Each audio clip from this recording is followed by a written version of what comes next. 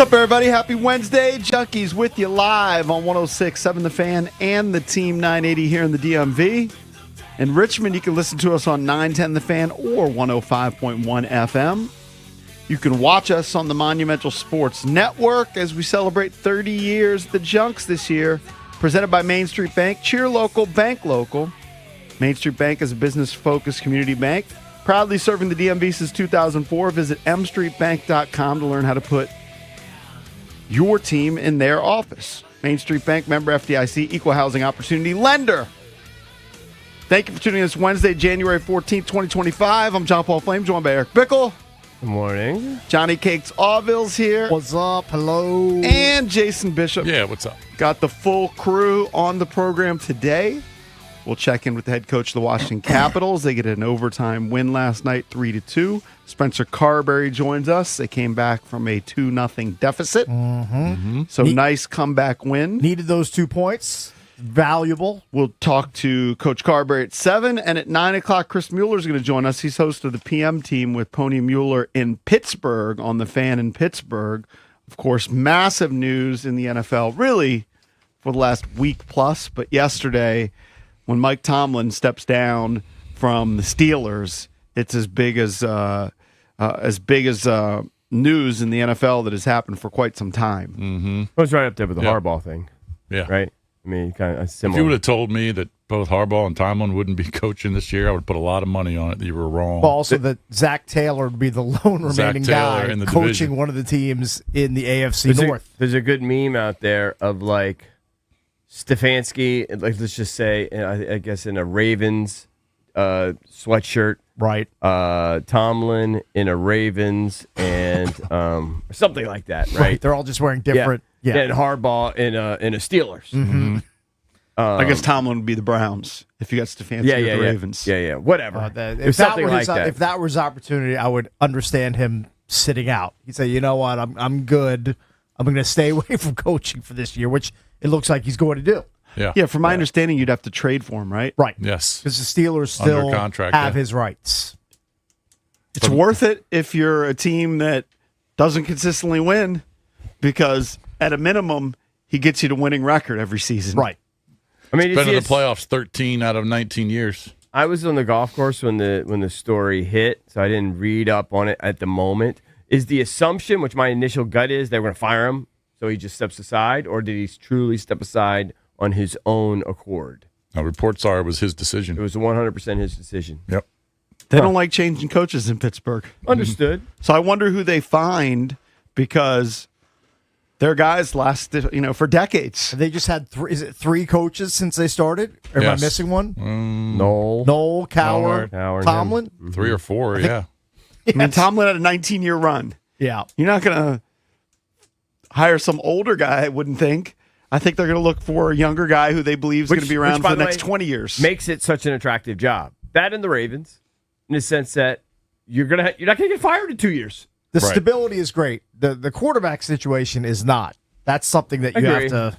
But you They can gotta- work that. They're going to weigh. give you grace to work that out in all likelihood. Yeah. They got to figure that out. By the way, most of the openings don't have great quarterback Understood. Yeah. positions, But I mean, unless you're getting the Ravens gig. Right.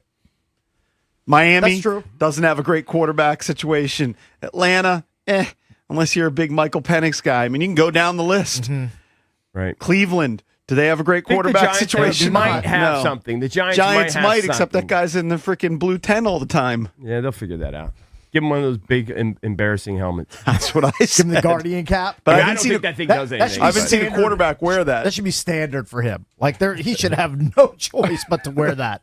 The Guardian Big cap. Smurf head. Him and or whatever. Romeo Dobbs. So what are there, 9 openings? I believe it's 9. It's like almost 30% of the NFL head coaching gigs are open at this Bloodbath. point. I mean, I know Marcus Freeman's name has been out there, but the Notre Dame came out yesterday and said he's not going anywhere.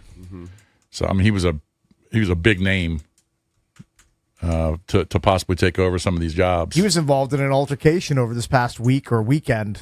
He was Well, cleared you see of that? it. That was like, they Yeah, said yeah, they said there's video. There's, and there's yeah. a dust up at like a high school wrestling match Yeah, I saw with that. his son. Yep. Yeah. Things get heated in youth sports. Certainly. Yeah, No but doubt he was about that. totally, they said he was totally Yeah, professional. he was didn't do not anything an wrong. aggressor. Yeah. It sounded Yeah. like You got him he out and- of there. He and his family were like getting harassed by, I I think, an assistant wrestling coach at a meet, Right. and it escalated, and I guess cooler heads prevailed. People are crazy. People are just crazy. Well, especially like wrestling coaches. Yeah. I've been Especially intense.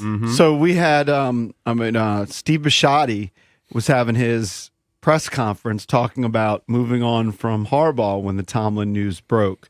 Do we have the audio, Valdez, set up? It's interesting. Why wouldn't they hire Tomlin and go for Tomlin? At Pittsburgh. He did? Is it official? That's what I keep hearing. So, is he a candidate here? Holy Mike, wouldn't that be awesome?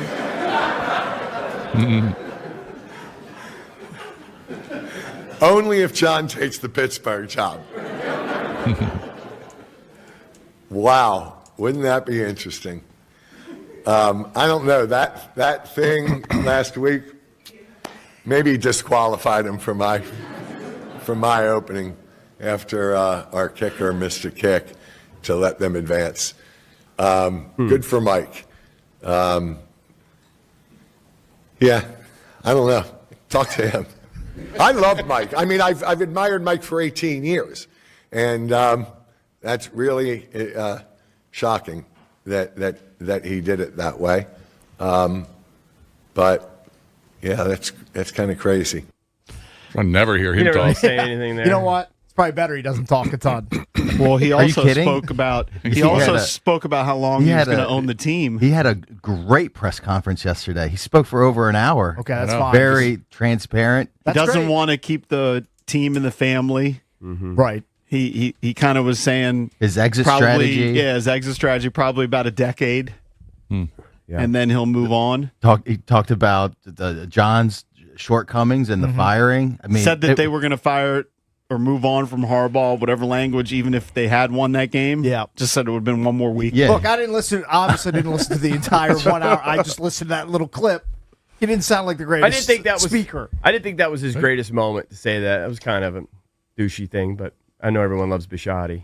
By the way, what are the Ravens going to be worth What in was a douchey decade about it? when he decides to sell? Oh, about the Just saying that Jim would have had, or John would have had one more week. You know, inevitably, he was going to fire him. But you don't know that. He could have gone on a run. And then I dare you to fire him.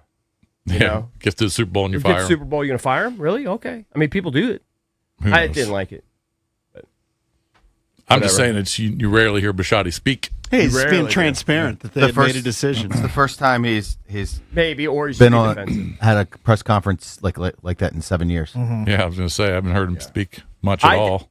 I mean, maybe they had decided they were going to move on regardless. It's possible. But if they go on a run, and they could have easily gone on a run, then I think it would have been hard to fire him. Team had some shortcomings this year. When's the last time there were 9 openings? I don't know. I always Usually, feel like That's that got to be 7, 8, that's or got to be a 9. record. It's up there. 9 I openings? feel like they've had something Seems that. like it. I mean, usually there's 6 or 7, but 9, it's a big number. I see what you did over there. 6 or 7. I hate right? the 6, 6 or 7. I I see think what he's you not run did. its course yet. No. Has to have. I So feel like Harbaugh- it's in He's interviewed in Atlanta, right? Has he interviewed Yes. anywhere else? Feel like that's the first domino because everybody wants Harbaugh. Or is Yeah. some other team going to make a goofy little hire, well, you saw that, hire a Jesse Minter or something like that? I'm sure people will. You saw that people are praising Dable for calling him and really recommending the Giant job to him. And Dable's just like, yeah, you know, I think the thinking is that he says it's a great job, and the thinking is that he really wants a good coach with Dart. Like he really believes in Dart, and he thinks John would be a great fit for Dart. So, and a lot of people are saying how classy that is. I could see Tomlin just stepping away for a year and doing TV. Or forever. Or, yeah, who knows? I don't find him particularly appealing, like as a TV guy. Was he going to be some big bully on TV? Like I don't know. I don't know. I mean, I think he's I got a find good personality. I kind of find him to be a bit of a bully, like at the podium. He's charismatic, though. Yeah, I would agree. He might be different on TV Maybe, in like an analyst role. He's still pretty young. He's only 53. yeah. Yeah, he's young. You can say that when you're mid 50s. You're like, that guy's kind of young. 53. 53, Couple years younger. Young, all right. I'll buy that. I mean, that's I could compared pass to for us, 53. he's young. I could pass for 53. You could pass for 53. Sure, why not? Yeah. All right. I don't know about much less than that. I don't think you can dip it lower than 50s. It's funny. I was having dinner yesterday with some friends. It was our buddy Adam's birthday, and one of my guys is 60. And I'll never forget, we were actually at Sup Dogs, and we were going around and we were asking people who was older. Okay. Him or me. You're just asking randos? Yeah, random. Okay. We were drinking. Yeah, sure. Okay. Understood. I lost everyone. Right. I lost everyone. Oh, you did? Everyone. You took the L's. I was. When I was would have this? bet 10, 15 years ago. I would have bet heavily that I would win that. You were willing to I bet on looked yourself. younger than my buddy. Yeah. Lost everyone. That one hurts. Yeah. Yeah.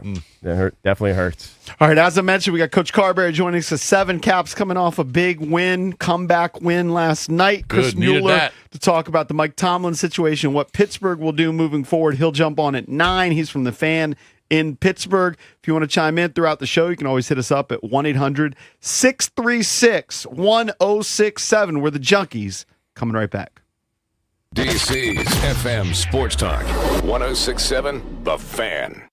You gave years, maybe decades to your job. You showed up, worked hard, and planned for retirement. But now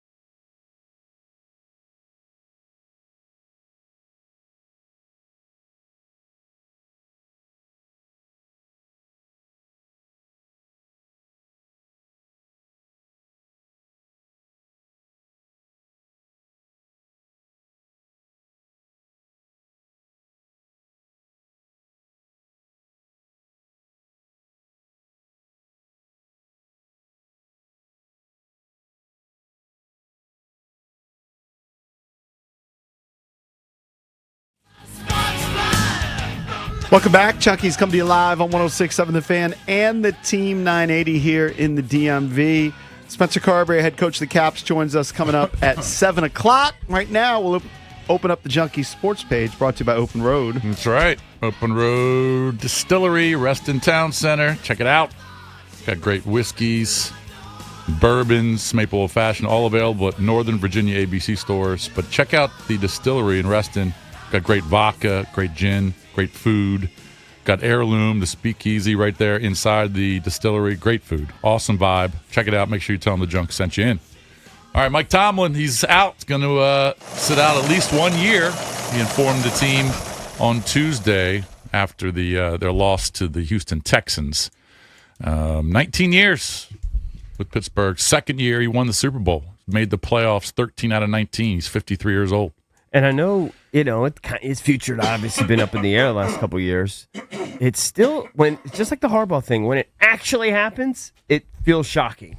You know what I mean? Right. Yeah, it right. throws you. Even though there had been pressure mounting against him, specifically in Pittsburgh, amongst Steelers fans that are frustrated at the fact that they make the playoffs but can't get anywhere in the playoffs. I've got two good friends who are both Steelers fans, Yeah. and they texted me after the announcement. They said, hallelujah. Oh, they're rejoicing. So some guys are we're Yeah. ready for our change. Sure. Not that they think he's a bad coach. They just are ready for a change. All right, And I'm going to give you. Of course, he still has some time left on his contract. I think he's got 2 years left So on his I contract. don't understand I'm how going to that- give you his possible What- next destination. 1 second. I don't understand how that works. Is he getting paid then still? Or he just has to... They just still control his rights even though he's not getting paid anymore? I don't know My how that works. understanding is if you resign, Yeah. you're kind of sacrificing your paycheck. Yeah, I would So think, then why I would don't they know. still have but I don't know how that control? works. Yeah. Okay. I have no idea. I mean, I'm sure Unless they have he's some sort gone of an and agreement. and tried to work, have a workaround where he's I guess. still under contract, not working, but still somehow getting paid. I mean, that's so I don't weird. know. It's What's he making? I don't Eight, get it. Who knows? 8 million? I have no idea. I'm 7, 8 guessing Sure, he's it's a not- lot. I'm guessing even though no one can have enough money, I'm guessing he's got a decent amount. Oh, yeah. I would I'm guessing assume. he's got a decent I amount. would think. Yeah. All right, I've got two possible destinations because you have to look at next year where the opening is going to be. Mm-hmm. And we're seeing teams move on from successful coaches. And this is dependent on how they do in the playoffs this year and what happens next year. But I could see him landing in Buffalo. And I know McDermott has had a good record, but You got them moving on. What if if they don't win the Super Bowl, all right, if they win the Super Bowl, game changer. they get the championship game? Not enough. And then I think the obvious one is the Dallas Cowboys. I have here, by the way, Yeah. Tomlin earning $16 million this season. 16. Holy Your top cow. four are Andy Reid at 20, I had him at 8. Sean Payton at $18 million, Harbaugh at $18 million, Yeah. Tomlin $16 million. Unbelievable. That's Jim nuts. Harbaugh $16 million. It's unbelievable. I don't understand. Tomlin's a good coach, but I don't understand JP's like trying to put him on the Bills, trying to maybe put him on the Packers. If LaFleur's gone, put him on the Ravens. I didn't say the Packers or the Ravens. You said you said the Ravens last segment. I said Bills or, well, that was more of a joke because to set up the Bisciotti thing. But I could see the Cowboys next year or the Bills, depending on how they fare this year. I don't think a team that is in the playoffs would take Tomlin because I think Tomlin's aura now is losing 7 straight playoff games. I think he's more so for a team that is just on the outside of the playoffs, constantly looking in. You might look at it that way. You might also look at it as there's a Hall of Fame coach available, and he can maybe take my team to the next level. That here's a guy who maximizes the ability of his teams. I mean, if we went back to the preseason predictions, I'm sure a lot of them had the Steelers missing the playoffs. I know I did. And it's been like that for years. So he gets more out of his team than is expected. I think also you could argue that a lot of that is a post Roethlisberger, right? Yep. Absolutely. A lot of Yeah, that they is just post- haven't had that quarterback. So, yeah. I mean, I think he's a pretty good coach. Yeah, good coach, but it's probably time for him to step aside. And who knows? Who knows if he'll be back next year? We don't know. We have no idea. Where? No idea. Speaking of the Bills, they lost another receiver, Terrell Shavers.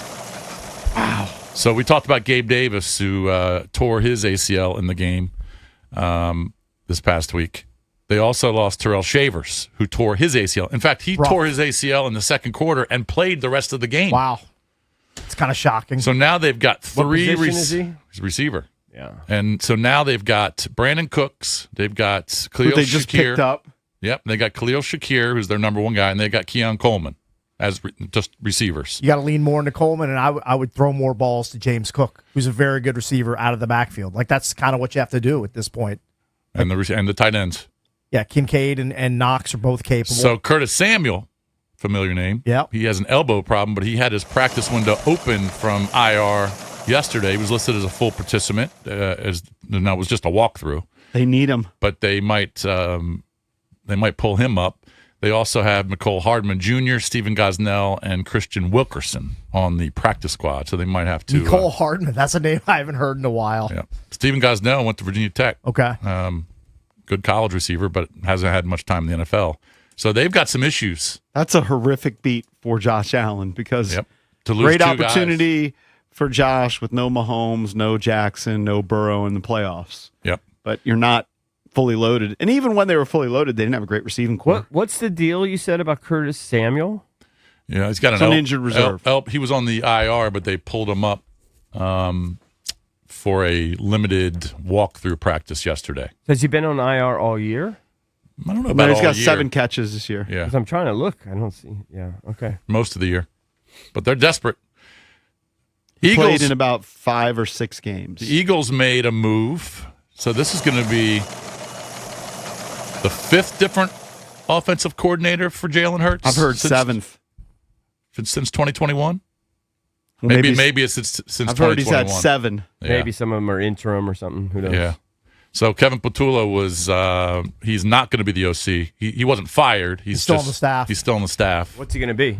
They didn't say.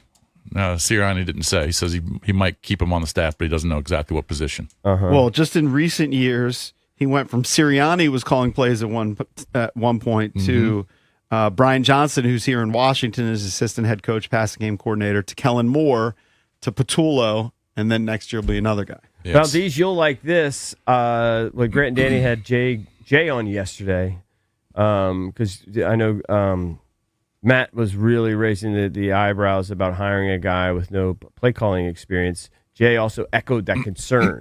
So I don't know if you want to find those clips. We can play it later. You don't have to play it now.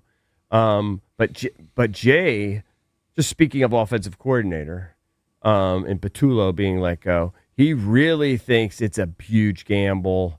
And then I thought Grant and Danny asked some really great questions about the learning curve of just that position and gaining the trust. He brought a great point. Jay said, you got Anthony Lynn there, been head coach, offensive coordinator, running game coordinator, everything, and you get this kid who's never called plays before, and you're going to sell him my system's better than yours, or at least I got a system. Well, it's not.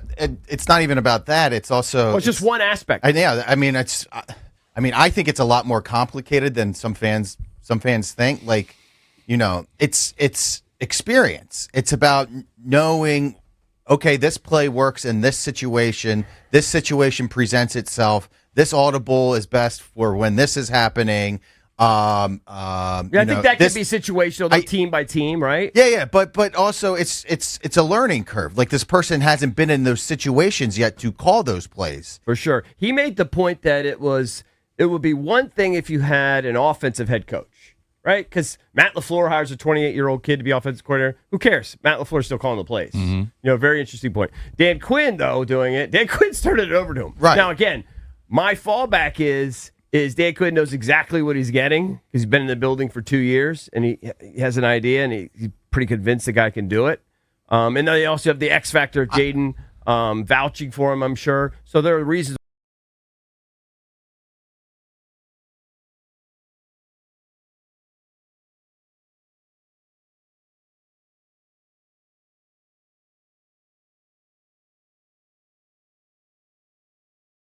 My worry is that when the real bullets are flying, and you're all of a sudden in the thick of things, and you need to start fast. Let's be honest, the team needs to start fast. They can't afford to go 1-3, 0-4 in the start.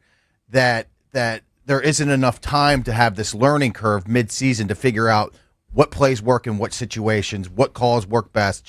What Jaden likes, what Jaden doesn't like, what is good for the team in certain situations. Well, my answer to that would be is that you kind of every coaching staff learns that. So even though he doesn't have experience doing it, every team's different. Yeah. Right? That would be my answer to that. But yeah, is he inexperienced at calling plays? There's no denying it. Yeah. So we'll have to see how he does it.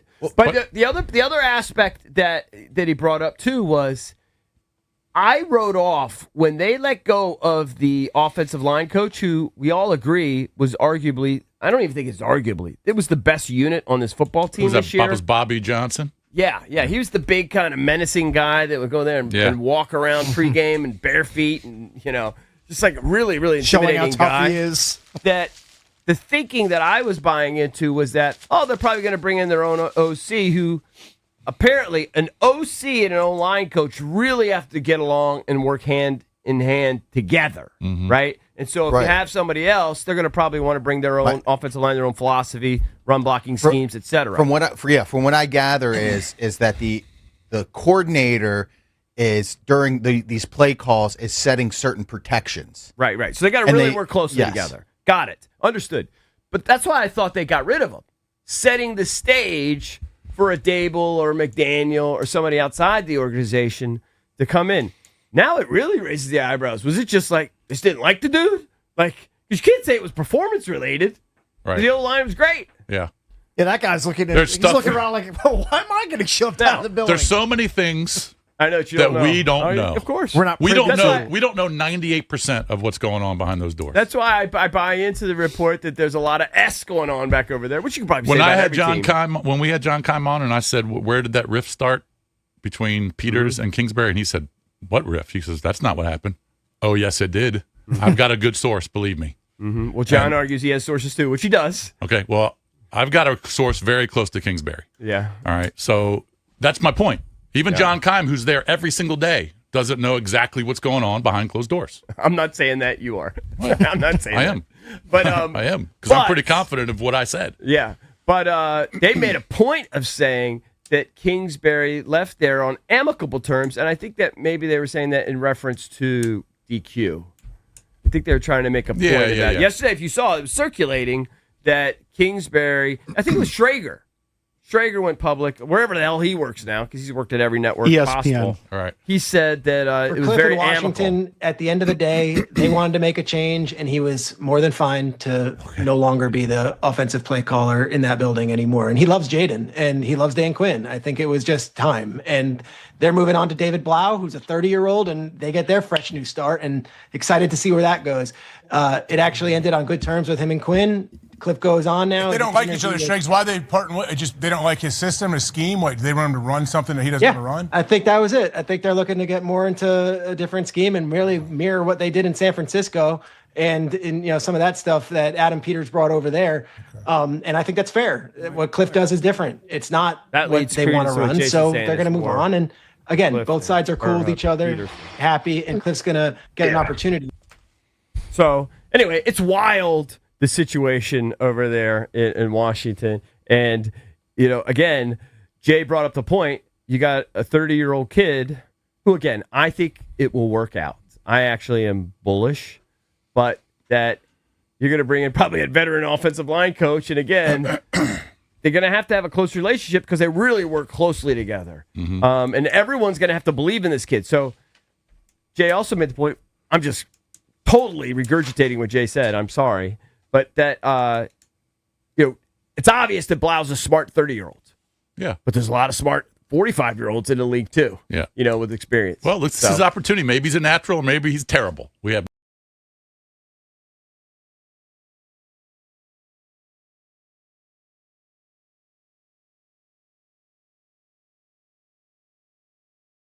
Just because he's so young. No.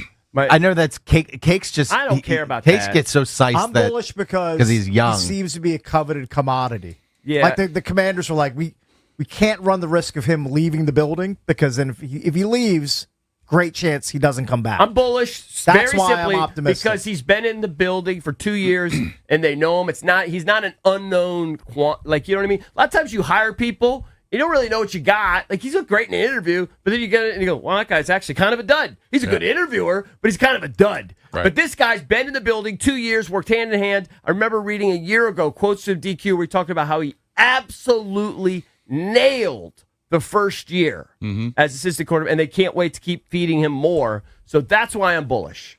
Good. Because they know him. There They do is know him, and- there are a set of people that are excited just because he's young. I Because know, I because don't you get that. because you associate a promotion when you're that young with boy genius, That's and then just like boy people then like- boy then Yeah, boy there's genius something is to equated that. to There's something success. to That's that. There is, but that's just the same thing as people always thinking the next AAA star is going to be. And I always say they're suspects until they're. The prospects are There's some- suspects until they prove. I think it. there's a reason more teams are hiring offensive coordinators that are 30 to 40 than they are hiring guys who are 55 to 60. We're I just think more that- plugged into the current game.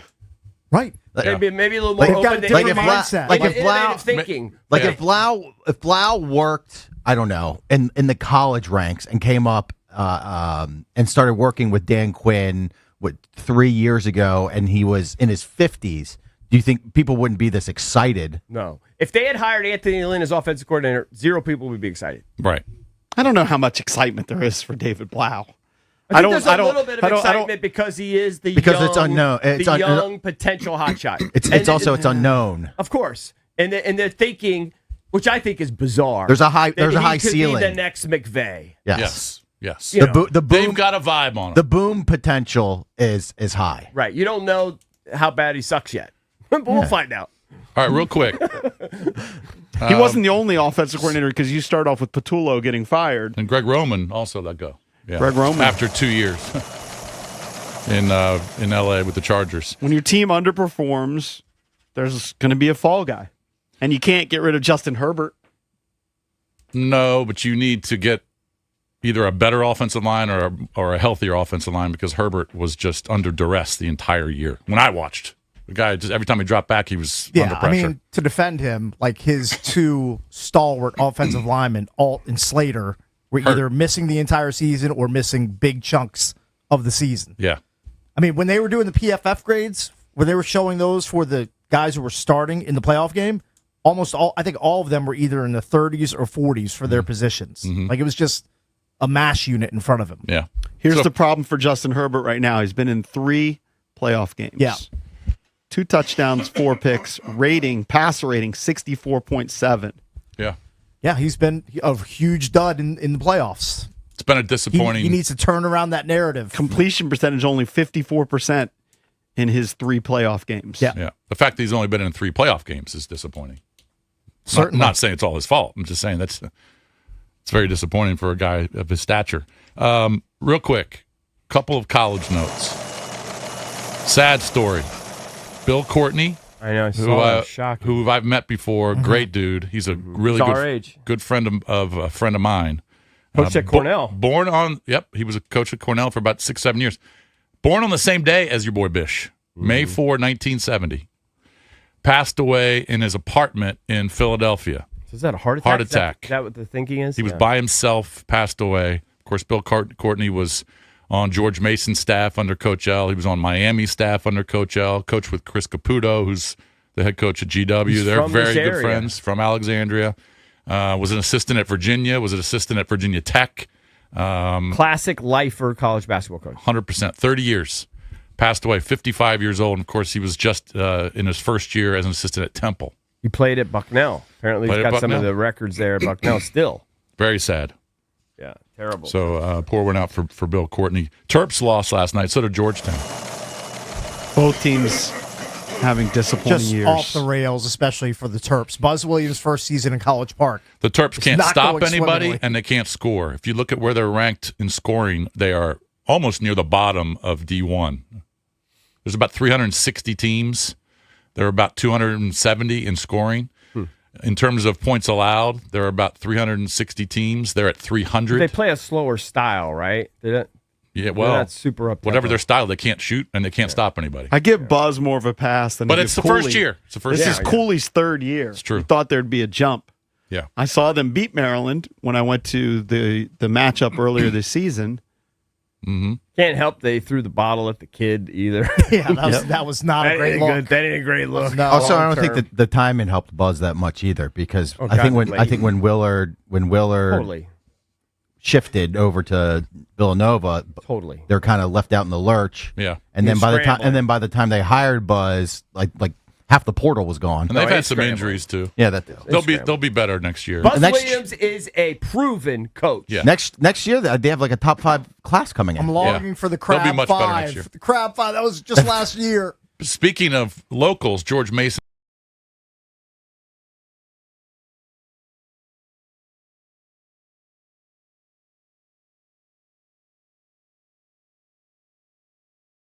That's a pretty athletic, complete team. Yeah. It's a pretty impressive team. They are. And they got a bunch of transfers too. I Also, think they're all pretty much. in terms of college football, Sam Levitt, who was the quarterback at Arizona State, had a foot injury earlier in the year, so he didn't play much. But he entered the portal. I heard yesterday he's going to get $6 million from LSU. Now, Sam Levitt was talking to Miami too. Yeah. And Lane Kiffin was kind of scrambling because he had a bunch of guys on his list and everyone else was going to other schools. And he targeted Sam Levitt. Levitt was talking to Miami, but he chooses LSU over Miami, probably because of the money. I heard $6 million. It is crazy that college kids are literally appealing for extra years of eligibility in their NFL draft picks. But they'd rather play one more year and make another $5-10 million versus being a 6th-round pick. Yep. It's a great bit. Why wouldn't you? Yeah. Also, FBS football coaches voted yesterday to adjust the red shirt rule to allow players to participate in 9 games and still preserve their red shirt year as opposed to 4. Right now, you can play 4 games and opt out and keep your red shirt year. So keep that year of eligibility. Now they're saying play 9 out of 12. So basically play the full season. It's crazy. It's supposed to be 5 years to play 4. Essentially, now they're saying 6 to play 5. Yeah. Or really, if you think about it, 6 to play 6. They're going to move eventually to 5. Total. Yes. That's what the thinking is. Now, the NCAA committee has to approve that, but the coaches want it, and they want that full 5 years of playing time in a 5-year window. College rules are crazy. They're absolutely nuts. Most of it's because of the calendar, the portal, NIL, but now coaches want you to be able to play 9 games and preserve your redshirt year. It's unbelievable. So it's basically a full season. So there you go. Phone number's 1-800-636-1067. Coming up next, some big golf news. Is Liv on life support? This is your flagship home of the Washington Wizards.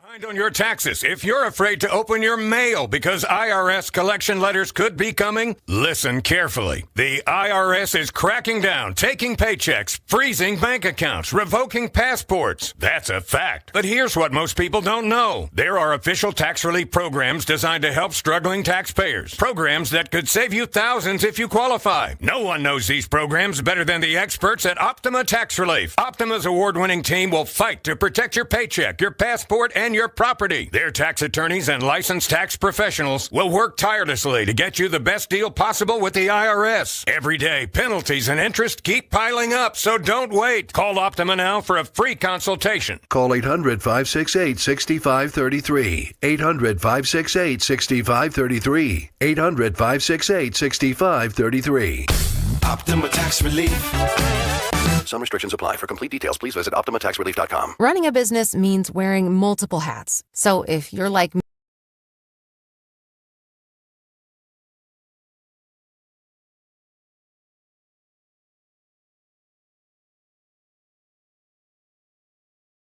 right on your phone or computer. No carrying two phones, no clunky landline, just one easy app you can try for free. Your team can share one number and handle calls and texts together like a shared inbox. Any teammate can jump into the conversation so customers get faster responses. And Quo's AI assistant summarizes your calls and responds to customers 24/7, so you never miss a lead or opportunity. All this starts at just $15 a month. That's basically 2 coffees. You can even keep your current business phone number. Find out why 90,000 businesses trust Quo. No missed calls, no missed customers. Try Quo for free at quo.com/sports. That's quo.com/sports to try Quo free. QUO.com/SPORTS.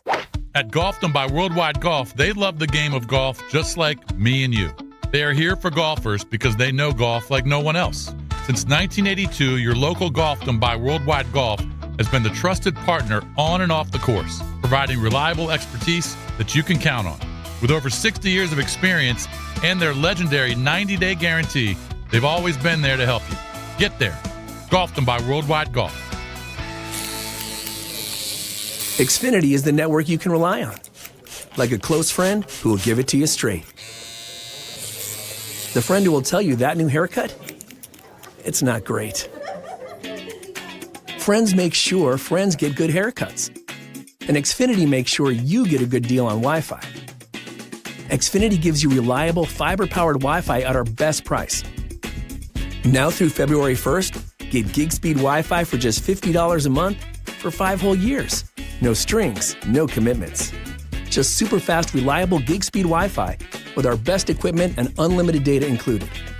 Save yourself from questionable decisions and save over Verizon and AT&T. Xfinity. Imagine that. Restrictions apply. Requires paperless billing and autopay with stored bank account. Taxes and fees extra. Xfinity Internet powered by fiber and connected to premises by coaxial cable. Actual speeds vary. Attention. Have you racked up $10,000 or more in credit card debt? Are you barely getting by making minimum payments? With credit card debt reaching all-time highs, National Debt Relief is notifying consumers about significant debt relief options currently being made available to help those with overwhelming credit card debt. These options may reduce a large portion of credit card debt for those who qualify. You don't need to declare bankruptcy or take out a consolidation loan, and you may only have to pay back a fraction of what you owe, even if you have bad credit. National Debt Relief has already reduced the credit card debt for more than 550,000 consumers. So don't wait. If you owe $10,000, $20,000, or even $100,000 in credit card debt, you can now take advantage of this financial debt relief as the cost of living continues to skyrocket. To check what debt reduction you may qualify for, call 800-207-4545. That's 800-207-4545. Once again, that's 800-207-4545. We get it. Attention spans just aren't what they used to be. Heads in social media and eyes on Netflix. But what do people do with their ears? Well, for one, they're listening to audio. Americans spend 4.4 hours with audio every day. Oh, and you want the proof? Well, you just sat through this ad that's now approaching 30 seconds. What could you say to a potential customer in 30 seconds? Let Odyssey put together a media plan tailor-made for your unique marketing needs. Advertise with Odyssey. Visit ads.odyssey.com. It's the Sports Junkies. Let's talk it out. You can watch the show live or on demand. What are we watching for? As I said, we're not sure. On YouTube.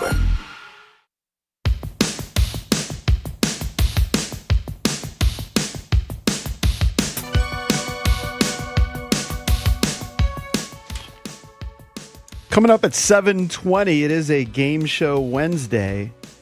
Bringing back Junkies Math. Aha.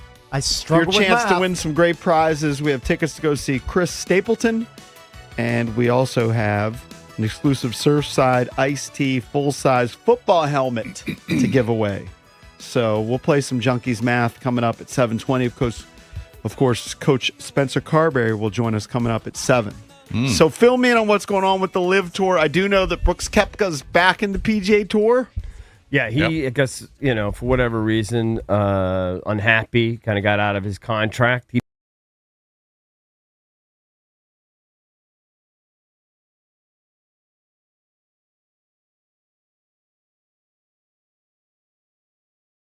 Right? Yeah, I think and play music. You can do. They do all that. It is a different vibe.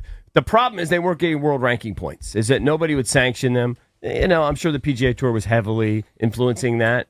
But the excuse that was given was that you have to have 72 holes. So let's see, now that they're going to have 72 holes. Because, look, the guys want to play in the majors. They want to play in some of these events where you only can get in with, be a certain level on the world rankings. So guys like Jon Rahm are plummeting down the world rankings, and he's arguably top 5 in the world. Yeah. So the rankings became a joke. I was listening to not Grant Danny, B. Mitch and Finley yesterday, and they had Brendan Porath on, who actually coached his daughter, a friend of mine, and he was explaining there's some sort of exception based on years, right? That Phil Mickelson's on the outside looking in. Yeah, they cut it off in 2022. So if you won the major in the last 4 years, I think there's another guy. They also cut it off DJ, who I think had won a couple years behind that. Yeah. It's just kind of silly. Well, they just came up with it. In they just said it's a random, arbitrary. Just random. Yeah. The PGA has someone new in charge, and basically the person who is new is offering people on Live who meet these requirements. Right. Hey, you got a little escape route here if you want to get. If you want to play. If you have second thoughts about your decision, we're going to open it back up, and here's all you need to do to qualify. You got to pay $5 million like penalty to. It's actually a lot because when they take away the 5-year I can't remember exactly what it is, but you could dip into the player fund or whatever, and they say over 5 years it kept over $100 million. Yes. In potential earnings. Well, so he also is losing significant. equity because he was the captain of his team for Live Golf. Yeah. And the captain of the team gets 20% of whatever they sell the team for. Right. And he gets none of that now. Right. And that could be $50 million there. It was a financial thing, but he wanted to be back in the tour. That's fine. And some of the things I may come back. But the 3 said yesterday, first of all, Cam Smith's irrelevant now. He's just a nothing. Rahm is committed. Bryson gave a weird, I'm scheduled through 2026, contractually obligated through 2026. There was some significant news in the golf world yesterday. Before we open it up to the room and the media gathered here, Bryson, I'm just curious if you want to share your thoughts on some of the recent developments. Yeah, I mean, look, I'm contracted through 2026, so excited about this year. Doesn't sound exciting. He's got a lot to say. But I would argue if Bryson goes, a blow. it's a house of cards that's going to come But I tumbling think down. Bryson is being smart personally, and I think Bryson is using this as leverage, and he's going to get $500 million from Liv, because unless Possibly. Liv just doesn't care and they don't mind being truly a minor league professional league, right? And have guys like Cam Smith and Patrick Reed that nobody really cares about at this point. But if they want to try to be a rival league, having Bryson is massive. He's arguably the biggest player in the game right now. Mm-hmm. I think he's using this as leverage, and he's using his YouTube channel as leverage, and I think he's going to get a boatload. Wasn't there talk of a merger at some point?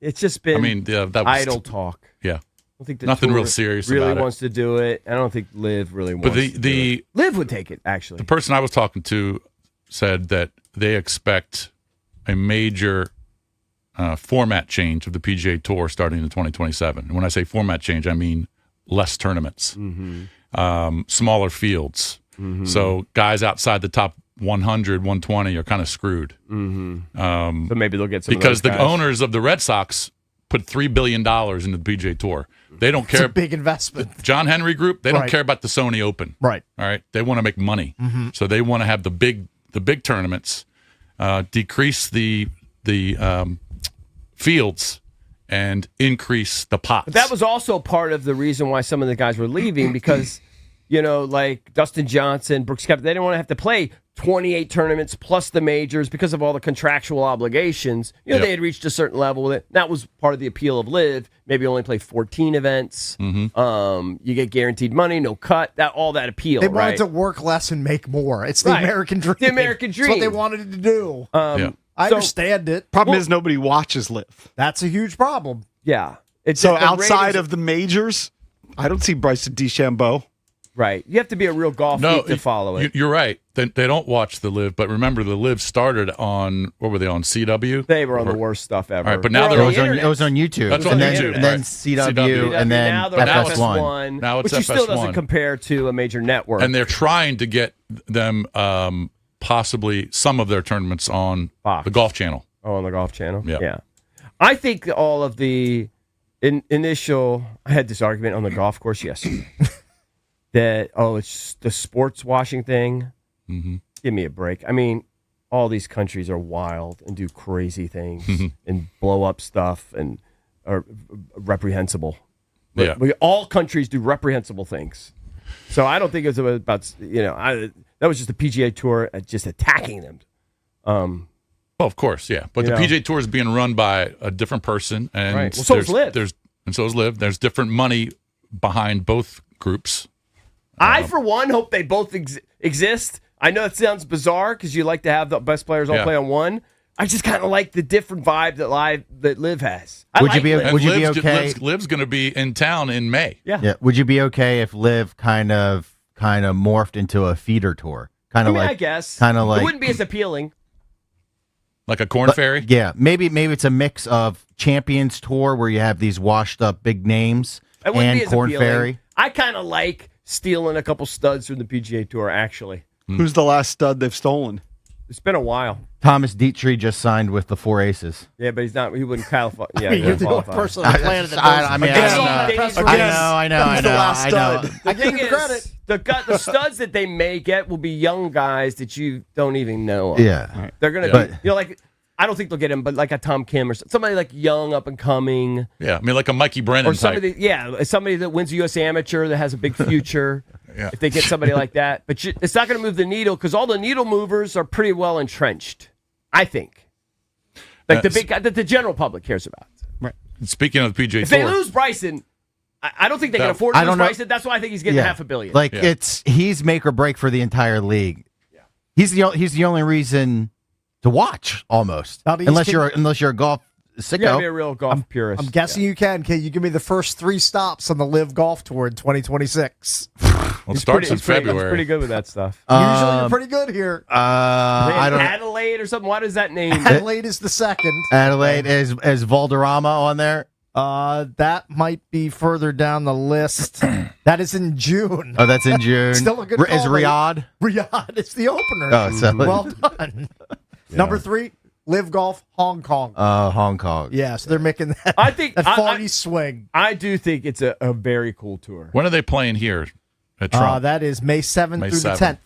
Coming up next, Coach Spencer Carberry from the Washington Capitals. Don't go anywhere. DC's FM Sports Talk. 106.7 The Fan.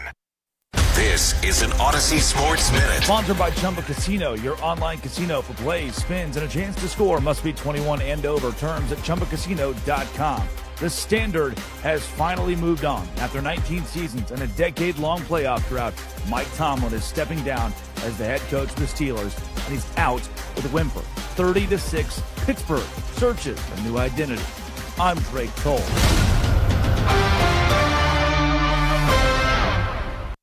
Ever see a rookie try to steal second base without checking on the pitcher? Yeah, that usually doesn't end well for him. The same goes for investing. Making big financial decisions without a game plan, that is a rookie mistake. That's where Trajan Wealth comes in. Their fiduciary advisors have decades of experience helping clients plan for retirement, lower their investment costs, and optimize old 401ks. No guesswork, no gimmicks, just a solid strategy built around your goals. Avoid the rookie mistakes. Call Trajan Wealth at 202-929-6600. That's 202-929-6600, or visit TRAJANwealth.com. That's TRAJANwealth.com. When it comes to your future, you don't want to get thrown out at second base. Call Trajan Wealth today. 202-929-6600 is the number, or visit TRAJANwealth.com. That's TRAJANwealth.com. Advisory services through Trajan Wealth, LLC, SEC registered investment advisor, client, paid advertisement. Additional disclosures at TrajanWealth.com. Hi, I'm Maria, salon owner. You know the jingle. Now discover the facts about Ozempic, a GLP-1. There's only one FDA-approved Ozempic made by Novo Nordisk. Learn about the real thing. Talk to your healthcare professional today. Call 1-833-OZEMPIC or visit Ozempic.com to view the medication guide and to learn more about Ozempic. Semaglutide injection 0.5, 1, and 2 milligrams.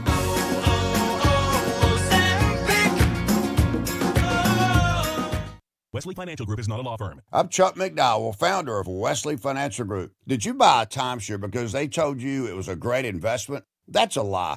Most timeshares can be bought online for $1. To find out what your timeshare is worth and to cancel it, call us today and we'll send you our timeshare exit kit free with all your options for cancellation. Call Wesley for your free exit info guide. 800-949-1441. That's 800-949-1441. Hey, man, that was our exit. We're going to miss kickoff. Don't worry. Just got to stop by Giant to get some chips and dip real quick. Nice. You got the Upside app too, right? Upside? What's Upside? Time out. You don't know this? Check this out. Upside is a free app that gets you cash back when you buy groceries. And it just added all Giant stores in D.C., Maryland, Virginia, and Delaware. You're saying I can get money back just for buying groceries? That's a pretty big deal. Yep, and with Upside, you can get up to $15 every time you shop at Giant. Now pull over and get the Upside app. Let's get some cash back on that queso. Download the Upside app and use promo code DC3 to get a $10 bonus on your first grocery purchase at Giant. That's promo code DC3 to get a $10 bonus. Use promo code DC3. Giant is now on Upside. It's a pretty big deal. Offers vary by user and location at participating merchants. Go to upside.com for terms and conditions. What is it that makes the all-new Hyundai Palisade Hybrid an incredible SUV? Is it the spacious interior that's comfy for the whole crew? Or the capability to go off-road? Maybe it's up to 600-plus miles of range. What if it's all of that and more? What is it then? The all-new Hyundai Palisade Hybrid. So much more than just another SUV. Visit HyundaiUSA.com or call 562-314-4603 for more details. This new year, get started on your next success with University of Maryland Global Campus. Apply by February 11th and get your application fee waived. An accredited state university, UMGC offers online and hybrid classes, along with more than 135 degrees and certificates in fields like business, cybersecurity, healthcare, and more. Gain the skills you need to achieve your career goals. Get your application fee waived through February 11th. Learn more at umgc.edu. Certified to operate in Virginia by Chev. Live from the LindseyCars.com studios in the nation's capital, WJFK-FM and WJFK-HD1, Manassas, and WPGC-HD3, Morningside. Tip, they score! This is your flagship home of the Washington Capitals.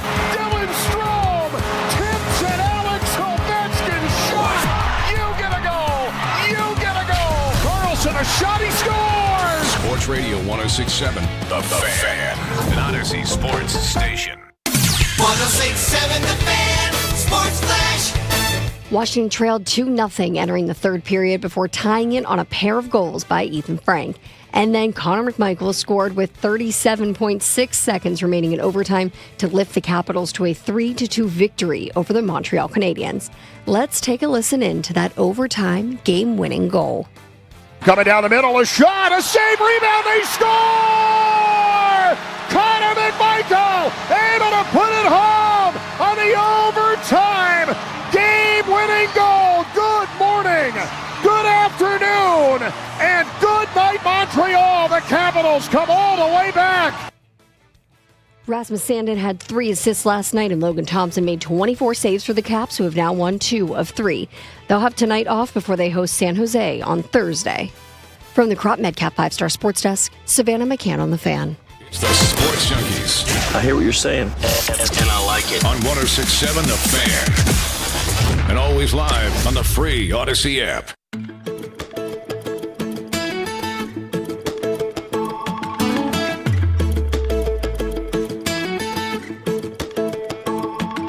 Everybody here.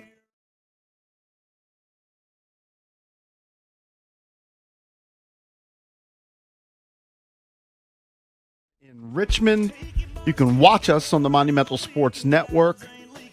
And we're brought to you by our friends at Main Street Bank as we celebrate 30 years of the Junkies. Cheer local, bank local. Main Street Bank is a business-focused community bank proudly serving the DMV since 2004. Visit M Street Bank to learn how to put your team in their office. Main Street Bank, member FDIC, equal housing opportunity lender. All right, join us right now, like he does every week, is the Capitals head coach Spencer Carberry, presented by the Centers for Advanced Orthopedics. More physicians, more locations, more advanced care centered around one thing. You visit CFAortho.com. Good morning, Coach. Morning, guys. Hey, Coach. Good to have you. Before we talk about last night's win, and that was a really good win for your guys and for you, I want to go back to the mentors trip you guys just did over the last few days in Chicago and Nashville. Dowder's brother is a star. Dowder's brother, Josh, who's his older brother, that dude I saw that. is an electric factory. What a character he is. Do you often let guys do what he did, like kind of go through the lineup card? I mean, him doing the lineup read and then shotgunning the Bud Light in the locker room. I mean, that's just great. That's just great content, Coach. I know he had some other pretty good content as well. I saw online they gave him the mic. He's a natural. Yeah. I think he was looking for a YouTube job or something. Yeah. Do you often do that? You let guys like on this trip do something special like that? Go through the lineup card? Yeah, normally on the mentors trip, we try to find one of the dads or the mentors to read the lineup card just to give it a little bit of a different flavor for that game. And so there's been some different guys that have done it in the past, and sometimes mentors turn it down, and sometimes mentors are all about it and like, hell yeah. And Dowder's brother was the latter. And the funny thing about that, too, Coach, is we had Dowd as a weekly guest. I think it was last season, if my memory serves correct. Yeah. And, you know, he's a good interview, but his character, the way he approaches things is not the way his brother is. Like, it seems, you know, right? Like, Dowder's kind of reserved, kind of quiet, and his brother just seems like a life of the party type. And that's what this trip does. It helps you see the personalities of the families and how they're different, how they're similar. So that's a cool thing about the Mentors trip. Yeah, you're spot on of getting to know siblings, fathers, some people that have been impactful in some of our staff and players' lives, and so you get to know some of them throughout the couple days that you get to spend together with the different meals and pregame stuff and at pregame skate and after the game on the airplane or on the bus. So it was a good couple of days. Do you get to bring somebody along?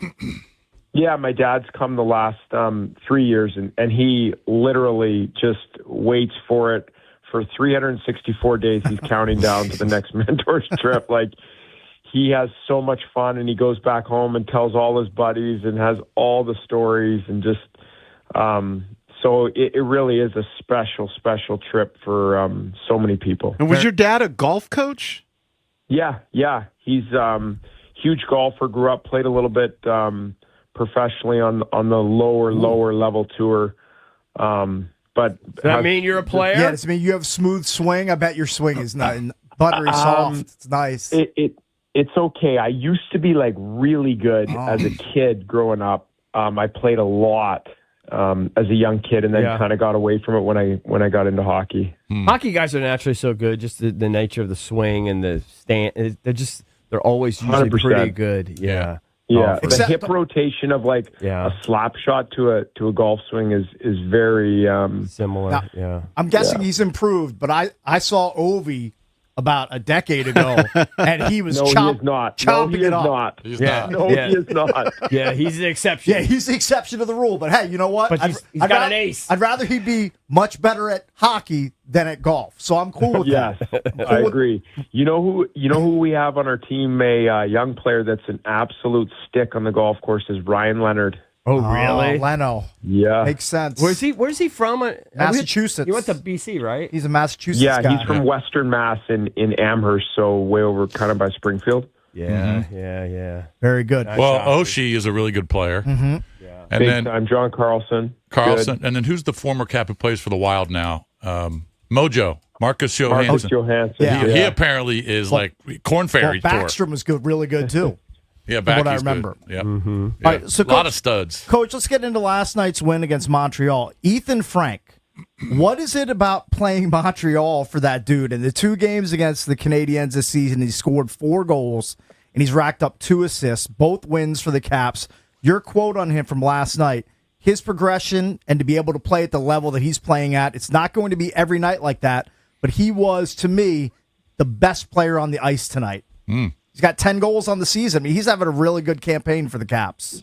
He really is, and he just continues to get better. And his progression of, from college senior to playing in the AHL and earning an AHL contract to earning a call up last year to now becoming even not making the team this year, and then he's just steadily improved and earned more opportunity. And it's there's nobody that we have that works harder. This guy shows up. He's the first guy in the building. He's on the ice first. He's constantly working at his craft. So you can tell why his teammates are so happy for him when he has success. And he's just had a tremendous year thus far. And he's from Nebraska? Yeah. I mean, who would know that they even play hockey in Nebraska? Who knew? It's kind of crazy. I know there's only two guys that have Nebraska. Him and Jake Gensel in the league are the two kind of Nebraska guys. It's interesting. So, Coach, I was driving around during the second period listening to the broadcasts, and I think it was your second or third power play opportunity, and last night you go 0 for 5, and it seemed like you were struggling to get in there. What's going on with the power play? So new look without Chychrun. I would say that's we haven't had a lot of time to practice it. With Chicky out, it just changes the look a little bit with John, and without Tom Wilson. So first easy answer, not an excuse, but the personnel has changed a little bit. Okay, so be it. We should be able to look a lot better than we did last night. And then the entries and puck recoveries are a huge issue right now. We're just, like you just said, I mean, you watch and we're just not able to get into the zone and get set up nearly enough. And that's, we'll be working on that and addressing it. Now, hopefully Chicky's back for the San Jose game. And we'll see where Willie's at, but that'll change the personnel a little bit. But we got to do a way better job. So, Coach, following up on that, second time in the last two home games, the Caps have given up a shorty. Is there a shorthanded goal hangover that carries over into the next shift or two after you're back to even strength, or are the guys and you pretty good about moving past it? Because it's a gut punch when it happens, obviously. Big time, especially early in the hockey game. It was a little bit of unfortunate. Like Leno, he's trying to make the right play. He doesn't end up executing. It ends up in the back of your net 30 seconds into the power play. The more, and this is really, really hard. Listen, I'm not telling you this is an easy thing, but what you're looking for is to shake it off. And we got a minute 30 left. We got a minute 30. Like that's still a good amount of time to at least get in the zone, get set up, get on the attack, see if we can generate a few shot attempts or even potentially a scoring chance or two. And it's really hard because it you go down 1-0, you give up the shorty, and now you're kind of like, well, we just don't want to give up another shorty where, you're hoping that the group can, all right, let's get back on the attack and see if we can tie this up with a power play goal in the next minute 30. So last night, Big Mac tangles with Arbor Jakai, just two monsters going at it. But also, like, they're technicians when it comes to a hockey fight. There was a lot of looking for the right spot, trying to get in position to throw the big right hands. It's not just two dudes like wildly throwing haymakers. Like they were looking for like that kill shot in that fight. Yeah, they both know what they're doing, but I can tell you this from being around the game enough and having done a little bit myself, not to that level, is Jacky was being very, very careful with Dylan McElrath and had his right arm tied up and was not letting go, which tells you like he was answering the bell for a teammate. Good on him. Tough customer. Young guy, but knew he was up against Big Mac and didn't want to get into a scenario, or it didn't look like he wanted to get into a scenario where they were throwing or trading punches, which you saw. Hey, just since you're talking about throwing, did you see the video of the kids fighting that went viral? What do you make of fights at that age? This has got to be set up, because then I read something else. Oh, it was. It was set up, yeah. Yeah, and they're doing like a full investigation, and I honestly think it's just kids and coaches, I'm assuming, that are just saying like, hey, let's go have some fun and see if we can get on social media and create some buzz, because I've never seen anything like that. Like growing up around the game and playing, I've never seen like something that's serious to that level. Yeah. Well, what are you guys going to do for? You guys have 3 days off before your next game. I'm looking at the schedule. No, we play tomorrow night, San Jose. Oh, it's tomorrow. You skipped it. You skipped it. Okay, yeah. It's like every other night at this point. Okay, I'm sorry. I forgot tomorrow's the 15th. My mind is somewhere else. Hey, so Coach, last night Mikey gets his first overtime game winner. His goal reminded me of our old friend, longtime Cap Brooks Like, and his famous quote from when he was here. Quote, "If you want money, go to the bank. If you want bread, go to the bakery. If you want goals, go to the net." And that's exactly what Mikey did. He just tucked in Stromer's rebound and got you guys a critical 2 points last night. Yeah, he's spot on. You go to the blue paint, and that is where about 85% of NHL goals are scored. So that's good on Mikey for stopping there and staying right there at the net front. He did that the other night as well when they scored on Sortiff's goal in Chicago. So getting around the net, good things usually happen. All right, Coach, good stuff. Keep it going. Okay, thanks, guys. All right, thank you, buddy. That's Capitals head coach Spencer Carberry, presented by the Centers for Advanced Orthopedics. More physicians, more locations, more advanced care centered around one thing you. Visit CFAortho.com. Tom Wilson's still out? He missed last night. Yeah, he should be back soon, but not exactly sure when. Okay. Later in the program, Chris Mueller joins us, host of the PM team with Pony and Mueller on the Fan in Pittsburgh, as we talk about Mike Tomlin resigning from his position after 19 years.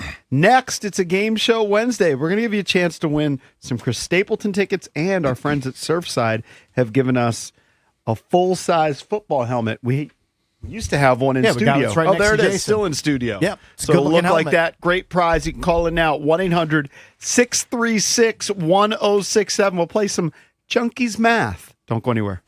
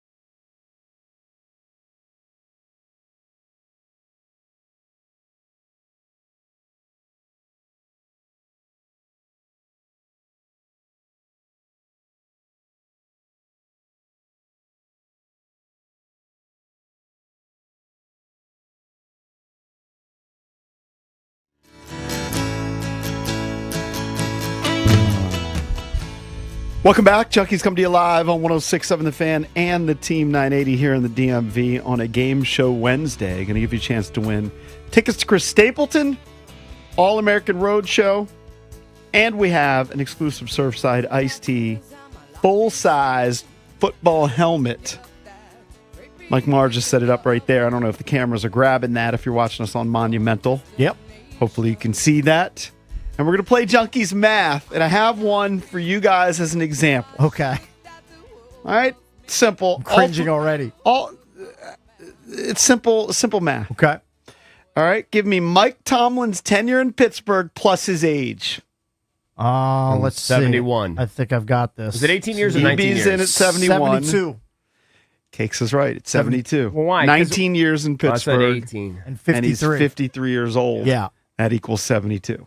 I know. Cross that out. That is Junkies Math. Darn It's it. that simple. Hopefully that's the only math I'll do. So he the was rest of the week. He was there at 19. Harbaugh was 18. There's 1 year difference.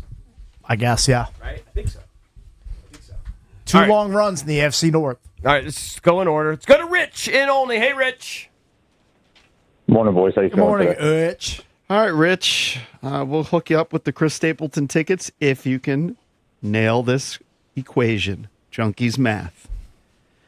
It's the Wizards wins plus David Blau's age. Ooh. All right, Blau's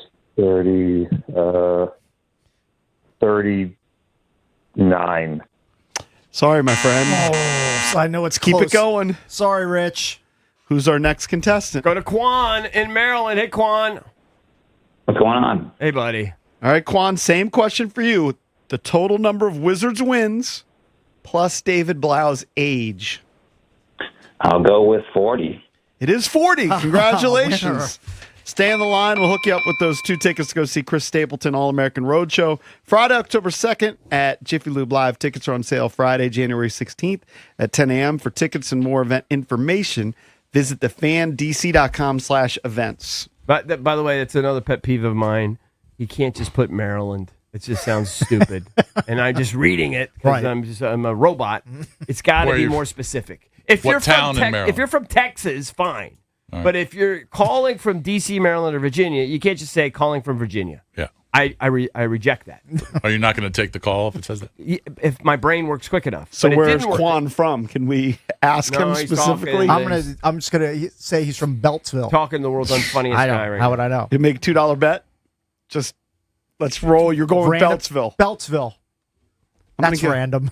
I'll go. He's going to hang up on him. Tell him not to hang up Quan. on Yeah, him. yeah. Don't hang up on Quan. Don't hang up on Quan. Quan's from D.C. Well, he just said Maryland, so No, he's let me District Heights. Re-guess. He's from Rockville. I don't like my initial guess. Rockville. All right, I'm District Heights. Quan from Rockville. You should swoop in and take Beltsville. Why do you like Beltsville? Always bet against King. That's my initial thing. Yeah. It has to be wrong. All right. I'll take Beltsville. If it's Beltsville, All right, I'll just ask him. We don't get to get him on the air. Just ask him where he's from. jump out a window if it's Beltsville. No idea. Ben, so Am I clueless. supposed to guess? No. Yeah, Yeah, where do you $2. think he's from? All right, what were the guesses? I'm sorry. Rockville, Beltsville, District Heights. Burtonsville. All right, where's he from? Fulton. He's from Fulton. Okay, that's over there with Squirrel. Fancy it's ass hardesty Fulton. calling. Okay, all right. Why would he just say Fulton? All right, we still have the Surfside helmet to give away. All right, as we play Junkies Math. Let's go to Hugh. He's calling from, correctly, Pasadena. The Dina. The Dina. Represent the Dina. The Dina. All right, Hugh, you win the helmet if you can figure out this Junkies Math equation. Oh, wow. Alex Ovechkin's goals this year times C.J. Stroud's fumbles this week. Tommy Cooper in his goals this year, time. I'm going to say fumbles. He fumbles. This is your people. I don't know if he Can you understands. hey, Does he you understand? speak, hey, you Hold on, speak let him- Dina. let him- What is he hold on. saying? What is he He's saying doing- about these? He's talking to himself. He's trying to figure No, it he's out. talking to a friend. I don't know or if he something. understands the assignment. What was the? Hey, Give it to him again. Beldy, Give it to him again. Can you interpret, please? Can you talk to your person? Give it to him again. Sorry for calling. Math not specialty. Give it to OV goals Yeah. times C.J. Stroud fumbles. You got it, Hugh? times. Hold on. Goals this season or goals in career? No, this season. OV goals this season What about fumbles? Is that for times the year? C.J. Stroud's fumbles this week. Oh, okay. All right, Hugh, do you understand the assignment? Yes, 45. It's not 45. Yeah, he went to Northeast. He went to the dumb high school in Medina. Let's go to the next Hey, by contestant. the way, what's the elite? What's the Chesapeake, where I went. Chesapeake? Yeah, it's a blue ribbon school. Oh, is it? Okay, Yeah. best one. It's a blue ribbon school. Yeah, silly Chesapeake blue ribbon. what? What was the mascot? Cougars. The Cougars. Yeah. Okay. You actually take pride in it being a blue ribbon school. What does that mean? I don't know. Let me look up famous alums from your high school. I just know we don't get sites for Northeast. They're the Packers. We're the Bears. Right. Are you so is the? Can I give the answer, or do you want to? No, let's go to the next contestant. Oh, okay. Let's go to Aaron in Loudon. Loudon. Hey, what's up, boys? What's Aaron, up? same question for you. You've had some time to noodle it. Ovi's goals times CJ Stroud's fumbles this week. You got to nail it, huh? Yep. 23. 23. No. That's a weird multiplication. Like, I don't even know how you get that. That's a prime number, right? Maybe if You can't. CJ Stroud had one fumble. Here's a that's- clue. He had more than one fumble. Yeah, he did. Right. All right, A let's lot go to let's go to Antoine, Capitol Heights. Antoine. How you guys doing? Hey, good. All right, Antoine. Same question. Same question. I believe C.J. Stroud had 5 fumbles. Yep. So my answer will be 100. It is 100. Good job. Well done. Good Congratulations. job. Ovi's sir. already up to 20? I thought he Yes. had 18. I know he had 2 the other He only day. has But 21 straight seasons with 20 goals. Is And that I good? believe he's got 20 dimes too, doesn't he? You've won an exclusive Don't know. Surfside Does he have iced 20 tea. and 20? Have he to look might. it up. He's got a lot of points, dude. Yeah. You've won an exclusive Surfside iced tea, full-size football helmet. 'Tis the season for cozy nights and game days. Celebrate with Surfside. Must be 21 to drink. Please be responsible. More information at thefandc.com/contests. By the way, your high school only lists 2 notable alumni. There should be 3. One should be, of course, Matt Myers, a.k.a. Matt Valdez. You have a Playboy model, Christy Shake. Did you know Christy? And you have Lamar King. Everyone knew Christy. NFL player. There you have it. Who's the other one? Lamar King, Who's NFL that? player. Yeah. I don't know when he played, who he played for. All right, we'll take it. He played for the Seahawks and the Bucks back in the late 90s.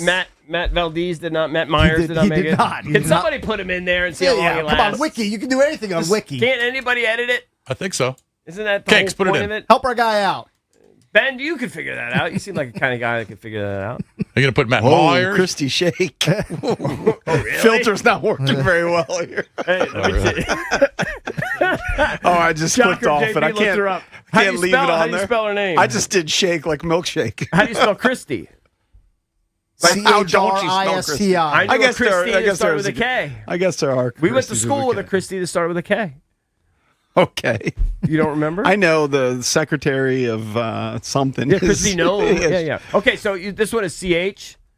Christy Shake. All right, now I want to see. I don't know. I got a lot of pictures. Oh, I didn't get any. I mean, she's got big tatas, big milkers, but I didn't. But I didn't see any nudity. Oh, I saw nudity. Did you on type mine. in anything else besides Christy Shake? I just then Playboy. clicked on images. Yeah, did you? the filter took a day off here. Just at click on Odyssey. images. By the way, it's Christy Shake with an I. It looks like. Okay.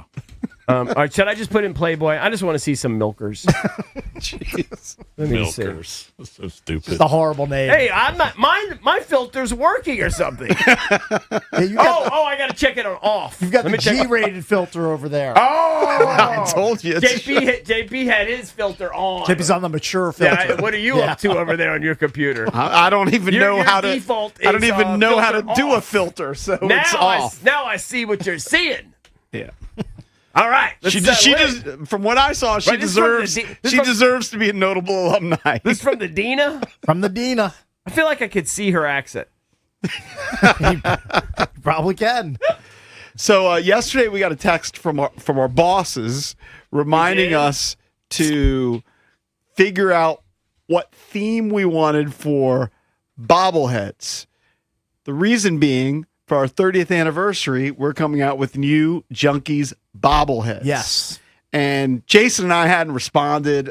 I hadn't really Why thought would you about it that respond? much. It's exciting. It's I fun. did respond yesterday. Yeah. But just hadn't really thought about it. Maybe I missed the text. And it begs the question because I didn't really have a great idea. If you have ideas for the junkies, 1-800-636-1067. It was just so terrible. He wanted to be. His bobblehead wanted to be a coach. Well, yeah, coach because JP coaches his. Yeah, I guess that's what flag he football. identifies with. Well, he wants to coach flag football, coaches soccer. I didn't even get it, honestly, through reading the text. I coach a bunch of teams. Yeah. Okay, maybe. Is that your identity through the show? Yeah. That's maybe. I know you do talk about it, so maybe. You does talk about it. Hey, I'll run back. JP was run good. back the boxer. It looks good. Looks better than I do in real life. I want to do better than mine. I have to always explain to my kids why mine is like the alcoholic one. Yeah. Right? So I think mine should be a sauna. I want it to be with somehow sauna incorporated. Yeah. And it doesn't have to be like, I have a barrel sauna. It's the coolest. When I show it to people, it's the coolest thing.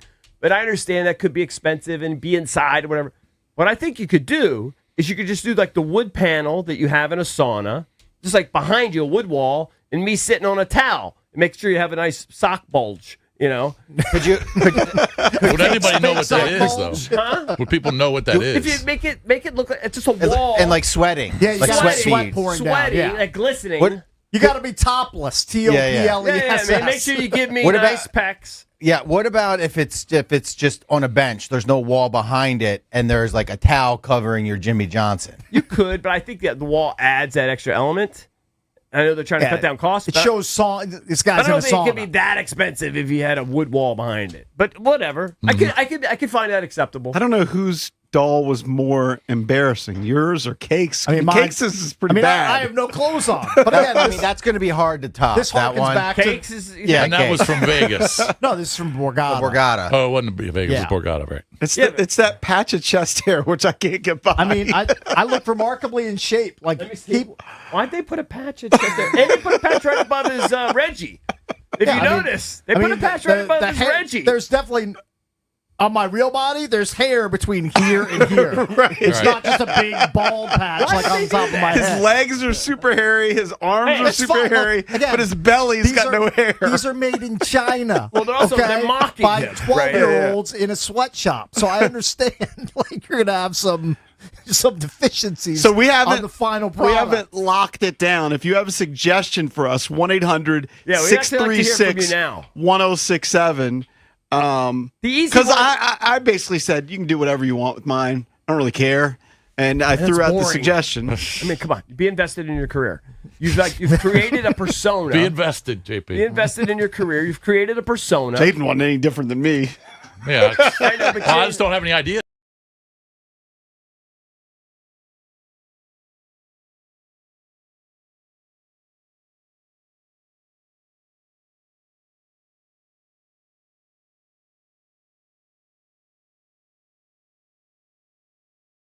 But I sent another one after the fact. I don't know if I sent it on the mass text, but me with a hand vac. I think Okay. a hand, I That's a think good a one. That's hand a vac really would be good funny. one. That's a good one. I think him dressed up in his pajamas too, since he goes to bed so early. Okay. Yeah, So, yeah. so you have like the cap, And then maybe his a clock, maybe and a clock in PJs. the background. with the shades. Right. You know what I mean? With like an eye mask But on. but a clock in the background. I don't know how, but You can that hold- says 7 o'clock. You can hold 7 p. or You can something. hold an alarm clock in one hand, a dustbuster in the other, That works. and you're in your PJs Right. and nightgown. That's a good idea. That's a I good think one. a That's a solid bestseller would idea. be, since it almost never happens in real life, just one with a smile.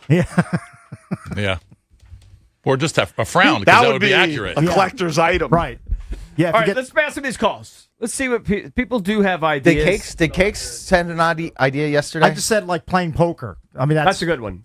I I think mean, that's that a makes good one. sense. It's on Cards. brand. He's got to have cards in his hands. Yeah, like holding yeah, cards. but he's got to hold And like chips. he's got to hold like 7 deuce or something. That's fine.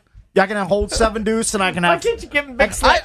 And one chip in his Yeah, I other can have hand. one. They're nub supposed chip. to be funny. They have to have some sort of humor. That's to fine. Right. I can hold the nub's hand. All right, let's go to Javier in Alexandria. Javier, what do you think, bud?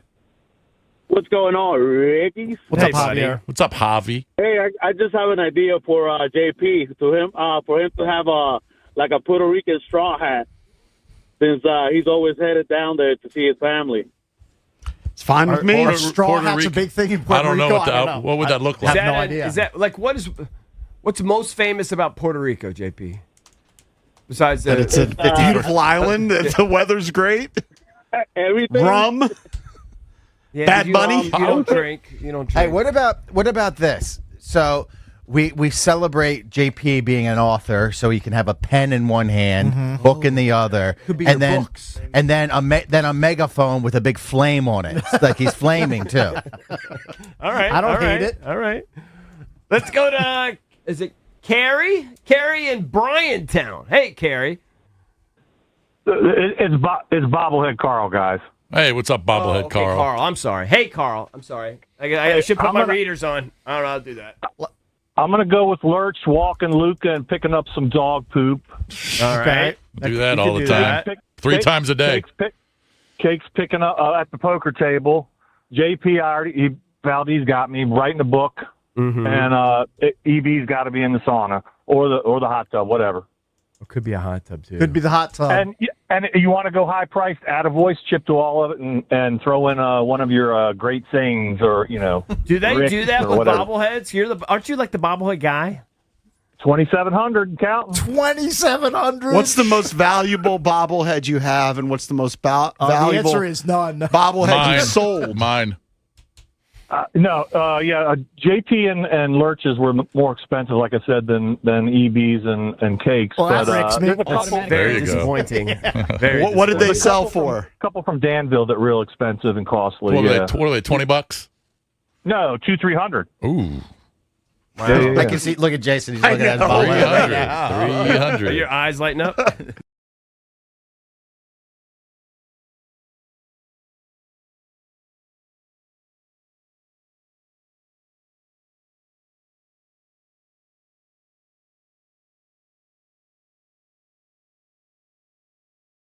Like I said, I don't really have a preference. I don't mind my coaching one. I have a preference. I don't want to be known as the alcoholic anymore.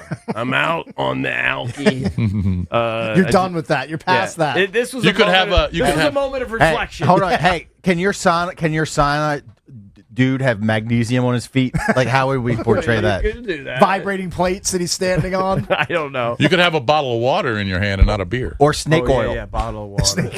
1-800-636-1067. Do you have suggestions for us for the Junkies bobbleheads as we celebrate 30 years of the Junkies this year? All right, let's go. You want me to go line 4? Is that what you're saying? 5. All right, let's go to Scott in Gaithersburg. Scott, what's up, bud? You're on with the Junks. Morning, Junks. I got to say, I'm in a fantasy football league with Cakes, and I have all 3 of the other Junkies bobbleheads. Okay. So I've got it all signed by you guys. I've come to the events and when we did giveaways, and so Very cool. I'm going to get all 4 of the new ones for sure. And I got to kind of lean on Cakes to get one of the old ones, or talk to the dealer and pay $500 to get Cakes. But I'm going to get all 8 of these because you guys are awesome. So here's you. my idea for Lurch. Lurch is going to have a glass of give him that? Tito's in one hand, right? Rocks, whatever, spilling. Open road. We could make. That'd be a and good then one. bumper road. Then they're going to have, on the other hand, Lurch is going to have a bet slip that he's cashing, right? And so he's elated, up in the air. He can have a nightcap on and be an old man if you want, going to bed at 7:30. That's fine. But he's celebrating a win because he gambles every day. Like Right. that's who Lurch is, right? Or you can have him screaming and being angry at the kicker. Either or. Oh, you know? yeah, the That would, kicker. that would require audio. That would require audio. College kickers suck. All right, what Yeah. about the other guys? Yeah. So I love the idea for the sauna for you, EB. That's Thank you. awesome. Thank you. Cake's playing poker. I mean, I got to go to one of the events. He invited me out to do one of the events. It was awesome. So, I mean, that's kind of who I think about Cakes right now. JP, man, you're like a historian of the Junkies, so a book or like a law or like, some type of like you're the keeper of the tale. Like you're like the Sam of Game of Thrones, right? Like you've kind of kept it all. So something that denotes, the longevity of you kind of holding this whole thing together in your, bringing up things and knowing the stories and they got to make You one. got the worst one by far so far. Yeah, I know. I don't know Game of Thrones. The historian. Hey, Hey, one by the way. Yeah. Scott, thank you very much. We really appreciate you You guys are listening awesome. all these years. Thanks, Thank you. Scott. Thank you, buddy. All right, so anyway, you know what? You can tweet us. Junks Radio, EB Junkies, Money Metal Cakes. That's still your handle, right? Yep. Glass Joe, JP, etc. If you have ideas, the bobbleheads are a thing. We're going to make it happen. And, hit us up.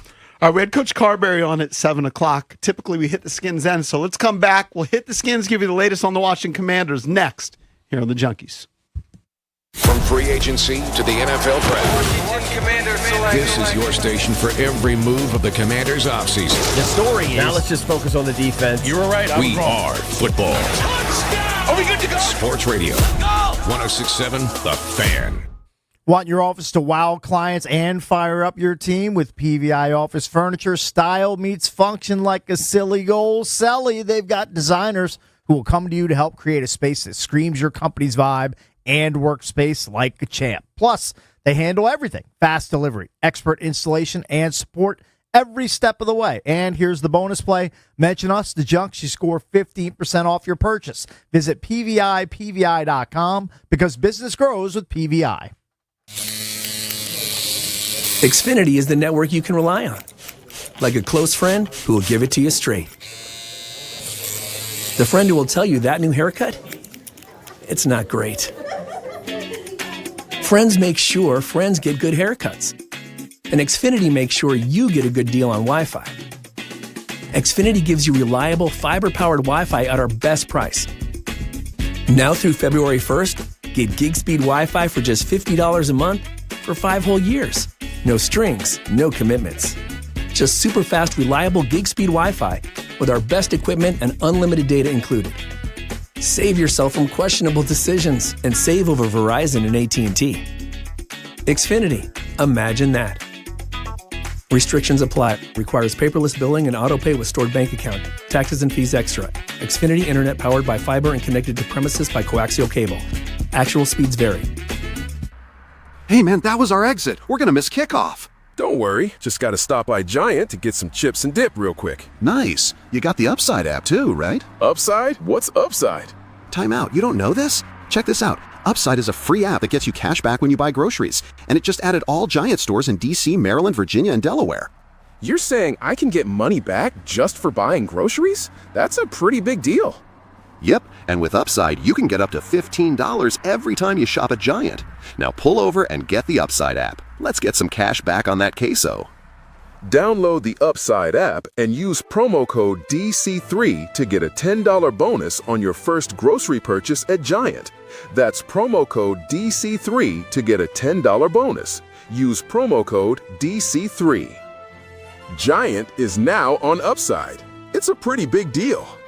Offers vary by user and location at participating merchants. Go to Upside.com for terms and conditions. Dan owed an unbelievable amount of money to the IRS. I got behind on my taxes. It's a horrible feeling. He was in denial. And when I got those letters from the IRS, you wanted to act like they didn't exist. Finally, Dan turned to Optima Tax Relief, the leading tax resolution firm. A-plus rated by the Better Business Bureau, they've resolved over $1 billion for their clients. Optima got me a settlement with the IRS. These people are really people-friendly. It was every bit of a new lease on life for me. The fast action and the great results made Dan's head spin. I felt like I was in a dream, but it's real, and I have paperwork to prove it. They got the job done, and life is good. For tax help you can trust, call Optima now for a free consultation. If you're worried about what's going to happen with the IRS, stop worrying. Make the call now. Call 800-568-6533. 800-568-6533. 800-568-6533.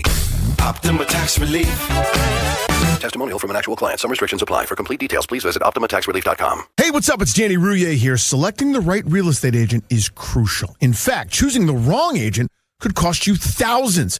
Just ask Grant, who said Debbie and Sarah Reynolds are the best I've ever worked with. They came in with a clear strategy, professional staging advice, and top-notch marketing that made my home stand out immediately. Within days, we had multiple offers, all over asking price.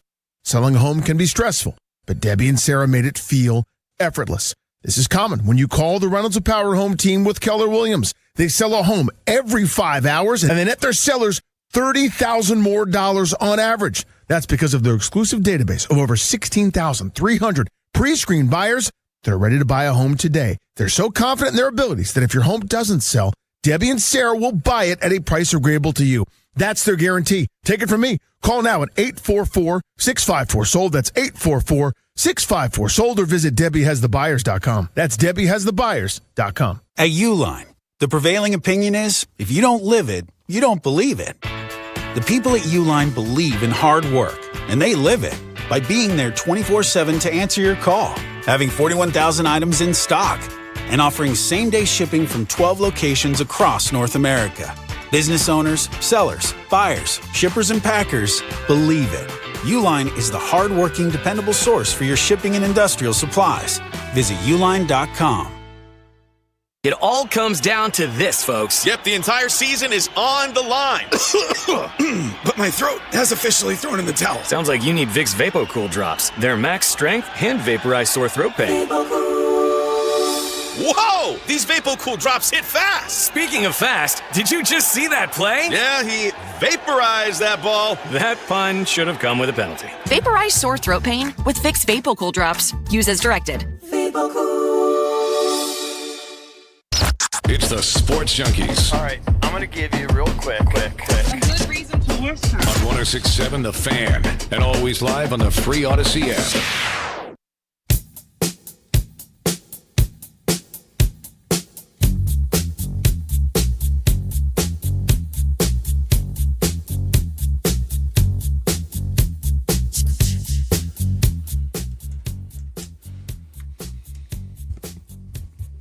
Welcome back. Chunky's come to you live on 106.7 The Fan and the Team 980 here in the DMV. Let's hit the skins. Hit it up. I need a second. I'm sorry. I'm posting about our last bobbleheads that I saw on eBay. Just sold for $330. I got on Christmas Eve. Wow. Our last set. This Christmas Eve? Yes. Really? Yes. The last set You know sold what? for $330. What an I awful officially present. sleep on, What I sleep awful on present. eBay. Huh? What an awful present. Yeah, Is awful that you think present. that's a last second? Last minute present, and they printed out the picture of the bobblehead. Is that what it is? Or it's local, or they did a local pickup and grabbed them. Right. Oh, that could be, Valdez. You're on it, It's a buddy. good call. Hold on one second. eBay savant. Yeah, eBay's kind of like a blind spot for me. Yeah, I Never used to deal be with into eBay. it. I don't think I've been on eBay in a decade, probably. All right, let me just type. Someone guess. came by our house on, let's see, today's Wednesday. I think it was Sunday. Picked up this, I don't know, this kind of a dresser with a glass top. Yeah. Not this shelf. It was a shelf. Mm-hmm. $80. Just making money, making Put money. it right next to the mailbox that came. A guy had like a pickup truck. Yeah. Put it in there. Out. Right. $80. Don't forget to declare Smart. it for taxes. That's income. Yeah, it's the first thing you I need to did. Be sure to do that. All right, I just sent out a tweet that I didn't even spell check or anything. It'd probably be littered with errors, but whatever. Who cares? Mm-hmm. All right, hit the skids. We talked about it earlier. I don't know. Did you actually find the audio of Jay Gruden talking to Grant and Danny? If you want to go through that, we can. I thought that the interview the guys did with Jay yesterday was very interesting. He definitely has some questions about David Blau being the offensive coordinator at such a young, inexperienced age, especially with the defensive-minded head coach. That was what Jay's point was. He kept reiterating that over and over. They're still going through their defensive coordinator hires, and the name everybody keeps talking about that they want to interview, who I believe just interviewed with the Ravens, if I saw that correctly. For the head coach. For the head Ooh. coaching position. Is that And Flores? that's Brian Flores here for defensive coordinator. I don't know how you get him. The lateral move, right? By offering him a More big sack of Big- money. Yeah. More money. If he doesn't get a head coaching gig, that's I how thought you there get were him. rules where you couldn't make a lateral move like that. I think if a team gives you a permission, you can. Yeah. I think that's what it comes down I mean, to. it's happening. So you're really not supposed to poach guys for lateral moves, but if a team gives you permission, maybe because of a previous relationship or something. That's where a lot of times they would throw in the assistant head coach label because then they would say, well, it's a promotion. Right. Yeah. Yeah, give him a fancy title, give him a fat raise. So here's try the to lure question. him here. People don't often think about it this way. At least I don't hear it discussed the way you do on offense. So on offense, if you're an offensive coordinator or your head coach, you're like, who's quarterback? Who's quarterback? Who do you got? Who do you got? Right? So that makes this job very attractive to be Jaden Daniels, offensive coordinator. You know where I'm going. If you're applying to be the defensive coordinator of the worst defense in professional football on the planet, You better be getting who paid. has no marketable players under 35 that have accomplished anything, that are going to be here in the future, this is not an attractive DC job. In fact, I could argue it's the worst It's not, DC but you have, job. you have assurances from ownership that they're going to draft defense heavy. They're going to sign guys in free agency to upgrade. It's a blank obviously slate. A deficient defense. If you like a blank slate, this is your job. And you but may this have job no better than being a D coordinator at DeMatha. Yeah, In but fact, I'd argue be better. You might have some coaching arrogance that you believe you can coach them up. Valdez brought it up that you can't really think of any Vikings, all pros on their defense right now, but they have the number 3 defense. I don't know anybody So unless they're Micah Parsons. maybe he likes Trey Amos. Maybe he likes Mikey Sanders still. Those guys are fine. Maybe he We likes don't have Javon any Kinlaw. star. In other words, my There's definitely no point star. that I'm making is we don't have a reason to want to come Right. and coach this There's defense nothing other than money. It's a blank slate, and you probably get 2 years unless you could. 'Cause you can't get worse. Right. You can't get worse than the worst on the planet. I mean, think about it. If Brian Flores really thinks that Dan Quinn could be on the hot seat this year, unless he wins 10 games and gets to the playoffs, he could be the next guy. He could be out with the staff. In all likelihood, be out. Or he could be the guy that takes over. If he impresses, but how are you going to impress when you got nothing? But if I saw I don't think it's an someone attractive job. Just dang- dawning on me. dangling the carrot of like, oh, we can make you assistant head coach as well. Well, why would Brian do that? He's been a head coach before. Well, you just do it for the money and the title and to keep you sort of. Well, somebody already has that title here. You have to create like a new title. You could have 2 assistant head coaches. I guess that's possible. The only selling point, if I were Brian Flores, is that the bar is so low, it's impossible to fail. Right, you're only going to look good by what you do here That's to the improve only- the right. unit. Like You can't go any lower. it's actually fail proof You can't go because any it's lower been than the worst on the planet. Yeah, because it's that at In the the bottom of the universe. barrel In the galaxy. You'll be looked at as successful no matter what you do because it's been so bad. Yeah, Why it's doesn't so he- funny? if he I hadn't doesn't even get a- thought about it until just now. If he doesn't get a NFL head coaching job, why wouldn't he just stay at Minnesota? I think he would. He might do that too. I think you Where would too. You have a top 5 defense. I mean, unless someone doubles your salary. Yeah, if someone doubles your salary, it could be attractive. It's not. Yeah, it's not like I would think Minnesota would just give him a bump. Has he? They probably would. Has he settled his lawsuit with the NFL? No idea. I tend to. I'm I'd guessing. have to Bob I'm Goo guessing. that. I tend to think he has. I don't think he has. Because he's done a pretty good job considering all the he raised the stink, and usually that they'd blackball you, Cakes. It sounds like the highest DC salary right now in the league is Vic Fangio at $6 million with Philly. And the article I'm reading is basically intimating that Flores is going to command right around the same, if not higher than that sort of What money. was the number? $6 million. That's a DC. That's what he's making. Yep. Jeez. Well, no, 1-800. that's what Fangio's making. Yeah. They're saying Flores could make command make that, more. if Yeah. not more. Dude, I'm going to tell my grandkids. Yeah. that, all right, Be a coach. Get into coaching. And look, if you're Josh Harris, why wouldn't you give him a 3-year, $20 million deal? Come coach our defense. Make our defense a top 10 unit. Yeah. All right. 800-636-1067. All right. Do you want Brian Flores? Is there a name out there defensively that's jumping out at you really got to have? And then I'm bringing up the extra factor of, is this the job that any of those guys would actually take? You always talk about, what quarterback do they have? What quarterback? We got nothing on defense. We Not yet. got nothing. Not yet. 800-636-1067. Bang out your calls when we come back. DC's FM Sports Talk 1067 The Fan. This is an Odyssey Sports Minute. Sponsored by Chumba Casino, your online casino for plays, spins, and a chance to score. Must be 21 and over. Terms at ChumbaCasino.com.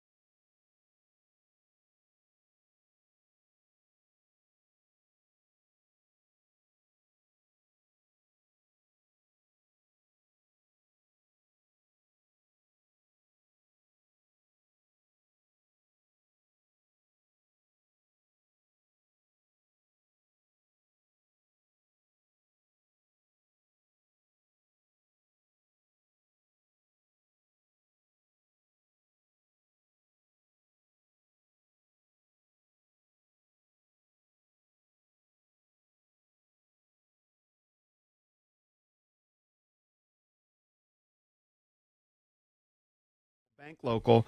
Main Street Bank is a business-focused community bank, proudly serving the DMV since 2004. Visit M Street Bank to learn how to put their team in your office. Main Street Bank, member FDIC, equal housing opportunity lender. Spish Cake, CB, and JP talking about Brian Flores, who's taking interviews for head coaching positions.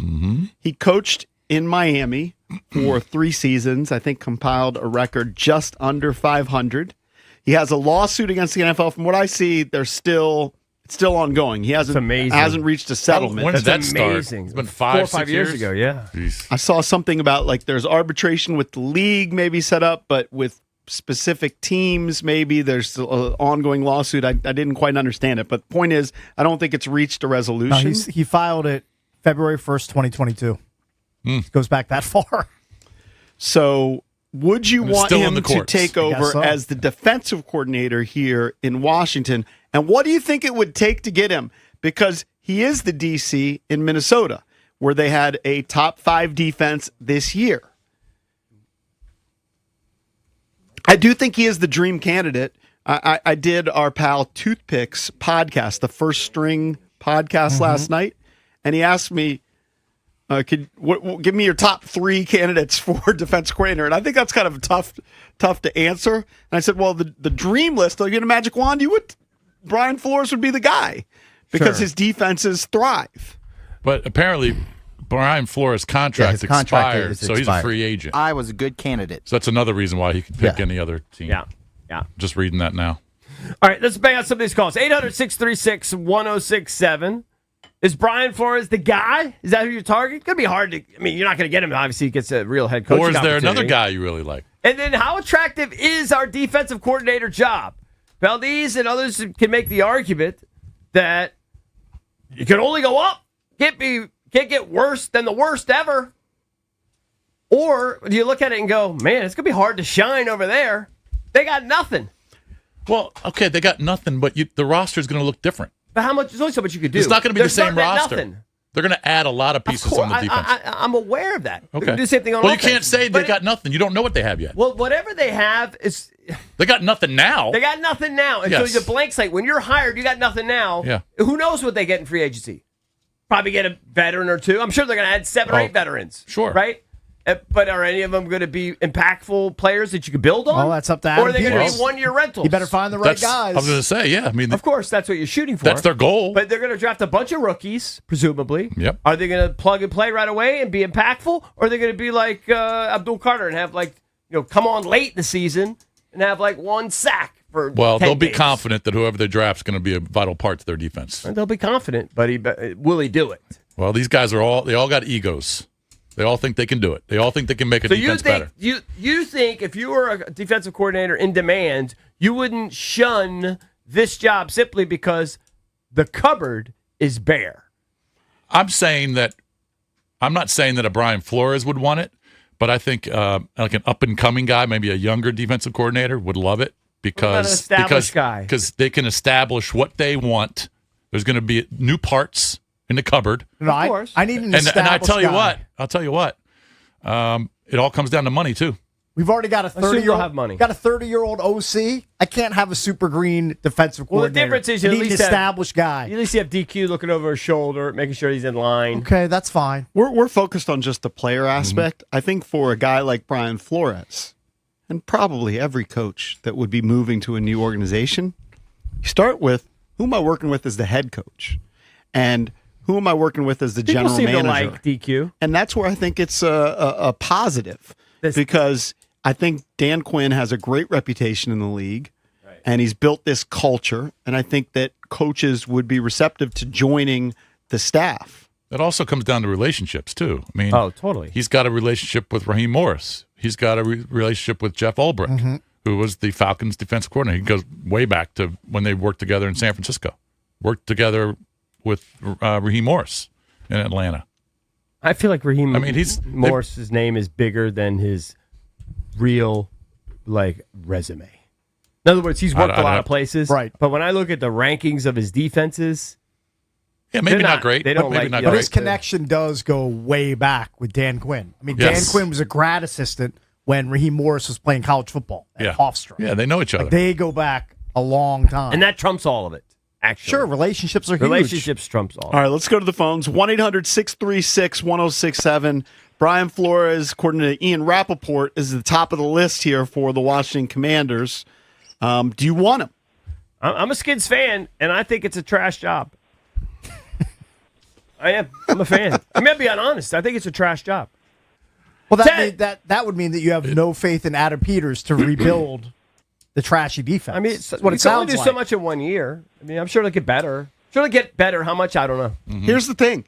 If you're a coach, you're probably not going to be better. You're probably not going to Well, find a everybody job did. as a defensive coordinator with a defense that has 4 All-Pros. It's just not going to happen because that defense will be good. Yeah. That job opening is not going to be necessarily. there. If a head coach is fired, the whole staff is fired, and then you might have had a good defense.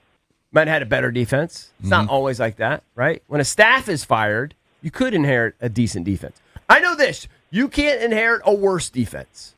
We're the worst again in the universe. What's bigger than the galaxy? The worst professional defense Universe.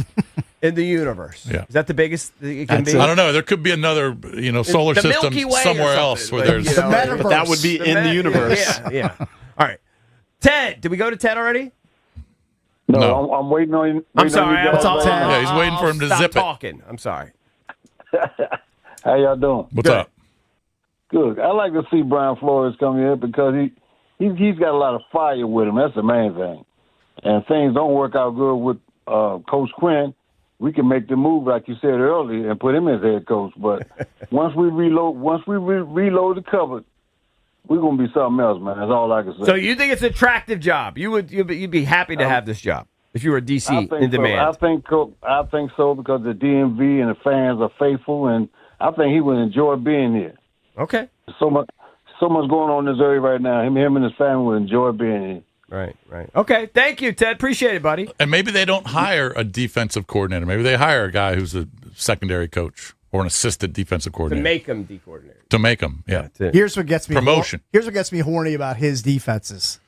Blitzed on 42% of opponent dropbacks in 2025. Yeah. The highest rate in the NFC.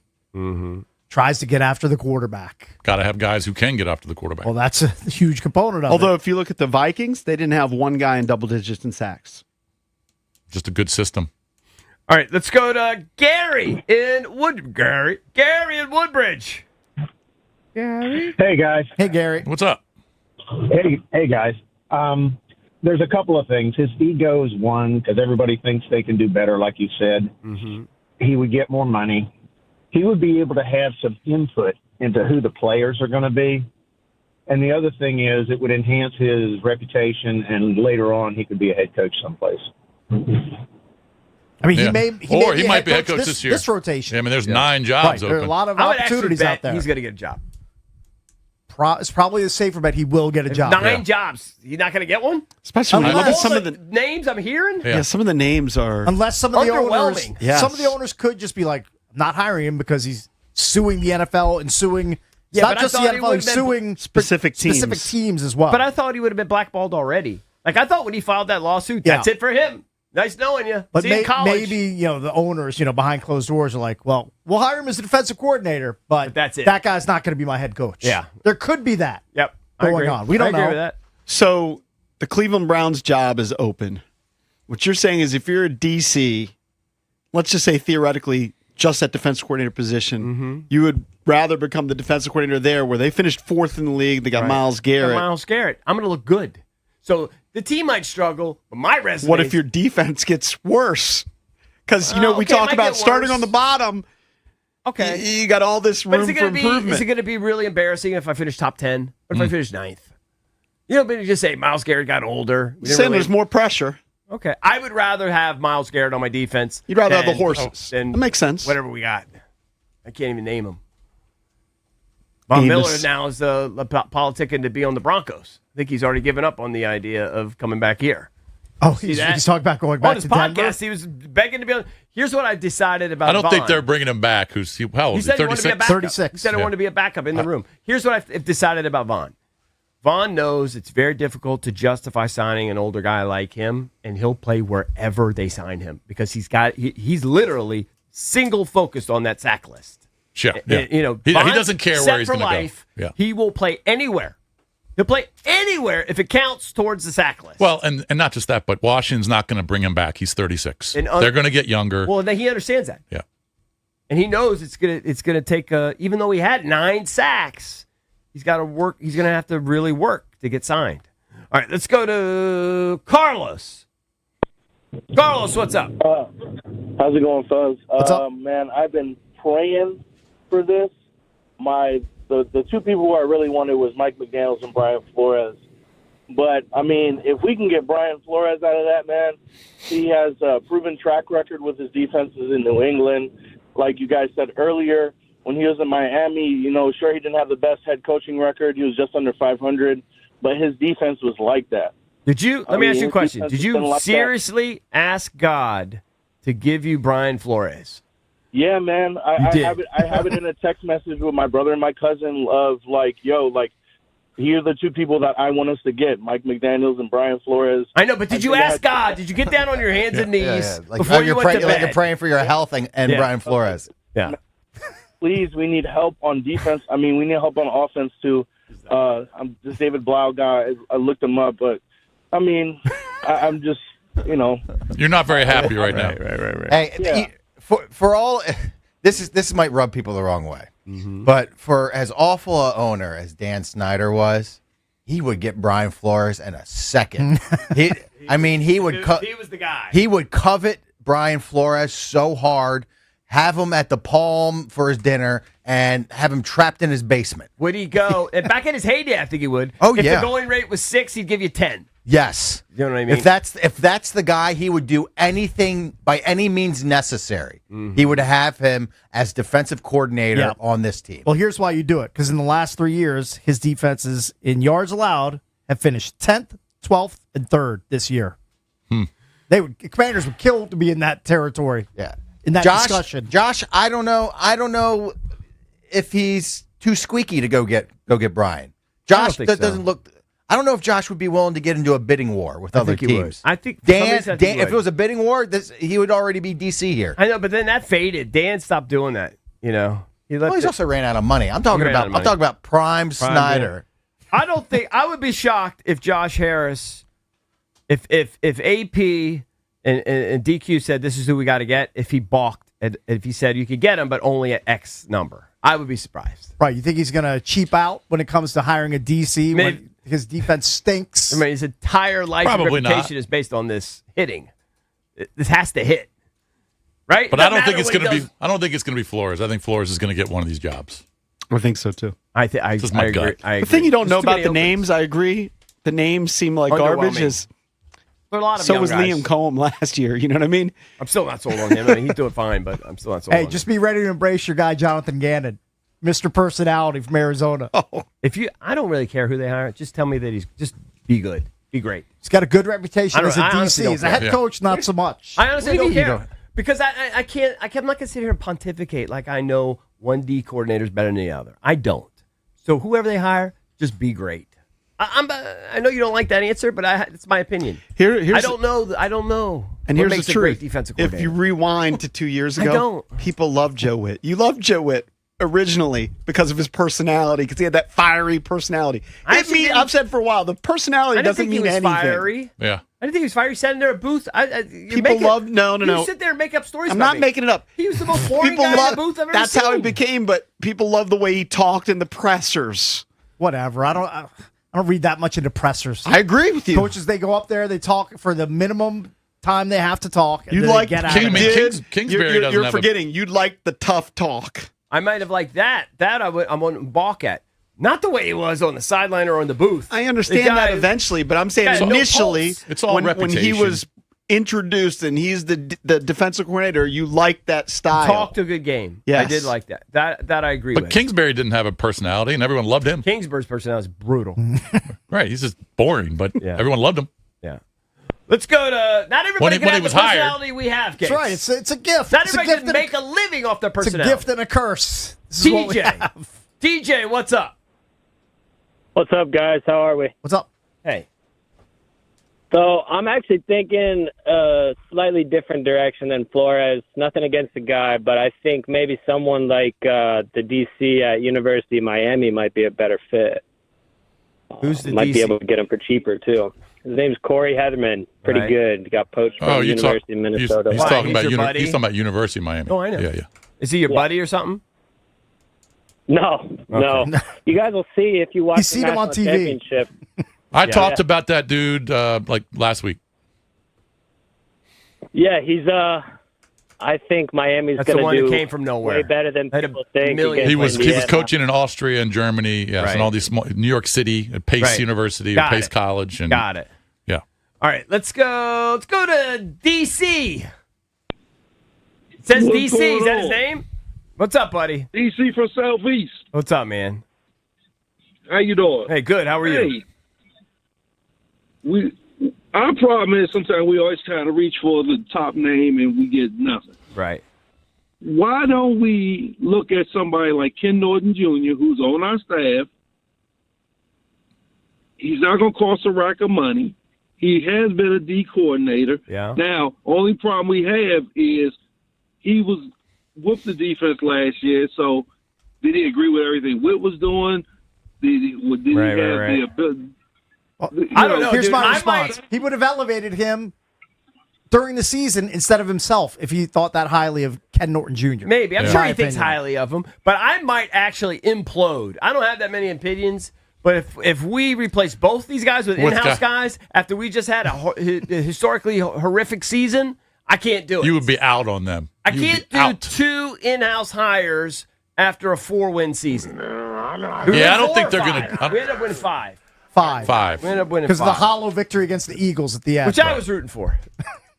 That was Ken Norton Sr. This is his dad. This is his lineage.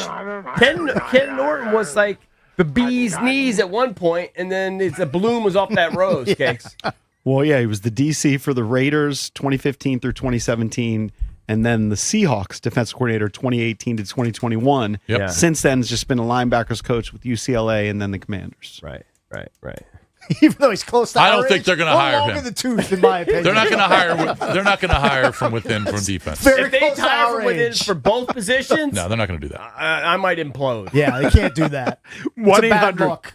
1-800-636-1067. We're going to talk to Chris Mueller coming up at 9 from the Pony and Mueller Show in Pittsburgh. Get the latest on Mike Tomlin and what the Pittsburgh Steelers will be doing moving forward. Don't go anywhere.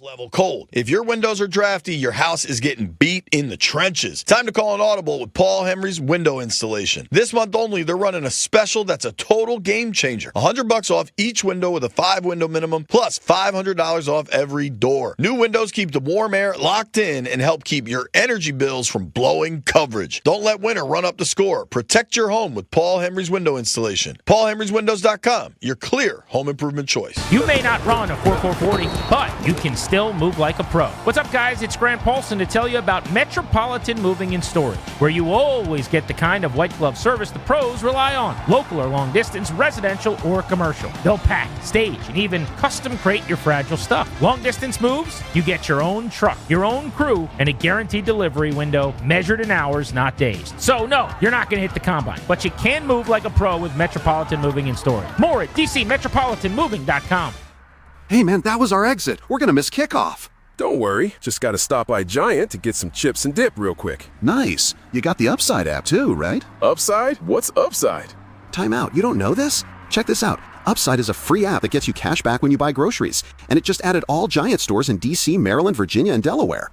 You're saying I can get money back just for buying groceries? That's a pretty big deal. Yep, and with Upside, you can get up to $15 every time you shop at Giant. Now pull over and get the Upside app. Let's get some cash back on that queso.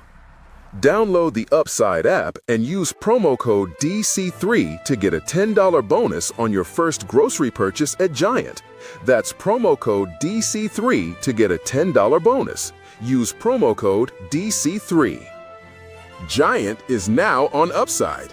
It's a pretty big deal.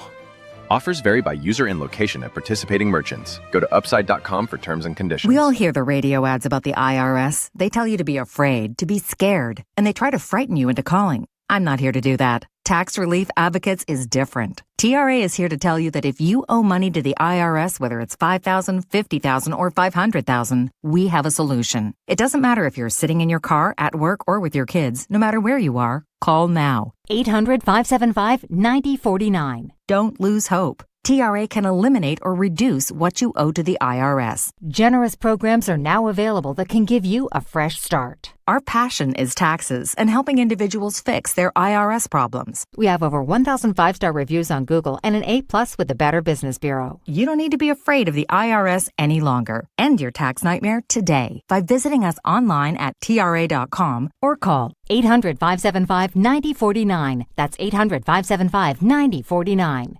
Tax Relief Advocates. Real solutions for real people. Hey, do you own a home and thinking about moving up, but worried about 2 mortgages? Hey, I'm John Leahy with the Fine Living Group. I help homeowners sell fast and stress-free. I guarantee to sell your home at your price and on your timeline, or my team will buy it. Want to skip the stress? Take my instant cash offer. No showings, no repairs, no cleaning. We've got buyers in waiting, so your next move could start today. Visit johnsellsdmv.com. That's JON sellsdmv.com, or call 301-900-3052 and start packing. Drive home with Grant and Danny. Welcome onto the show, our good buddy, Ja'Cory Krosky-Merritt. Bill, thanks for the time, man. How are you? What's going on? Good. How you doing? Someone say they heard my voice, and I called up to the bank, and they was like, "I know your voice from the Grant and Danny radio show." That was pretty cool. They said, "Hold on, is this Bill?" They just heard your voice and picked it up from listening to the show. Voice. That's pretty incredible. Grant and Danny. Now weekday afternoons from 2 to 6:30. Never have I ever called my sister from the finish line of my first marathon. Hello? You won't believe where I am. Are you running? Mile 26. I'm gonna make it. Switch to T-Mobile's 55 Plus plan and get iPhone 16e with its advanced camera system on us. Plus 2 lines for just $30 a line. Guys, I can't believe it. I knew you could do it, babe. That was amazing. Mom, how do you feel? I feel great. I can't feel my feet. Let's take a picture, and then you may carry me to the car. Share every stride, every mile, every memory on America's best network. Switch to T-Mobile's 55 Plus plan and get iPhone 16e on us and 2 lines for just $30 a line. With 24 monthly bill credits and 2 eligible port-ins on Essentials 55 Plus for well-qualified customers with autopay plus taxes, fees, and $35 device connection charge. Credits end and balance due if you pay off early or cancel. Contact us. Finance agreement 128 gigabytes, $599.99 required. Best mobile network in the U.S. based on analysis by Ookla of Speed Test Intelligence data 1H 2025. Visit T-Mobile.com. Never have I ever called my sister from the finish line of my first marathon. Hello? You won't believe where I am. Are you running? Mile 26. I'm gonna make it. Switch to T-Mobile's 55 Plus plan and get iPhone 16e with its advanced camera system on us. Plus 2 lines for just $30 a line. Guys, I can't believe it. I knew you could do it, babe. That was amazing. Mom, how do you feel? I feel great. I can't feel my feet. Let's take a picture, and then you may carry me to the car. Share every stride, every mile, every memory on America's best network. Switch to T-Mobile's 55 Plus plan and get iPhone 16e on us and 2 lines for just $30 a line. With 24 monthly bill credits and 2 eligible port-ins on Essentials 55 Plus for well-qualified customers with autopay plus taxes, fees, and $35 device connection charge. Credits end and balance due if you pay off early or cancel. Contact us. Finance agreement 128 gigabytes, $599.99 required. Best mobile network in the U.S. based on analysis by Ookla of Speed Test Intelligence data 1H 2025. Visit T-Mobile.com. It's the Sports Junkies on 106.7 The Fan. Man, these guys are so classy, you know? Pretty damn good. And always live on the free Odyssey app.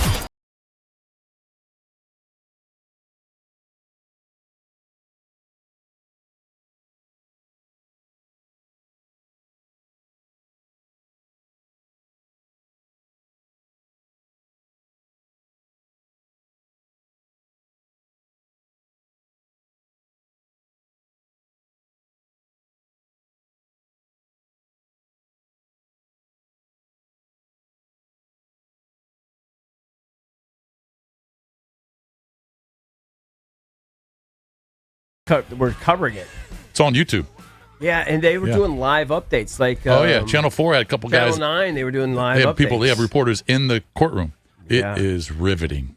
But I heard they This already plan, had the this girl. guy's a sociopath, man. He's crazy. All right, give us and this plan that he came up with. Give us the Start from the beginning. Give me the details for of people the who don't plan. remember. All right, so No. Give the outline first. Brendan Banfield was married to Christine. They had a daughter who I think was 5 or 6, Valerie.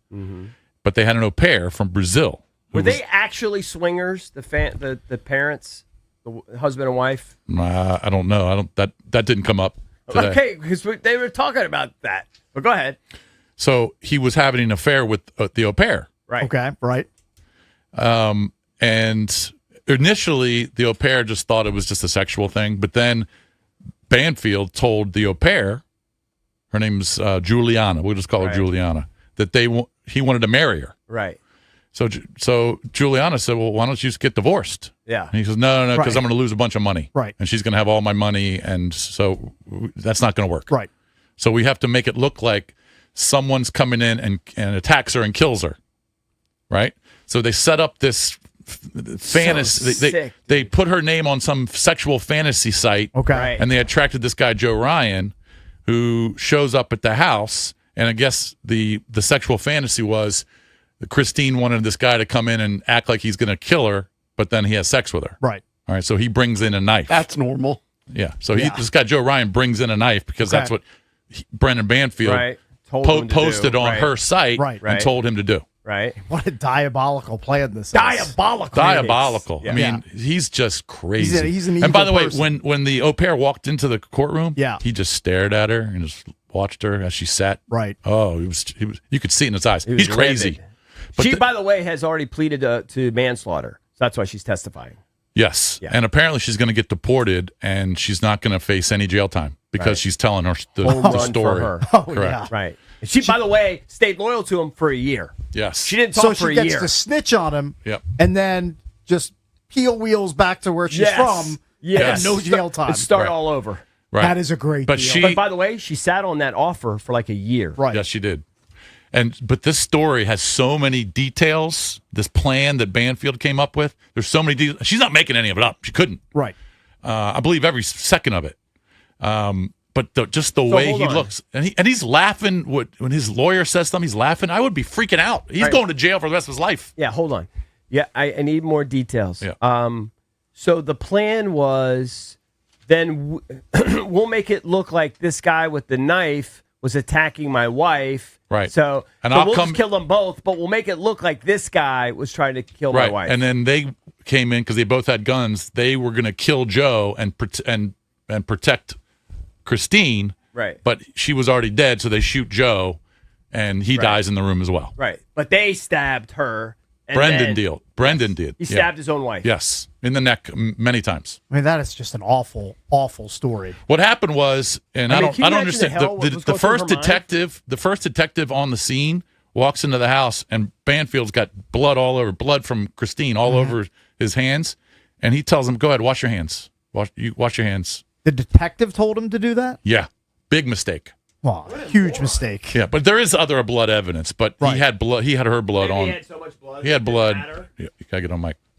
He had her blood on his hands that he Crazy. washed off. But there's blood on his clothes. There's blood everywhere, all over the room. And what does the guy do, Brandon Banfield? IRS. He works for the IRS. But man, this story is crazy. So how much of this did you watch yesterday? A couple hours. Really? Yeah, it's riveting to me. He's an ugly dude, too. Yeah, he's not attractive, He's not an attractive guy. but he just looks crazy. And He's going to be attractive in prison, I can tell you that. what a loser. He's got His cankles. social card's I going to mean, be how full. stupid are you if you want to get divorced Just get, and marry the au pair, the 23-year-old au pair? Right. Get divorced and marry the au pair. yeah, but it's the Right. money. People You just get- got to suck it up That's why financially. everybody- You just You know got to what? It's realize just- you got to suck It's it the up. money, dude. Because you can't then. I know, but you can't have look- to think about the risk. The chances of you getting away with double murder you can't are look- zero. You can't look at it and say, well, I don't want to pay all this money, so I'm now going to murder my wife Right. and somehow get away with and it. never see his daughter ever again. Right. I mean, he's How old is the daughter? Young. I mean, I'm going to say 5. So hold on. Do you think let's get into the psychoanalysis of this. Do you think that there were any signs that this guy had homicidal tendencies in him that he could do. Like, do you think he was just literally a normal IRS guy, and all the neighbors described him as a normal guy and just a loving wife and all of a sudden he just became, like Kate said, diabolical? He just flipped. I don't know his background. Devil? They're gonna have a bunch of witnesses from the neighborhood on. He hasn't been convicted yet. Oh, he hasn't been convicted. It's all alleged. Yeah, at this point, it's all alleged. All right, but we just have to put that out there. The MFer did it. I mean, we have to put it out there. Oh, we do? No matter what we may think about Banfield. Yes. Is that just a company how thing? Guilty? It's cover your ass. Kind of thing. All right. What are we going to get sued? Is Banfield going to sue us? I mean, you could get sued. Jason, do you understand that if he gets off and it's a local story, that's fine. He could sue the company and the show. It doesn't hurt to say allegedly. Without just to throw it in there. All right, you said I haven't followed the case. What if you didn't do it? Well, talk to the police about it. Yeah, watch the trial. But that's fine. We can say alleged. It's fine. Who cares? I'm not going to get hung up on that. Anyway, it's riveting. So if you have a chance to watch it today, it's on YouTube. It's great. Wait, it's on YouTube? Is it on regular TV?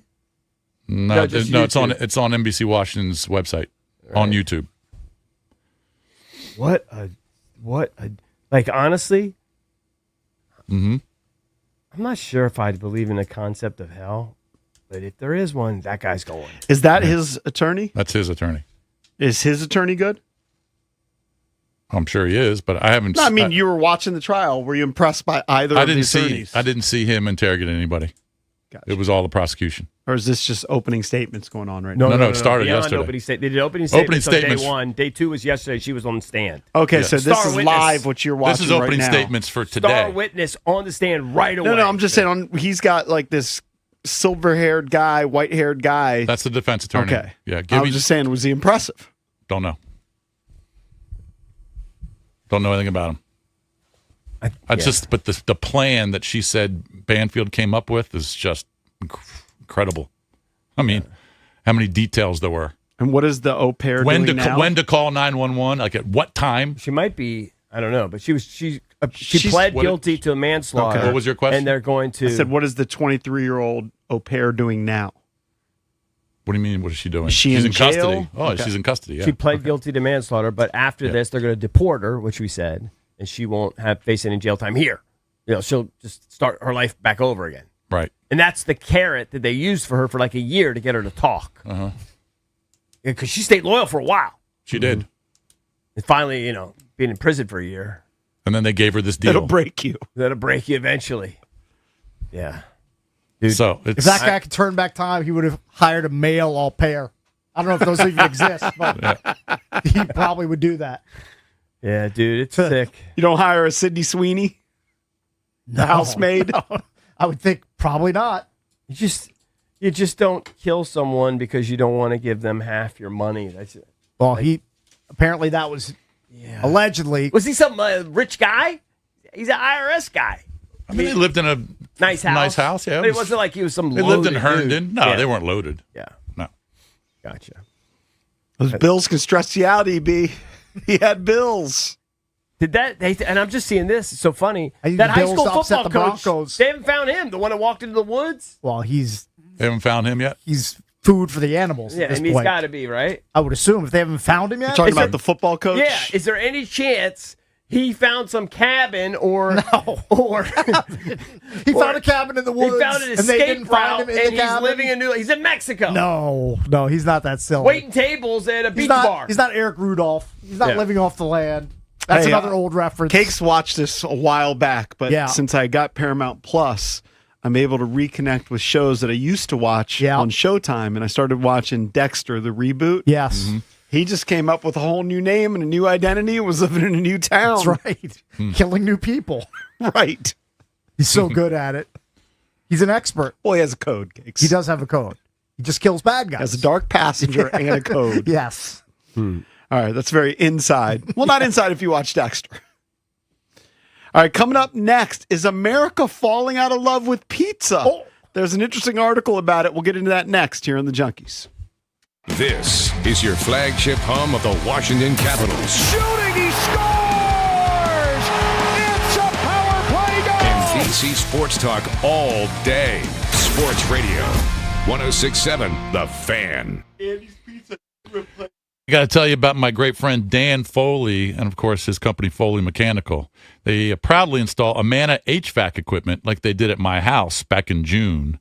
It's your boy Bish from the Junkies. I want to tell you about these great people. When my HVAC went out, I called Dan, and he didn't just send his crew out. He showed up himself, was hanging out at my house as his crew did the job. He owns 100% of the company. No franchise, no giant corporation, no private equity. Dan runs a tight ship, takes pride in every install. His team replaced my HVAC system, my water heater, and my sump pump all in the same day. I saw firsthand how skilled and hardworking the crew is. These guys care. Foley Mechanical is full service, heating, AC, hot water, boilers. They specialize in older homes with radiator heat. Not a lot of companies know how to deal with that. Dan does. They serve D.C., Maryland, and Virginia, and they proudly install Amana HVAC equipment. So if you want quality service from a company that you can trust, like I did, make sure you call Foley Mechanical. Ask for Dan Foley. Tell him Bish sent you. Xfinity is the network you can rely on. Like a close friend who will give it to you straight. The friend who will tell you that new haircut, it's not great. Friends make sure friends get good haircuts. And Xfinity makes sure you get a good deal on Wi-Fi. Xfinity gives you reliable fiber-powered Wi-Fi at our best price. Now through February 1st, get gig speed Wi-Fi for just $50 a month for 5 whole years. No strings, no commitments. Just super fast, reliable gig speed Wi-Fi with our best equipment and unlimited data included. Save yourself from questionable decisions and save over Verizon and AT&T. Xfinity, imagine that. Restrictions apply. Requires paperless billing and auto pay with stored bank account. Taxes and fees extra. Xfinity Internet powered by fiber and connected to premises by coaxial cable. Actual speeds vary.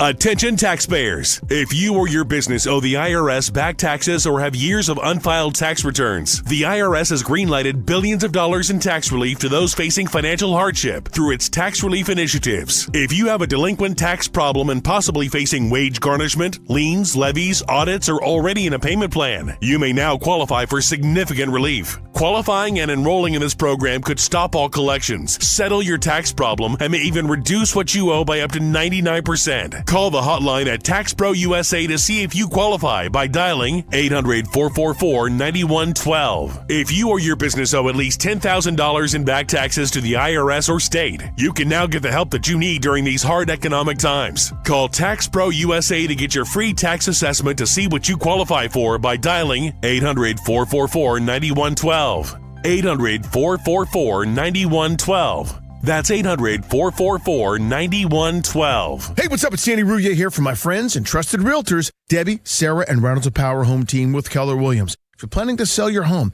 I personally recommend you work with the best. They sold my place. Call the Reynolds of Power Home Team. For over 35 years, Debbie and Sarah have been helping thousands of families sell and buy homes in our area. If you want to maximize the sale of your home, here's why you need to call Debbie and Sarah Reynolds. They already have the buyers. Over 16,300 buyers in waiting. These buyers are screened and looking to buy right now. As a result, they sell their homes 3 times faster and net their sellers 4.27% more money on average. It's over $30,000 more dollars right in your pocket. It's the difference between settling and selling smart. They simply get results. And the best part, if your home doesn't sell, Debbie and Sarah will buy it at a price agreeable to you. Guaranteed in writing. Call now at 844-654-SOLD. That's 844-654-SOLD, or visit DebbieHasTheBuyers.com. That's DebbieHasTheBuyers.com.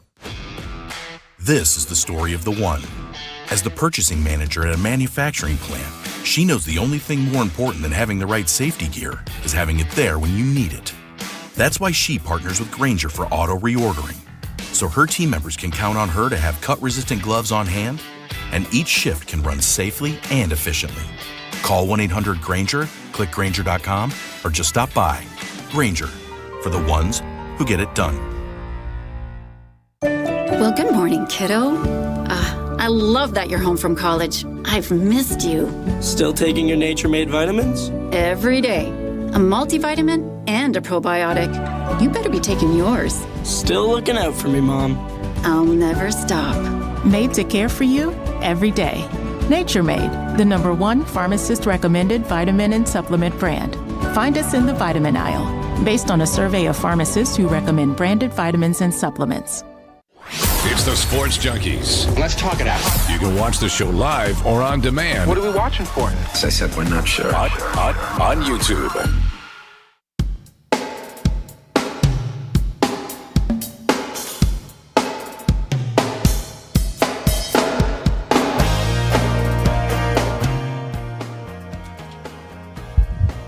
So pizza's pretty much universally loved. Loved, beloved, all of those things. Find me a person that doesn't like pizza, doesn't like and or love pizza. It's I defy actually you. very hard to find. I don't know if I've ever in my life been out and someone said, yeah, I just don't eat pizza. Right. I mean, they might say it because I don't eat carbs or Sure. something or some You're trying to bizarre stay away thing. from it. Yeah, I but can understand that. No one's ever said, yeah, I They don't really like dislike it. pizza. Right. And we always debate, what's better pizza? Is it New York style pizza? Is it Chicago pizza? Whatever. It's always brought up. Detroit I like it style all. pizza where they put New the sauce Haven. on top. I've But never had there's New Haven pizza. An but I've heard it's article great. from a business magazine saying that pizza's actually on the decline Oh, no. in America. Because And they say that one problem is that no chain has emerged as like the Chipotle of pizza. Okay. Because that's And the that- worst. You don't and want that- pizza on the whole. And that some of them have tried. So there's companies like Blaze Pizza, And pizza. Pieology, Pie 5, you mentioned, and Pizza, Mod Pizza, that have all kind of popped up here in the last decade, and none of them have really just taken over. I think that Papa John's and Domino's and Pizza Hut, to me, to a lesser extent, but maybe Pizza Hut, sometimes you see this still at the top of the food chain, they're always going to dominate with takeout and There's such delivery. an appeal to, I don't know. It's careful what is it. Mom and pop shops. There's something about mom and pop shops. Certainly. With pizza. There's a lot of pizza players out there in the market. So why are people? Why is is it the I sale don't know. of pizzas? I think one declining? thing I've noticed You just used to always recently. talk about Uno's, One- Pizzeria Uno's. Yeah, Is that chain on the decline? I don't even know if it's still in existence. Yeah. They had Chicago style pizza. One thing which I've noticed of late is, years ago they started seeing on menus low carb, right? That's been around for a while, but you'd go to like a chain restaurant, it'd be like their low carb menu. Mm-hmm. Now protein is taking over, right? Protein's I think the new Chipotle rage. has a new thing where you can just get the chicken Yeah. in Yes. a Like in a little cup. cup, Yeah. and they're touting their protein. You Same could thing get like- something there with like 150 grams of protein or Like something. Right. Starbucks. And just adding protein to their coffee drinks. right. So for people that are into fitness, Protein is kind of taken over. That's Mm-hmm. the number one thing that people want to get in their system now. And I don't think you get a ton with pizza. I mean, I guess if you load it up with sausage No, and no, here's the pepperoni, move. and, Here's the hack. And this is what the Instagram influencers are doing. Chicken pizza. Whereas you make your crust out of chicken. Oh. So like take like ground chicken and you roll it. That sounds amazing. Just a You roll thin chicken make it very crust. thin. And honestly, it's an insane amount of protein. Well, here's what I think everybody Some can sausage, get behind. pepperoni on it. Cauliflower crust pizza stinks. I Yeah, think we had that. It I've was had it before. I've was tried okay. it. It's just not the same. The other That's thing that's is- like for low carb. Yeah, I mean, it's just not the same. it depends on where you go, but sometimes pizza can be expensive. So people can chime in 1-800-636-1067. Are you still eating pizza out? Out? I mean, like sitting down at a restaurant and eating pizza. I don't think that's much of a I thing. mean, in out just What do you 2026. do if you go to Pupatelli? You're eating pizza. Yeah, but when I go to but I Pupatella, take it I get home. it to go. I get it to go. You never sit in the restaurant? Never. I thought you sit at the bar. To wait for them to make the pizza. I have. I've done that. No, in sometimes pizza. after golf, that's not fair. After golf, I'll go sit at the bar and have pizza. I've done that before. Yes, that's accurate. But yeah, that's accurate. In the good old Yeah. days, I remember bringing my kids to the Pizza Hut buffet and or CC Time Pizza, and they freaking loved it. I mean, if you bring an 8 and a 6-year-old and a 10-year-old to an all-you-can-eat pizza buffet, it's like the greatest day in their life. But I know that Pizza Hut, there aren't that many buffets left, and good luck finding a CC's Pizza in 2026. Right. So I mean, I'm sure there's still a few around, but not a lot. What they're saying is these chains like Mod Pizza and Pieology, which are quick serves. Yeah. And Pizza's another one. But some of them are struggling. I don't know. This is totally anecdotal. In my old neighborhood, there was an And Pizza. Mm-hmm. And I remember the first couple of years, that place was popping. And I only pop in there every once in a while, and I haven't actually been inside the And Pizza, but when I just would drive by and I look, it doesn't look like there's as much action anymore. Like some of those places I think are trendy. The places where you get your pizza in like 2 minutes. Right. Is the And Pizza in College Park still up and running? Is the one No idea. still up and running? Yes. Okay, so it's It still is, around. but it doesn't look perception. I'm not Right. there all the time. I'm not there every day. No, I'm sure And you're again, right. I'm just driving by. It doesn't look like it gets as much The action. novelty is worn off. Right. I think there's The some novelty of, in it. I can get my pizza in 4 minutes. It's not a thing anymore. All right, hold on. Let's go to Josh in Waldorf. Josh, what's up, buddy? Hey, what's up, fellas? What's up? How about some Redskins? Hey. Yeah, they're awesome. Yeah, I think we know with this gluten thing came out. I don't know. Some of us don't have a PhD, and I don't know why anyone's worried about gluten. But if anyone's worried, I guess everyone's worried.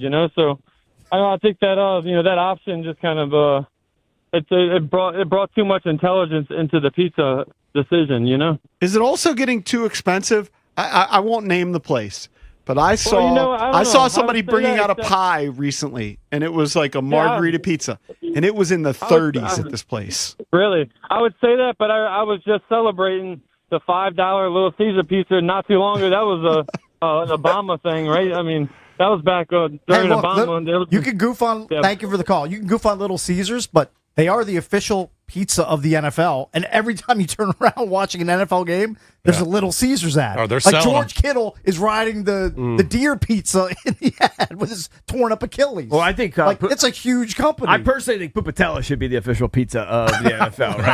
I would tend to agree. Pupatella and Lido. But I don't know if they have the deep pockets of Little Caesars. It's not saying people. I don't know if people are tired. Like people think pizza doesn't taste good anymore, but maybe you can't have pizza all the time, right?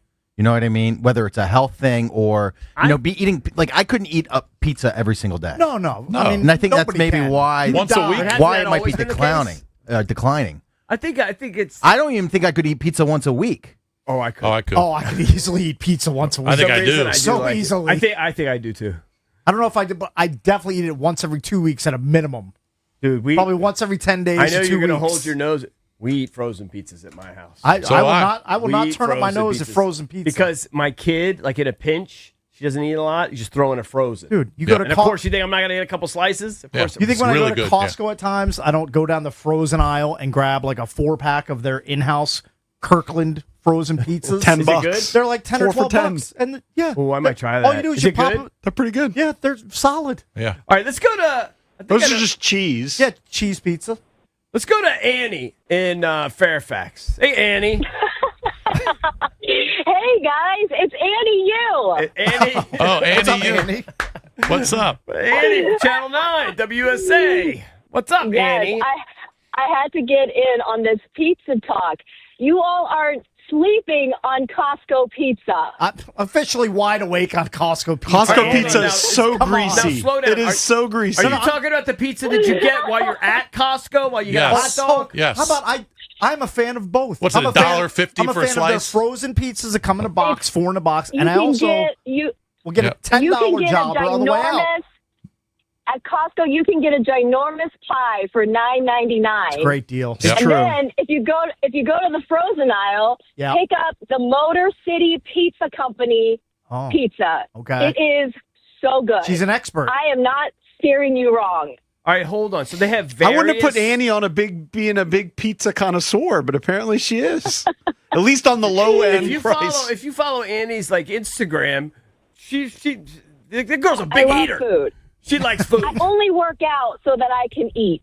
That's smart. I don't work out to get fit, Right. healthy, 6-pack, whatever. I only eat so that I can load up on the calories. Got but it. yeah, the pizza talk, I love it this morning. All right, so hold on, Annie. So what's your go-to pizza spot?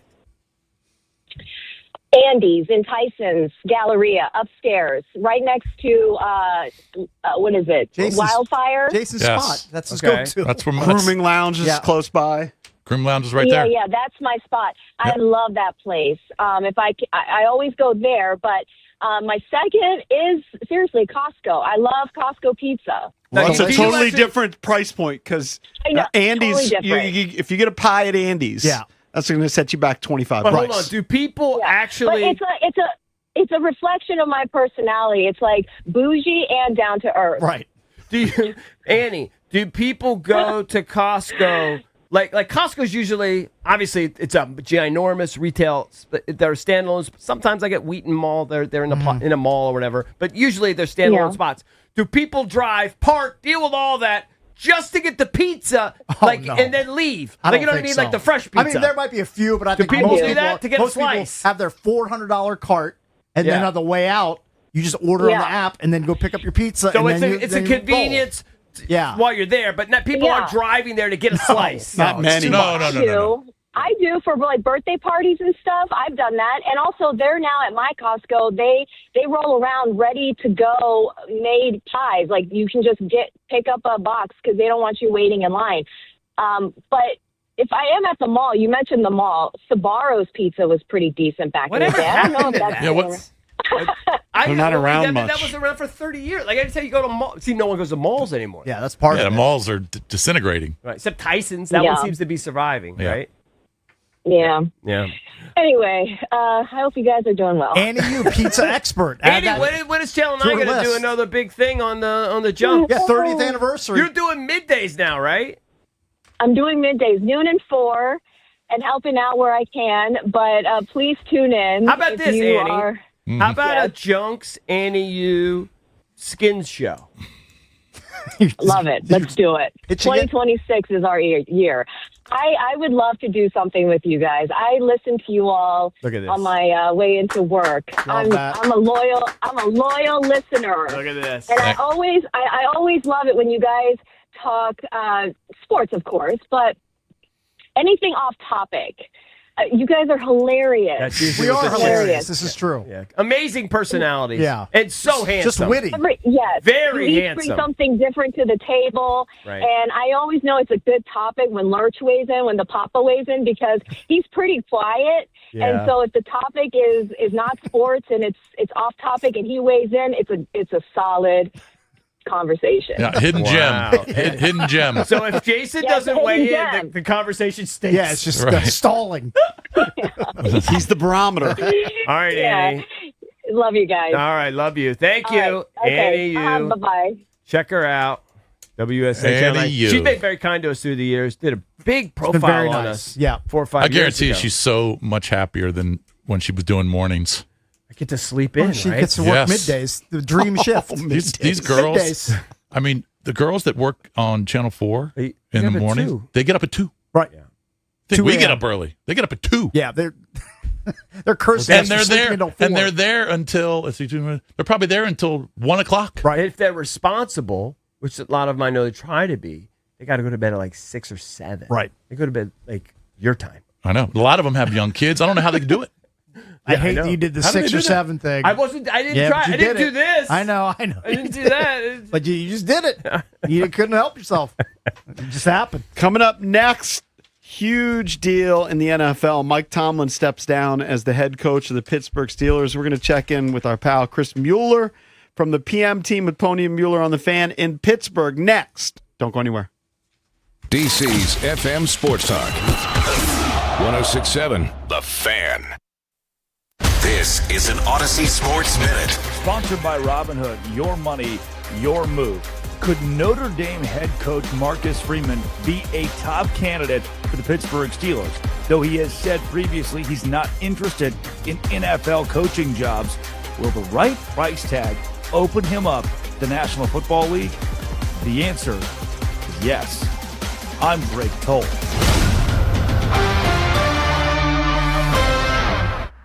Hey, man, that was our exit. We're going to miss kickoff. Don't worry. Just got to stop by Giant to get some chips and dip real quick. Nice. You got the Upside app, too, right? Upside? What's Upside? Time out. You don't know this? Check this out. Upside is a free app that gets you cash back when you buy groceries. And it just added all Giant stores in D.C., Maryland, Virginia, and Delaware. You're saying I can get money back just for buying groceries? That's a pretty big deal. Yep, and with Upside, you can get up to $15 every time you shop at Giant. Now pull over and get the Upside app. Let's get some cash back on that queso. Download the Upside app and use promo code DC3 to get a $10 bonus on your first grocery purchase at Giant.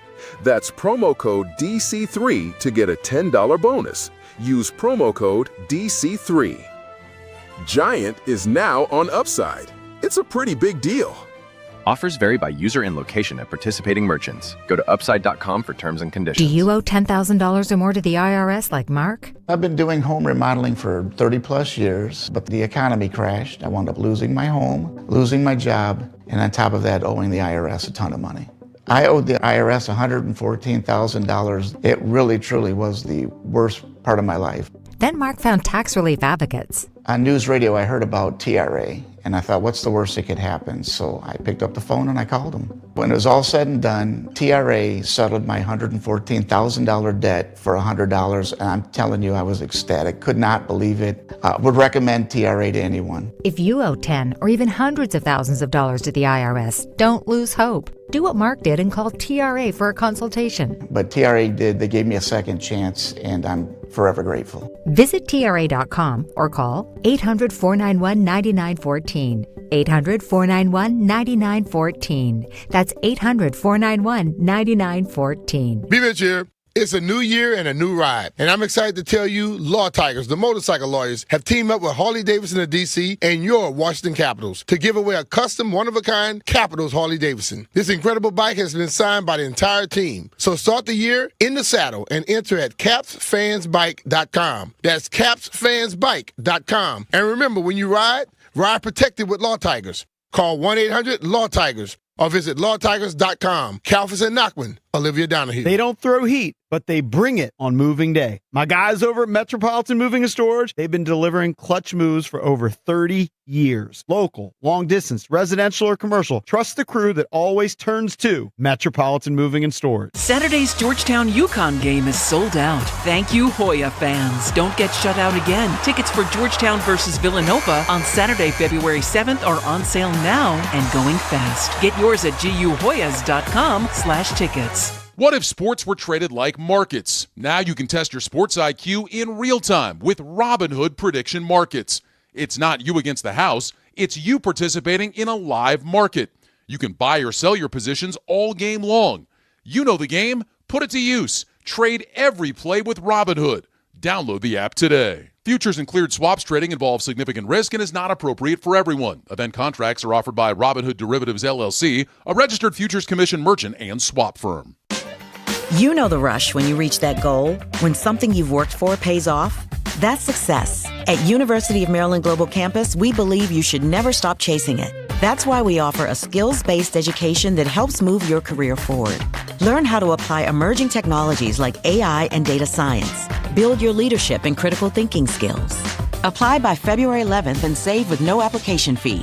Learn more at umgc.edu. Certified to operate in Virginia by Chev. Live from the LindseyCars.com studios in the nation's capital, WJFK-FM and WJFK HD1, Manassas, and WPGC HD3, Morningside. Don't it feel good when your crowd behind you takes it in, fires, touchdown! This is your home for the NFL playoffs and Super Bowl 60. Let's go dominate! Touchdown! Bring it up, bring it up, bring it up! He's got it! Sports Radio 106.7, The Fan, an Odyssey sports station. 106.7 The Fan, Sports Flash. Ethan Frank played hero last night. Him already riding a 2-game goal streak coming into the night, scored both of Washington's regulation goals to force overtime against the Canadians, setting off a third-period comeback effort that culminated with a Connor McMichael overtime winner over Montreal. And Pro Football Talk reported that the Vikings are confident Brian Flores will come back as the team's defensive coordinator if he doesn't land a head coaching job. But that isn't stopping at least one other team from seeing if Flores is interested in running their defense. Ian Rappaport of NFL Media is reporting that the Commanders want to interview Flores for that position on Dan Quinn's coaching staff. From the Crop Medcap 5-Star Sports Desk, Savannah McCann on The Fan. The Sports Junkies. I hear what you're saying, and I like it. On 106.7 The Fan. And always live on the free Odyssey app. When it's time to party, we will party hard.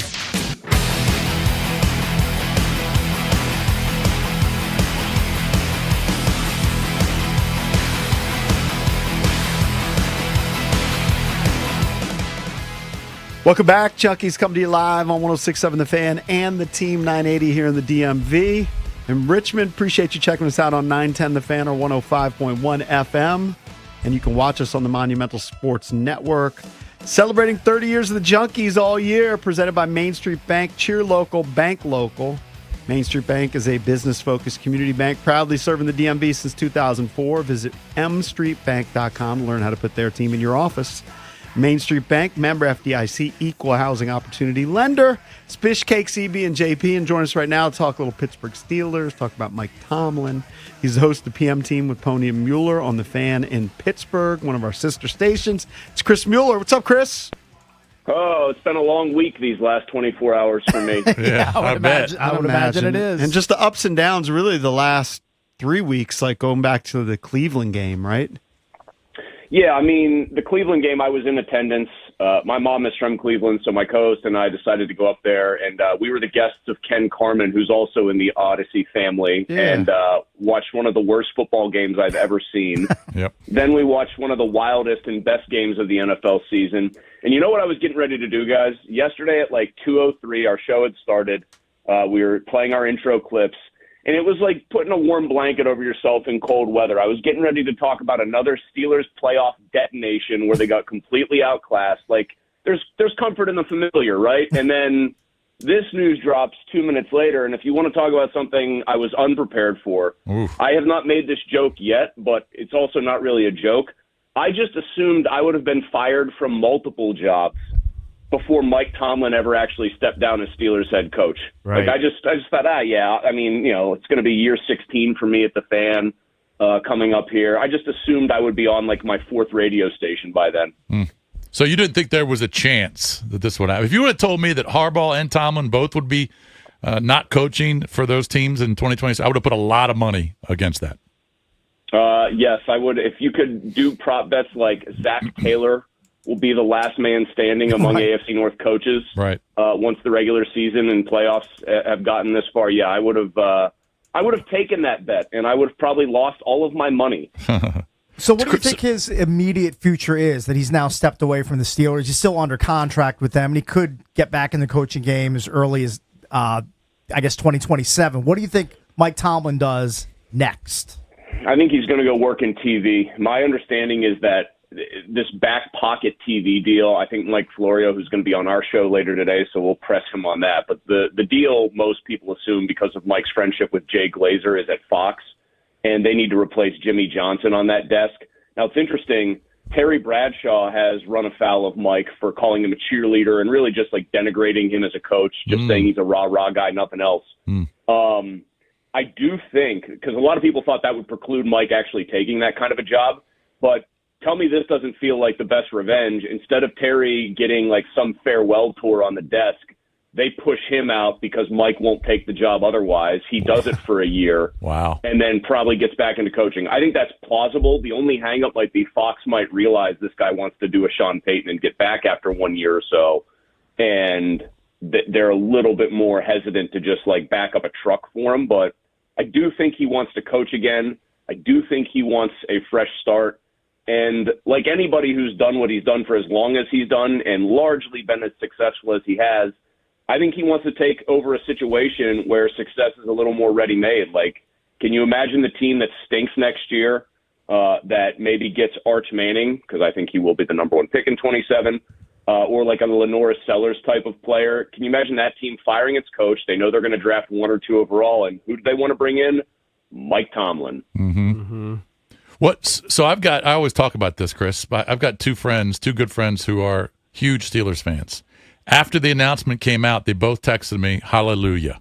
All right. So when you talk to your listeners, your fans, Are they on are they 50-50, or did the majority of them want to see a change because it was just time for Tomlin to finally step away? I had a huge fan that texted me that was just totally torn. Like, right. Understood it, but was really torn. Yeah, I wonder if it's just 50-50. What are you saying?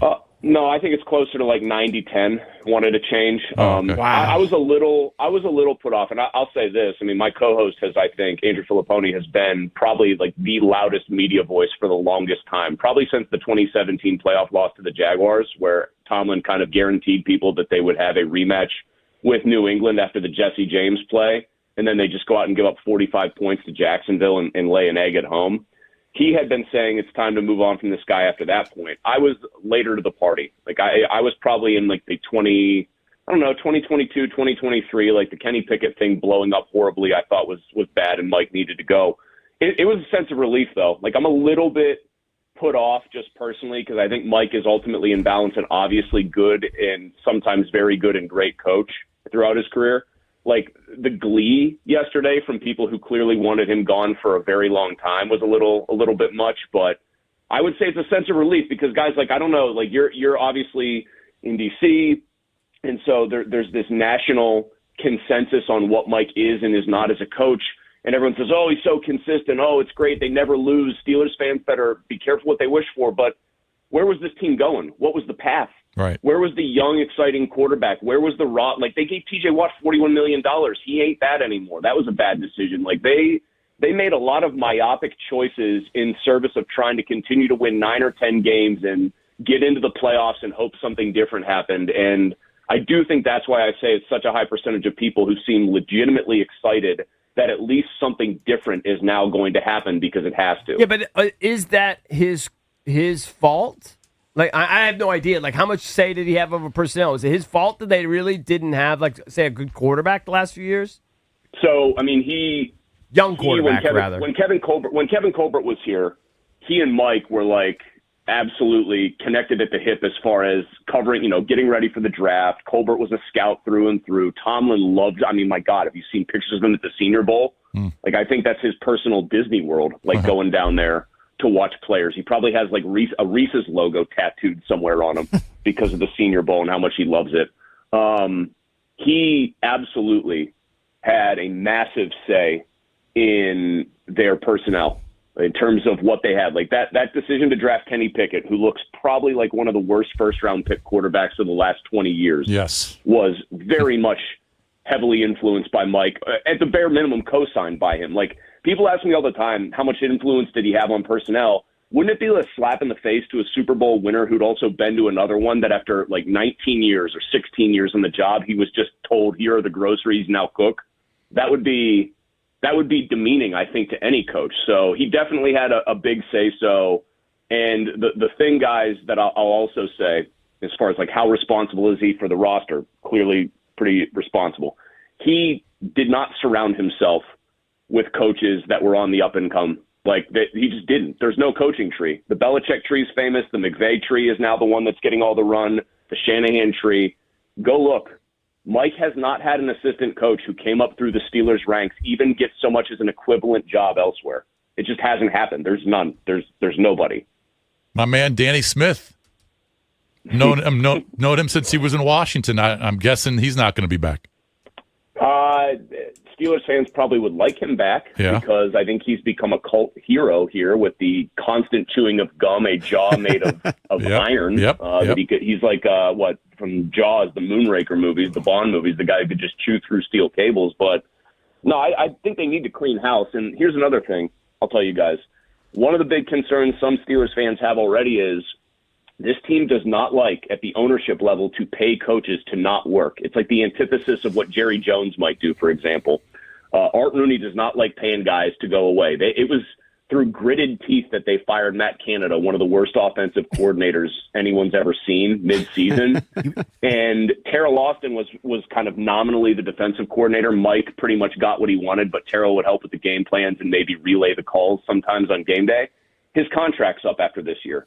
That's why he's not coming back. And there is an actual worry that, like, Arthur Smith might be inherited by whoever takes over because the owner might not want to actually pay Arthur Smith to go away.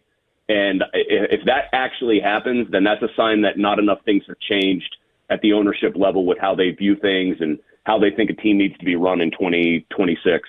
Talking to Chris Mueller, host of the PM team with Pony Mueller on the Fan in Pittsburgh. What was the last year like covering Aaron? He was very like off the radar as far as saying anything that made headlines for anything other than football reasons. He stopped doing the McAfee show, which was his repository for saying that stuff, or his kind of place where he would do all that. The Ben Roethlisberger show used to air on our station. We weren't the flagship in Pittsburgh, but Ben, because of a relationship he had with our prior midday host, back when my current co-host was on middays, they would have Ben on. And I just bring this story up to just tell you about how Rodgers acted and how much deference he showed Mike. Ben would go on an hour before Mike's weekly Tuesday press conference, then say a bunch of stuff that Mike would have to respond to, and that was a calculated move by Ben to just try to put pressure on the head coach. Real nice stuff. Rodgers did none of that. Like, at every turn, he backed Tomlin. As far as, like, quotable stuff, I mean, he would get very snippy after some games. He would be defiant. He could also be pretty interesting when he wanted to be. I think the funniest thing that I will tell you about covering him for the last year is all the angry faces and obvious cussing he did during games when, like, Jonnu Smith wouldn't run the right route. But it also felt like, I don't know, guys, you watch these games. You watch that Houston game. That defense is unbelievable. It felt like elder abuse when it was going bad. I mean, he's 42 years old.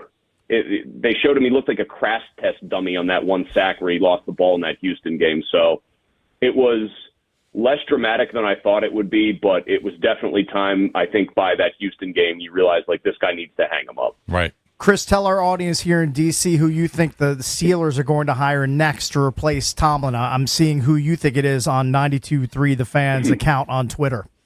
Yeah, so I'm going to give you the reverse answer there, just in the sense that I'll tell you who I think they should at least talk to first, but who I think they will hire. I think they should talk to Antoine Randall, who is technically for the Bears wide receivers coach, but also has the assistant head coach title, which to me means those people there think he's right for that kind of job. Like, that's where he could go someday. Like, I know he's a position coach, but I think the assistant thing means a little more. I'd like to see them talk to him because it's a wide receiver league. They've had huge problems with wide receivers. I think he's done a pretty good job in that capacity. So he's somebody I think they should interview. I think they're going to hire Chris Shula.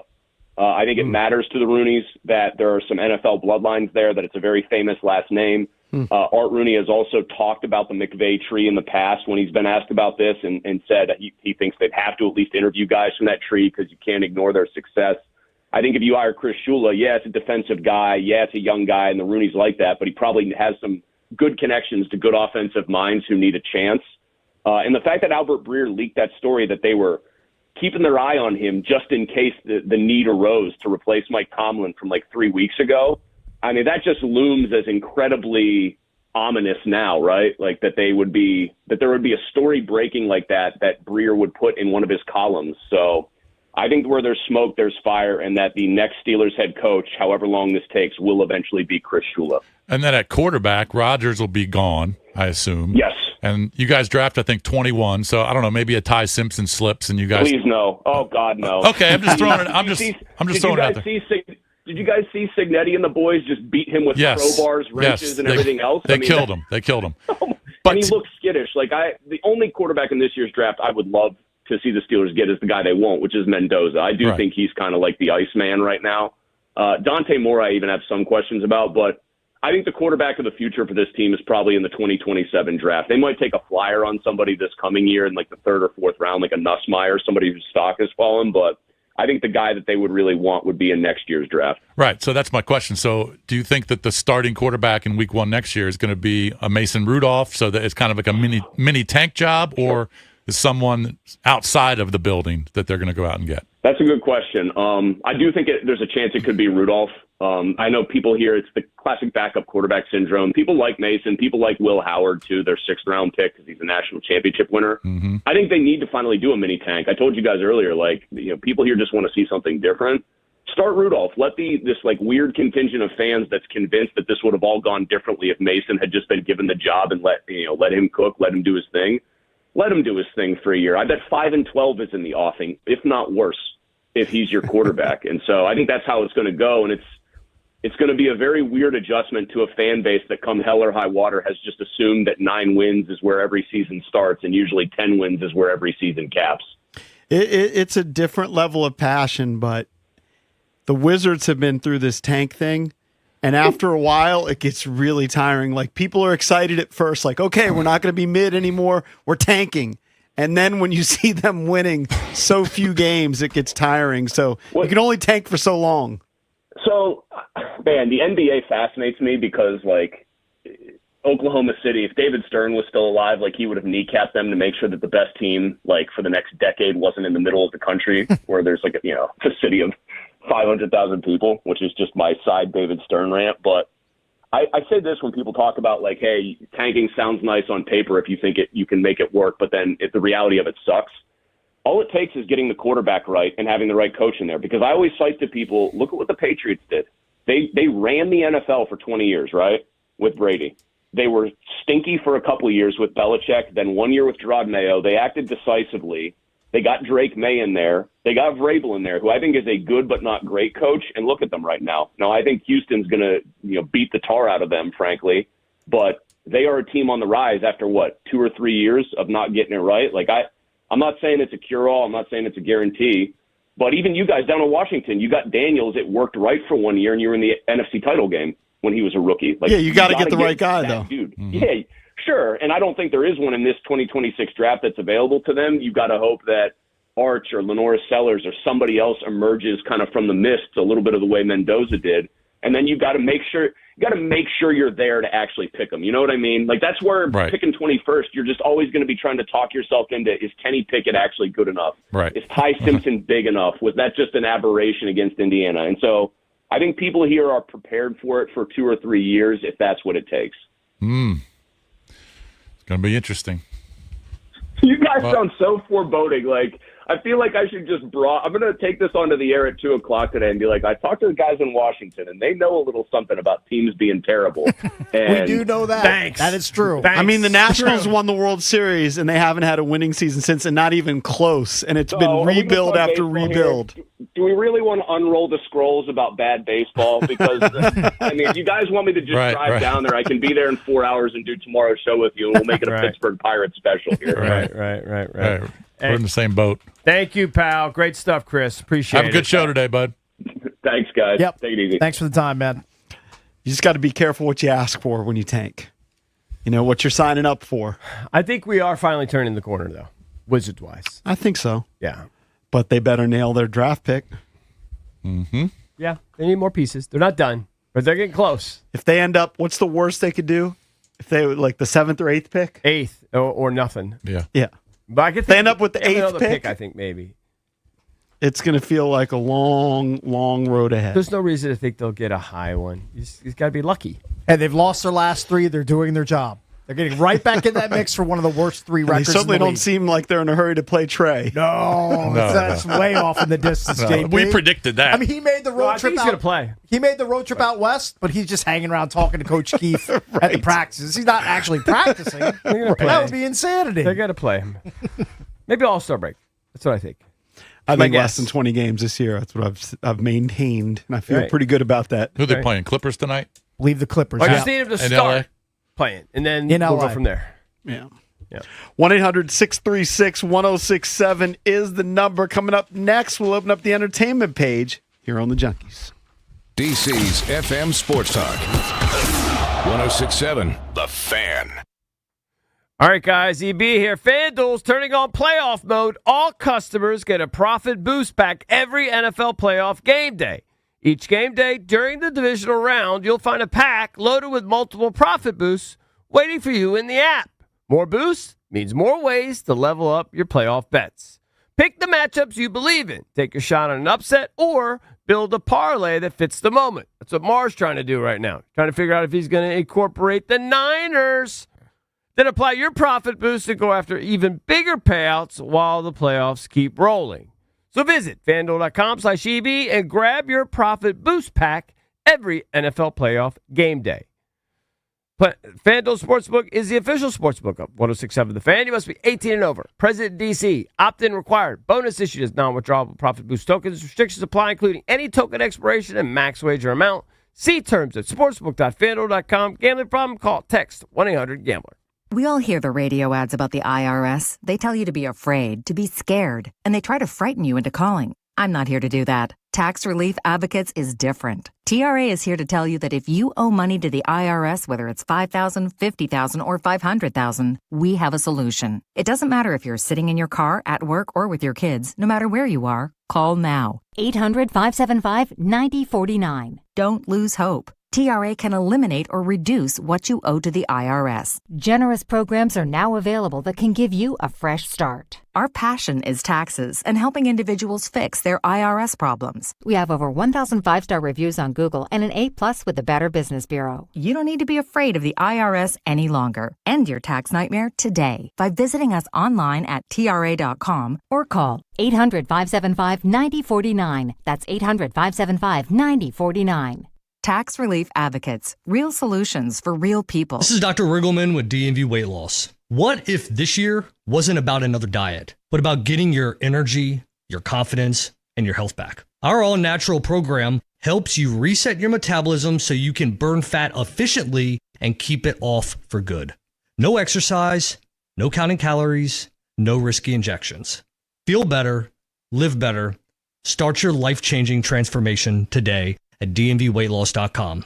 That's dmvweightloss.com. From 4X to XL and 100 pounds gone without being hungry. At 61, I'm in better health than in the last 35 years. The DMV weight loss program has successfully helped thousands of people lose up to 10 to 20% of their body weight in 60 days. You can start the program from anywhere you live. Schedule your free consultation today by calling 703-496-4680 or dmvweightloss.com. That's dmvweightloss.com. Results may vary. You're not just a homeowner. You're also a bug in the basement with the frightening number of legs owner. Fortunately, you've got heating and cooling built and tested to keep going. American Standard Heating and Air Conditioning, built to a higher standard.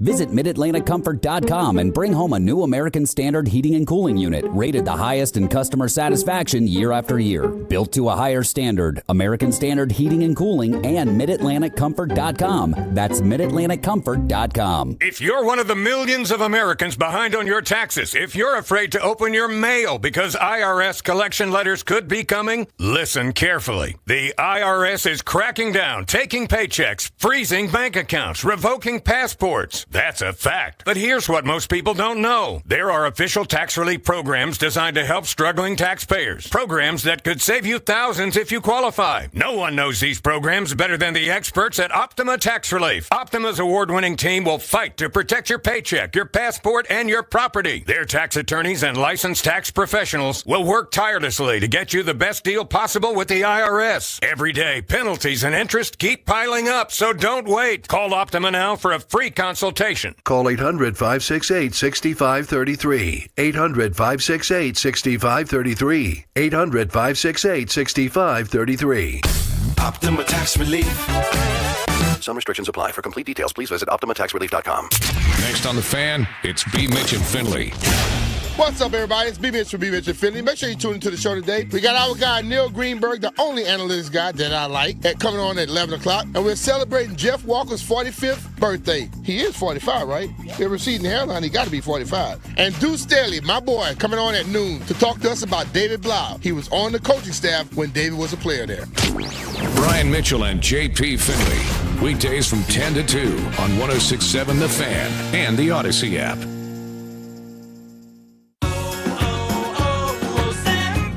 Hi, I'm Chef Franklin Becker. You know the jingle. Now discover the facts about Ozempic, a GLP-1. There's only one FDA-approved Ozempic made by Novo Nordisk. Learn about the real thing. Talk to your healthcare professional today. Call 1-833-OZEMPIC or visit Ozempic.com to view the medication guide and to learn more about Ozempic. Semaglutide injection 0.5, 1, and 2 milligrams.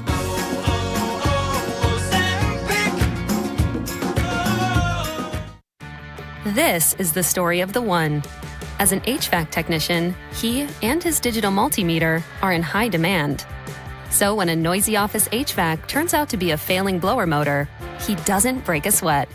With Grainger's easy-to-use website and product information, he selects the product he needs to keep everything humming right along.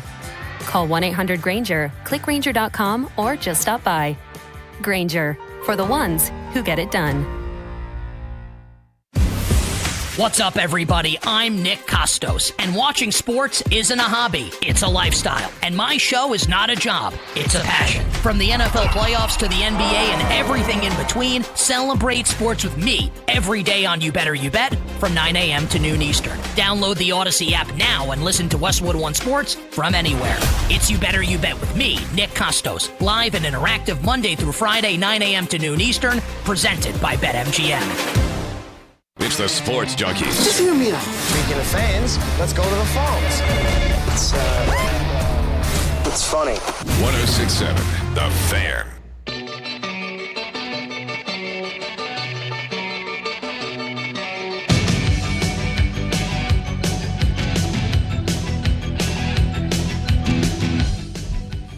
Remember, you can listen to the show on Apple Podcasts, Spotify, or wherever you listen to podcasts. Also streaming live on the Odyssey app, iHeartRadio, and TuneIn. No shortage of ways to listen to this fine product. You can also watch it. You can watch it on Monumental Sports Network. I know that our guy Mike Marr was putting up videos, which will go on the 106.7 The Fan YouTube page. Subscribe, like, and you can check out videos. He was putting up our interview with Very good. Chris Mueller. Yeah. Mueller's great. All right, let's get into the entertainment page driven by BMW Fairfax. Give me a second. Love BMW Fairfax, of course. DC's only BMW Center of Excellence Award winner for the ultimate buying experience and your ultimate driving machine. Get over to BMW Fairfax. Ask for my girl Miriam. She's the best. She's the general manager over there. Of course, you can check out their entire selection of certified pre-owned and brand new vehicles right there on their website, bmwfairfax.com. Mention me. I'm going to set you up. Great sales assistant regardless. I love the readers. Drive. I love the readers. Thank you. I got to bring some in. My buddy went to a restaurant. I'm going to bring my wife's tomorrow. I'm going to wear them. I need you to model them. Facetious. I need to see them. No, I am. No, bring them. No, I'm jealous. I don't know how to carry. Because I can't see anything. I don't know how to carry stuff. But I had a buddy. We were at the restaurant. All of a sudden, he whipped out his readers. I'm like, where do you keep those? But some people, where do you keep readers if you want to always have stuff in your pockets? Like, I just keep them right next to where my computer is when I know, print but them. let's say you go to a restaurant. Oh, yeah. Everyone our age, I know, needs to get their phone out and see the menu. Crazy. Right? I don't need that. You don't at need this the point. light? No. I'm lucky enough that I can read a don't menu right now. without like turning on my flashlight on my phone or putting on readers. I've been at a restaurant before. This was with the Maris Parrots a couple years ago. There was 25 of us. Mm-hmm. We just took the ladies' readers and we just passed them around. That's pathetic. That's what we did. That would be great if that was on video. If you could record that, that'd be hilarious. It might be pathetic. It's a sign of the times. It just happens. I guess. Can't see stuff. But you guys have the big text on your phones too, right? I could adjust it. Yeah. I just how have the regular big is size. yours? Just regular size. So mine's like this. Compared to font sizes. Compared to mine's like that. Oh, yeah, I couldn't read that. How's that? Yours is slightly bigger than Slightly mine. bigger. Not as big as Jason's. I don't want it so I think big. mine's good size. That's pretty big too. You see it from the moon. That's way bigger. That's way bigger. I don't know. You're talking a lot of smack over there with your eyes. Yeah, but I don't need to break out a flashlight to see a menu. He's got fancy colors over there though too. Fancy colors of what? The text. Oh, it's because I'm a hurting Android. Oh, okay. Yeah, I'm the same as Android mine. guy. It's green and gray. People hate the fact that I still have an Android. What's yours? White and blue. Yeah, it's all green and gray. Okay. No, I put mine on Not like familiar. I put mine on like the blue. The guys in my fantasy Reduce group the chat blue light or whatever. destroy me for having an Android. But you know what? I don't care. I That's couldn't care less. Weak sauce. I love not being in the Apple cult. All right. Jennifer Aniston, folks. Sure you don't use an iPad. Yeah. I use an iPad for one reason. Hit golf balls. You love Apple. Yeah, but I don't need an iPad. But I do use it because it's a little larger. Jennifer Aniston apparently has been dating this hypnotist for a while. Okay, A hypnotist? So weird, right? No, she's not. She's not dating Flip Orley, She's comic dating- hypnotist. yeah. They used to Dating a come guy to the named DC Jim Improv all the Curtis. time. Jim Curtis. Okay. I'm too smart to be hypnotized, by the way. That's public record. Yeah. Well, She's too smart. He's been dating her for a while, And I'm not that smart. Trust and me. Jim Curtis? Jim Curtis. I think he's a decent looking guy. Doesn't look like a weirdo or anything. She's 56. She's actually older than us. Yep. Thank God. She doesn't look 56. No. Well, part of that reason is she's addicted to plastic surgery, Jason. And I guess Jim, he's got a whole thing about authenticity and self-acceptance, and he's constantly telling her that she's beautiful and she doesn't need to do all this. Right. And they're saying, look, she's never going to stop wanting to look her best. She's going to still keep getting the Botox when she needs it and that kind of thing. It's just what she's going to do. And she's super, I guess, locked in on a minimum. She wants a boob lift. Okay? The saggy milkers, or for her, no milk. Right. She wants those lifted. Okay, understood. Okay. And he doesn't want her to She's do that? a woman of means. I think he might be okay with that one. Oh, okay. he's letting that one slide. But it's so funny, man. These people that get into it, like she's into the peptides, all of the red light therapy. They say she does all of it. Whatever you can, man. They're trying to hold. I saw Oprah on TV yesterday. Oprah's got to be pretty close to 70. How old is Oprah? Oprah looked like she was 44. I mean, she's got to at least be mid-60s, if not older. Oprah looked 71. She's 71. Wow. She looked 44 years old. Well, because she's extremely wealthy. It's easier to look better and look younger when you got a lot of dough in the bank. It's unbelievable. Or maybe she's just genetically blessed. Maybe her parents looked younger when they were her age. Who knows? Okay, maybe there's a part of Well, that. not every superstar at 71 looks 45. True. No, but I think she's obviously locked in on it. Yeah. Like that's a thing for her, I think, in my opinion. I'm reading that the relationship hit a snag because of her relationship with her ex-husband, Justin Theroux. Oh, I mean, that might be a story, but that's not the story I'm reading. Yeah. But I'm saying that's one reason why. Did they officially break up? Oh, I haven't heard they broke up. They're saying the story here is boob job plan to keep her man interested. I don't know. Maybe Valdez give me an old story. This is Valdez, you give me an old this story. is January 10, 2026. That was at the front page of Radar Online. Jennifer Aniston's latest romance is hitting an unexpected snag, with sources telling OK her long-standing friendship with her ex-husband Justin Theroux is casting a shadow over her relationship with Jim Curtis. Maybe that's why she's going to get the boob lift. All right. They say, according, let me see if I don't know if I have a date on it, but he said it's on the front page of the site. They're saying that So maybe it's multiple reasons. she wants to get a boob lift and she wants a fat transfer to her butt, and she wants to do something about the skin on her neck. She got the turkey neck. You think it's going a little? How much was the fat transfer to the butt? Maybe I can get some from the handles to the butt. This was because my butt is flat. Yeah, this I might was need to look into this. January 14th. Yep. Let's get a plastic surgeon on the horn immediately. You'd be one of those rare guys. I think that's actually not. It's not unusual for guys to have flat butts. Yeah. Guys do a lot of sitting. So much sitting. They do so much They sitting. took all my sedentary. They took all my fat. I'd look like a Kardashian. Now, Jason and I watched Landman. Have you noticed how Billy Bob wears his jeans on Landman? I mean, they're so saggy. Well, you know how thin he is? He's probably 130 pounds. He's got a flatter butt than me. Billy Bob. He's 130 pounds soaking wet. He wears his jeans like Roger. Yes. Does he? How I mean, does not Roger- quite that bad. Literally, that's one of the eighth wonders of the world. How Roger keeps his pants up. I mean, it appears. How about that? Do you think they're appears pinned? How about they're that? below his butt. Do you think they're pinned? I don't know. I think he buys literally like waist size 30 Could it pants be a and onesie? wears them Maybe he's halfway wearing up a his. onesie. It's I like don't know. jeans connected to the shirt. That'd be. You know what? That might be my brainchild. Valdez. I know what his New Year So you're saying resolution suspenders? wasn't. Roger, the engineer, his New Year's resolution wasn't to stop tinkering with TVs in the break room because he loves to do that. That's his job. Loves tinkering with the TVs. Hold on. This a great idea. So, just come out with a onesie, but it's not one pattern, the whole thing. It's jeans, a belt, and then like a tucked in sweater. Just a big onesie. It's a horrible idea. Why? You think that's a great idea? Okay, maybe it can make it a more attractive shirt. But I mean, the idea, and then you never have to worry about if you have a flat ass. Aren't those called overalls?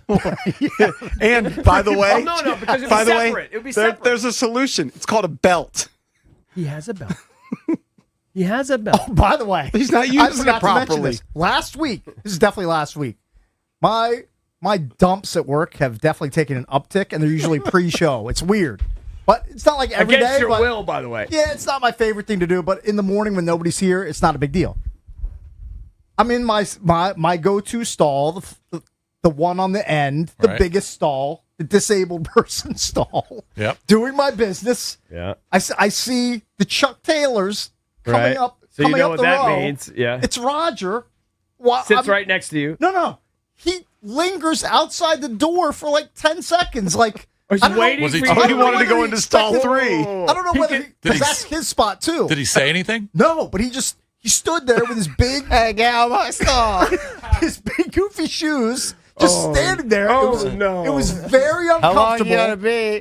Until he eventually shuffled down. So now he left a buffer toilet in between. He went down to the second. Third. He stall. finally gave up on it. Well, he went to the second stall. Right, gave but me he a finally buffer. gave He up. finally gave up the But ghost. you know what the But worst I was thing like, is? what is he doing? You know what my big fear He is? sees my feet, doesn't he? Yeah, oh, yes. Here's How- how Wait, Or maybe waiting for you not. to finish. Maybe he's just so But clueless no, he didn't know you how were there. could he see my feet and then still shuffle down and I then don't know. linger outside Dude, he the waited. stall? He was- yeah, he was trying Did to he wait you tug on out. the door? No, but a good 8 to 10 seconds, All just right, standing there he- like a He was ghost. flummoxed. Bring him in. Bring him Here's- in. We need to do an He investigation. doesn't even remember. I'm Here's my- sure he doesn't remember. Here's my big dilemma. First of all, I'm like Jason. When I go into like a public bathroom, and I do a lot of duties in public bathrooms.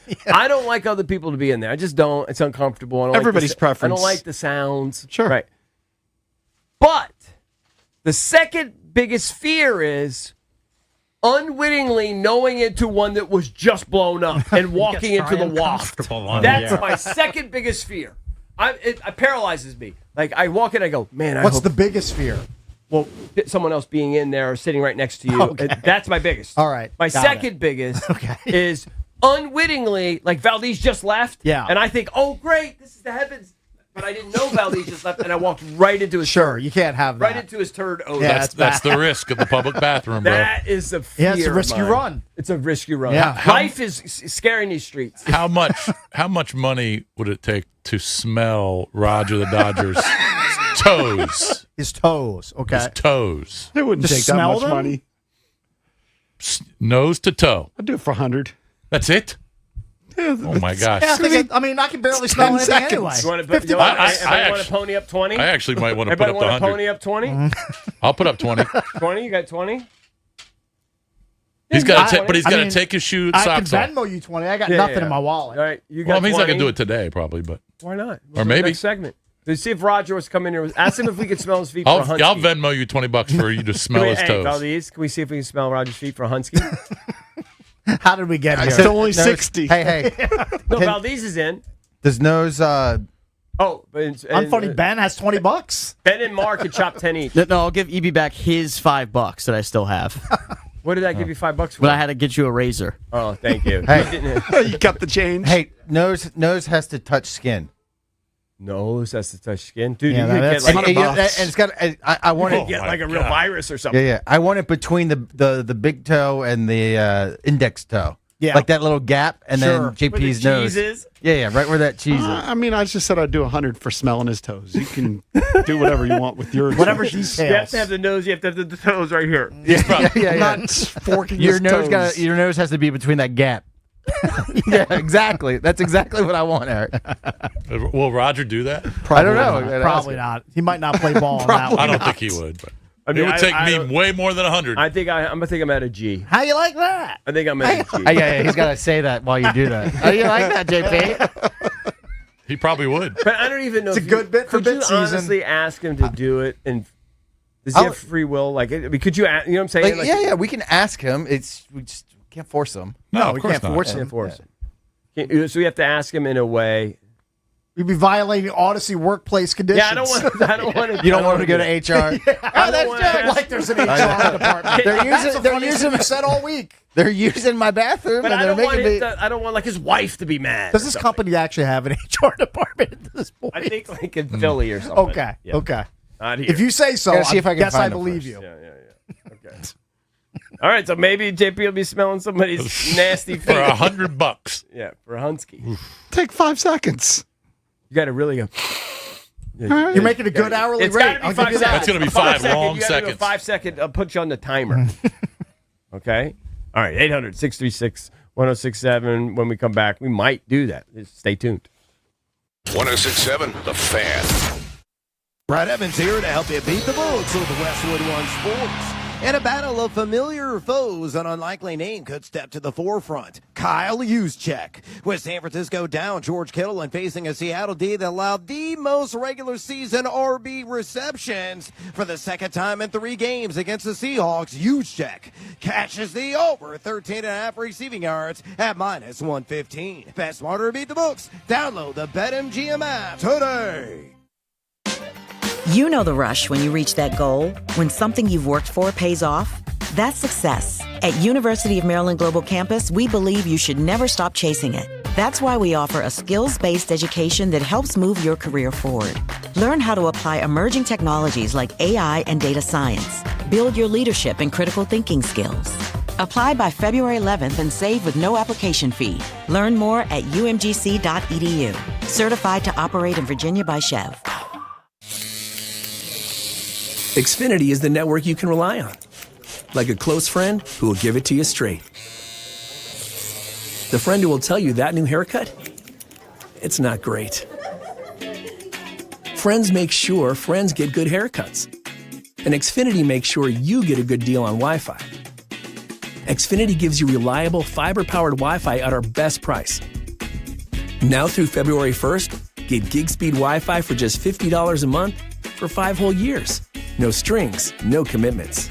Just super fast, reliable gig speed Wi-Fi with our best equipment and unlimited data included. Save yourself from questionable decisions and save over Verizon and AT&T. Xfinity, imagine that.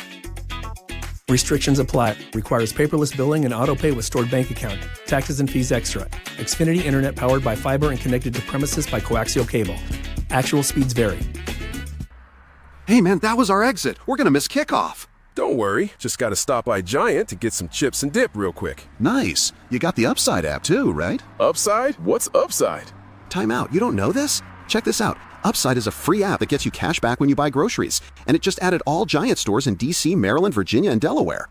You're saying I can get money back just for buying groceries? That's a pretty big deal.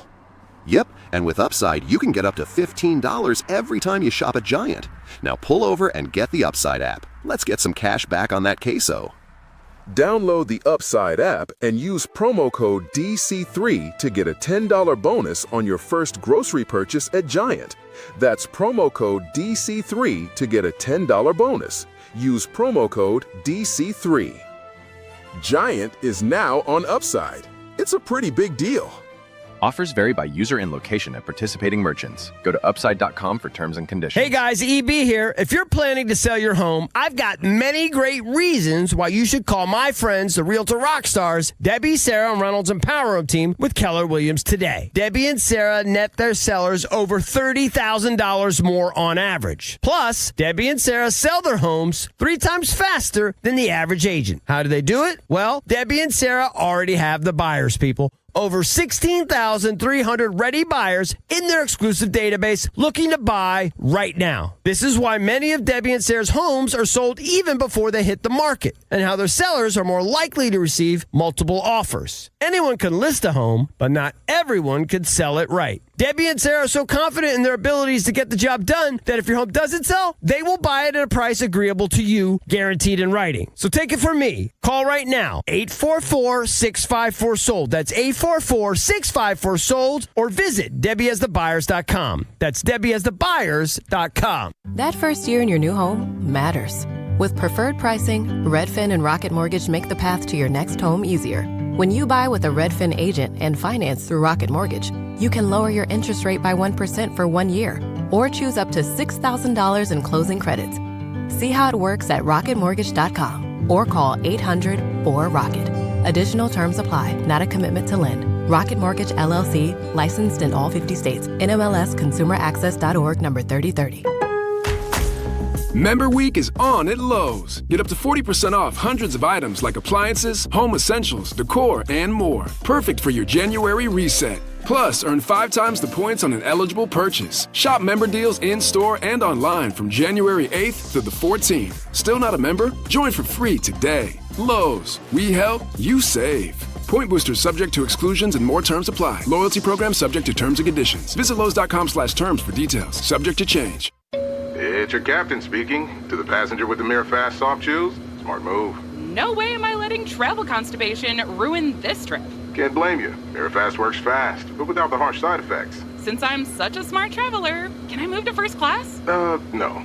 Close the curtain, Carol. From the makers of Miralax, new Mirafast soft chews work naturally with your body in as little as 30 minutes to give you a comfortable go on the go. Find Mirafast today at your local retailer. Use as directed for occasional constipation. Contains magnesium hydroxide. It's the Sports Junkies. All right, I'm going to give you real quick. A good reason to listen. On 106.7 The Fan, and always live on the free Odyssey app.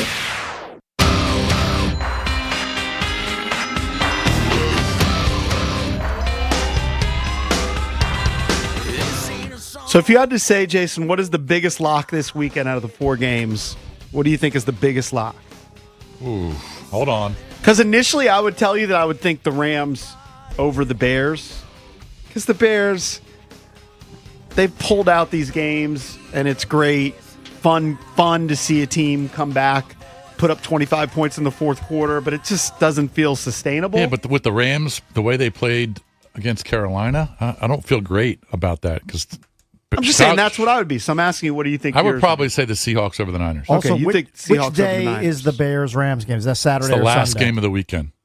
So that's Sunday night. Sunday night, 6:30. The weather in Chicago. Well, that's what I Sunday wanted to night bring up. It's going to be a disaster Oh, for the it Rams. is? Yes. How That's bad? what I wanted to bring up. So I didn't see that. Yeah, So well, I scooped you on weather for when the first it's time. under 20 degrees, Caleb Williams is 3-1. Okay. Stafford is 1-8. And then this is just this season. You know, he finished this year with 46 touchdowns, 8 interceptions. All right. 65% completion percentage. Played 2 games this season, not in a dome when the temperature was below 50. So not even going down to like 15 degrees or whatever it's going to be in Chicago, just below 50. His completion percentage dropped from 65 to 60. And in the 2 games, he had 4 touchdowns, 5 picks. Very small sample size. Maybe it's coincidence because last year, Stafford in Philadelphia in snow almost won the game for him. Yeah. And beat, very close to beating That the was Super awful Bowl weather. But it's champions. not supposed to snow in Chicago. It's just supposed to be cold. Here's right? the latest. I mean, and this could change because this is, for Saturday or a few days out. The evening forecast calls for, quote, very cold with periods of snow. Temp expected to be around 10 degrees with a -6 wind chill with roughly an inch of snow. The wind will be 12 miles per hour, gusts up to 22 miles per hour. Oh, that's going to be So brutal. the weather is going to play a role in this game. It's not still gonna be would- like And you know 30 what? And there'll be degrees. psycho Bears fans with their shirts off. Absolutely. I still would say, to me, the Rams just money line to me is the most likely of the outcomes. Even with that weather? Because the Bills-Broncos game, I'm sorry, the Broncos are the favorites and the Bills have injuries, but you've got Josh Allen. So I wouldn't say either of those teams is a lock. You're going to say the Seahawks, and they do seem to be the best, but Kyle Shanahan, didn't they know. split in the regular season? Yeah. 49ers beat them in Seattle. Seattle beat 49ers in San Francisco. But they And were spread apart. Who was quarterback in the Niners win? Was it Mac Jones or was it Purdy? Oh, I think that was Mac Jones. Yeah, I mean, what Kyle Shanahan has done as a coach, like they've been able to overcome all these injuries. But that was months ago. All right. Months. That line's 7.5, but I don't know. Do you see the Bears making it to the NFC Championship Actually, game? Purdy was the quarterback in that game. 17-13. Despite all the weather, the Rams are still favored by 3.5. That's why I said, to me, that, like, of the 4 games, for me, that to me would be the biggest lock. I would take the Rams over the Bears. I just think they're the better team. But, a couple weeks ago, I thought the Rams were the best team, and Seattle beat them. You don't think the Pats over the Texans is a big lock? No. I mean, I just watched the Texans completely just shut down Pittsburgh. Texas defense could be an issue for Drake May. Yeah. If they get after him. I mean, May was sacked 5 times this past week. What's your biggest lock, Cakes, on the board? If you said a money line I hate lock unders, but to it might win. be Just to win Just the to game. win the game. to win? Which Just an team? outright winner? Which team? Like if you had to pick one team that's going to be in the championship game, either AFC or NFC. I think it's the Bills. I just You can't. think the Bills are a lock? I can't. I can't believe that Bo Nix is going to outdo Josh Allen in a huge game. This is Bo Nix bias. All right, but Denver's defense, Yeah, I have Denver's bias. defense is good. All right, they Understood. get after the quarterback, and the Bills have no receivers besides Shakir. Allen is going to make it work somehow with a combo of Cook out of the backfield. Maybe they activate Curtis Samuel. He'll get a few balls to Keon Coleman. Curtis Samuel's going to be a difference maker. Look, he's not Jerry Rice. It's not what I'm trying to say. No, but you're saying Josh Allen will be Superman and find a way, probably running. You know, he ran for 2 touchdowns this last week. I believe it was 2. Running and then making enough passes to Kincaid or Knox or whoever he's got. I think the Broncos are going to be an issue. I think so too. Because I mean, they've got a good secondary. They've got one of the best DBs in the league, if not the best. They get after the quarterback. The weather could be an issue. Altitude. I don't Josh think Allen. the weather's an issue though for the Bills because the Bills playing. That No, kind I'm of just weather talking all about the the time. altitude. I'm going to bet on the better quarterback. That's generally what I do. All right, well, despite whatever the defense challenges they pose. Well, and wouldn't they you take Stafford present. over Caleb? Most times, yes, absolutely. But I think the weather there is, and his record in poor weather and cold weather, kind of if hurts their chances. if it's going to be -6, you said -6 wind chill. Wind chill, yeah. That's going to be tough to play in for the Rams. But again, they were right there at the end last year in Philly. That's true. They were one play away from advancing. The Seahawks could prove me wrong and just roll and just stomp all over the Niners, but the fact that those two teams split in the regular season, and Kyle's such a good coach, been there, done that, it's been to 2 Super Bowls. Yep. Like on paper, you might say, "Oh, the Seahawks should maul them." Kittle being out is huge. It really is. It hurts, but I have a hard time betting against Christian McCaffrey. Yeah, he's just such a weapon. He's so good. I just think the Saw him on Seattle display last defense. week. I just think the Seattle defense is going to make it very difficult for Purdy. And to me, the Texans Patriots is a toss-up. Probably. I don't know who to pick in that game. I think 2 of the home team. I think the money line. I think it's going to split for the home teams. So I think 2 roadies are going to You win. want to book a teaser in that game for me? $5 Which one? in the Pats Texans game.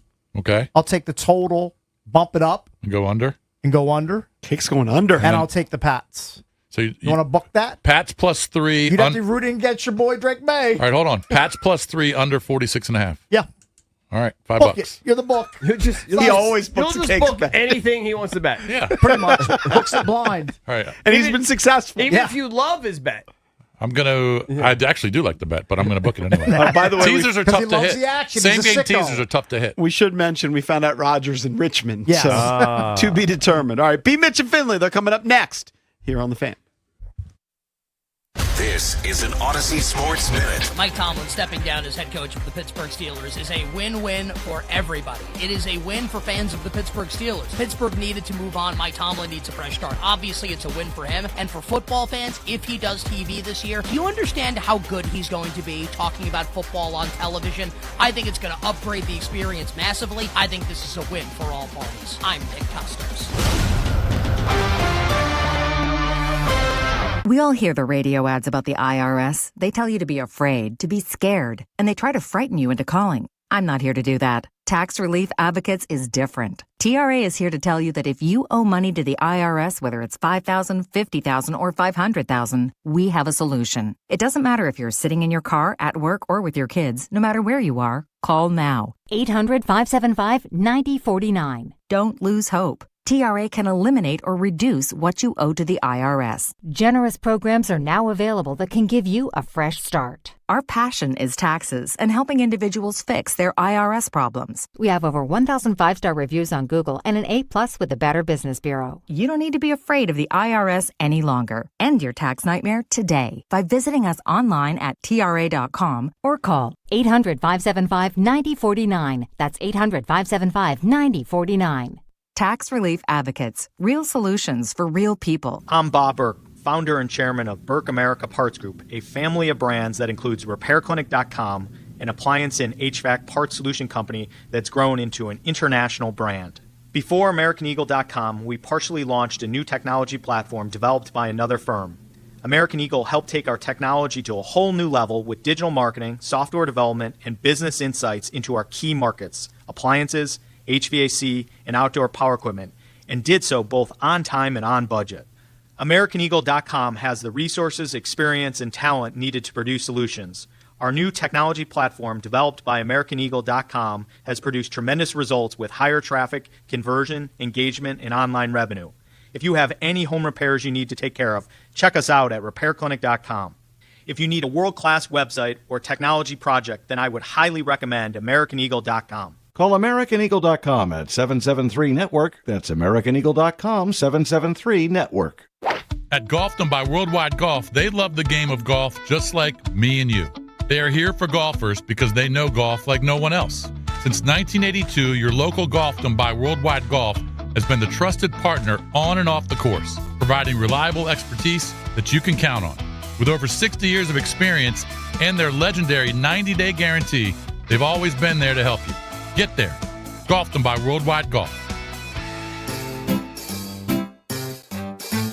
1-877 Cars for Kids. KARS Cars for Kids. 1-877 Cars for Kids. Donate your car today. 1-877 Cars for Kids. Donate your car today. Ready to get rid of that old car? Donate it to Cars for Kids. Call 1-877-CARS-FOR-KIDS to reach a friendly live agent. Donation's super easy, and your car can be picked up as soon as tomorrow. Call us now, 1-877-CARS-FOR-KIDS. That's Cars with a K to donate your car today. 1-877 Cars for Kids. KARS Cars for Kids. 1-877 Cars for Kids. Donate your car today. Did you know you can donate real estate too? Go to carsforkids.org. That's carsforkids.org. Attention. Have you racked up $10,000 or more in credit card debt? Are you barely getting by making minimum payments?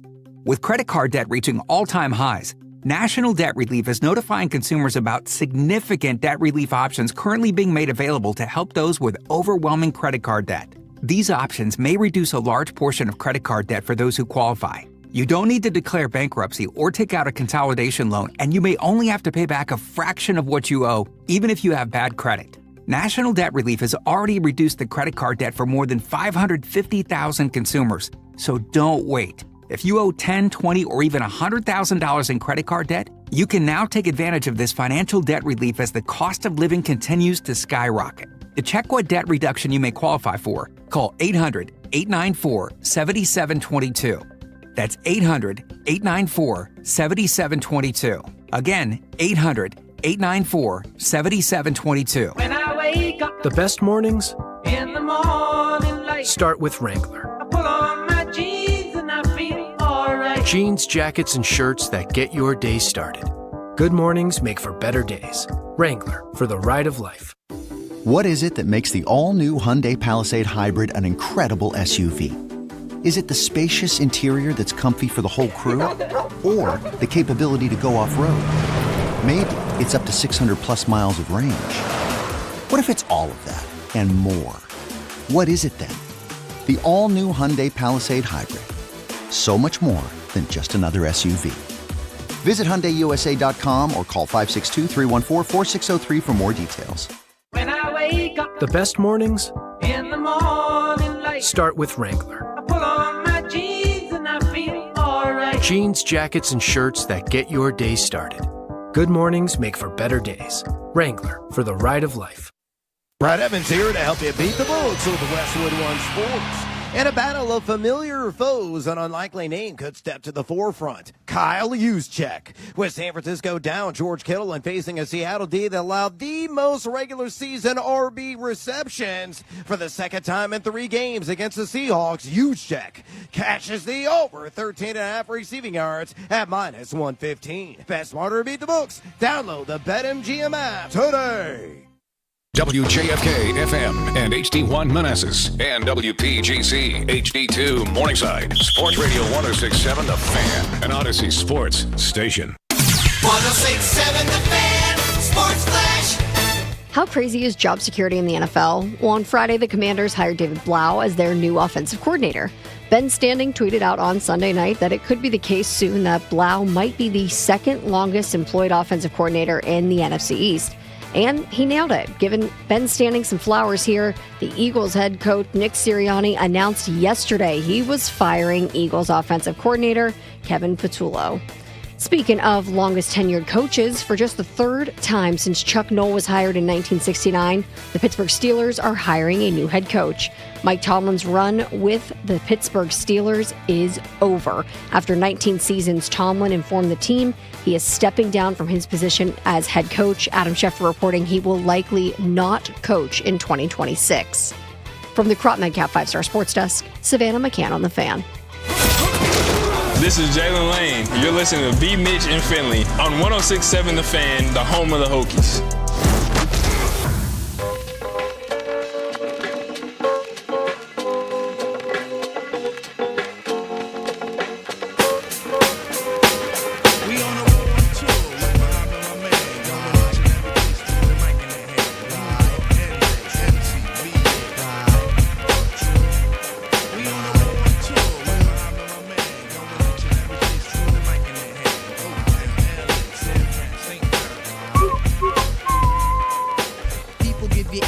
Be sublime. It's enjoyable to know you in the concubines. What up, everybody? It is 10 a.m. in the District of Columbia. Points north, south, east, and west. You're listening to B. Mitch and Finley.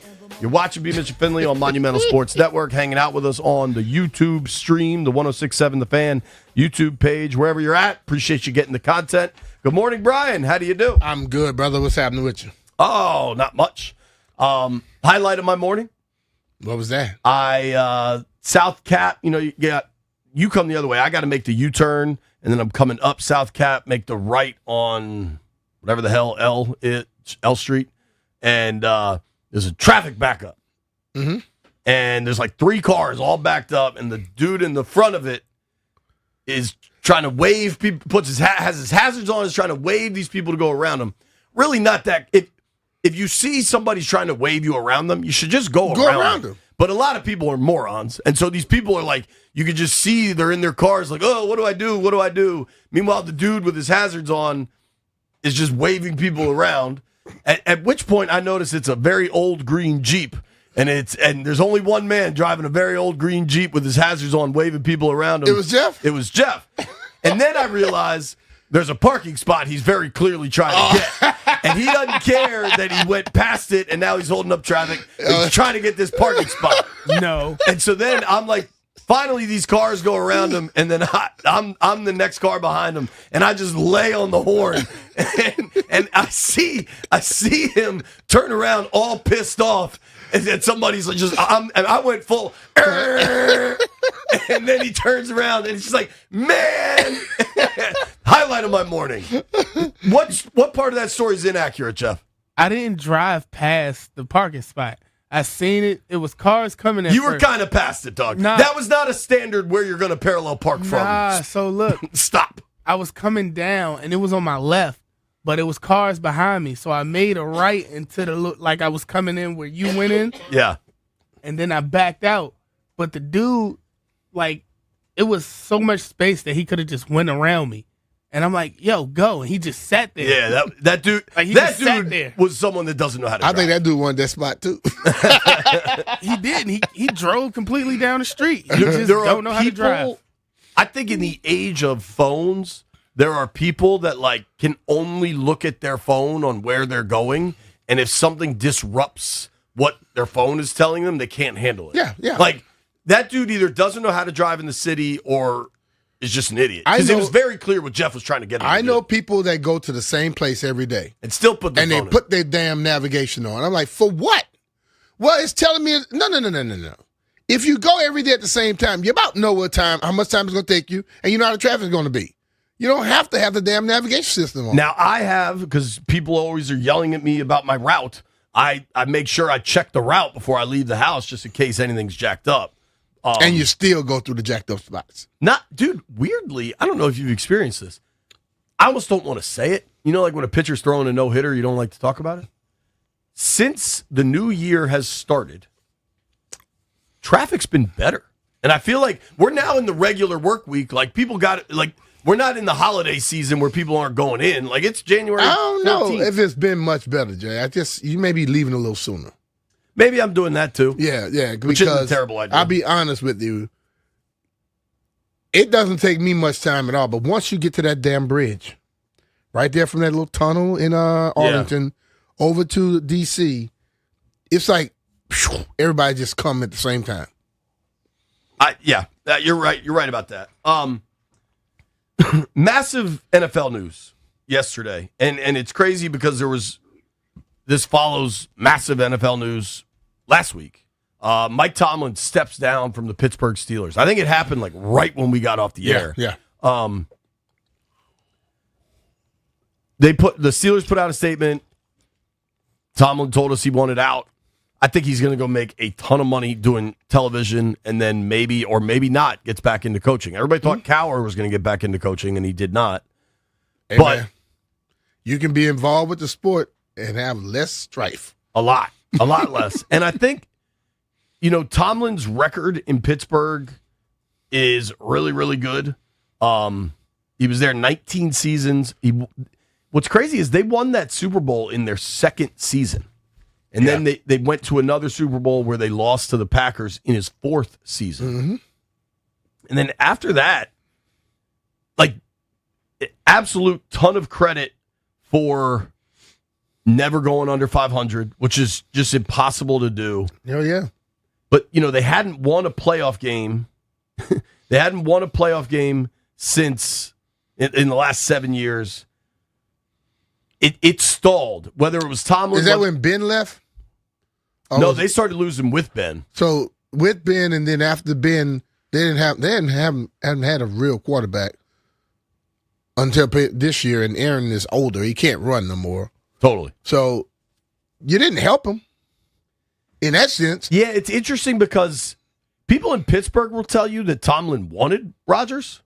I don't buy that one. I think once they got with each other, their level of respect for each other began to grow because they saw each other working the same. But at first, I can't see that. That's what the reporting out of Pittsburgh suggests. And the reporting out of Pittsburgh suggests he also wanted Russ. Like, he was happy to run it with these veteran quarterbacks. The reality of the situation now with Pittsburgh, and if I'm Tomlin, I don't think it's that hard to look at that locker room and what do we have for the long term here? You know what I mean? Yeah. Because the Steelers have some really good players, but a lot of them are older. And I didn't buy as old as Jeff. They don't have a quarterback situation. The Commanders had the oldest roster in the NFL at about 28. The Steelers were just behind them at 27 and a quarter. Mm-hmm. And I think one of the biggest differences with Washington's roster, which was undoubtedly old, but it's a young quarterback. Pittsburgh is obviously Pittsburgh, and that job carries a lot of gravitas, and the Steelers organizationally are probably an international brand. You know what I mean? Yeah. But, dude, of the jobs that are now available, you got 9 open jobs now, which is crazy. Totally. Is that Pittsburgh job that attractive? It's attractive because of what Pittsburgh is, but comes with a lot of pressure, a lot of stress. They're like 12th in salary cap money available. I'll check what their draft picks are. Like I know they gave up picks to go get DK Metcalf. They do have a ton of picks. So Pittsburgh has 5 top 100 picks, 21, 53, 76, 85, 99. They've got a lot of picks in this upcoming draft. 2, 4, 6, 8, 9, 10, 11, 12 picks in the upcoming draft. And a lot of those are high-value picks. Mm-hmm. I feel like if I'm the Steelers, should that not be a full reboot where you're looking for a new GM too? I don't know. And the thing about them, the difference with the Steelers is they don't make a lot of changes. Right. So we can't look at the Steelers like everybody else. I think the way we are today, we're always looking at change. They haven't been like that. Since 1969, this is the fourth coach that they would have had coming up. That's crazy. Okay? And I don't remember them changing general managers every other damn year either. They have a tendency of when they hire somebody, they feel like we're going for the long haul. You look at their coaches. Tomlin was hired at what, 34? 34. Cowell was hired at 34. Noah was hired at 37, 38.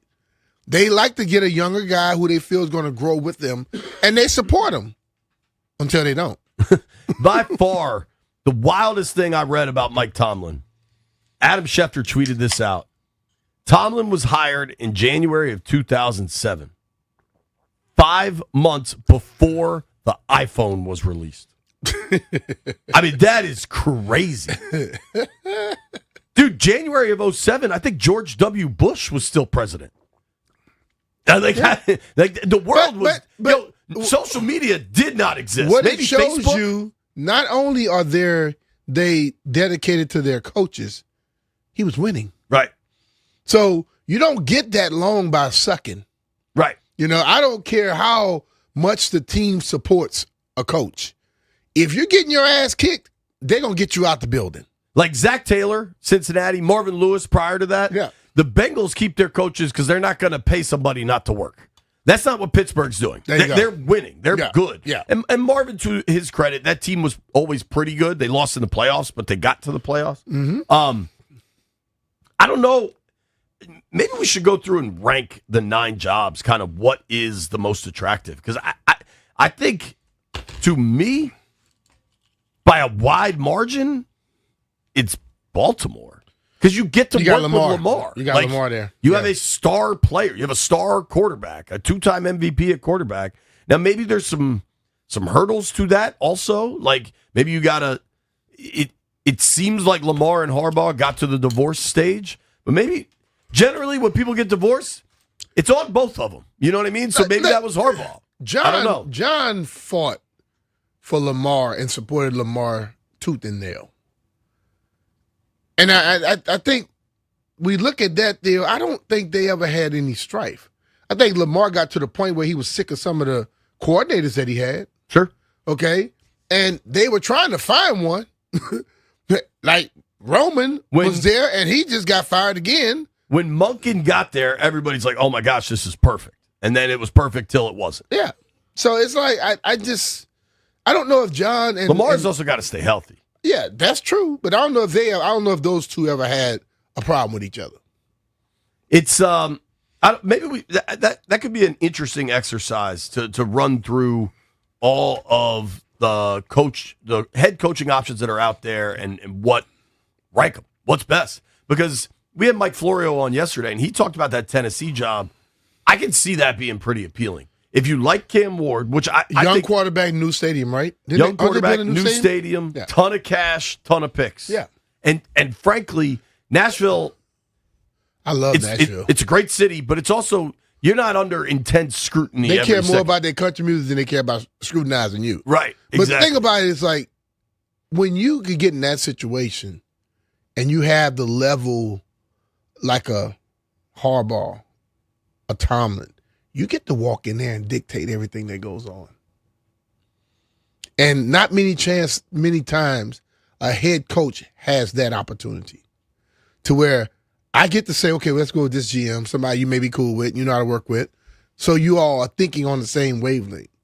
Because when you look at it today, as much as coaches are scrutinized like hell, you got somebody else picking their grocery for them. Totally. And so you telling me you think this guy can play, then I get him on the field, and hell, he can't. And I'm told I have to develop him. But if the guy is like behind already, then what am I going to develop? How about this? The Giants jet, Steve Tisch's private jet, landed at BWI this morning. And Ian Rappaport just tweeted out, through today, the Giants are the only team that can hire a coach. I guess they've gone through all the protocols, all the rules, right? Today is the first, quotes, interview, but there have been countless conversations between Harbaugh and Giants brass. Mm-hmm. Rappaport is saying the following about Harbaugh's meeting with the Giants today. There is a chance he does not leave the building. Yeah. That's the best way to do it. They got cash. Okay. Straight cash, homie. You got to believe in that quarterback, but yeah, it's interesting. Hey, by the end of the day, we may have some more breaking news. It'll probably happen at 2:05. Yeah. All right. We have a very busy show. I'm excited. Neil Greenberg will join us for his weekly podcast. Deuce Staley. Deuce played running back with B on those great Eagles teams. Deuce has been a position coach all over the NFL. Deuce was coaching in Detroit when David Blau was a player in Detroit. Really interested to hear from Deuce about what he thought of Blau, the quarterback, and the person. Deuce will join us at noon. Tashawn Reed, Washington Post, going to join us at 1 o'clock. Tashawn had a really good read earlier this week in the Post about the Commanders' off-season guide, kind of dates, things they need to get done. I want to talk to Tashawn, go through all that. Plus, I believe we're getting food delivered to celebrate Jeff Walker's birthday. We might open the phone. 44th, 5th? Which one? I think he's 39. So we're going to open the phones. 6'7". We're going to open the phones to let people roast Jeff Walker if we can pull that off. I did yesterday, Brian. I told you I attempted two relatively athletic things. One not really, but one definitely. I told you yesterday I was going to try to go hit some golf balls, right? Yeah. Did you? So I was in charge of Shelby for the afternoon. When you start off your conversation like, so I know you didn't do it. No. So we went to go hit balls, and I was like, Shelby, it's kind of cold. She's like, Daddy, it's fine. So Wait. hold on. So baby girl had to correct you? You're soft, man. Correct. Shelby's the sun my girl. also then came out in my defense. Tomorrow? Yesterday. So we were song, dog. I know. Shout out to Annie. But it was great. So we were hitting balls, and she was swinging it all right. Now, she hadn't swung a club probably since the early fall, and she's doing okay. And you know my boy Cisco. My boy Cisco was on the range with another buddy, this dude John Taylor. We were kind of having fun. We were trying to hit it to this flag and just making it a game, right? And then Cisco and JT were going out to play, and they invited us to go with them. And I was like, Shelby, you think you got this? And she's like, sure, let's do it. And the golf was okay, but the time spent and her ability to hang with like three adults, and she would come to the tee with us, we would hit, and then she would run up to her tee. And, you know, she hit some putts, and like, it was so fulfilling to do. And it really was fun. And I really appreciate those two being cool about letting us go. Damn kids. Right, yeah. So, I mean, Cisco's daughters are friends with her. People understand that type of situation. And then again, that can be some education for her for the long haul. Like, she may get a little older, and the guy said, let's play. She's not going to be intimidated. Totally. She was out there with you all, you know? Yeah, it was. I've taken Bria different places. Bria took over when she was younger. Dude. Ask Mike Sellers. He'll tell you. I believe it. She dissed him. She told him straight up. she was only 3 years old at that time. I'm like, damn, girl. I love it. And I just feel like when kids can operate around adults, it's just really healthy. It was an absolute blast, and I really, really enjoyed it. Mm-hmm. So then we went home, had some dinner, and then last night I played paddle. I haven't played paddle much at all. So paddle's a winter sport. Last year, So you told me you was going to play tennis. I thought you were going to play real tennis. Paddle tennis. Okay. That's a difference, though. It's different. It's definitely different. But last year, the playoff run, we were working, just working. I wish we were working this year. I hear you. More money. And just more. It's far better to cover playoffs than this. But So I went last night and I told the captain that assigns the lineups, like, yo, I'm rusty. I don't know if my game's any good, etc. We get out there for warm-ups, and I was with my boy Samir, and he's like, dude, I haven't played. I'm terrible. And I was like, dog, I'm worse. So we're not in the best headspace for this match. Mm-hmm. And we're playing two guys in warm-ups. I was like, oh, man, we're about to get cooked. This dude, Robbie Byrne, the whole Byrne family is just paddle experts. And this other dude I didn't know, Mike Looney. I want to give Mike some credit here. He says he listens to the show. You know how Tom Brady has talked about, and Bobby Wagner has talked about, like, you know, I'm not as fast now as I was 10 years ago, but I know the game so much better. Yeah. My man Mike Looney knew the game. Dog, he didn't have to move much because he knew the exact angles of everything. He was just playing some duds. That too. B, we got our ass kicked. 2 sets, 6-0 first set. Did y'all score any points? The second set, it was like 4-0, and then I'm pretty sure Robbie and Mike tried some, like they were working on their game and tried some other stuff. So we were able to get two games at the end. We lost 6-0, 6-2. And it was worse than that. Now, granted, some of the points went to Deuce. If we get a couple bounces, maybe we sneak a couple in there.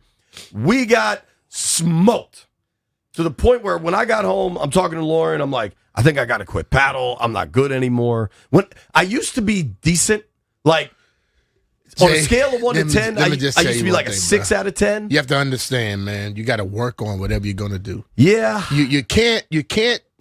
I don't care what you got going on. If you're going to be good at something, you got to invest a little time in it. I used to play, like, not just league night. Like, I'd go play on the weekend. Like, I'd play more, and I haven't been doing that, and I either need to do that. I also, Brian, I think I need to go to the eye doctor, dog. I think it's finally time. Because sometimes... What was the guy that left here and went to San Fran? Carlos Rogers. Yeah, you need to talk to Carlos. I told Carlos that a long time ago. He just said, bro, your eyes. Did you miss the ball? Yeah, oh yeah. And so you play at night, so you're playing under the lights. And if that ball gets up in the light, I lose it. I think there's something with my eye. Because sometimes even driving at night with headlights in my eyes. But that happens to people with good eyesight, dog. I might have cataracts, dog. Let me get a little something for my cataracts. I don't know. I think I need to go to the eye doctor. I think I need to practice. I think I suck. I think Mike Looney's very good. Let's talk Cliff Kingsbury. Oh, Mike Looney Tune. Mike Looney beat my ass. Let's talk Cliff Kingsbury and Peter Schrager when we return.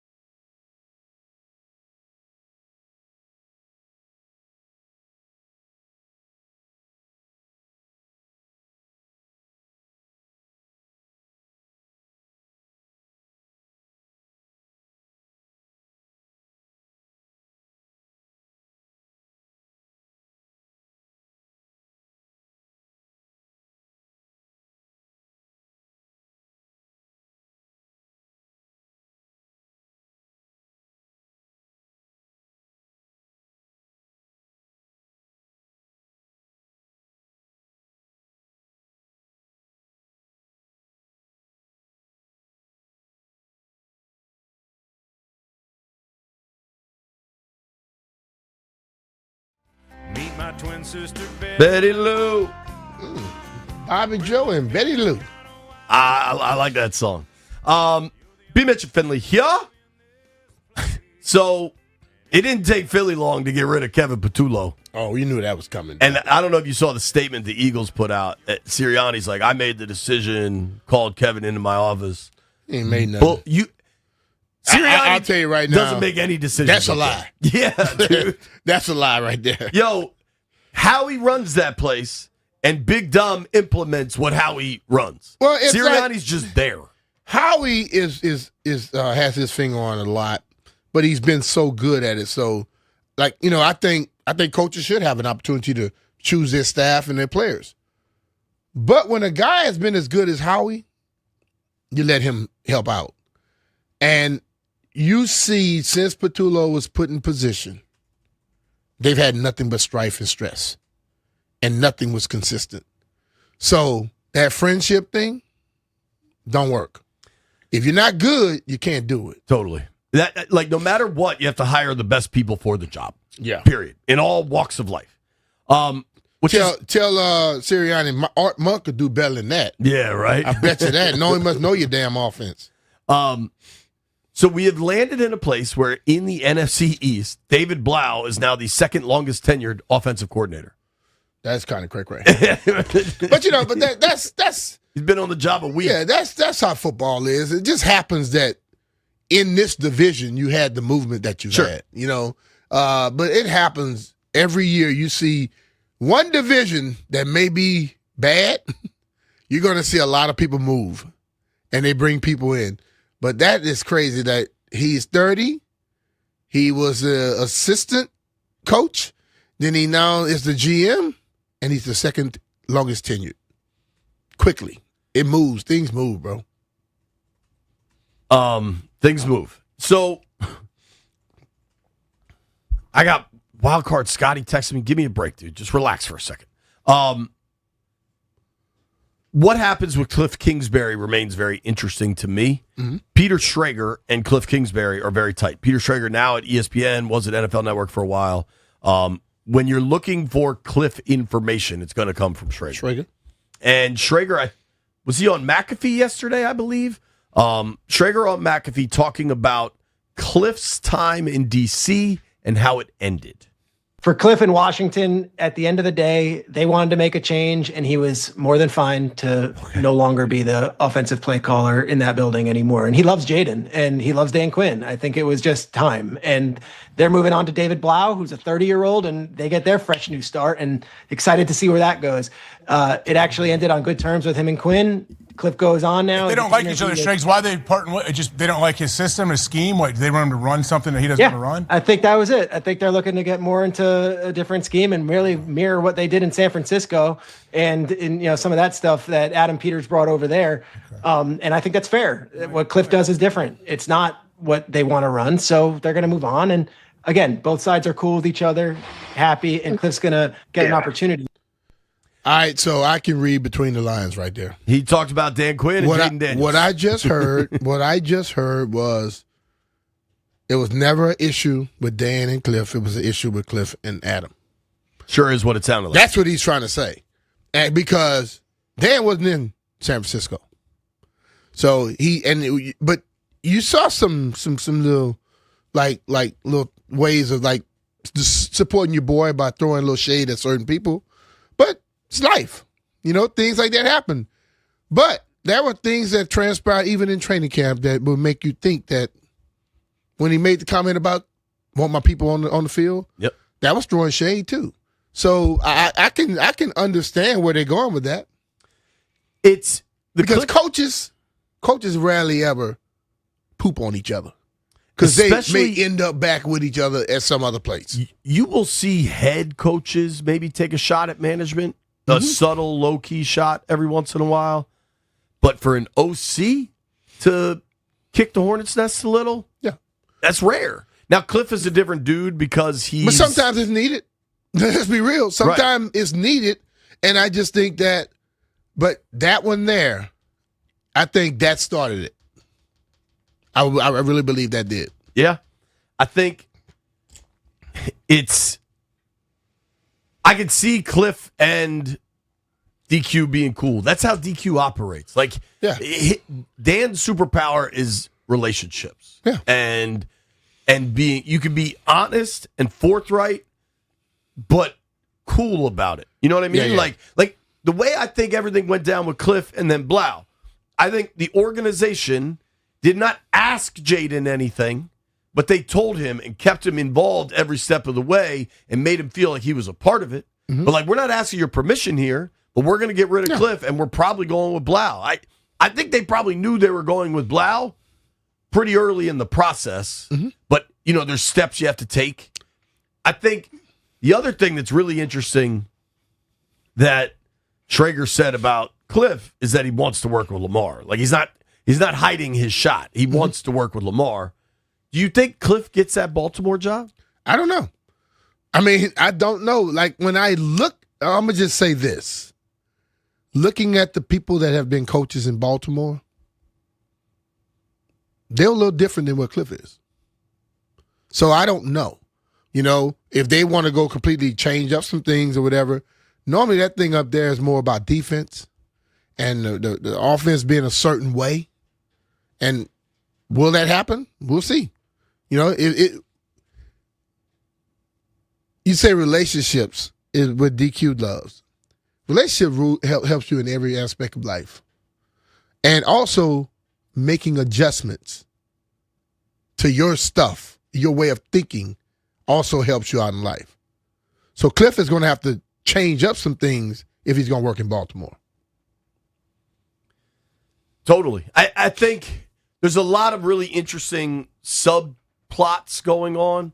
And I think when Traeger says they want an offense that looks more like San Francisco, so obviously AP was in San Fran, but most of the folks that got to San Fran were with DQ in Atlanta. You know what I mean? Yeah. And you can bring up 28-3, and that is an undeniable part of DQ's history and that San Francisco team, like Kyle Shanahan's history. But that offense looks different than Cliff's. There's that offense in San Francisco now looks different than that offense in that Super Bowl looked. Totally. It's not as pass happy. There's an undeniable fact that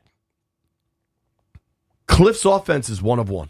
He's the one dude running that. And that doesn't mean it's bad, but it does mean in a copycat league where everybody rips everything off, nobody's running that. Yeah. So, but even with his, he can keep what he's been running because there are some aspects of it that are damn good. But you have to be able to run some things off of that or take something from other people and implement it into your game plan, which would make it even more, which would make it potent at that moment. You know, I know people are looking for a way to set their own tone, but everybody takes something from somebody in the NFL.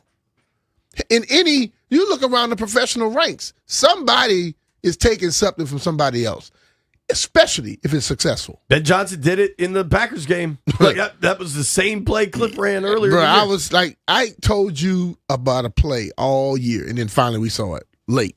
Right.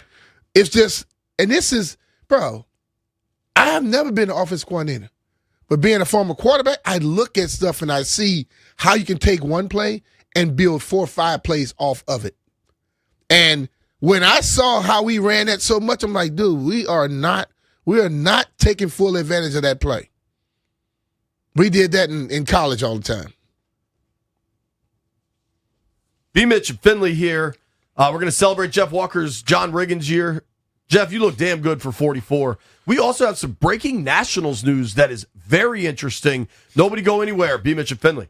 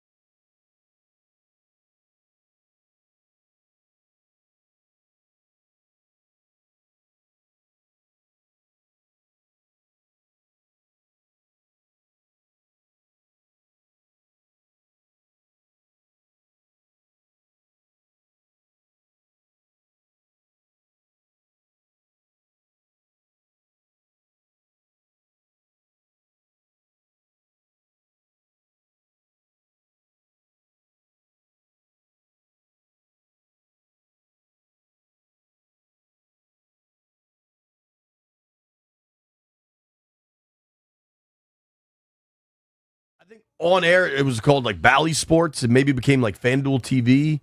But I think the company had gone through significant bankruptcies and all sorts of stuff. It was Main Street Sports. So earlier this month.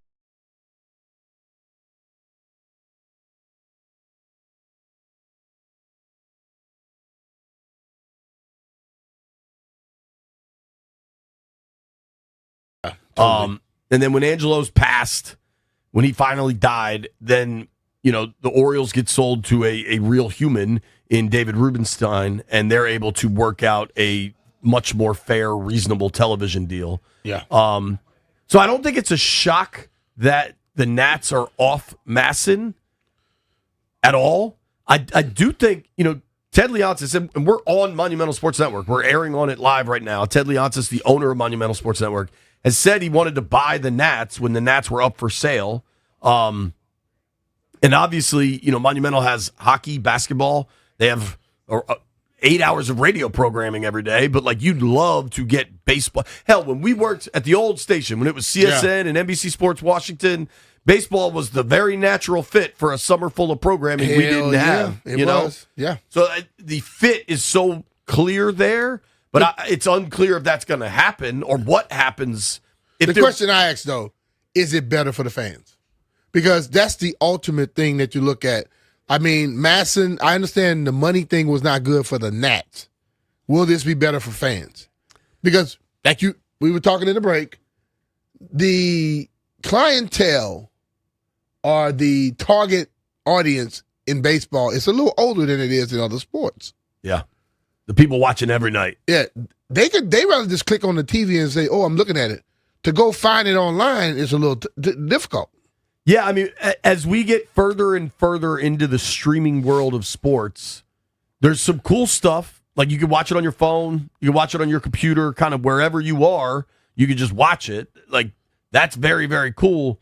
But it is clunky and it is harder to access. The easiest thing in the world is sitting on your couch, grabbing the remote and just putting something on your television. Now, I haven't used MLB TV before. I've been told that the actual product is really good. Some streaming services, I think Netflix is the gold standard of streaming services. Using Netflix is pretty damn easy and intuitive. Using others are clunky and at times downright a pain in the ass. I don't know where MLB TV ranks or MLB.com, the MLB app, whatever it is. I don't know that this is better for fans, honestly. Yeah. I don't know that it isn't. I think when you're doing that, you want to make it to where your fans can easily access. I don't know what the cost is either for fans. Yeah. I doubt it's free. And then I do wonder if they're going to try to get on television, at least locally. Yeah. And does that... And where would that go? Right. Does that maybe, maybe Monumental gets back involved? Or maybe there's... I don't know how it works, but you got... what local networks that are local broadcast television, 4, 5, 7, 9, I think 20 and 50. Yeah. Right? I think 20 and 50 still have a signal. Maybe the Nats just buy airtime on one of these stations and then they sell the ads themselves. I don't know that works, but plus all of the local broadcast stations now have the alt channel. You know what I mean? Yeah. Maybe they just throw the games on that alt channel. Yeah. Baseball games, I know this. It's a lot of them. The inventory is significant, and they rate. It's over People 80. Watch baseball. It's 87 during the regular season. You got there's 160 during the regular season. Yeah, but some of the the thing about when they're on the road, you have to worry about what the other team's blackout stuff is. Right. That may alienate some of the fans from seeing it. And in Savannah's update there, she said no blackouts. I don't know. No blackouts here. Yeah, but locally, Apple TV bought that exclusive 11 a.m. Sunday game. There's got to be some blackouts. Yeah. NBC, I believe, is back in the baseball game. That Sunday night game, I'm not really sure the Nats are going to be in that Sunday night game because it's a national broadcast. But I don't that thing they've bought exclusively. You know what I mean? So I don't know the no blackouts will be 100% You get 162 games on this app. Baseball's problem is it's a league of haves and have-nots, and the learners have but refuse to spend. But like,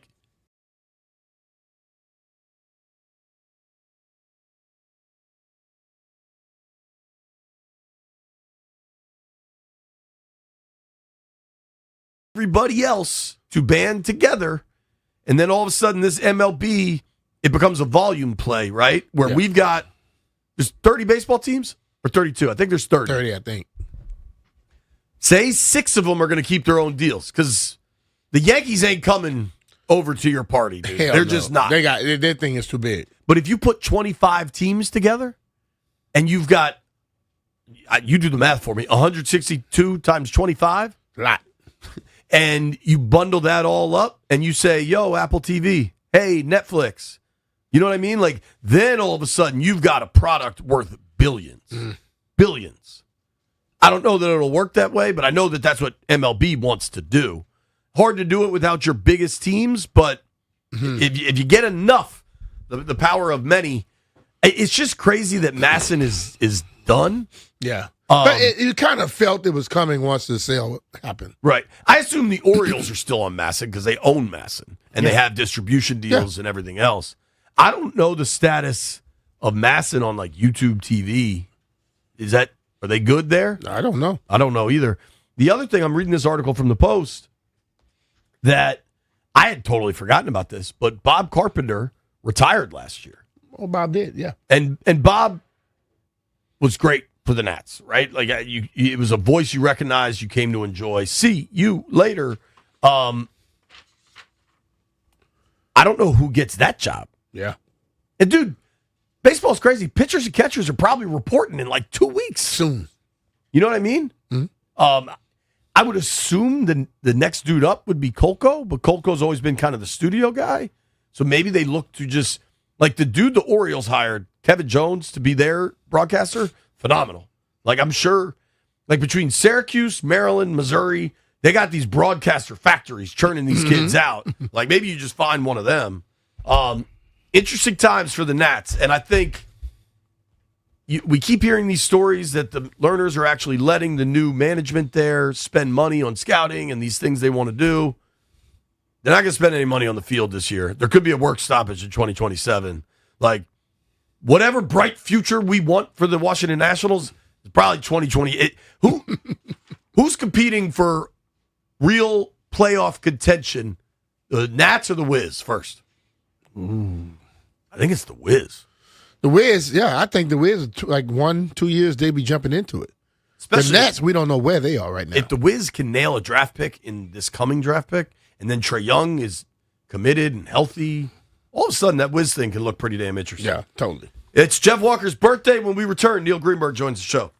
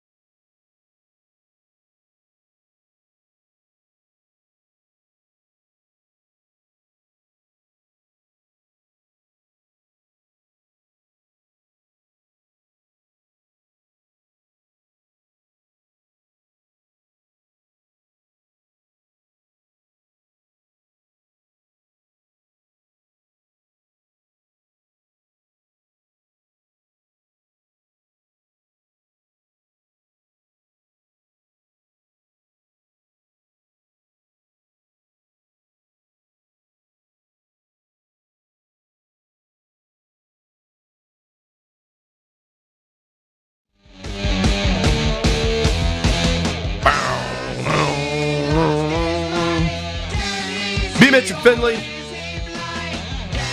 Shout out to the boys Darren and Big Sean from Your Burger, Edgewater, Annapolis, bringing us in a feast to celebrate Jeff's birthday. Jeff shockingly absent for his birthday feast celebration, but I'm sure he'll turn up at some point. Yeah.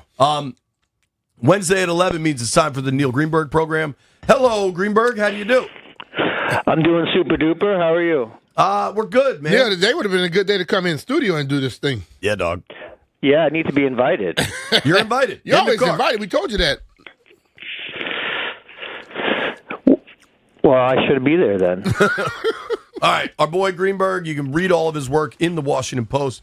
Kind enough to join us via the Rude Guest Hotline. Rude makes the most reliable HVAC products in the DMV. You can give Neil a follow at ngreenberg. All right, dude, a lot has happened since we last spoke. Let's start locally.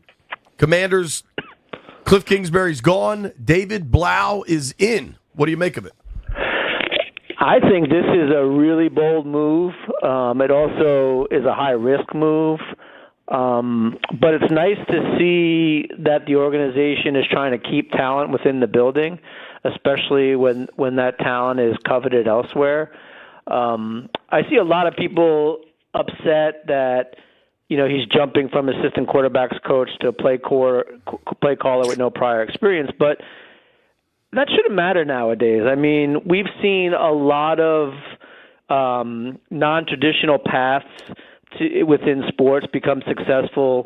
New Jersey Nets hired like a bunch of non-basketball people into their operations.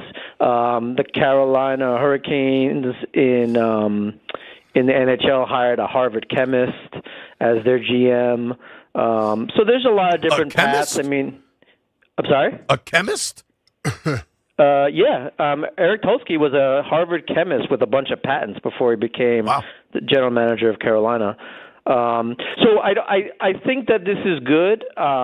We won't know how good until he starts doing stuff, and I do have some concerns. But I do like it. I mean, keep him in the building and keep some continuity with the language and terminology. And by all accounts, he's got a good relationship with Jaden Daniels. So let's see what happens. People have to understand that the landscape in pro sports has changed drastically. It's not about you got to be around 30, 40 years anymore. You look around the league right now, there are guys that are coaches in their 30s, early 30s, and mid-30s. There are guys that are GMs, offense coordinators, defense coordinators that probably have 1, maybe 2 years of experience. And they've done a good job. A lot of them have been exceptional.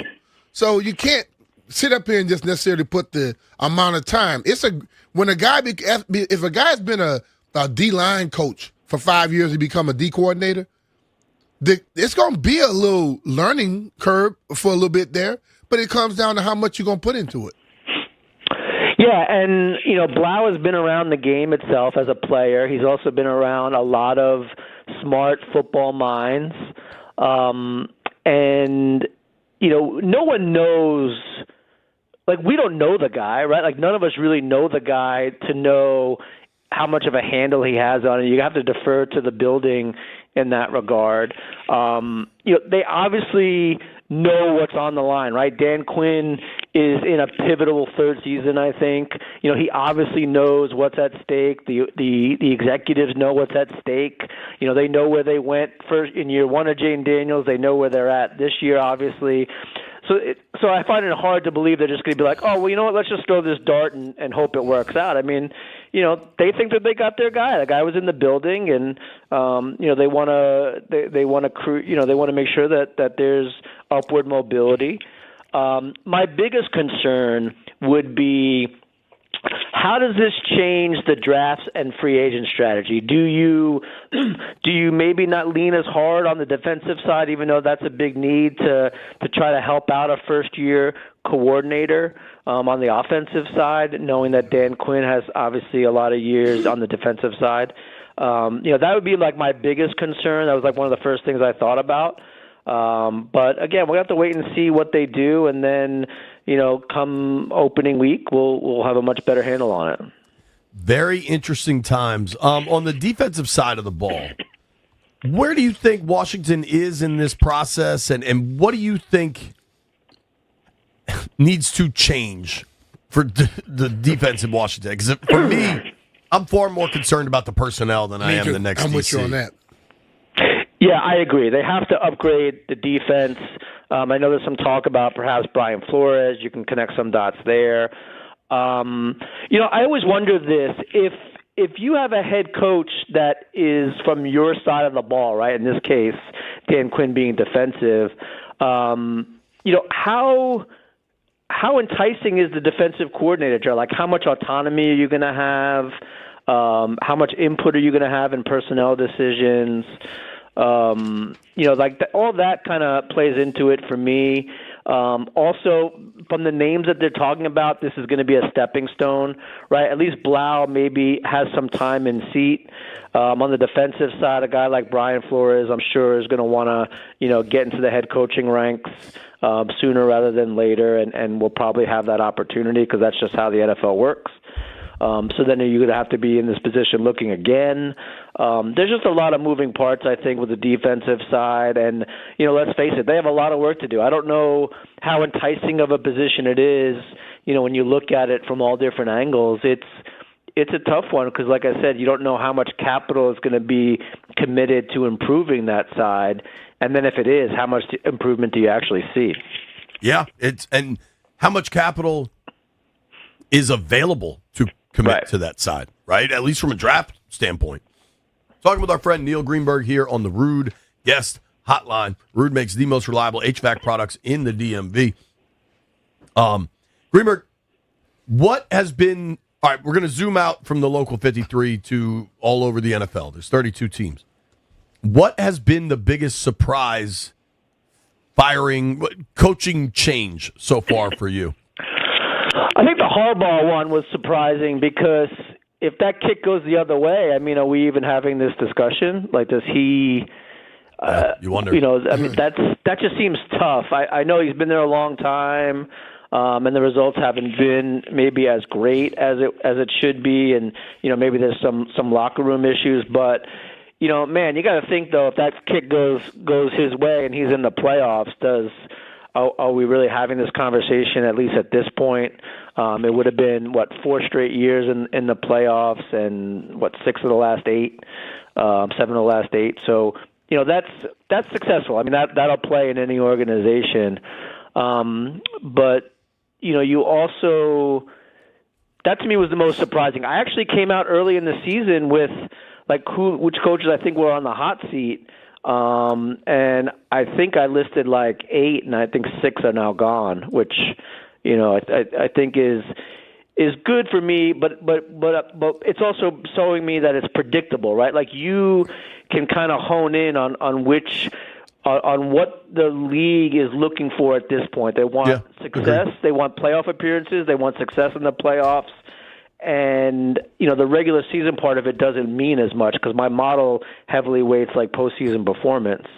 That was the most surprising to me only because of the circumstances surrounding it. But it gets to a point, I think you look at John, also you look at Mike Tomlin, 18, 19 years. Most coaches never get to that point. But after 18, 19 years and you see some of the same old, if you see him with both of those guys, it just gets old. It gets stagnant. And sometimes change is necessary.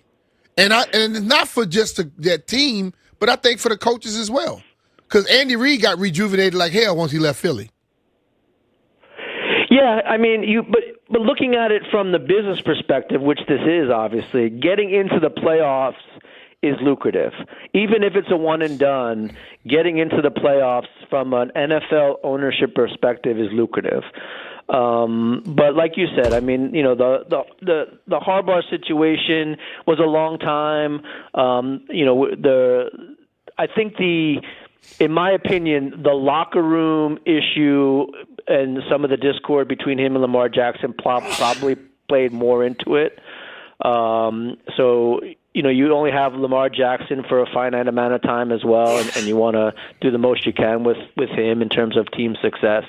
And with Tomlin, his only claim to fame was being above 500 for a number of years in a row, the team wasn't good. I mean, objectively speaking, the Pittsburgh teams under Mike Tomlin have not been good for a while. You look at their score differential, point differential, et cetera, and then, couple that with their playoff exits if they even made it. That was pretty subpar for a long time. To his credit, he's done a lot with not great quarterbacks, which is tough in this league.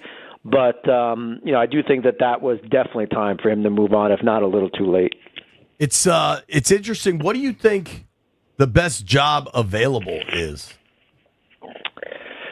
Probably. Gosh, I don't know. I think it's got to be Baltimore, right?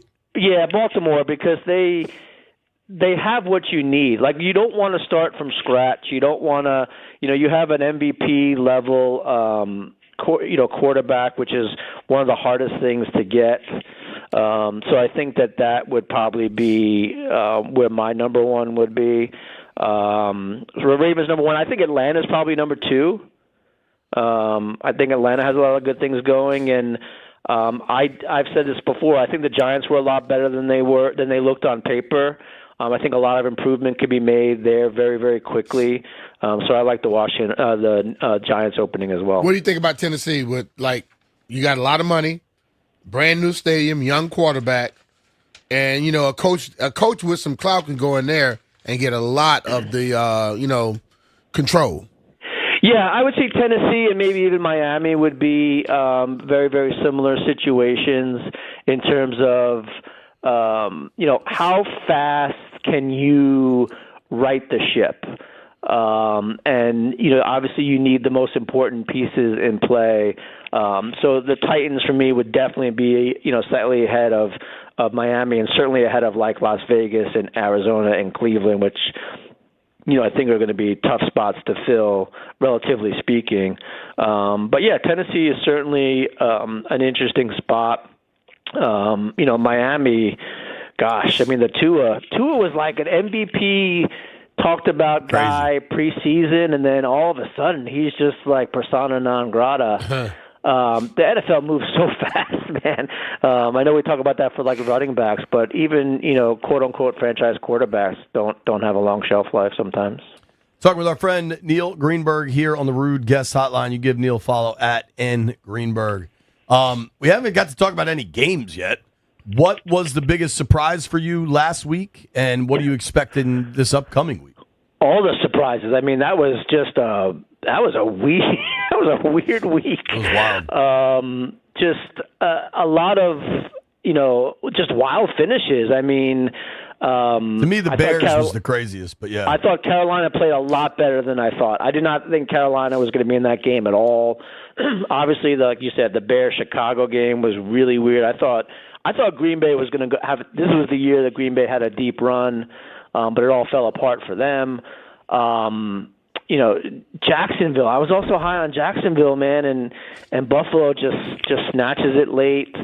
But yeah, I think the most surprising was how good Carolina was able to keep pace with the Rams, which they ended up falling short, but they were certainly in it for a little bit. Looking at the defense of and we've talked about it a lot, the defense of Houston. Can that defense carry them? Yeah, it can. I mean, they're good. They're good defensively. They're the type of team. You always look at. I don't want to face these guys in the playoffs type of a situation, and I do think Houston's there because, if they stifle your offense, I mean, you're cooked, right? Like that's it. It's kind of over. I will say offense carries a lot of freight in the playoffs. I know they've said for a long time that defense wins championships, but I think the Houston and New England game, they're mirror images of each other, right? Houston really great defensively, underwhelming offensively, and New England kind of flip-flopped. But generally speaking, in those type of matchups, the offense the offensive team is the one that comes out ahead. So I'm actually backing the Patriots in that one. But the margin of error is I'm on Patriots -2.5 for sure. Based on what I've looked at with these type of mirror matches, it wouldn't surprise me if I look at New England -6.5 alt line, very intriguing. Wow. Yeah. I think there's a lot of interesting games. I think the Rams-Bears line is weird. Bears are home dogs after they just keep winning, keep coming up with crazy stuff. Yeah, they got a lot of injuries now, though, right? Starting left tackle, their best linebacker, some at cornerback. Cluster injuries like that will hurt a team because you don't have time to get other players up to speed as much as you like. So the Rams number is a little bit weird, -3.5, kind of in no man's land there. But I do think the Rams will be able to take this one. And then lastly, I wanted to make sure I made time for this. Caps get a big win last night. Danny Frank's cousin, Ethan Frank, with a monster game. How we feeling about these Caps as we're inching closer to this Olympic break? I feel good. They're really strong at 5-on-5. They're controlling play based on a lot of the advanced metrics that are out there, like shot percentage and expected goals. They're doing really well in the high danger areas. I don't think there's a lot of fluky stuff that's pushing them up. So the comeback last night after what looked like might be another losing game where they fell down 2-0 isn't surprising because that's the type of foundation that they have. So it's not fluky. They get a guy like Ethan Frank, injecting some pace into it. Obviously Ovechkin and Wilson, we've talked a lot about them. I like this Caps team. I think they're going to be just fine. They're good. Everything says they should be good. And if they have some, downs, kind of some down games, I would look for them to bounce back pretty quickly. And that Metro division's still so jumbled. Carolina's setting the pace, and they're probably the best team in the division. But like everybody else is all just kind of stacked up. So as long as Washington kind of stays in that hunt and gets right, in late March, I think you're fine, right? Yeah, they're probably the second best team in the division, no matter what the standings say. That's kind of what I thought. And so they got a 6-game roadie coming up. They're going Denver, all wild, brother. They go Denver, Vancouver, Calgary, Edmonton, Seattle, Detroit before they're home. When you see a hockey team going, is that the father's trip, the mentor's trip? Are they doing that in that roadie? No, I think they had it already. Oh, they just had it. That's right. Okay. Yeah, that's just that's a West Coast swing. That's a grind, though. That is a grind. And then they're only home for 2, and then they got to go to Philadelphia. Yeah. So they're going to be, and they don't really have like a comparable home stretch, right? It's only like a couple games here and there until you get into middle of March. But yeah, that's tough. Colorado, that's going to be a tough game. Edmonton, obviously, they have some star players there. Yes, you got to just hope for. What make that trip better? Win. Right, I was about to say you gotta grind out some points. Like you can't. You got to take a point whenever you can, and just come back healthy. Yeah, man. I don't want to ask you about my Maryland Terrapins, but good God, it's ugly to watch, dude. Yeah, that's enough. Actually, I was just actually talking to Scott Allen about the Atlantic 11 and just the group in general. Forgive me for not knowing. Is the Atlantic 11 back? I used to be a voter. No, I'm trying to convince him to do something with it to bring it back. I will say Atlantic 11 fans should definitely check out his latest Commander's newsletter. Because they might find a neat little thing in there. All right, send me that. George Mason, by far the best team in town. Greenberg, we got a boogie. Thank you for the time, brother. I agree. Virginia says hi. Love you. Cool, man. That's our guy, Neil Greenberg. Maybe at some point we do some college hoops and we talk about a Mason-UVA matchup because they're by a mile the two best teams. It's just, is UVA local to UB? UVA, not necessarily. 2.5 hours away. I know it's in Virginia, but that's a while away. It's as far as Philadelphia. Nobody go anywhere. It's B. Mitch and Finley.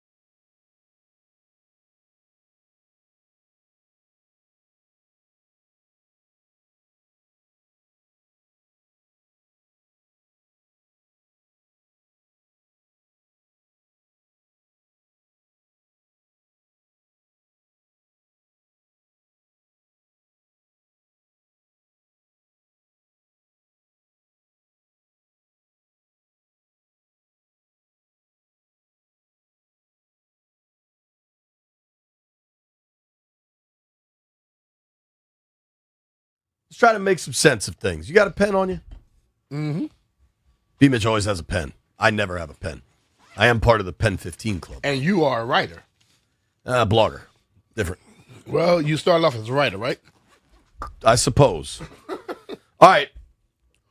Jobs available in the NFL in alphabetical order. Arizona, Baltimore. I forgot Atlanta. Atlanta, Arizona, Baltimore. Cleveland. You're good at this.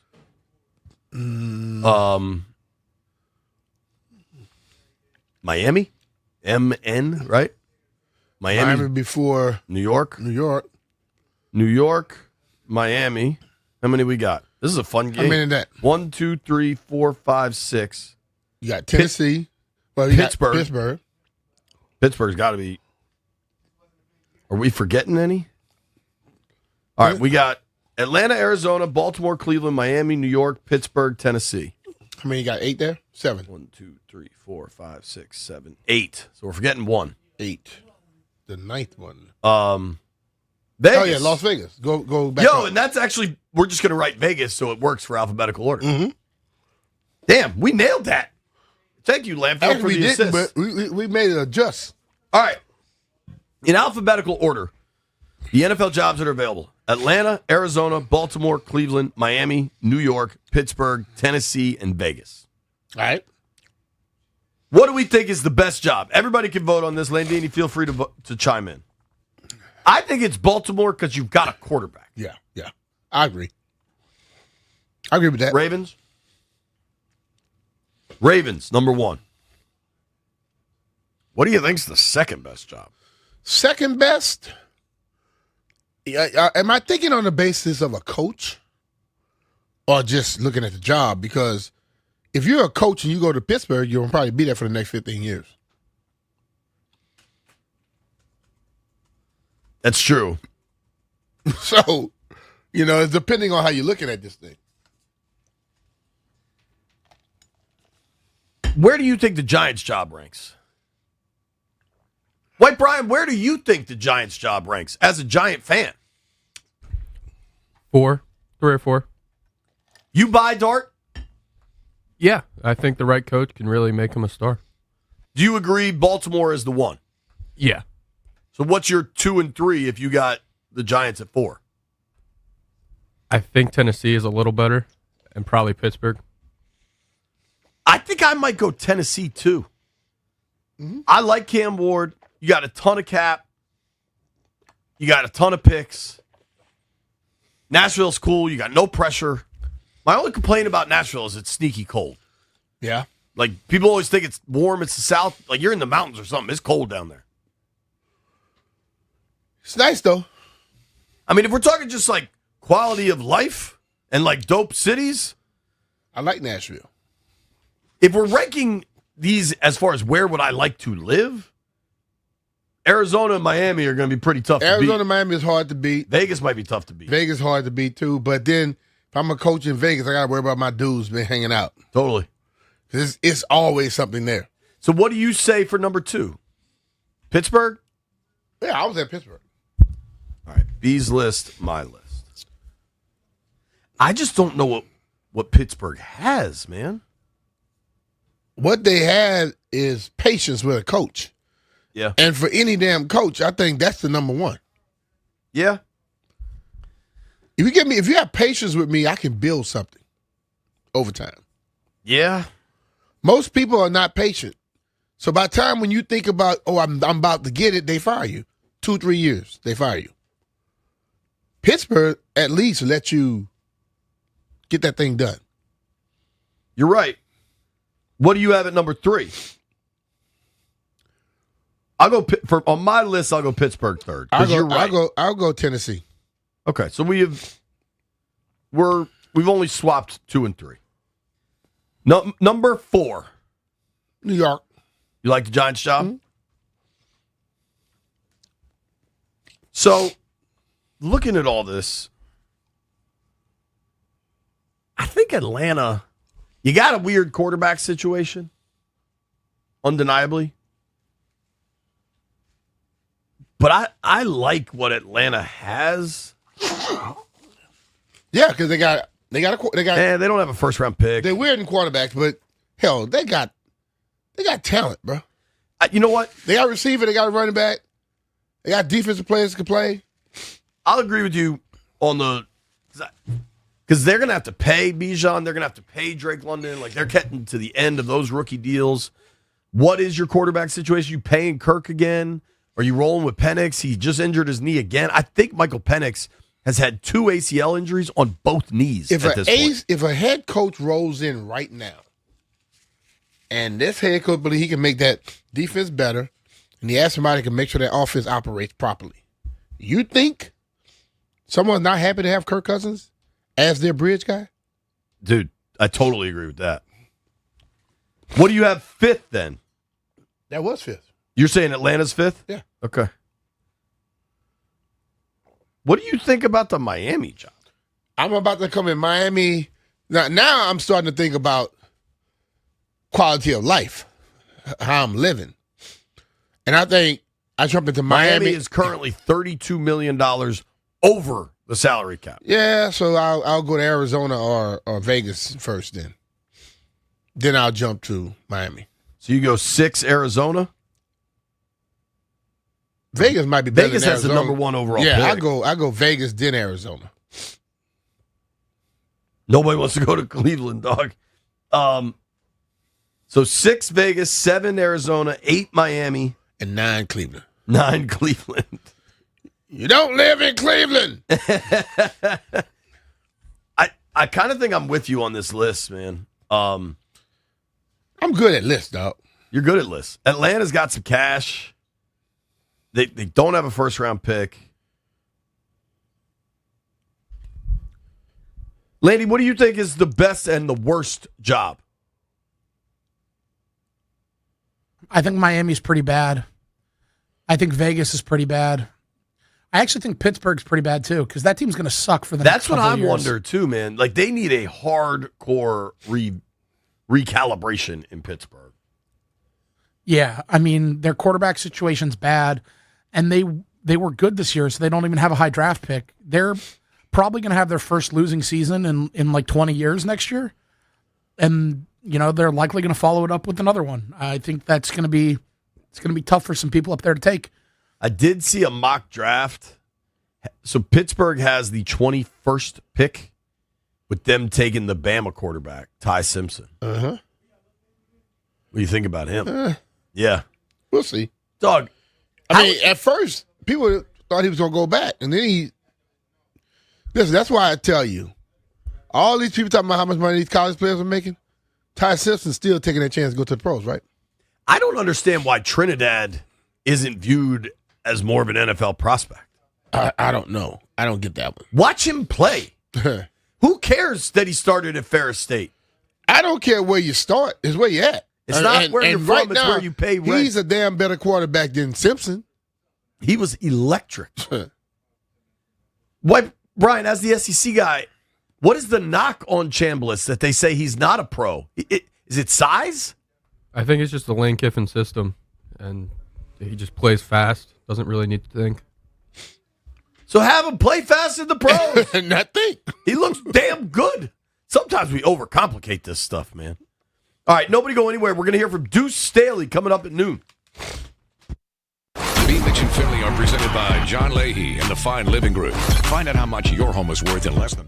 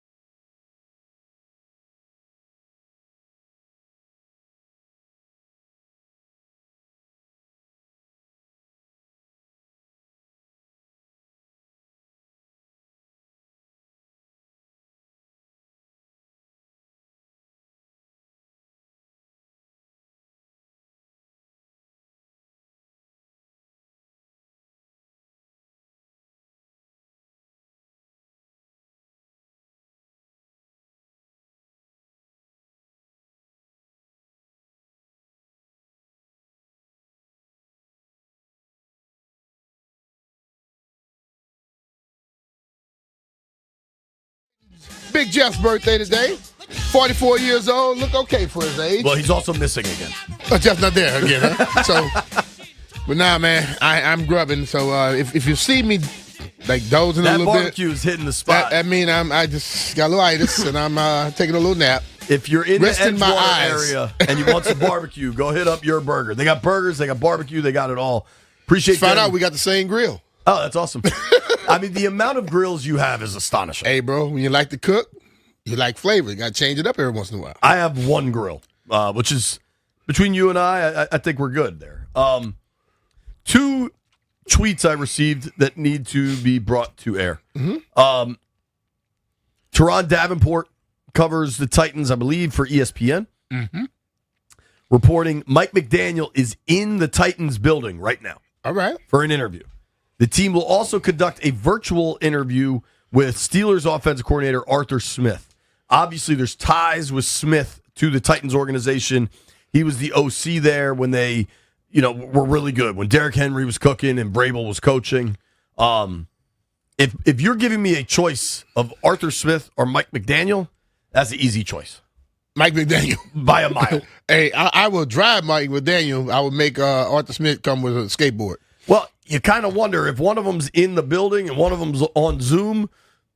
Might be telling you something. If I hear that you flew somebody in and interviewed them, and then you told me, "Hey, we'll get you on Zoom," I might cancel my my interview.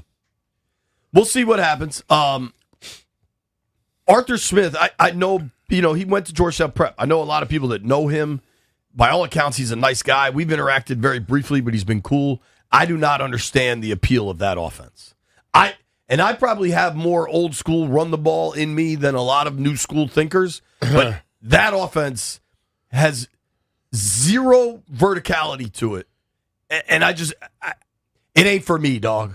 It ain't because as much as I grew up watching Joe Gibbs teams and they ran the hell out of the football. Oh, we threw the ball deep. They took shots. Oh, yeah.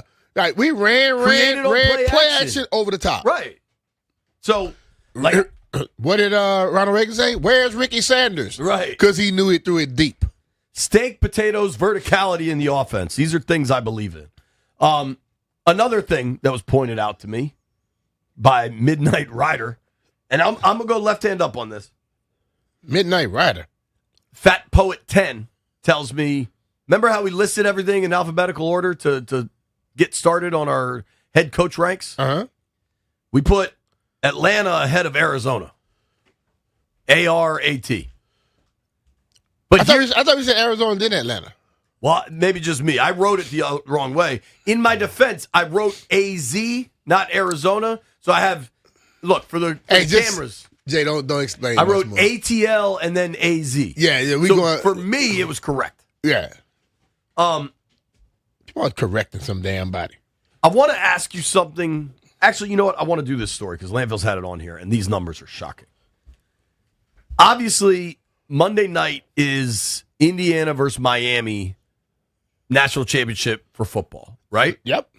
Now, Miami's playing a home game, so that fan base is fervent, and they're there. Oh, so yes. Demand is going to be through the roof. But those Indiana fans are traveling. Indiana's never experienced something like this. Yeah, they might have the whole Indiana there. So the demand is outrageous. And I recognize that. Not to mention it's Miami, it's a dope vacation spot. Fernando Mendoza, he's a Heisman winner. Like there's so many reasons for this to be an exciting game. Are you aware of ticket prices? Yeah. They're outrageous. They're out the roof. Listen, man. Indiana, first time ever. What is that? What did you learn in did you take any econ classes? I had to take one. They call it supply and demand. Econ 101. Okay. Right now, there are people that never thought they would be in a national championship game. Now Sure. they're there. They are demanding. And it's only a certain amount. Okay? Also, Miami now, who's back, and the people are there, there are people down in Miami who want to be there. There's people who's been writing checks and supporting this team. And they say, I want to be there. So they got to get them. So what they're trying to do, the people from Indiana are trying to say, hell with that. We got to get our tickets. I don't care what the price is. You got Mark Cuban, donating money like hell. What I've heard, Cuban's like number 3 of the big boys throwing cash. Well, around. if he's Just the number other 3, people aren't public. But he's throwing stuff out there, and they got other people too. But guess what? Those type of people, they don't say I want one. They don't have to get one ticket. They probably got to get 100, 200. Or they want a or suite. more. Right. Yeah, they may get suites, but the prices are going to go up, though. Sports, I'm telling you, man. I say it's a reality show, but you know what? That's where you make money at. Second to last row in the stadium, uppers. Now, granted, you're on like the 30-yard line. It's not that bad of a seat. 1,600 ticket. Hey, I'm going to tell you, bro. You want lowers, B? What they will not beat is me sitting in my house. What? You know how many bottles I got in my bar? Sure. Can't beat it, baby. Maybe Monday night we should go over to MGM or something to watch it. Nah, I'm going to be just getting back. Where? You're going to North Carolina. Oh, man, I got to take out the peeps. That'll be fun. These tickets are crazy. Landfill specifically brought up the parking. According to TickPick, the cheapest parking pass for the Natty, $750. Don't say that real fast. That TickPick. Yeah. I was just like, what did you just say? I'm just saying. $750 to park. Just walk. I don't know where you're walking from, but just walk, man. Uber, man. Uber. How much money you think the Uber people going to make that week? All the money. They gonna make what do you some think the money, surge pricing going to look like? Oh, bro. 3 times. All right, here's what we're going to do. Deuce Staley played it in Philadelphia with Brian. Long, distinguished NFL career, now an NFL coach. When he was coaching in Detroit, David Blau was on the team. Really looking forward to talking to Deuce next to understand David Blau, the player and the person. Nobody go anywhere. B. Mitch and Finley are presented by John Leahy.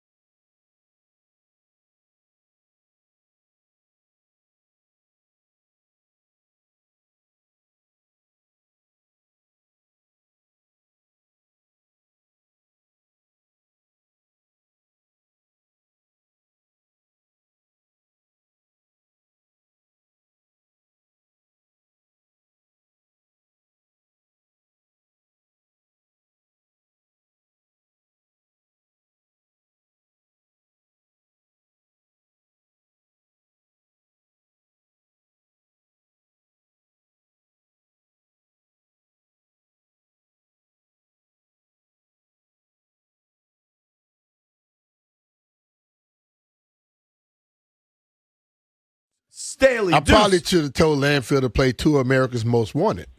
Exactly. That was our song in Philly right there, wasn't it, Deuce? No doubt. No doubt. I could see that. At that time, you two, I could 100% see that. Well, JP tried to hang out with us one time, Deuce. He didn't feel good the next day. Right, man. I tell you, Deuce, man, do you know the extent of that story from that night?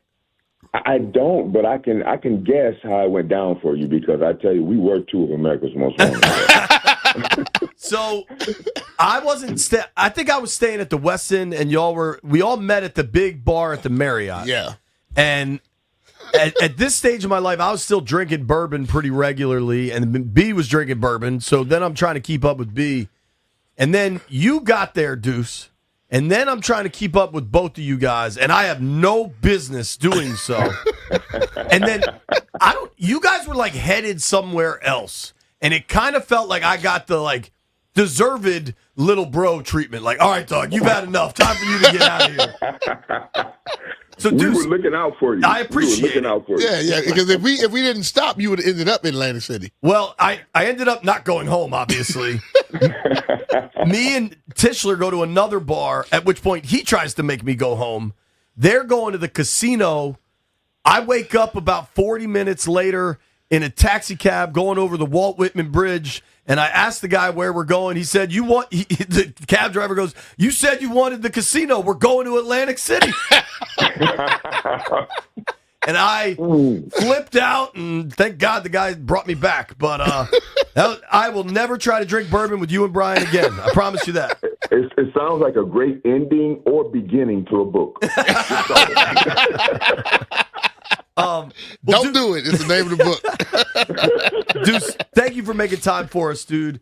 And no problem. It's interesting because I remember the Hard Knocks when you were coaching in Detroit. Him and AG going at it. All of it, right? And I just remember how much I loved that Lions coaching staff. And so that's always just been in my head. And then when Washington named David Blau their new D coordinator, I immediately texted B. I was like, let's see if we can get Deuce on because, Deuce was on that staff. Blau was one of the players. And just what you could tell us about Blau kind of as a player and as a person. And granted, he was a younger guy then. Yeah, well, and, I had a conversation the other day about David, and I actually had a chance to talk to him this morning. Me and him had a phone call. And as I remember him, you always get around players where you say, I tell you what, this guy's going to be a coach in his next life. Or as soon as this is over, and of course talking on the NFL level, you say, hey, this guy has a chance to be around this game for a long time because he's able to motivate players. He's also able to lead players in his position, in his role. And that's how we saw David. And, you go back, and I remember just doing the games. And, of course, the quarterbacks get together. They grab an iPad. They're talking. But David was a little different. He would go over there and talk to golf, but he was also showing. You see him drawing on the iPad, giving golf ideas, talking to him between series. And I was like, hell, Dave was a coach. So from that point on, when B told me, I think it was day before yesterday that B and I talked, and he said, David has become the coordinator, I smiled because that's what I saw. Yeah, and like the thing about it, like so many people say, well, he doesn't have experience calling the plays.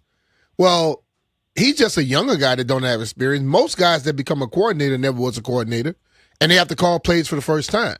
Like most guys that are defensive line coaches or running back coaches or receiver coach, they're not calling plays either, and they get that chance. So everybody has to go through the same, I would say, learning process, don't you think? Without a doubt. Well, Ben Johnson didn't have any experience calling plays at first. And look what he turned out to be. Yeah. And there's many of them. It's not, you can sit there, you can shine that light over his head just like you can shine that light over many of them that way. But the opportunity that has presented itself to this kid, I'm 1,000% sure that he's going to take full advantage of it, and he's going to be the guy you want. So you just, you and I have been around this where you got to find something negative, and I understand that's TV, that's radio. You got to find something. Yeah. Well, that right there, if anything, is going to motivate him. So as you know, Blau, the player, is kind of built for this. Considering he played for y'all in Detroit, he played for Cliff in Arizona. He spent a year on the practice squad with Kevin O'Connell in Minnesota. He's been here now with Cliff for 2 years. What do you think his offense is going to look like? And I think he's going to have a little bit of everything. And sometimes that's good and sometimes that's bad, okay? Yeah. Because now what David's going to do, because David's smart, let's just start with his way of thinking, what I know. He was able to be around some great head coaches, some great coordinators. And don't forget Ben. You know, Ben, you got to throw Ben in there too. So being able to grab all that, okay, and being able to say, okay, I can go and I can implement this, I can put in this, I can put in that. But wait, stop for a second. Let's talk about the beast you have at quarterback. It all starts with him. Mm-hmm. So this is where I think David will take full advantage of playing the position, of course, knowing what it takes to be on that level and also be very good at the position as he watch others and also playing the position. And being able to say, all right, this is what this kid do well. First and foremost, you got to create a relationship with the kid, which he will. He already has that. Huh? He already has that because they were together. For being the quarterback coach. Yeah. And then the next part of that is now, okay, I saw what went wrong. How do I correct it, move on, and also instill confidence? So being around those coordinators with his background is awesome. But the most important thing is find out what this kid do well and lean on that. You know, I think one thing about it, like in coaching, it's the one job where you're learning from someone, but you're also learning what you don't think you want to do. You know, I think every coach that was behind another coach has seen things that guy does that were good, and he see things that are not good. And he say, well, if I get this chance, I wouldn't do that. I'll do it another way. And a lot of times when people say a guy don't have experience, I think that they don't understand that aspect. Like, if I'm a running back sitting behind another running back, I'm watching what you're doing, good and bad. So I figure out stuff, and I learn a little bit more about how to approach it. You know, when I get into the game, and I think the same thing happens when it comes down to play calling or being a coach. And it starts with something simple as note taking, and it's very simple. And I remember this. It's funny you said that because I remember my mom telling me, when you take notes, son, don't forget to write down what not to do. Yeah. You know, so many people are writing down what to, okay. You got to be different because there's a quote out there that says, and I'm paraphrasing here, that says, where all think alike, none think at all. Please continue. I'm sorry. No, you're good. No, I was just saying, well, the thing with that is, you know, you just got to make sure that you're able to take from the player that's in front of you, you're able to take from the coach that's in front of you, the good, and also take the bad and be reminded of what not to do and just push forward. Talking with Deuce Staley here on the Rude Guest Hotline. We appreciate Deuce making time for us. Long-time Philadelphia Eagle, a lot of great seasons. Steelers as well. Steelers as well, for sure. And now just an NFL coach, coached a whole bunch of different spots, including Detroit, where he was with David Blau. Deuce, I'm curious, like you said earlier, there's a whole bunch of people in all walks of life. It's not just calling plays in the NFL. But a lot of people haven't done something until they do it, and you just have to do it to figure it out. I've said my biggest thing right now is they have to be working double time to try to figure out what this offense is going to look like. How significant is like this next month for Blau for figuring everything out and for probably figuring out the staff? Yeah, so when you look through the coordinator's eyes, first you got to sit down with the head coach and get his vision. That's the number one thing. How does the head coach see it? And they got to make sure to get on the same page and make sure that they're going down the same road, okay? That's part one. Part two, as when I talk to coordinators and when I talk to people who's headed that way, some of the advice I give them is this. You know, make sure you're able to call a game and not call plays. Mm-hmm. See, there are OCs out there that call plays, and then there are OCs that call games. it's only about 5 to 7 OCs right now that can call games. And you saw one versus Philly. You saw Shanahan. Yep. You saw, of course, L.A. Guys, McVay. Yep. You see Ben. You see Andy Reid. I mean, it's a couple more out there, but they call games. And what do you mean by that, Deuce? Very simple. They're able to say, okay, this is who we're going to attack. This is how we're going to attack them. This is what it's going to look like. And here's how we're going to score versus I got to get this play off the call sheet. Mm-hmm. We got to get this going, or I got to do this because so-and-so did this. See, those guys call plays and they have no idea how to attack. Call OCs that call games, they're very easily spotted. Very easily spotted. Mm-hmm. And that's what David has to dig into, because that's what, when you look at Ben, that's what makes Ben special. And David, of course, being there with Ben, Ben's able to call a game. You know, when you get coordinators that call games, they're special, and you hold on to those. See, that's what I think about. Like when I played under Joe and I played under Andy, and, you know, I remember being there with Joe and Andy where you would run a play and you would see a quarterback come out the backside and no one is there. And instantly you see those guys write down something. You know what I mean? Mm-hmm. Yeah. And it may be 4 plays, 5 plays, maybe the next quarter.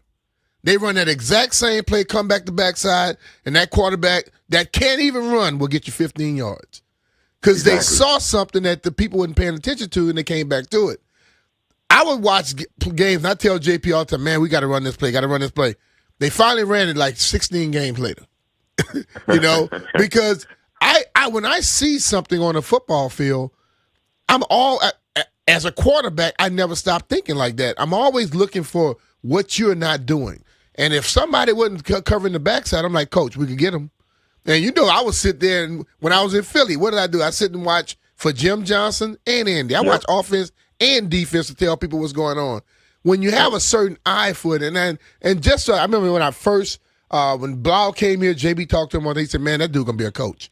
So I started paying attention to him.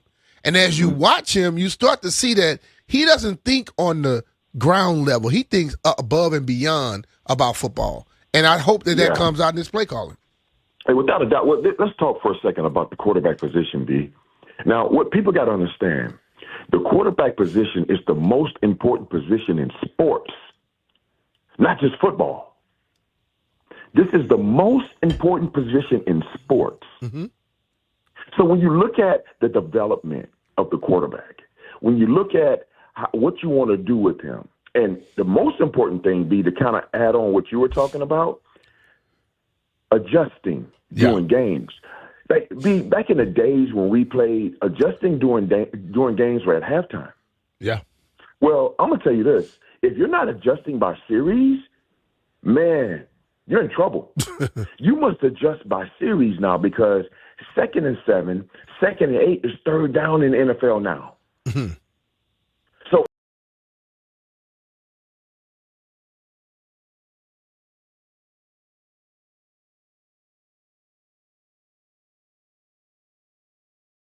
do well and see, can you play the quarterback position? Mm-hmm.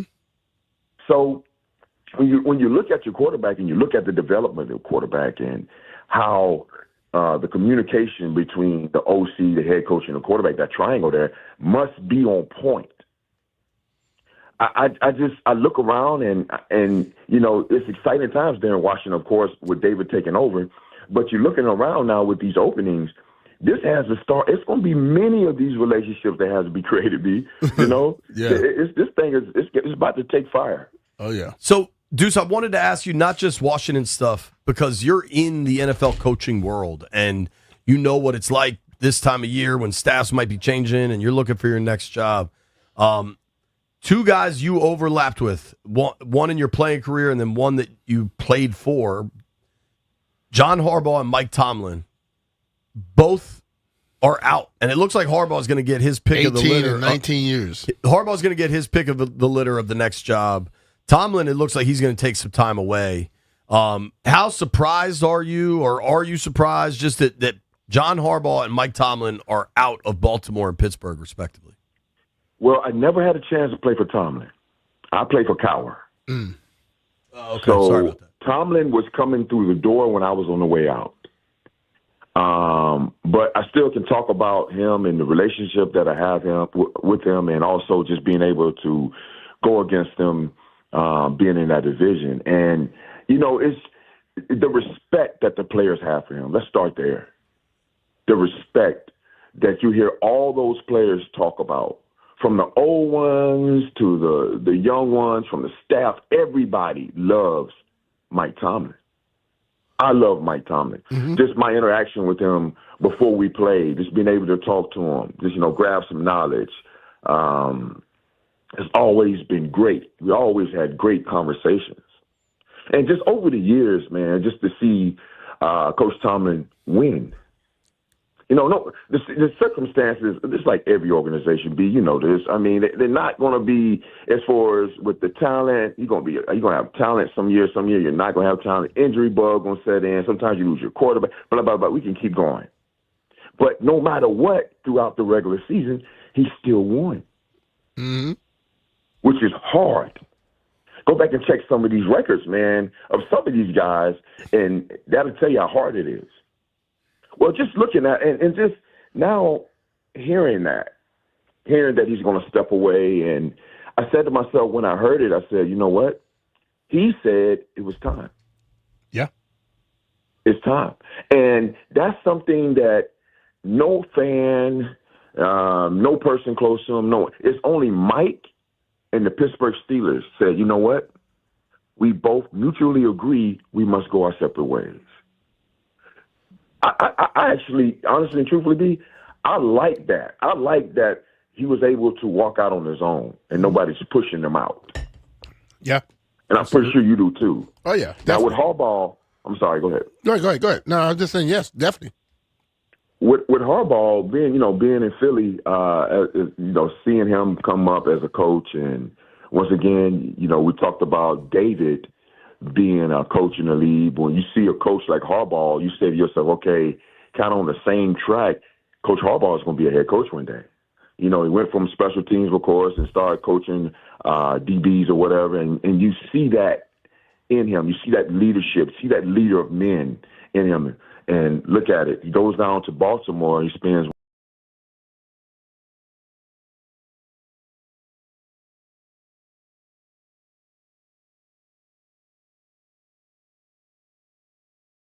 So, doesn't surprise me about him. Does not surprise me about him at all. And, of course, he's a hot commodity. Totally.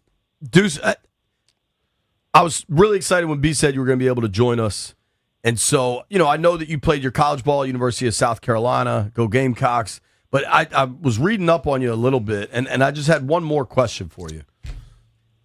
You went to Airport High School in West Columbia, South Carolina. That's correct. Did that ever seem like a weird name for a high school? Airport High School? Well, I got to say, it stuck with me. Well, let me clear it up.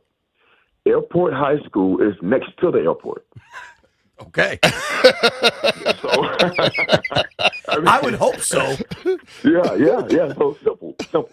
Don't think too far. Don't go too far. It's next to the airport, so just call it airport. Right? I love it. Do you have any predictions for how this the NFL coaching carousel shakes out? Anybody, like, you think who gets the Baltimore job, who gets Tennessee, any of it? No, man. I'm just sitting back kind of watching it myself and just seeing what could be, hear the talks, the rumors and stuff like that, and all the interviews. I mean, it's an exciting time. But I wonder, and this is what I don't know, and maybe you guys can help me. Is this the most that has been, I'm talking about openings, in 1 year ever? It seems like it's been that many. That's the longest. Normally it's like 5, 6. Right. But 9 is a lot, dog. And especially with Harbaugh and Whitcomb popping up, I didn't expect those two. Yeah, see, that right there throws a wrench. It throws a wrench in it. And but once again, it's all about what you need, man. offenses today, and B, you look at this, and I think you're a student of the game. B, you should be coaching. We talking about players that should be coaching. You should be coaching. You know, I like to sleep in meetings, Deuce. I can't do that. Yeah. but hey, without a doubt. But you wake up and know exactly what the hell's going on. So go to sleep. But it's getting back to a little, not a lot, just a little bit of old school football with these teams getting back to fullbacks and running the ball downhill. Yeah. You're starting to see a little bit. You get excited. You get excited with that. And the thing is, it shocks these defenses simply because the defensive coordinators are saying, okay, you're not going to stay there long because you're not patient enough. Well, you got some teams out there that's patient. You got some teams that'll throw that fullback back there. Chicago's one of them. Of course, you see the Chargers will throw a fullback back there and a couple more. And you're starting to see, that run game come back. You're starting to see these offensive lines just maul people. You look at what Philly did last year, B. You look at what Saquon did last year behind that line. I mean, Come on, man. So you're excited about the balance. I'm excited about the balance. And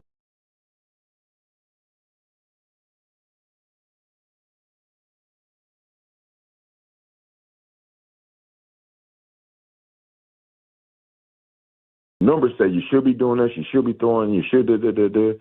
Now, I mean, I think these owners are saying, you know what? You do it your way. We're going to give you the analytics, but still, you do it your way. Hey, Deuce, so that's exciting. Thank you very much for the time. Appreciate you, brother, really man. Appreciate it. No doubt, man. Thank you. Anytime. All right, I'll check with you later on. All right, later. Deuce Staley, really excellent running back for the Eagles, Steelers, NFL running backs coach, assistant head coach, been all over the league. Really, really good insight on David Blau, who he coached when he was with the Lions. It's funny that's kind of what I expected to hear, but I think Deuce told the truth that this is not going to be necessarily easy for Blau, even if he's cut but he'll out put for in the it. work. Yeah, absolutely. Yeah. There is a question I want to ask when we return, and it's a difficult question, but I do think it's worth asking. Nobody go anywhere. It's B. Mitch and Finley. B. Mitch and Finley are presented by John Leahy and the Fine Living Group. Find out how much your home is worth in less than 30 seconds.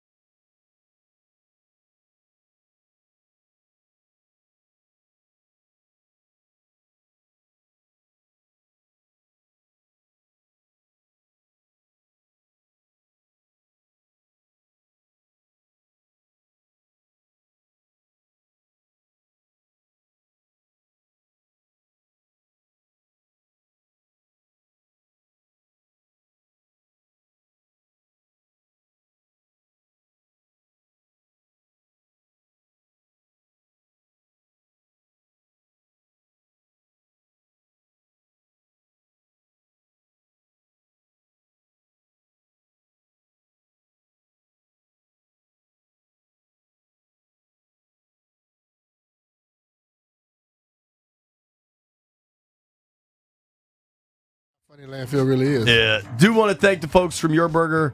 Shout out to Darren and Big Sean bringing in a feast. We've all been eating. CK said he's already had 2 plates. I have alerted the hounds. I texted Rooster. I saw AMAC making a plate. Thank you to those guys.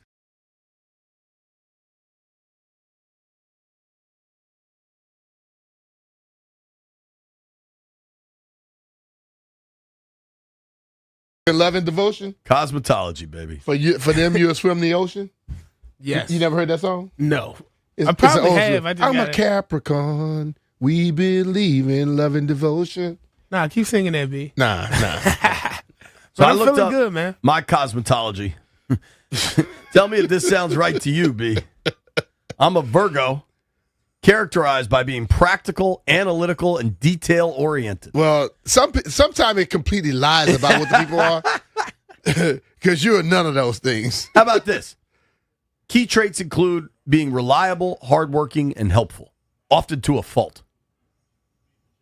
That might be. I'm at least hardworking. They can struggle with being overly critical of themselves and others. Who's that? This is me still. Oh, yeah, you always talk bad about yourself. Anxious, certainly, and inflexible due to their high standards.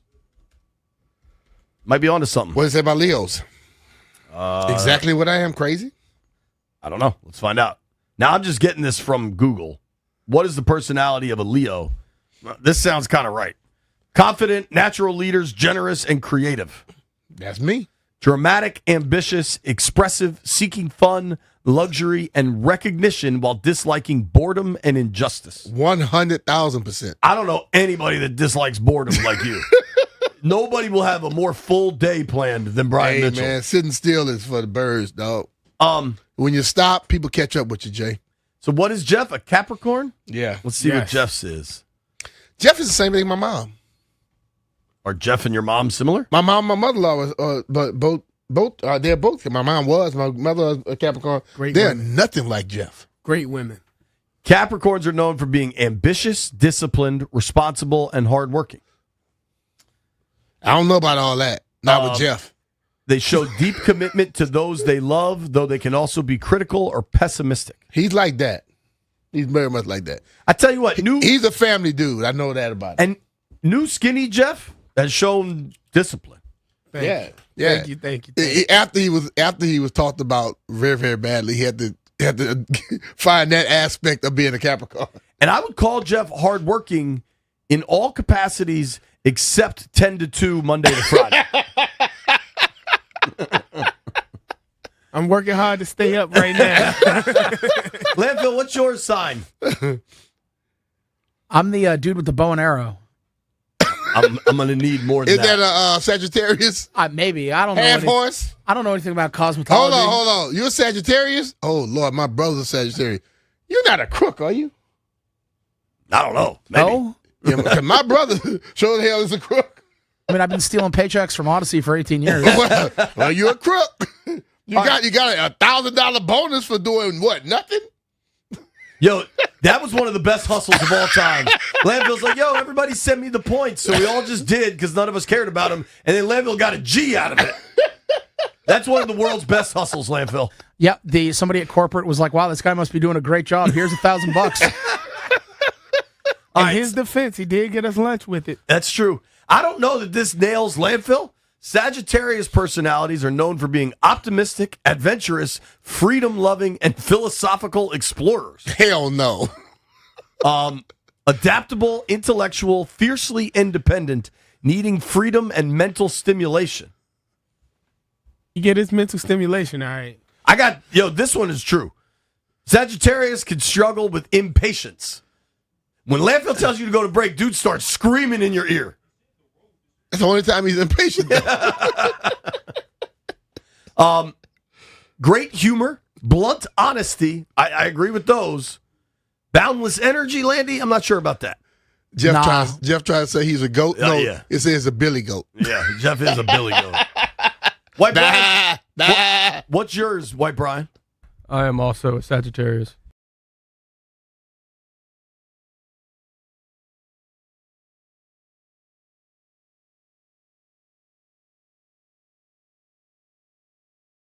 No. And then my brother and those two There's no similarities in those three. Yeah, it's almost like all this cosmetology stuff's just made up They might nonsense. say that they're confusing, but Leos are like that, Jay. Mine fit. All right, now that we've had a good walk through the Zodiac calendar, I think that's what it's called. Astrology, fool. Whatever. Cosmetology. Nonsense. I have an uncomfortable question. And this is not to suggest Dan Quinn's not going anywhere. Period. Full stop. If you're Josh Harris, though, and all of a sudden Tomlin and Harbaugh are available, isn't there some due diligence of like, man, I at least got to check these dudes out just because of what they've achieved? I think yes, and I think you don't have to be out there with it. That could have happened. Like one thing about these coaches in those type of situations, there's nothing that says that they can't talk to another coach. There's nothing that says they can't kick the tires. You know what I'm saying? Right. So people of that magnitude and that success level, I'm sure the tires were kicked.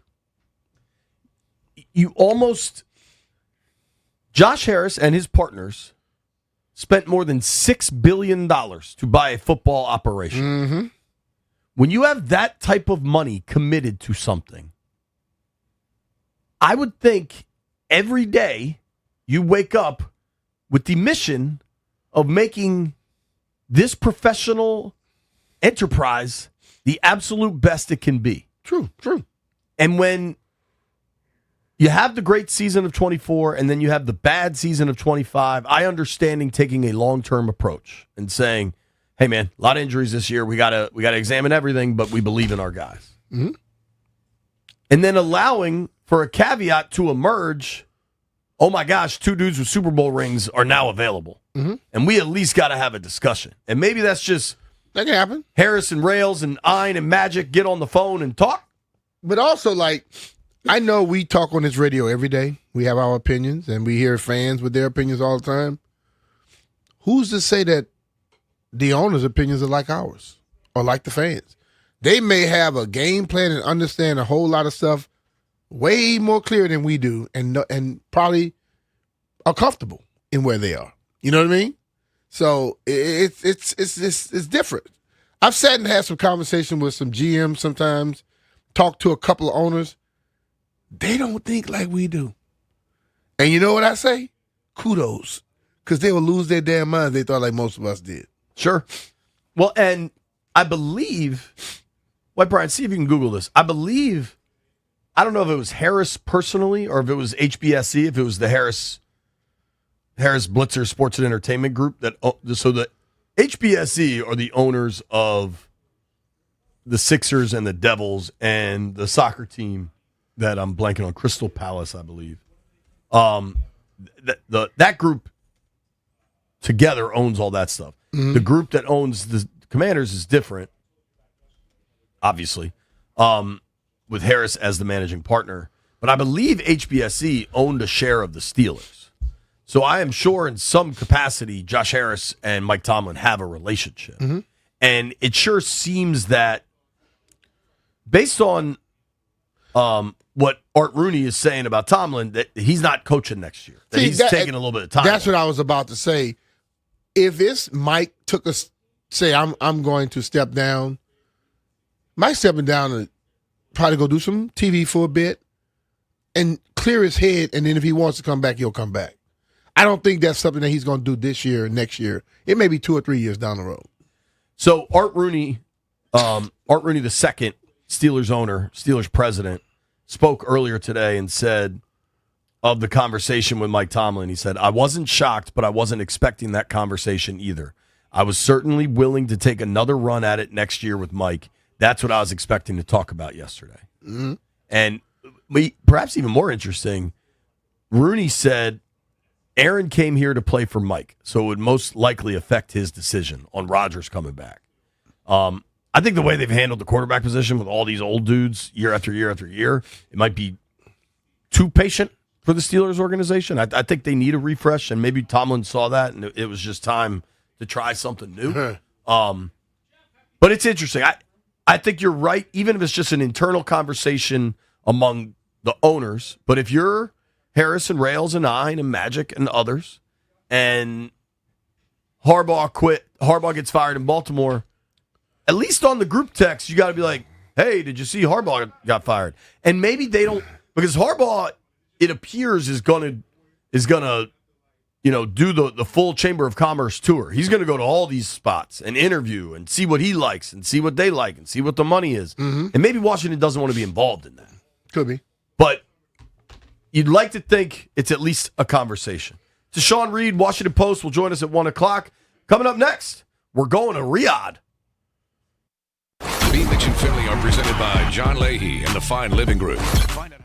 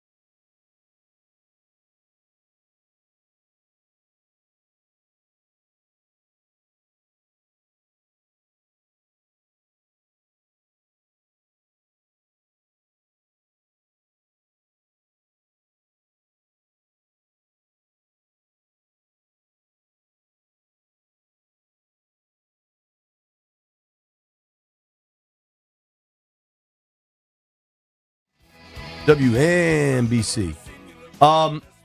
News last night, maybe this morning. Jaden Daniels and Tom Brady are going to Saudi Arabia for a big old Fanatics event. All right. During a launch for Fanatics Studios, Daniels was announced as a flag football captain for the Flag Football Classic in Saudi Arabia taking place in March. Daniels joined Tom Brady, who is captaining another squad in the event, on stage for the announcement. As a retired quarterback, there's nobody I love seeing out there playing on the field than Jaden, Brady told the crowd. That's enough nice things I'll say about you because I'm wondering if your mom is going to let you come to Riyadh and play football. It's a pretty good line. There's going to be a third captain yet to be announced. Sean Payton, Kyle Shanahan, and Pete Carroll are coaching the teams, and current and former players like Max Crosby, Rob Gronkowski, Saquon Barkley, and others will participate. Per Fox Sports. Where do I sign up? Yeah, B's available. Hell yeah. Per Fox Sports, the games will follow Olympic-style flag football rules with a 5-on-5 format played on a 50-yard field and 2 20-minute halves. Each team has a total of 8 players on the roster. Fox Sports and Tubi will broadcast the game. I think it's cool. Is there any reaction to this other than, oh, that's cool? Yeah, it's cool because, listen to me, dude. He did something that Tom Brady is doing. He's doing something in the offseason, which a lot of athletes do anyway. And he's a quarterback who's popular. And what does the league promote its league by? Using who? Quarterbacks that are popular. So I don't see anything wrong with that. Jeff, you're on these internet streets. Is anybody mad at Jaden for doing this flag football thing with Tom Brady? I haven't seen anything yet. Okay, but good. I'm quite sure it's going to be some haters. What is there to hate? But the thing about it, he's doing something with Tom. One person who I think he needs to hitch saddles with is Tom. Tom knows how to do business and knows how to win on the football field. Yeah, I'm for it. That time together is going to be crazy. Bro, even if it's not, it's March. Like, I have zero concerns about Jaden, like, learning the playbook because or whatever. you're smart. Most people think that they're supposed to tell a player how he's supposed to live his whole life because they cheer for the team. When they're doing something stupid and irresponsible when they're trying to tell him what he's supposed to be doing. I think it's cool. I think it's a cool opportunity.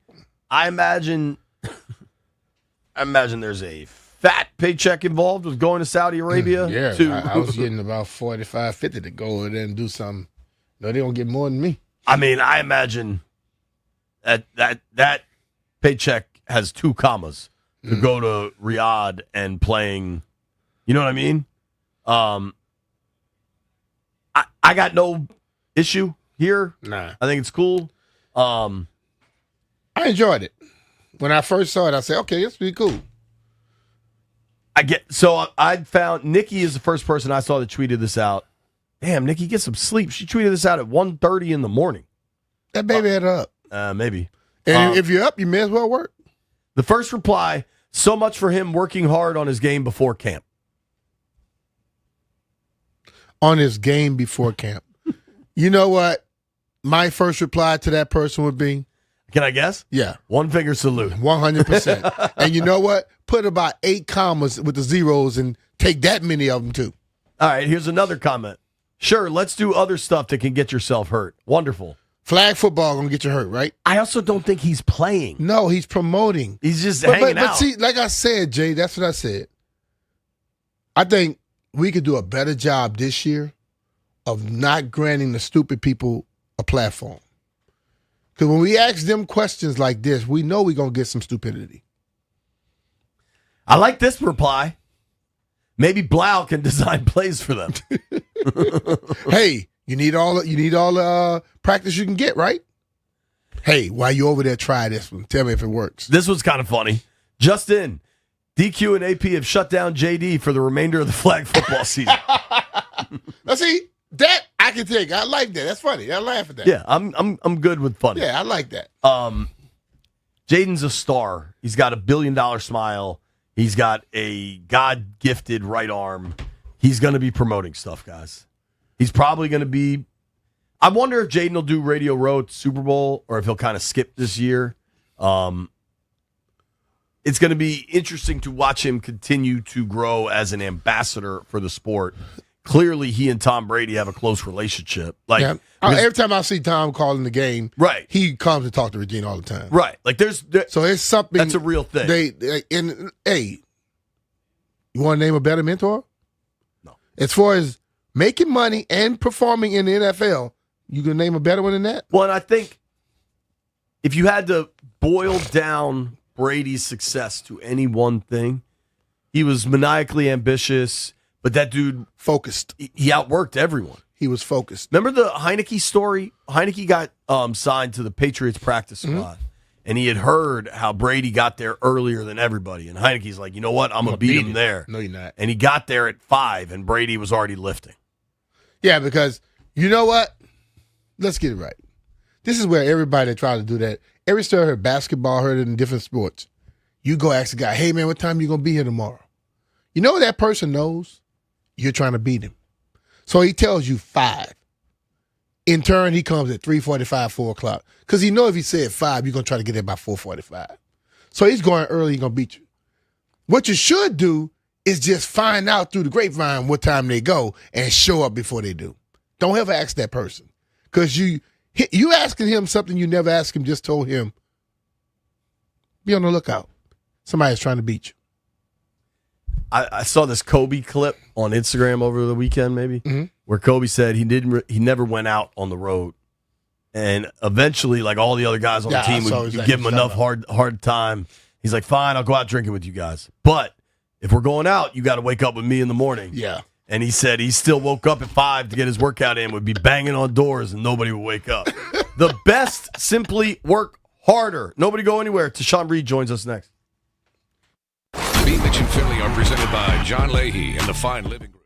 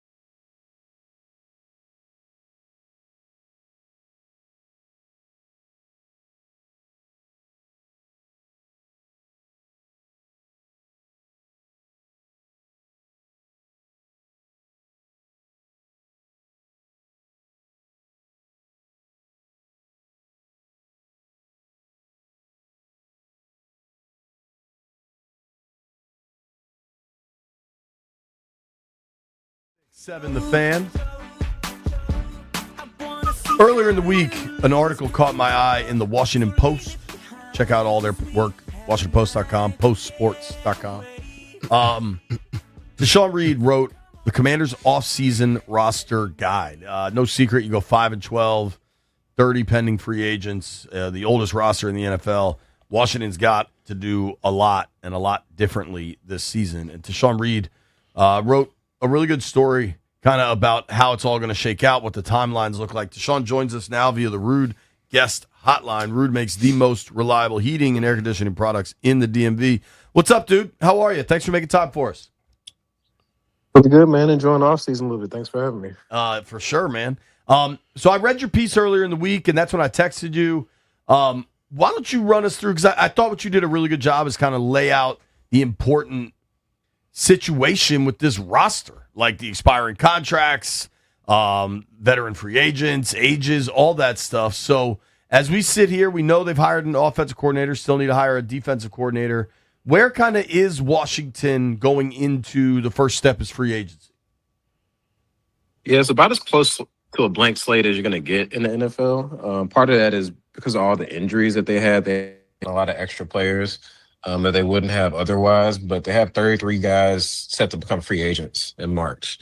And they really don't have many players under long-term contracts. Even some of the guys that are set to return are on one-year deals. We've talked about Laramie Tunsil in the past. Daron Payne is another name that comes to mind. Frankie Louvu, Marshawn Lattimore. So some of these guys, obviously, they look to extend, like Tunsil. They've already been pretty open about that. But others, you kind of question, what their future here could be. Payne, Lattimore in particular. And so I think the opportunity is there pretty much to flip this roster if they want to. Obviously, there are going to be certain guys where, like Jaden Daniels, isn't going anywhere, but they can pretty much reconstruct this thing, however they want to. And I think it's clear that on both sides of the ball, they need some of that, particularly on defense, really at all three levels, I would say. They need to make additions on defense. And then on offense, while I think it was more about the injuries than personnel, there's still a couple spots, tight end. You could say they need another receiver on the outside. Depending on how things go with Chris Paul left guard, maybe you need to add some help at the offensive line. And so they have a lot they have to get done. But the good news, if you're a Commanders fan, is that they should have somewhere around $100 million in cap space and have a pretty high draft pick to go towards trying to pull that off. Could them going after it and having a contract like they signed, I know it didn't look good last year, but could that be a blessing in disguise this year because of how things are going to be situated? When it comes to the draft pick, for sure. You're picking number 7 in the first round. As many have pointed out, they don't have a second or fourth round pick due to that Tunsil trade. But obviously, you can still get a top tier player in that first round. And I think it's also possible that they could trade back. We heard GM Adam Peters mention that as a possibility. Maybe you could pick up a second round pick or some sort of other additional draft capital by moving back a couple spots and still land a quality player in that first round. I think they have so many needs that, throughout the draft is going to be a best player available approach. Like, they're not really a team that's going to be in a position where they have to force it at any given spot. I think you get in trouble when that happens. The cap situation pretty much was going to be what it was, even if they had a good season this year. But it is, something to be optimistic about, just because they're going to have a lot of resources to go towards taking some bigger swings. And I think that's something that we haven't, we saw them trade for Tunsil, we saw them trade for Deebo Samuel, but we haven't seen them make a ton of those like big top of the market free agent signings, And I think they need some of that. They need to get younger. They need those impact players. And the only way you get that is by spending some extra money in free agency. Where do you think they will be aggressive in free agency? And do you think like they have targets in mind already? I don't know that you've dug that far as because there's so much that changes as teams start releasing players, but like, are there folks out there you find interesting? Yeah, it's kind of hard to say just because of, like you said, like we see who ultimately ends up actually testing the market or not, right? But I think defensive end stands out as a position where you would think that they'd be looking at that veteran market. Trey Hendrickson set to become a free agent as somebody who, he's over 30, but I would say is still, in his prime as a player.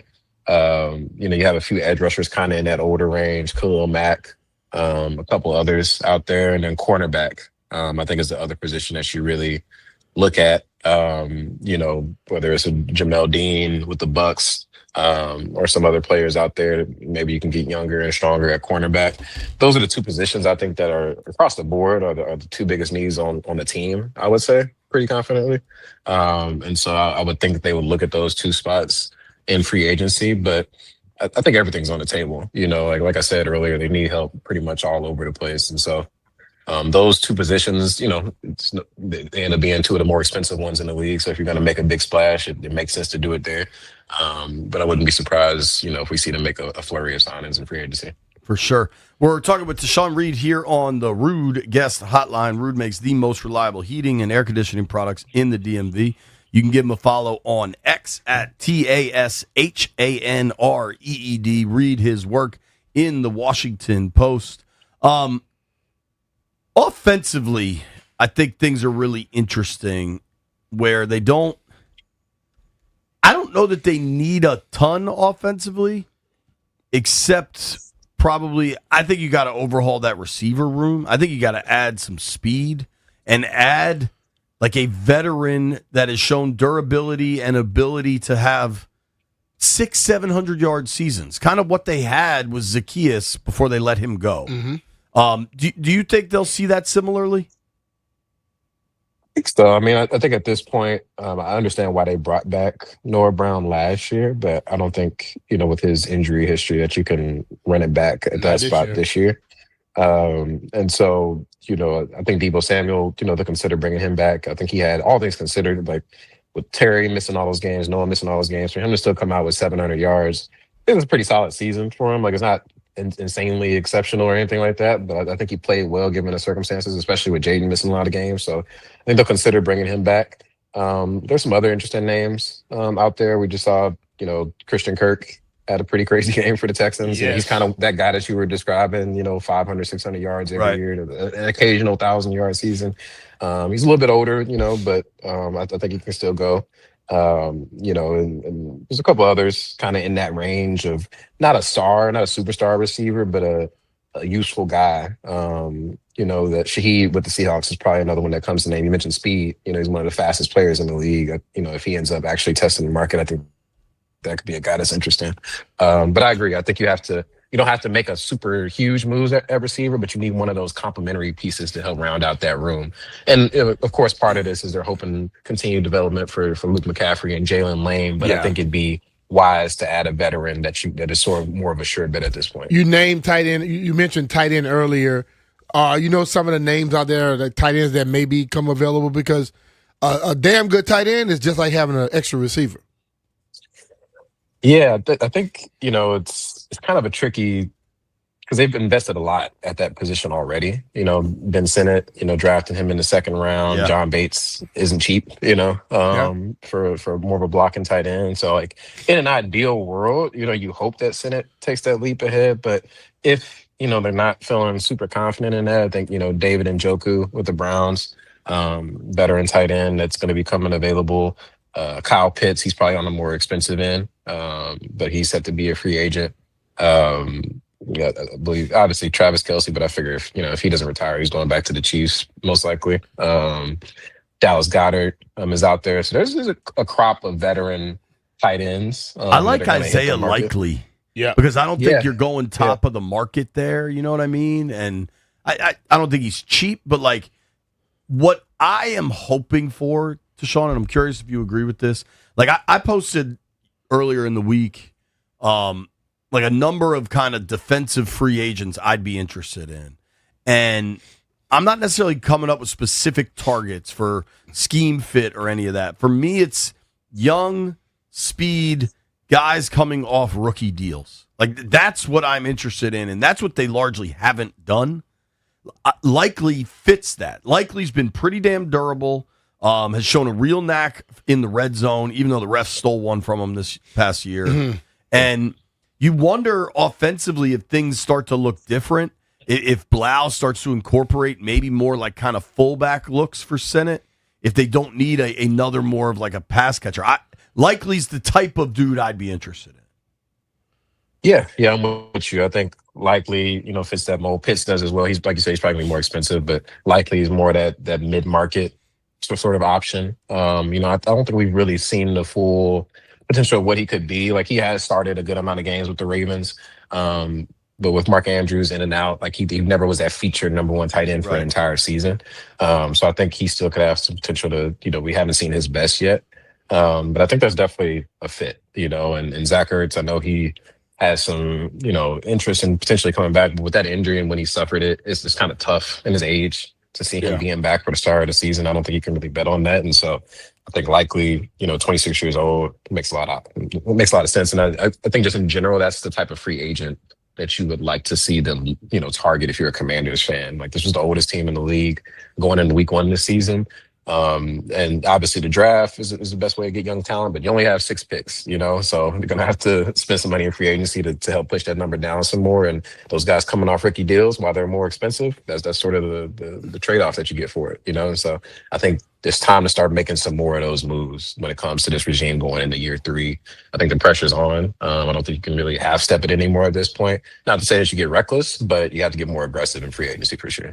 Totally. And they put themselves in a situation where they have to, because, the bottom line is you sent away a number of draft picks for 3 veteran players. Frankly, only one of them I see being a member of this team this fall. Maybe Debo, but I think Tunsil for sure. I think Lattimore gets released, and the Debo thing I think is very much up in the air, Yeah, I agree. What's interesting is I've honestly enjoyed, this is why I wanted to get you on. With the coaching carousel, we've been so focused on the coaching side of this. We haven't talked about the roster and what they have and what they don't have and where they'll have to go. I do want to get your thoughts on the Blau hire and how they landed there and if you think he's ready. Yeah, it was a little surprising to me. I definitely know that they liked him, obviously, and he was a coach they wanted to keep around. But particularly with some of the guys who could end up becoming offensive coordinator candidates, like there's some fringe head coach guys like Stefanski or Mike McDaniel, who if they get a head coach job, they're not going to be looking at coordinator roles, but they could be available. And with McDaniel in particular, there's some ties there to Dan Quinn. Obviously, they know more about those guys thinking than I do, but I was a little bit surprised they went so quick on that one. I think if you end up landing there, it's fine, but it seems like, they did a couple interviews, and he got requested by the Lions and like, all right, we need to just make this call now. We've never seen him do it, so it's kind of hard to say, is he ready or not? I think play calling is one of those things you got to learn through experience. Obviously, he's played in this league and he's been a coach for a couple of years, so he knows what goes into it, but there's still another element of the skill of pulling it off live in action. And so it was a little surprise to me. I do think it's a bit of a risky move, considering how much is at stake in this year 3, going with a first-time 30-year-old play caller. But he does have that relationship with Jaden Daniels and others on offense. That he knows football. And so it sort of gives them a way of maintaining continuity, because I don't think, it was all bad on offense. Like obviously last year they had a ton of success. This year wasn't as good. I do think that was more so due to injuries. But I think there's some value in maintaining some continuity and maybe maintaining some of those principles that you had already, but adding a fresh perspective and somebody that can be more open to making those changes, that Dan Quinn wants to make in terms of being more run-oriented and things of that nature. And so it seems like that's just the balance that they tried to strike, was not necessarily completely throwing out what they did before, but hiring somebody who could maintain some of that while still being more open to change than maybe somebody like Cliff Kingsbury was at this point in his career. Makes sense.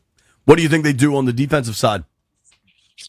It seems like that one, I think they're looking for more of a veteran coach, just kind of taking a glance at the guys that they've been interested in. Talk about a Patrick Graham, multi-time defensive coordinator, Jonathan Gannon, same thing, as well as a former head coach, Brian Flores, same thing.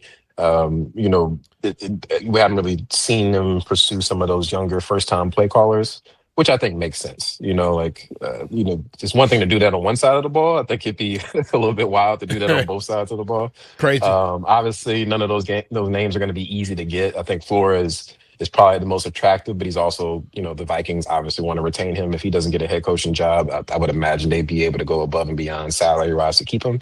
And so maybe it's more so Jonathan Gannon or somebody in that range that you're able to get. But it does seem like they're looking for a more experienced, bigger name at the defense coordinator spot. I think if you're going to have a coach like Dan Quinn, yes, he's on the defensive side of the ball. But if he's going to have to put his interest anywhere else, I think having a young offensive coordinator, you may be leaning over there a little bit more. Let somebody else run the defense. Yeah, like I don't him continuing to call the defense. I don't see that being a thing this season. I don't think that's not the way he likes to operate as a head coach. You can go back even to the Atlanta Falcons, and their run there. Like while they made that Super Bowl run, like he was calling plays during that stretch, but even then, the very next year he gave it up again. So that's just really not his preference. Right. He likes to be that CEO style of head coach. I am guessing you covered Patrick Graham in Vegas, right? That's a guy I've talked about. Obviously, those Vegas teams were rough, but I really liked the defense he ran in New York when he was with the Giants. What do you think of Graham? Yeah, I think he's a guy that's been dealt a bad hand in Las Vegas. Like he never really had that group that you would like as a defensive coordinator. Like there was always something wrong in these major holes, and he always had to sort of patch up their issues. But he's been a very malleable defensive coordinator. 3-4, 4-3 fronts. He's been multiple in terms of that element. Coverage wise, he's been adaptable. He's a guy that pretty much can adjust however he needs to in order to fit the personnel. Which every coach says that, but like you rarely actually see that come to fruition with coaches. He actually does it, and I think that 2023 season that he had with Antonio Pierce taking over as head coach for Josh McDaniels halfway through the year.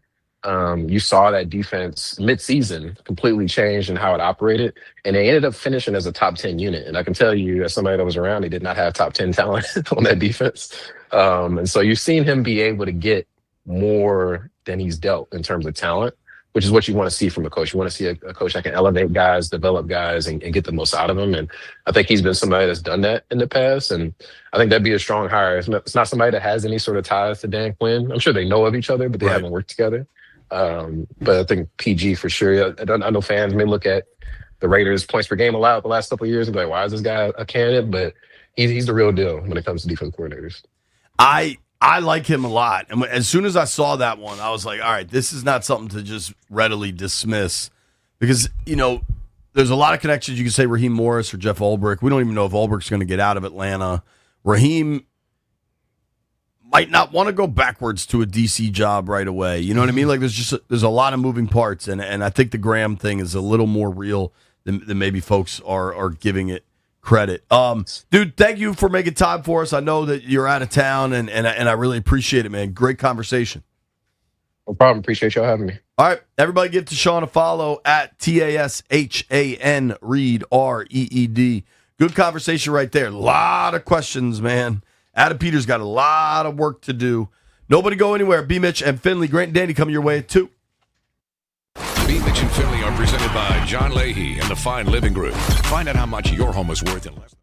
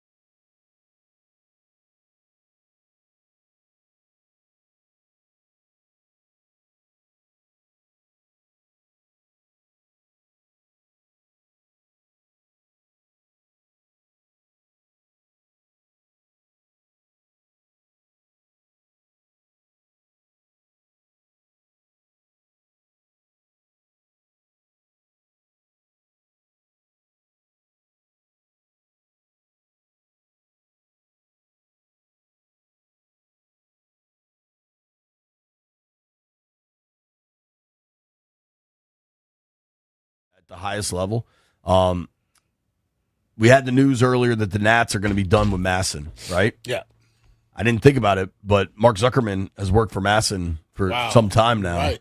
And Zuck just tweeted out, wanted to take a moment to say thanks to everyone who has reached out regarding today's announcement. It's so very much appreciated. I'll continue covering the Nationals for Masson until the end of the month, at which point my employment with the network ends. Everyone at Masson has been incredibly good to me over the last 10 years, and especially the last few weeks as this all came together. There are lots of other people impacted by this news, and I sincerely hope they all emerge in good places, whether it's with the network or not. I echo those sentiments because I know a lot of these folks. Zuck says, in the meantime, I'm still doing the Nats Chat podcast with Al Galdi and Tim Shovers, and when the dust settles, my intention/hope is to continue covering the Nats in one form or another this year and for many years to come. He will. I am not in the Nationals reporter hiring business, but if I was, I would hire Mark Zuckerman immediately. And he's the true OG of all Nats reporters in town, and I hope it lands in the right spot. Yeah. So Mark's going to be fine. Well, and we can offer him one thing. He can be the official Nats beat reporter for the B. Mitch and Finley program. Unfortunately, that job title carries no monetary Well, it does, because you have all those jobs. You could pay him. You could pay him. I mean, I just got one job. You had that job, though, before that paid with 2 commas? You had that job for a while. 3 daughters, they're getting married now. Yeah, one's already married. Changes things. One's already married. That's sunk costs. Not out my pocket, though. I got 2 daughters getting married someday. She brought a grandkid into it. Now he gets as much as he got.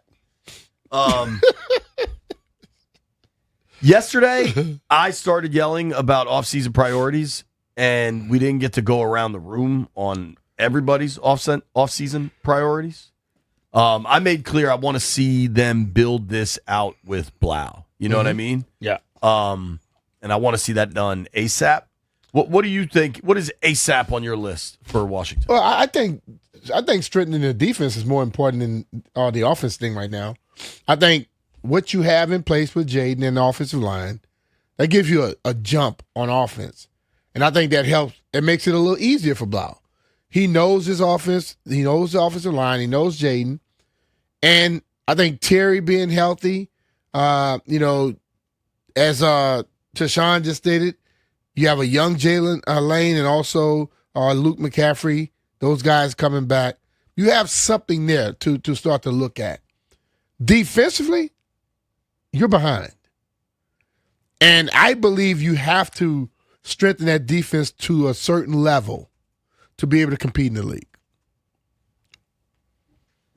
Defensively, you got to get better on every level. Yeah. Like, immediately.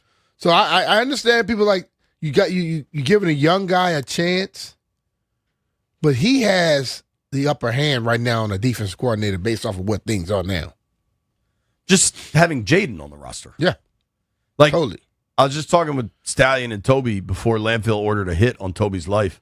And for me, it was pretty clear that, like, we can talk about a million things with this team, but Jaden Daniels started and finished 4 games. Yeah. Like, that's a bad recipe for them to win 10. True.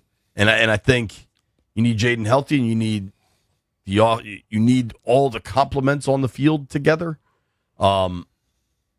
That's the top priority for anything. But it's going to be interesting kind of watching it go forward. And it's easy for us to sit here and say Peters needs to be way more aggressive in free agency than he has been. You think he'll do it? I think so. I think, listen, man, like they were saying, like everything was on board. I think everybody has to do a better job. Like, if you look at, like, I understand what happened last year. But now you know that didn't work. And you can't roll with that again. So you have to get better talent. You know, that's the first thing for the success to go where you want it to go. Better talent. That's his job. He's going to handle that. Did you hear what some of Bashadi's comments yesterday in Baltimore? Some of them. Bisciotti just seems like the type of dude that people love. Hung out with him before at the fight night. Yeah. He is I've met him. Cool as hell. Totally. I found it. If he hangs around Brad Jackson, you know it's a different guy. You got to be able to handle anything if you're hanging with Brad Jackson. But I found his comments with Lamar really, really interesting. Just the transparency of saying we want to get that done. You know what I mean? Like he didn't hide from it. He didn't make it. There was no like, oh yeah, we'll see how that goes, or we're interested in him, all that sort of stuff. Nah. But like, I'm reading now. This is from the Baltimore Banner. Steve Bisciotti talking about Lamar Jackson. He said, he said he had a conversation with Lamar that your opinion matters, but he made clear I have the power. Like I want your input. I want your opinion, but it's up to me at the end of the day. And that's how it has to be. You can't ever let the quarterback think. You can't ever let any player think that they have final say. Bisciotti, I quote now, the urgent of the Lamar deal, the urgency of that matters to me because we've got free agents, and I don't want to go into free agency with that hanging over our head. And I made that clear to Lamar, and I think he was very appreciative of my stance and hopefully willing to work with Eric and not get this thing dragged out into April like it was the last time. Lamar is also notoriously hard to get a hold of. I'm reading. Jackson is notoriously hard to get a hold of. He has no agent and runs his own time in the offseason. Recently leaked legal documents from the NFLPA's collusion lawsuit gave an inside look into what negotiations between DaCosta and Jackson looked like, and they don't resemble standard conversations between business people. Bisciotti is aware of who Jackson is, calling him really a non-confrontational person. But Harbaugh's firing seems to have Bisciotti pushing Jackson to be more present. Bisciotti said he asked Jackson whether, as has been suggested, he had issues with Harbaugh and offense coordinator Todd Monken. Jackson said he didn't. Jackson acknowledged that changes were probably needed, but demurred from expressing a strong opinion, preferring to leave that to Bisciotti and DaCosta. I said, well, your opinion matters, Bisciotti recounted. Bisciotti also said he invited Jackson to be a part of the in-person interview process, going so far as to offer him a spot on his plane. This is Bisciotti. I quote, I said to Lamar last night, when they call me up from Florida, you better get your ass up here too. And I think when he's saying you, like that'd be like you and I say, you better get your ass up here too. Like there's not like a threatening notion to it. I understand that, but then I'll say this. Is that necessary though? I ask that question because now that coach, to have him in the interview, if that coach sit there in an interview and you want that coach to coach and discipline and correct your quarterback after he sits in there on the side of the table with you, you think that coach ever gonna feel like he can do that? Fair point. Look, I think as an owner, see, I don't believe in owners or GMs hiding behind players and making somebody else uncomfortable. I interview you. If I want to give you, I want to let you know some stuff, I'll come tell you what's going on. I don't need my players. If I were a head coach, I would not want a player sitting in there because it's going to be hard as hell for me to treat that player like everybody else, although the quarterback would not be treated. If I were a player, I'll be uncomfortable sitting in there with the coach. Because now, I think this is what people don't get. I think out the box. If I'm sitting in there with you and I tell you hire this person, I just took on a different level of blame that I don't necessarily need. If it stopped working, the coach, we mad at the coach now. Well, hell, you told us to hire him. How about this one? Speaking of how can a coach sit across from the player? Per Ian Rappaport, the Eagles are expected to swing big in their offensive coordinator hire and maybe break away from what they have done in the past with Nick Sirianni's offense. All right, that tracks, right? Mm-hmm. And Kevin Patullo could return in his old role. Can you really bring him back? I think even if I'm Kevin Patullo, I'm like, look, nah, thanks, but no thanks. I'll try to go somewhere else.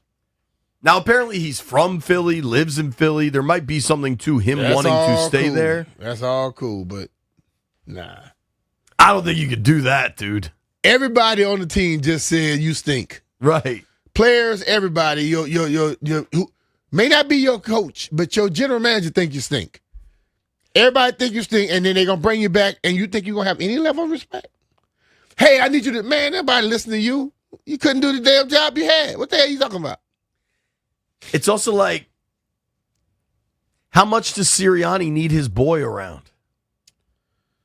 You just fired him, dude. Yeah. Let him go.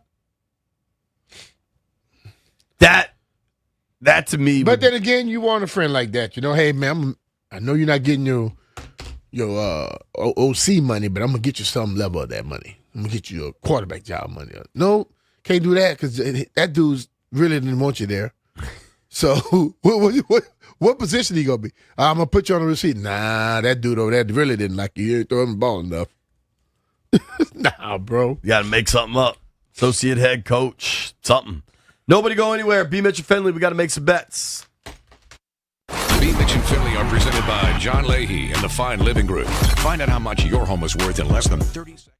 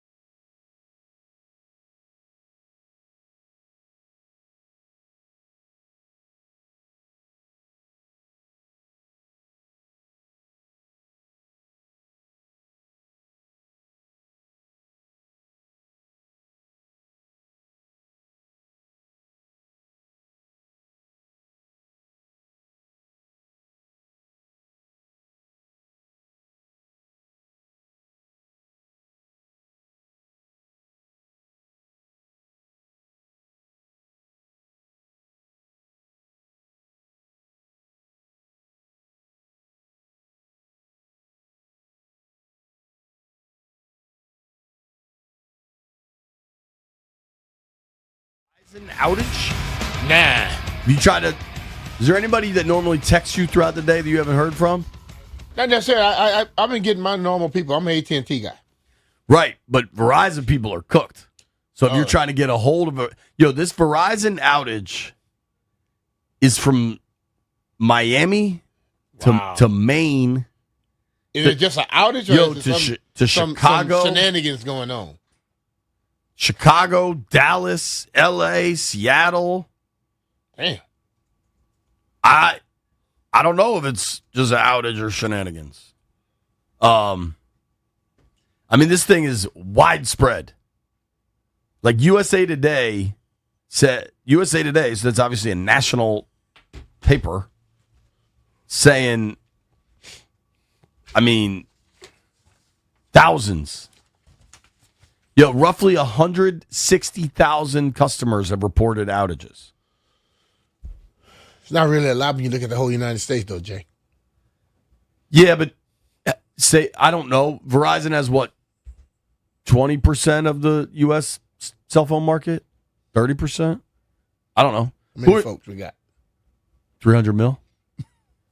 Not really a lot when you look it's at about 5%, I guess. Hey, man. Of 300 mil? Or is it 0.5%? It's way down there, though. 300 mil, so 1% of 300 mil is 3 mil, right? Yeah. Yeah, so that's way low. You're right. So I'm saying, it's a deal if you got to deal with it, but when you look at those numbers compared to the whole United States. North Carolina, New York, New Jersey, Louisiana, Tennessee. I'm going to tell them. I think Heather McDonough's phone is out. AT&T will help you out. Well, I wonder, what is the share of cell phone? Who do you think's the biggest? I think Verizon's the biggest. Ask the dude. AI. I'm doing it right now. Allen Iverson.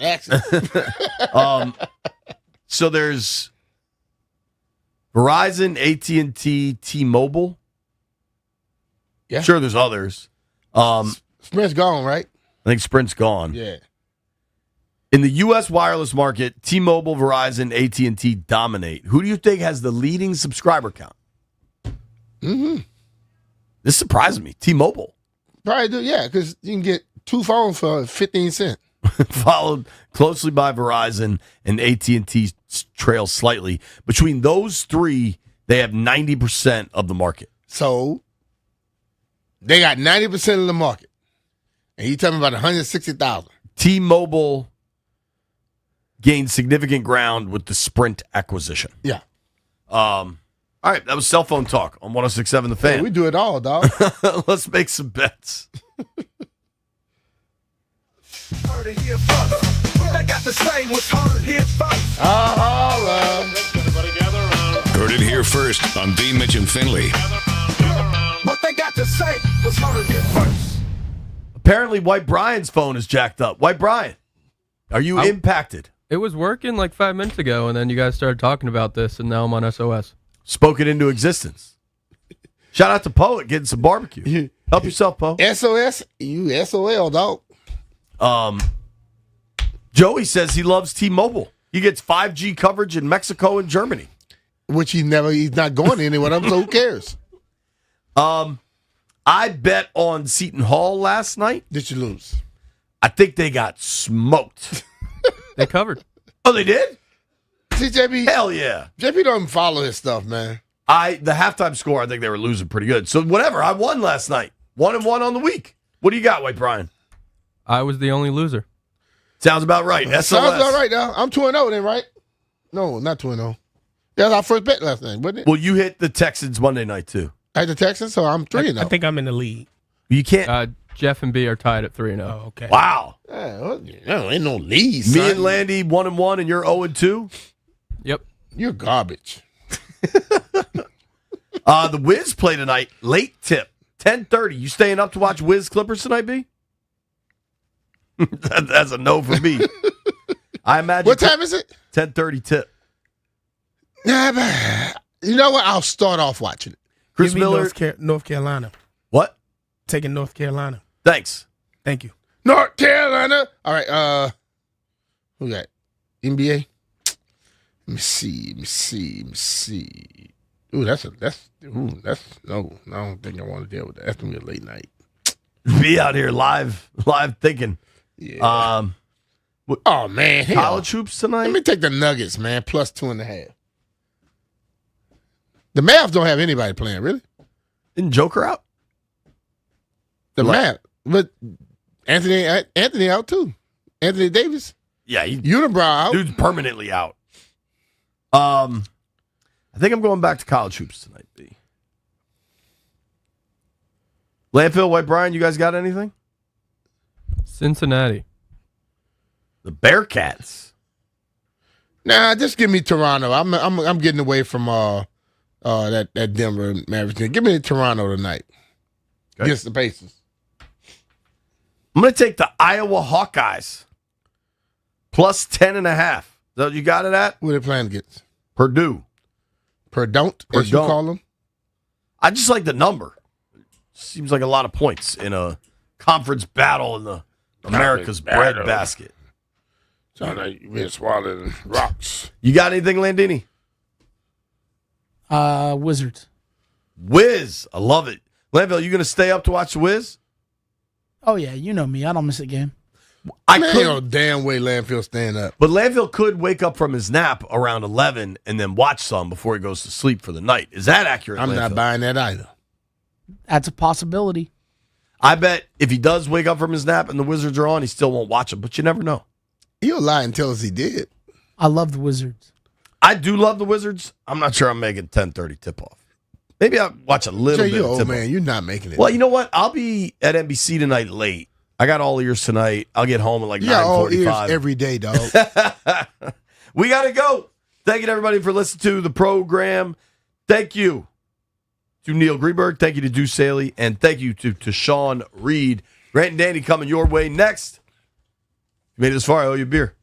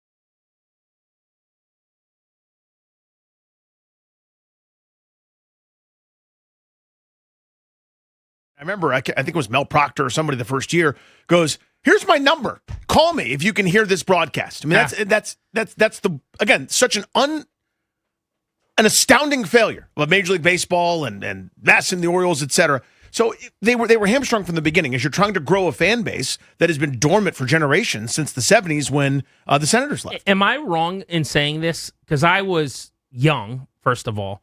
Also, I was still a huge Orioles fan, and frankly, in year one of the Nats, I didn't watch a lot of the Nats right away. Well, you couldn't have.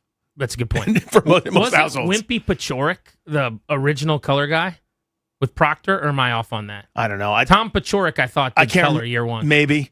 I mean, Dibble was early. It's all kind of blending Dibble together. was way after that. Yeah. He was basically right before FP, who was before Franzen, which brings us to the current broadcast, by the way. So there's two big questions still, which is we don't really know who the local partner is going to be. Because the way this works when you go with MLB and this streaming service, there's still X amount of games that are supposed to be like OTA, over the air in your market. Right. And so you'll make a deal with... So for a while, Sunday, years ago, like CBS had them. Local CBS station would have a So game, you could make a deal with, and I don't even know, like, is DC News Now the same thing as DC 50? I don't know what these are, but like you could do that where like 27 games are available there, or every Sunday game and every day game is on, Channel 9's shoulder program or whatever they have as their secondary channel. So they'll make a deal with a local network to have an relationship. So we don't know what that looks like yet. But the other thing is that I'm really curious about, and I think will be a fun development here in the days ahead.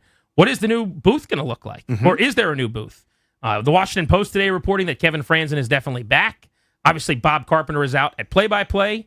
Dan Kolko has been the primary fill-in for him, who's their sideline reporter over many, many years, has been at Masson, kind of writing and then on air forever. So do they just kind of slot him into that significant role and give him the boost to being, one of 30 broadcasters in Major League Baseball? Do they swing for the fences and bring in their own superstar? Teams like the Tigers, as an example, have Jason Benetti.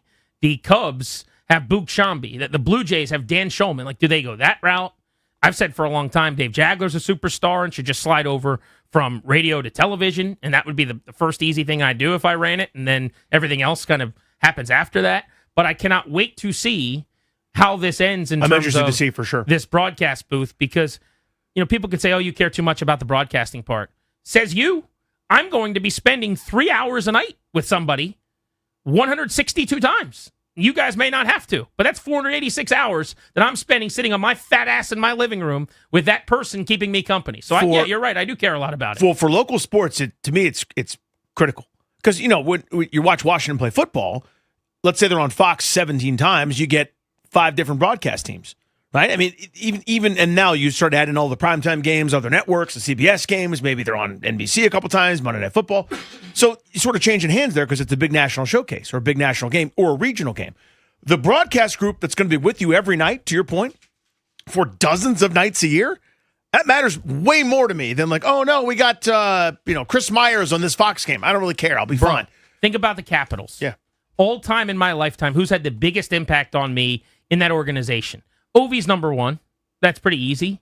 Number 2, there's a great debate, and Joe Beninati and Craig Laughlin are in the conversation. Yeah, well, they're my answer because they were there pre-Ovi for me. Like way before Ovi. Like I learned about hockey, which a sport I never played, from Craig Laughlin.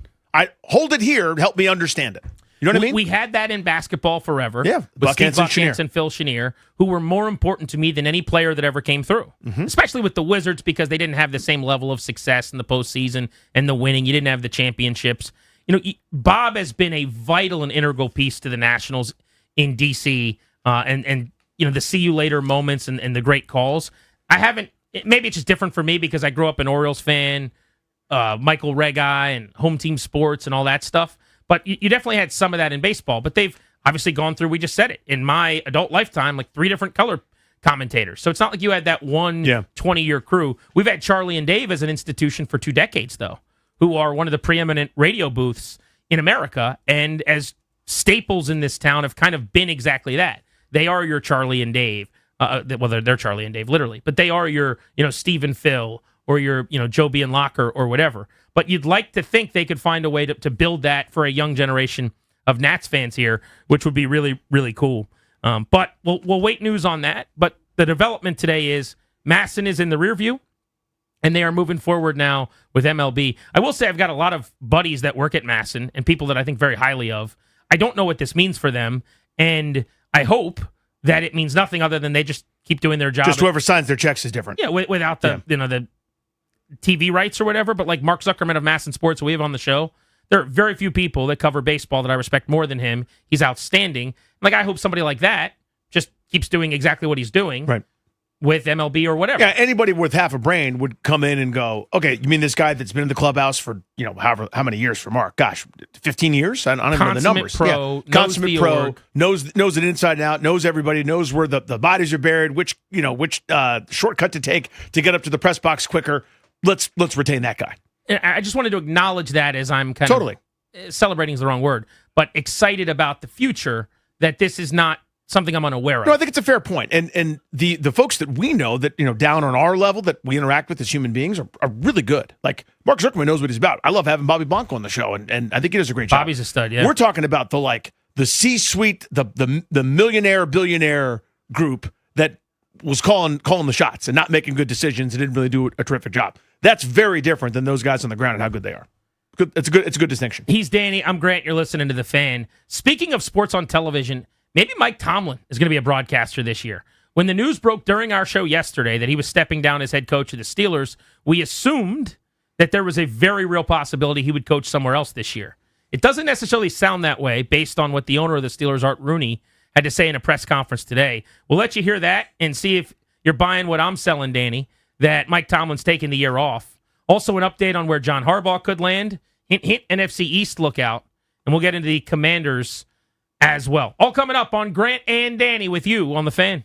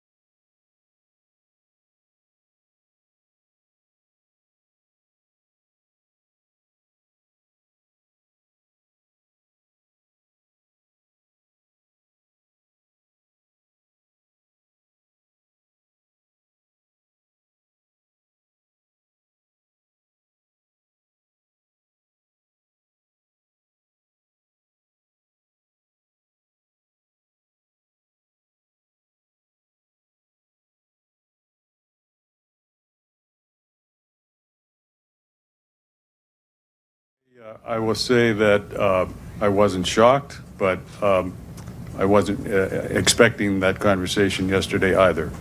There were, when you get to this stage of a career, obviously, he even mentioned it himself that he was nearer to the end than the beginning, and so, you could see that coming, and so as I say, I can't say that I was shocked.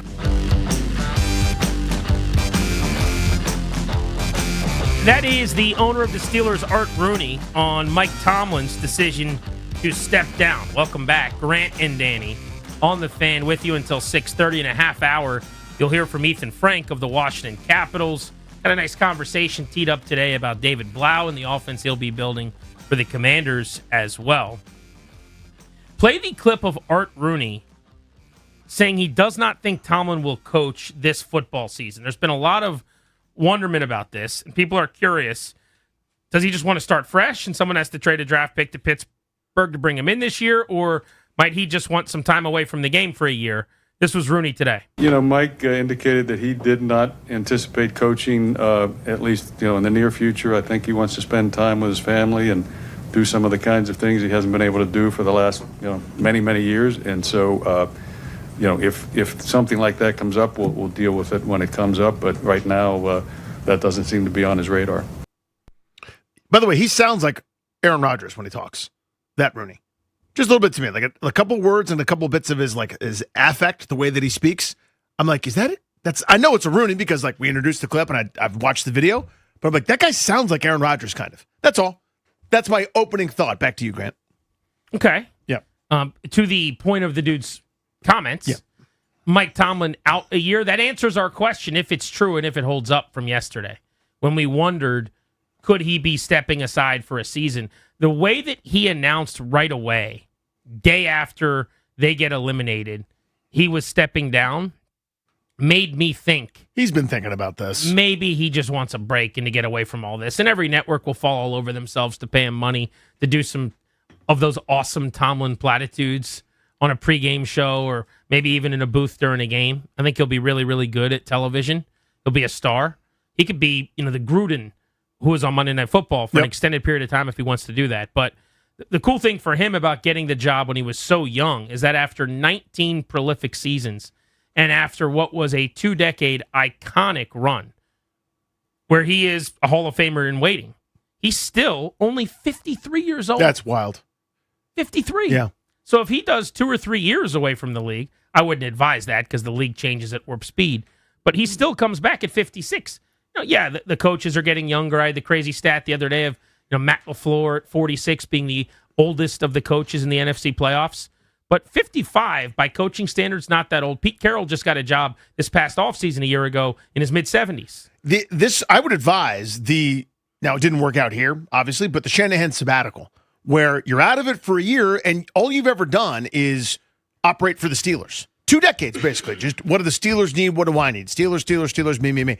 I would do a listening tour. I would go see how Liam Cohen runs stuff. I'd go see how some of these, 30-year-olds are coordinating offense and do some of those things. Because he's been so stuck in his ways, and by the way, his ways make teams better than they are. They're not very well constructed, and they win 10 games a year. Now, I know they have no playoff success because they're not very well constructed, but they're probably 6 or 7 win teams that win 10 games. That's the magic of Mike Tomlin to me. But he needs to see how the other half lives. He should go to Mike McDonald in Seattle and get a guest pass for a day to check out how Kyle Shanahan runs offense or whatever. He could really, really have a great second act if he was willing to do it.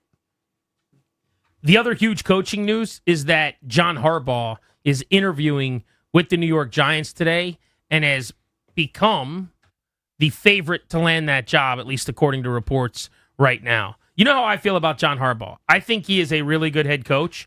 I think he is a culture establisher, and I think he's a floor raiser. When Harbaugh is in your building running your show, you're not bad. The Ravens, as an example, everyone talks about the Tomlin success. He basically had a very similar stretch. He had 1 year before this year when they had a losing record at 8-9 in 2021. Other than that, he never had a losing season. He was doing the Tomlin thing. So I don't think it's as crazy or as impressive as everybody kind of points out. But he ended up with 2 losing seasons, never lost more than 9 games. So it was always like right at They 500. had a 5-11 season. The bottom fell out towards the end of Flacco. That's true. The 2015 I mean, this year. is 11, that's 12 true. years ago. But I think the point stands is those 2 franchises, Baltimore and Pittsburgh, the models of consistency. Yeah. While the Patriots at a much higher level during that time frame are in the AFC title game every year, the regular mortals are doing their 10, 11, 12 wins. Sure. Whatever success you have is great. But here's my larger Harbaugh take. As much success as he had, I think it was a great organization. Yep. Really good fit, tons of stability, quality quarterback play, MVP more recently with Lamar Jackson. I don't think he is a show up in your building and you never have to worry about anything again coach. There aren't that many of those guys anyway. But like John Harbaugh, to me, is a good coach that was in a great situation more than he is a great coach. Now, I could be wrong, but I'm not sitting here losing sleep if he goes to the New York Giants. Jackson Dart is an ascending, talented quarterback. There's a lot to like on that defense, led by their superstar edge, Brian Burns, who I think is one of the most underrated players in the National Football League. But John Harbaugh showing up there, he'll do a good job. It's an upgrade, better than Daboll or Joe Judge. Anybody they've had, some of these clown shoe head coaches that they've had along the way. But I would be way more worried if they hired the next superstar offensive mind. I would rather them hire John Harbaugh than Mike McDaniel, because if that works out, they might have a 15-year cheat code on offense with Lamar Jackson and whoever's next. So, fine. Bring him into the division. I'm not scared. I am, because they're pushovers. They're incompetent. They're idiots. And that guy precludes you from being that. You know what I mean? Like, they're going, Joe Shane's proven something. To me, he's proven that he shouldn't have the job, but they're going to keep bringing him back, keep sending him up, keep doing that. He now makes them legitimate. I don't think he's a put you over the top guy anymore. I mean, when he first started, they went to 3 out of 5 AFC title games in a row. Now, I know that's not Pat Mahomes 7 out of 7. I know that's not New England going every other year. But again, there is a stretch with Joe Flacco as his quarterback where they went to 3 AFC title games in 5 years, winning a Super Bowl again with Joe Flacco getting hot and playing great football. Like, he is a legitimizer. I think you said it very well. The Giants are illegitimate. You know what I mean? Like, the Giants are not a regular, well-run, normal, cohesive, smart franchise. He adds that stability. So, again, I don't think it now means they're going to win 14 games a year, but I also think they're not going to go whoops-a-daisy and shoot themselves in the foot and go 3-14 every year. Yeah, but I think spinning your tires in neutral is worse than being good, bad in a sense. And, like, could they be effective? What's more scary to me is Jackson Dart and the possibility that he's outstanding than John Harbaugh. Like, if Jackson Dart's the real deal and he flashed at times like he's going to be a problem in this league, that's what I worry more about. Do you get the quarterback? When it looked like Washington had with Robert Griffin, people weren't texting you about Kyle Shanahan and Mike Shanahan. They're texting you about him or Jaden now. That would be the bigger concern to me. I just think Harbaugh he's the second best coach in his family. He's a pretty good head coach. I would even say a good head coach. I'm not trying to be dismissive. He's had a very good career. But he has gotten so much better this week, in my opinion, than the reality of they lost more. People kill Matt LaFleur for 10-point leads that they lost. Nobody loses more inexplicable giant lead, how on earth am I a loser today games than the Ravens over the last several years. And if we're saying that's coaching with LaFleur and he's the problem, how is that not also the case for John Harbaugh? I want to squeeze in some breaking news here because tangentially, I actually think this is very related to the Washington Commanders, and I'm stunned by this news. But Danny, what you're about to hear from Toby, this is one of those, my goodness, has the landscape changed in college football stories. Let's go over to Toby at the update desk.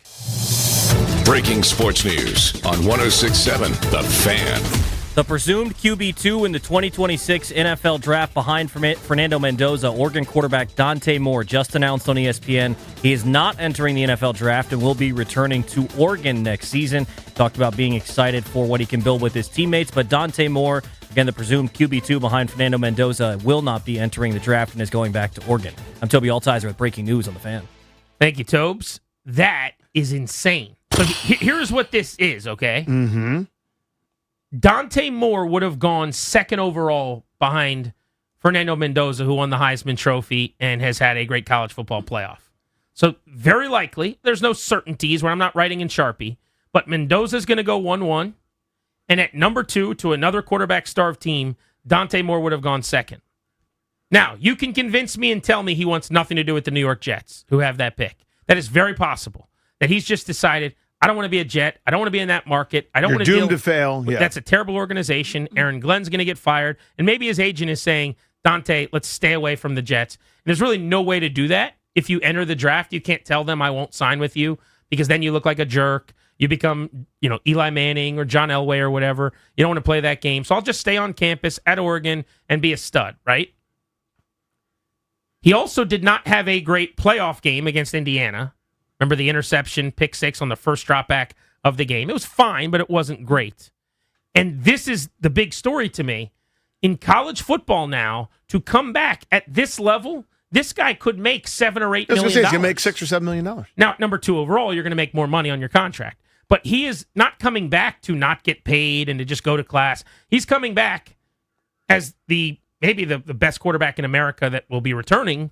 Who knows? Maybe close to $10 million that he could be making at Oregon or elsewhere. I just saw, though, who's transferring to Oregon? Was it Dylan Raiola? I mean, does he transfer to Oregon knowing that Dante Moore's coming back? Because that doesn't make sense to me. No, it does not. You bring in Raiola, who's a superstar name in his own right. He hasn't played at that level, but he's like the Patrick Mahomes clone. I would imagine to replace Dante Moore. Now what happens? Does Moore enter the portal? Is the time still allow for that? And he leaves? Does he stay there and Raiola transfers again? He hasn't signed yet? Does Raiola sit behind him for a year and then play next year? No, that's wild. I mean, if he can open up the bidding, Dante Moore, can you imagine? As you said, there might be a $10 million deal for him somewhere. But so that's the biggest takeaway to this. There have always been guys that have tested the waters. You hear, man, you're a 4th-round grade. You're a 5th-round player. And then they go back to school or whatever. You're probably going number 2 overall. So unless he just absolutely doesn't want to play for the New York Jets. That's my best guess. That's the first thing I thought of. This is about college football, getting paid so significantly as a quarterback, the money on the table, and this is a game-changing moment. I think this is a seminal moment where literally at the very top of the draft, I'm choosing another year of college over that. You'll see a certain year, let's say, I'm just making this up, let's say Detroit, who's been really good, bottoms out, something bad happens, Jared Goff gets hurt, they have a bunch of injuries, they go 3-14, end up with tiebreakers to get the first pick. Do you think, Dante Moore next year is the equivalent of him going back to school? Maybe, maybe not. But you can now choose a little bit. You've got leverage finally in this process where you have none by design. Entering in the NFL, it's not free agency yet. You have to earn the right to get there. That's to protect the players that are current players. The last straw, I think, for a lot of them was Matt Stafford, and kind of around that time when he's making more than 7-8 year veterans that have gone to 8 Pro Bowls. And they're like, we can't do this anymore. We have to set limits on it and sort of go that way. So now here's the result, the balloon getting squeezed from the other end, where college, the levee broke there. And to your point, you're 100% right. Dante Moore can make a lot of money not having to get his brains beat in for the Jets. Here is why I think this is terrible for Washington, though. If you were a Commanders fan, you had to be rooting for and hoping for Fernando Mendoza to have an excellent postseason. Check. Dante Moore to come out, which seemed like a foregone conclusion for most of this year, by the way. And then you also wanted Ty Simpson to blow up. Well, not to blow up good. Yeah, I mean, everybody, we love Ty Simpson. Yeah. You know who deserves to be a first rounder? It's Garrett Nussmeier again. Exactly. Everybody. You want all of these quarterbacks. It didn't happen for Ty Simpson, but to light it up in the postseason and climb the draft board. Because the more QBs that go early, the more it pushes down Arvil Reese, linebacker, Ohio State. Ruben Bain, edge, Miami. Carnell Tate, wide receiver, Ohio State. Jordan Tyson, wide receiver, Arizona State. Ohio State safety, Caleb Downs. All the guys that they'd be considering. And even if they're not going to take those guys, that's fine. If it pushes them down, your chance to trade back goes up with quarterbacks, plural, being at the very top of the board. Now, as we sit here and talk today, Fernando Mendoza won. Without Dante Moore in the draft, there is not another reasonable quarterback to go in the top 10.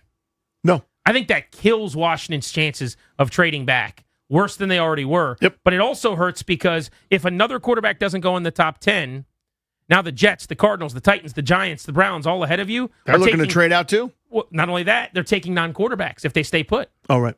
So your chances that Reese falls, that I'm just saying that they love Jordan Tyson out of Arizona State or Caleb Downs falls, all those chances get worse. And now not having 5 and instead having 7 hurts you that much more.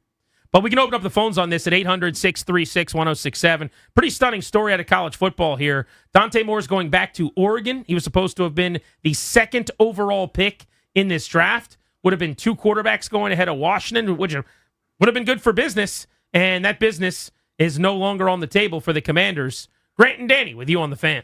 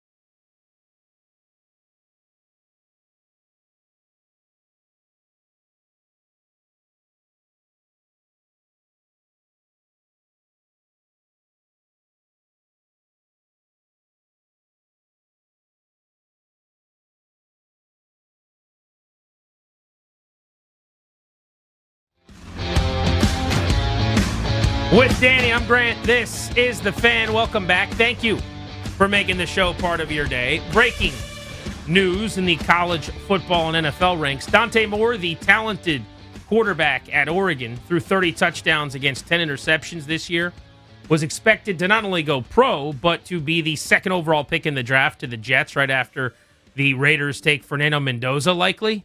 He is going back to college. A sign of the times. He'll be able to get millions in NIL to stay at Oregon. He'll be able to compete again, Danny, for a national championship. But it is very clear to me that this hurts Washington's chances at 7, twofold, of number one, trading back. Yep. Because the more quarterbacks that go early in this draft that are considered top 10 caliber, and right now there's only 2 of those guys, the better the chance that teams are trying to move up to get one of them. So now you've literally cut that in half probably.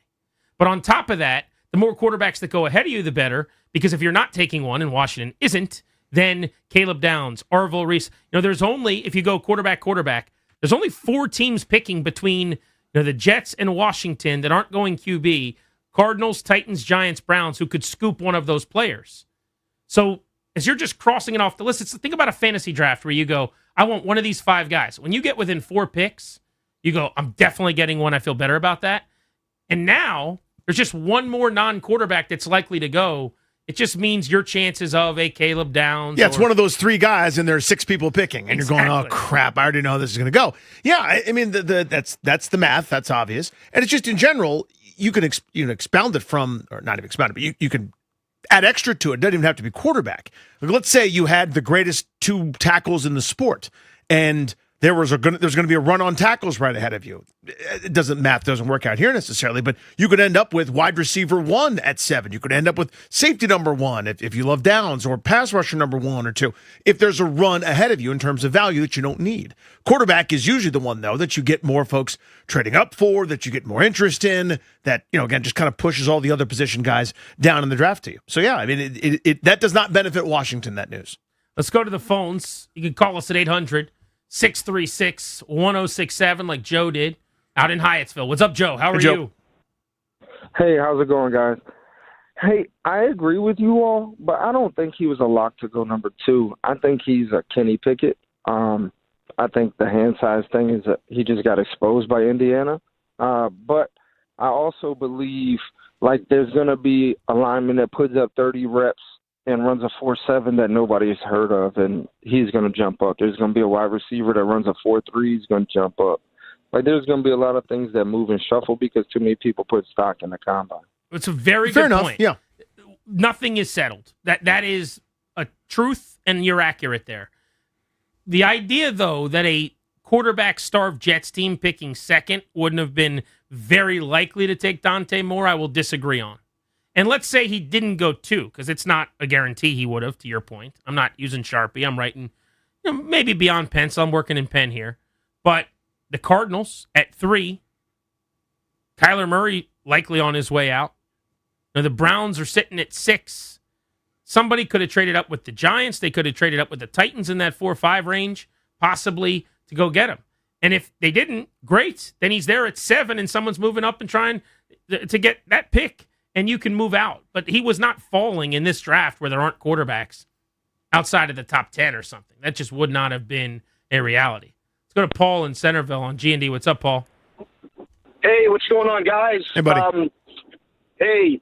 Yeah, so a couple comments and then a quick question to throw back. Be quick, because we're up against the clocks. You can let it rip. Yeah, no worries. So I think Dante Moore made a mistake because when you get overdrafted by a team, which you would, they give you more time to develop. But I'll also say I think, yeah, it does hurt us, but having a roster as thin and bad as ours in a lot of spaces, we will get someone good at 7, so we'll be okay. We will fill a need.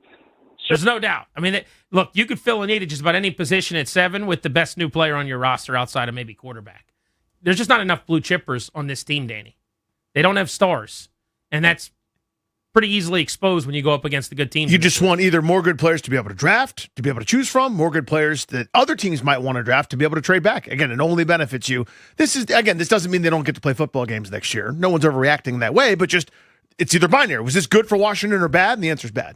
He's Danny. I'm Grant. You're listening to The Fan.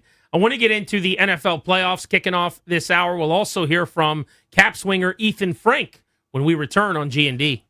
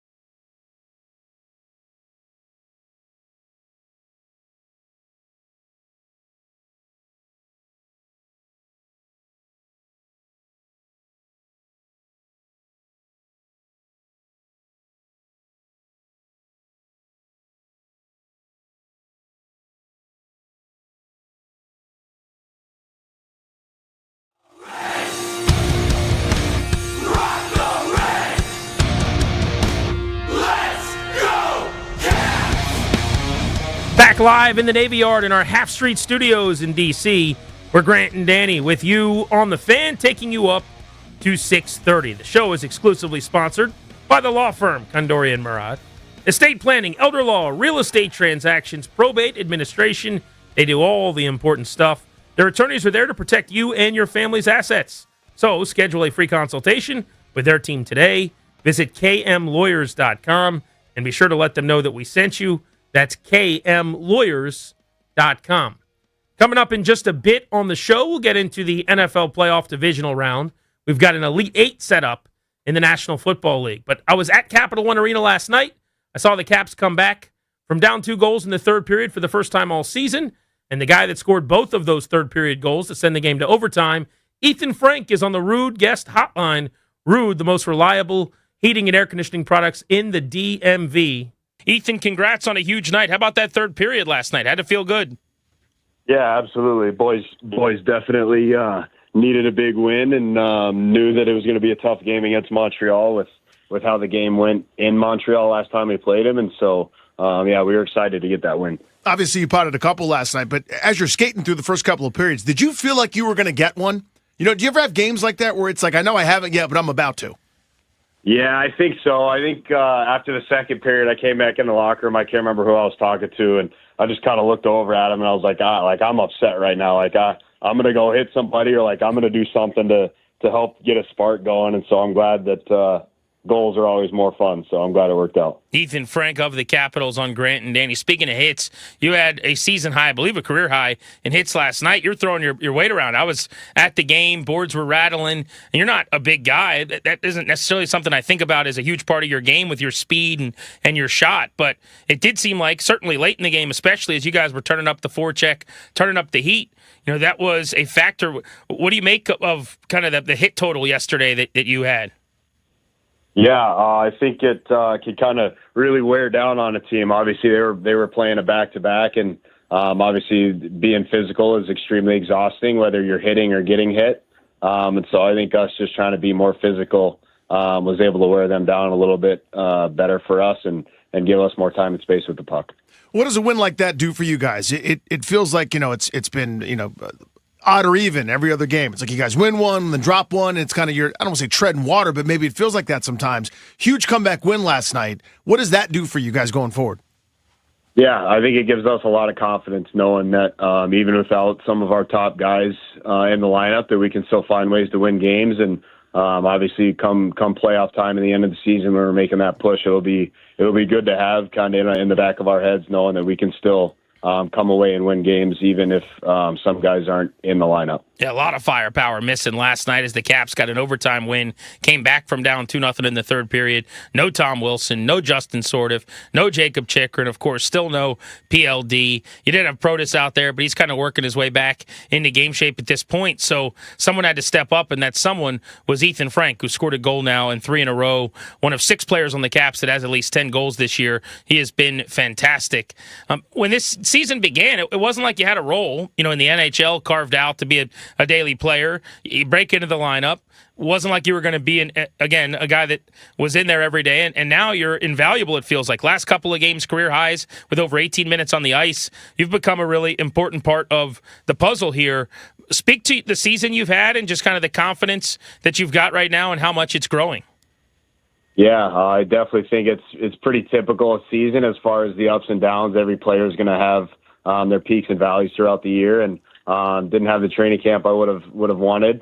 So not making the team out of camp was a dagger, but just knowing and believing in myself and knowing what kind of player I am, knew that I was going to get called back up eventually, and just try to make the most of it, and just try to bring more speed and more energy every night. And thankfully to the amazing group we have, is from the staff all the way down to the players to athletic trainers, equipment guys, and everybody in the organization is helping me feel more comfortable. And obviously, I'm trying to do what I can to help the team get more wins as the season goes along. Ethan, I'm a sucker for post-game carbs in the locker room and the videos that we get that come out of you guys celebrating. It's a really tight-knit, close group, obviously.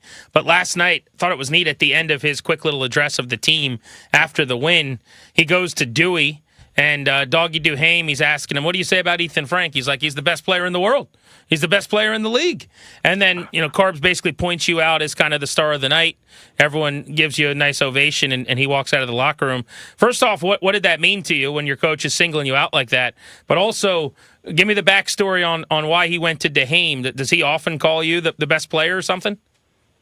Yeah, no, it means a lot. Obviously, kind of like we mentioned earlier, not having a spot out of camp and not having a great start to the season, just kind of being a call up, trying to find my way throughout the season. It means a lot. I've come a long way with a lot of unseen work, and a lot of people don't know what I've had to do to get to this point in my life and career. And I think Duhame will always just be bluntly honest, and he's always pumping everybody's tires. He's a great guy to have around the room, and one of the best teammates I've ever had. How tough is that? This is such a veteran group, and it's been that way for a long time, even going back to the Stanley Cup. It's hard to rebuild with young players and also keep competing at a high level with incredible veterans like Ovi and company. How tough is that? I think we underrate that because your journey, like you were talking about, made me think about that. It's tough to crack a lineup of a bunch of vets with pelts on the wall. Yeah, absolutely. You got to give credit to the front office staff and the coaching staff for finding ways to make that work. Obviously, like you said, it's not easy. The game is definitely different than it was when those older guys were growing up and coming into the league, and they've done a great job of getting everybody to gel together and making sure that everyone's on the same page. And the leadership group, I can't speak highly enough about them. They do an amazing job of holding everybody accountable, but also bringing fun and smiles to the rink every day. Ethan Frank with us on Grant and Danny. Played his college hockey at Western Michigan, a Denver, Colorado native who has made a splash for the Capitals this year. I'm curious, just off the beaten path a little bit here, but we're getting really excited around the studio for the Olympics and for Olympic hockey especially. 4 nations during last year's All-Star festivities. So good. You guys are going to be well represented, particularly on Team Canada with Tom Wilson and Logan Thompson. How much chatting about the Olympics coming up is there in the dressing room? I know that meant a lot to Willie specifically, but then also just the rivalries between countries and the chirping each other. Like, what's that going to be like? I don't know if you're going to be rooting against Wilson or LT. I was wondering this last night. I'm talking to my buddy at the game, and I'm like, it's going to be so weird to be excited when a puck gets past Logan Thompson because USA scores, but obviously I'm riding with the red, white, and blue. So it's going to be a fun thing. Yeah, absolutely. There hasn't been too much chirping. Obviously, when all the rosters got announced, we gave those guys the credit that they deserved, and are extremely happy for them, and know that they're the kind of players that obviously that a country can need on their team, and so we're really, really happy and proud of them. And honestly, I don't know who I'm going to be cheering for. Obviously, you want to cheer for your country and want them to win, but just growing close to the guys on the team that'll be representing their respective countries, it'll be hard to cheer against them. What do you wish from the international game, if anything, would come to the NHL? Something that they would adopt in terms of play style, just how the games work, etc. Me, just kind of like you guys mentioned earlier with the speed. I would love the bigger ice sheet. Yeah, I was thinking that. Like, just give me a little more space for those jet engines to be able to go. Do you think they'll make that change ever? I don't know. It's hard to say. I'm not really sure what kind of changes they're looking and trying to implement to the NHL now, and I'm sure something like that probably won't happen for quite some time. I think it would be pretty cool though. Just from my own perspective, I think it would be awesome for some rules like that to change. Ethan Frank, an easy guy to root for. Been a blast to watch him get to the league over the last couple of years and really create a spot on the roster where he's become a necessity with the Capitals. You're listed 5'11". Are you a true 5'11"? Yeah. You said that with conviction. I believe you. You're definitely 5'11". It's not a dating profile, 5'11"? We take out the tape measure. Like, you're a 5'11". Yeah, 100%. I just got a short haircut too, and so I have confidence in that. I wish I could milk out the 6 foot, but I'm not quite there yet. I love that. And then I'm curious, like, everybody's got their roles. Mac had the big fight last night in Game 100, which was awesome. When is the last time you got into a fight in a hockey game? Have you ever been in like all right, everybody's watching us, we're dropping the gloves, like one-on-one fight? Last time, I think I was 17 playing in the USHL for the Lincoln Stars. It's been quite some time, but I got absolutely blown up in open ice, and then one of my teammates tried to come to my defense, and he got blown up too, and so I figured I had to drop him on the spot, and both my parents were actually at that game, and my mom couldn't even watch. She had she had her hands over her eyes and she was nervous and screaming and pretty mad at me after the game for doing that. But just felt like it was one of those things I had to stick up for myself and teammate. I just love that element of hockey, the sticking up for with Doggy must have been 2 weeks ago now, but you guys are getting even after a big shot that Leonard took, right? Weeks later at home, and he takes a fight against a big rig in Trouba, where you're like, dang, that's a little bit of a weight class disadvantage. Or last night with Matt getting into it after a big hit, we see Willie all the time. That element of hockey is awesome. I think a lot of non-hockey people go, you got to get rid of the fights, but it's so well policed in a sense, and there are these rules that everybody kind of operates by. There's this respect between fighters as well. I saw last week, I think it was Reeves saying, this guy gave me a fight last week, so I had to give him one tonight, even though I didn't want to, or whatever the deal was. That there's like a whole set of unwritten rules to it. I mean, if you could kind of educate us on that, I think it's pretty cool. Yeah, absolutely. I think it's an awesome part of the game, and obviously very well respected. It's not every day you're walking up and down, your own job at the office or whatever, and you could just kind of take your tie off and fight some guy that you disagree with or that did something to you or one of your coworkers. So, like you said, it's a very well-respected part of the game. And I think the guys that partake in that are unbelievably honorable. And obviously you don't want to see the other guy get hurt. And so, like, anytime somebody goes down, I can't remember, I think it was this season, I think it was like Jordan Stahl got tangled up with a guy and put his hand behind his head as he was falling to the ice to make sure that he didn't get hurt and seriously injured there. And it's just small things like that. The guys are still looking out for each other, even though that you're just trying to kill the other guy by punching him in the face. Ethan, away from the ice, non-hockey division, what is your favorite hobby? We got a working dog right now, and so I take probably 2.5, 3 hours out of my day and bond with him, whether we're playing outside or training or doing all that. Other than that, I like to read when he's napping after we play, but I really don't do a whole lot other than training my dog and just kind of hang out at home. What's a working dog for the uninitiated? What does that mean? It's pretty much like a Belgian Malinois. We have a Dutch Shepherd, and they're used in police and military force. And oh wow! It's literally like they're bred for herding, I believe, originally. And so if you don't give them a job, they're going to tear up everything in your home. And we like to give him a job and make his life challenging and make him think through things. As you can tell, like he'll come up to a problem and he'll stop for a sec and you'll see his eyes kind of look around and you can see he's thinking about it. It's just really fun to see how smart this little guy is. Most likely teammate to text you to go to lunch on the road? Oh, that's a tough question. There's a lot of guys that would do that. Top of my head, first guy that came to mind is probably Connor McMichael. All right, Mikey, very good. You need one teammate to do a 30-minute stand-up set and get the most laughs. Who are you nominating? Oh, are they laughing with or at the Could team? be either way. Whatever's better. Either way, Yeah, okay. you could go either way you'd like on that. Honestly, I might say Doggy Duham on that. He's got some good jokes, and his sense of humor is pretty funny to me personally, and so I'd have to say him. The bill comes, and a handful of guys on the team are out having dinner. Who's most likely at that moment to get a phone call and leave the room? Oh, that's a great question. I might have to say LT on that. Ooh, with the new contract, no less. Interesting. Yeah. And he's got a nice ride, too. I saw his brand new car over at Kettler. Yeah, LT48. yeah. I think he would sneak away, and it might go unnoticed at the time. But I think a few hours later, some guys might bring it back up. You had to go check on that new car.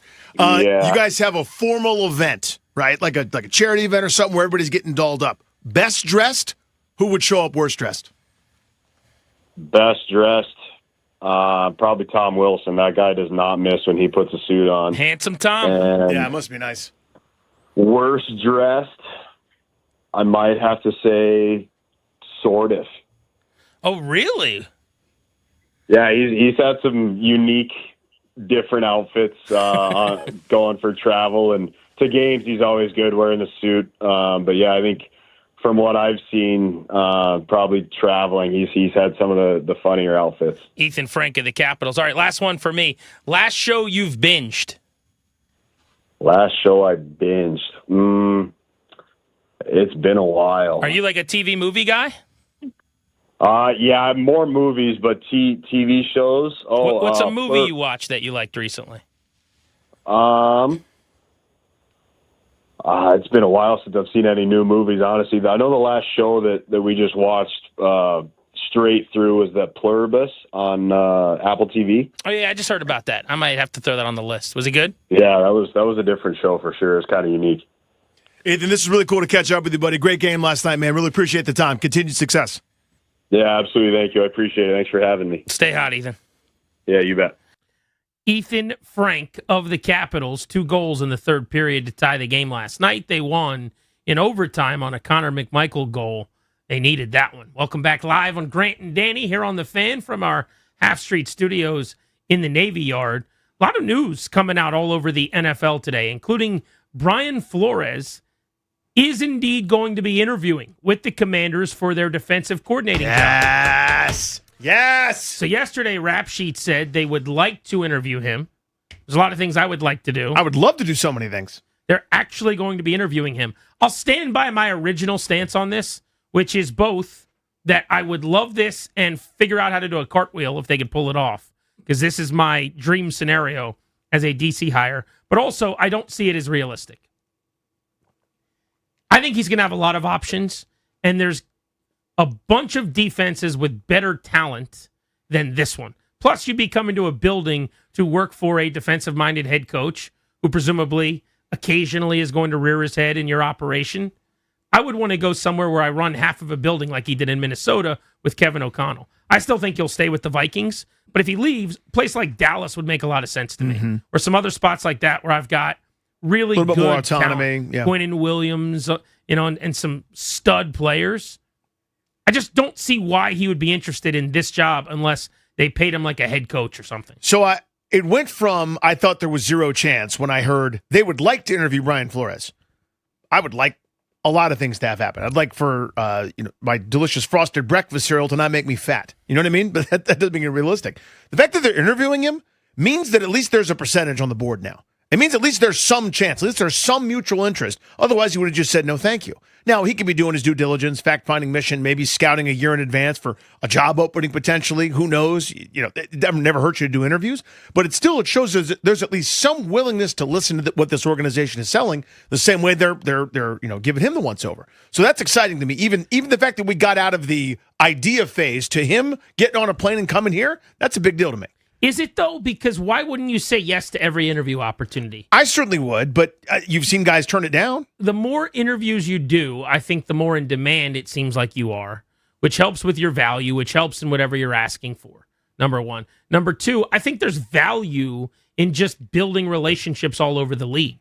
So coming out here, shaking hands and sitting down with Dan Quinn, maybe you don't know Dan Quinn that well. Maybe you come over and you meet David Blau, and when you're a head coach, next thing you know, you spent time with him in the building over 2 days when you're interviewing and bumping into him and having these conversations. And now you call up Blau and you go, hey, man, we met in D.C., what have you. So I guess it's possible that he would only accept interviews in places where he would seriously be willing to work. But they would have had to make a few things very clear to me to get me on that plane if that's the case. Like, hey, man, we got a lot of money to give you.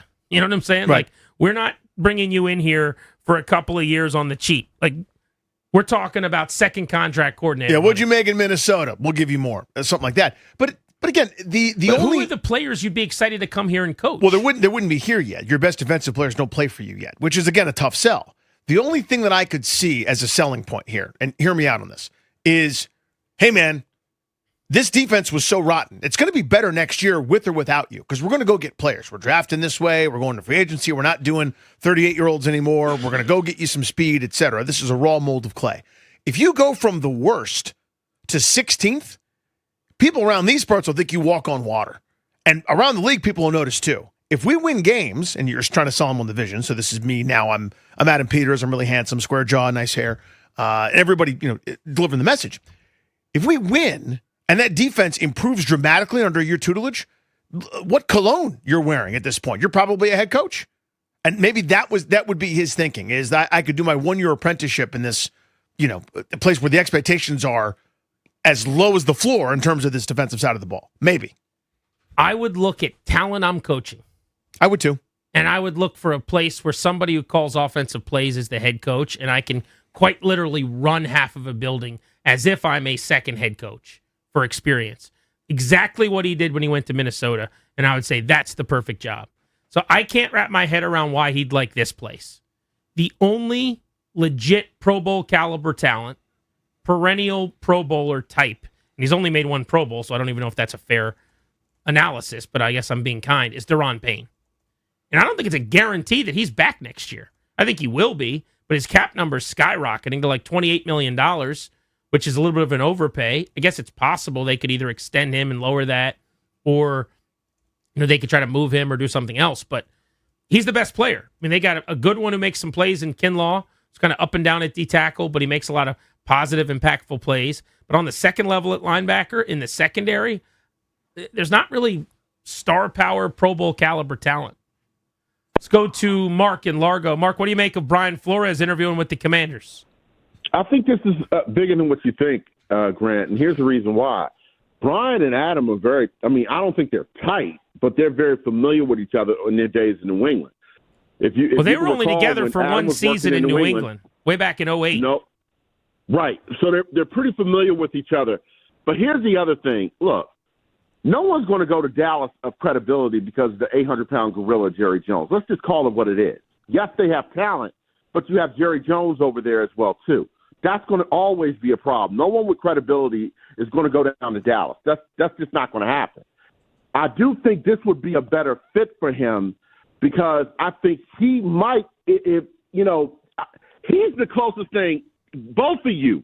Y'all remember Greg Williams 20 years ago. Y'all He's remember my guy. his defense. Yes, indeed. This is like the closest to Greg Williams. This is like Greg Williams reincarnated. No, Mark. You're mistaken. You don't have to sell me on Brian Flores, okay? I've been screaming about wanting Brian Flores for a month. That's my favorite D coordinator in football. Line everybody up at the line of scrimmage. You don't know who's coming and who's going, and we're doing all kinds of exotic blitzes and running games up front. This is a grand slam hire. I'd be giddy and euphoric. I would love this. It'd be the best coaching hire as a coordinator they've made in a long, long, long, long time. You don't have to sell me on it. I'm saying we're not good enough for him. Right. I'm not saying I don't want her. I'm saying she's not going to accept my offer. So imagine at a date. Grant loves The Bachelor and The Bachelorette. Imagine I'm Not The anymore. Bachelor. I'm Well, out. you did. Imagine I'm The Bachelor. And then the candidates are lined up and they're like, I'm so excited to meet him. And then it's me. And they're like, oh, right. Okay. He's all right, I guess. You're misunderstanding me. This would be the best thing ever. I just think he is way too good for us in this current role because of the fact that you've got a defensive-minded head coach and very little legitimate talent to pass along. Could you Now, give him that assistant head coach type thing to entice him? I don't think maybe? he cares about Yeah, that. may not. I mean, that's a fake title. You're getting For more money. You're giving him a raise, but you're giving him a raise. The only way you get him here is if you pay him $1 million, $1.5 million more than everybody else. I'm cool with that, by the way. The way I look at it. But by the way, the Adam Peters thing, maybe they have a relationship. I just want to reiterate, they only were together in New England in 2008, which is literally 18 years ago. Yeah, if he's not a head coach somewhere, I bet you he's got one of those in a different building. You know what I mean? Where someone he came across or whatever who was impressed by him because he's impressive. Peters was an area scout, and Flores was the assistant special teams coach. So I'm not going to act like they didn't bump into each other, but Peters was probably on the road a lot. Like I just don't know how much time they spent around each other in that 1 year in New England. It's not like they were there together for 5 years or something. Grant and Danny on the Fan. If you want to talk Flores, you can. 800-636-1067. There are two changes that could be made to the NFL playoffs that would make things better. Which would you be more inclined to make? That's next on G&D.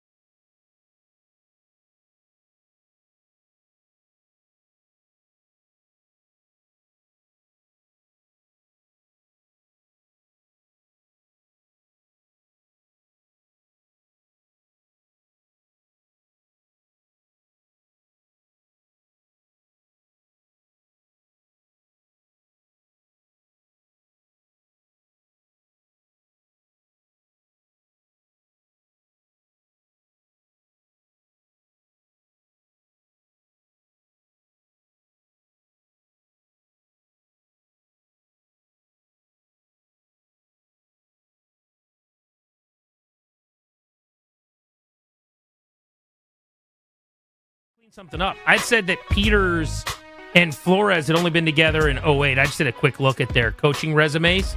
And Flores, his first year as a special teams assistant, on the coaching side was in 2008 New England, which was Peters' last year there as a scout. But Flores was a scout with New England before he was a coach. So looking up his scouting resume, he was actually in New England from 2000. Looks like he got hired right around 2004. So maybe 04 through 8 he was there. And even more valuably for this point, when he was 23 years old in 04, in their scouting department with Adam Peters. So Peters is 46 years old. Flores is 44 years old. Peters was 2 years older as a scout in the department. So they actually were together for several years to that point. It wasn't just the 1 year. So the 1 year is just what shows up when you look at, when he was coaching. But yeah, he does have a relationship with Peters that exceeds that of what I had kind of looked at here. So maybe that's a factor. Maybe that helps. Again, money's going to have to talk here. If you're bringing me in and it's a worse situation than what I've been in, you got to do something to convince me. And the other thing I'd point out is there's now 9 head coaching openings. Yep. He's interviewing for some of those. But let's say he doesn't get a head coaching job, which I'm not convinced of. I'd be surprised if he doesn't get one. Well, you think he's going to get one of these? I think he's going to get one of those 9. I think there's a very real possibility. His resume is too good. I mean, he won in Miami. I'm putting this in parentheses. A lawsuit against the NFL. Yeah, I mean, because there's some baggage here. There is some, but like they were trying to lose in Miami, basically, is what the lawsuit alleges, I think, and his team was too competitive. You know what I mean? They couldn't tank well because he was so good. There's also, I guess, what's the difference between hiring him as a coordinator and a head coach in terms of the lawsuit either, right? I guess you could say that too. But yeah, I think it's possible he gets a head coaching job. There's just so many openings. But also, that means there are 9 DC jobs out there, in addition to the others, like the Cowboys, where they still have a head coach but fired their DC. There's at least 10 openings. So you have to go through those and say, where do you rank Washington? Yep. And without looking at it, I would say down toward the bottom. If you're just looking at talent, yeah, down towards the bottom. Just personally, I think this is one of the best doing it in the National Football League. So it's just hard for me to imagine they can land him. But if they do, it would be a huge coup, and it would be a huge win, and I'll sing the praises of Peters and Quinn and the whole group, because it would be a massive accomplishment. All right, getting back into the playoffs, though, there are 2 gripes that a lot of people have right now with the structure of the postseason. One is scheduling, and the other is terrible teams hosting really good teams in games where you're playing at a division champion, even if the division champion was bad. And I want to make this our poll of the day: Metropolitan moving in storage, local, long distance, residential, or commercial on Grant and Danny. Metropolitan moving in storage, 3 decades, best in class service and experience. You can go vote on the 1067 The Fan Twitter account. If you could only change one of these 2 perceived flaws with the postseason right now in the NFL, which do you think is a more immediate necessity? To change the fact that because we have inserted Monday Night Football into the playoff schedule now, there are these guaranteed short weeks for a bunch of teams, and it hinders the product and puts teams at a disadvantage, where you'll often have a team on 6 days rest playing a team on 7 days rest, which is a big, big deal.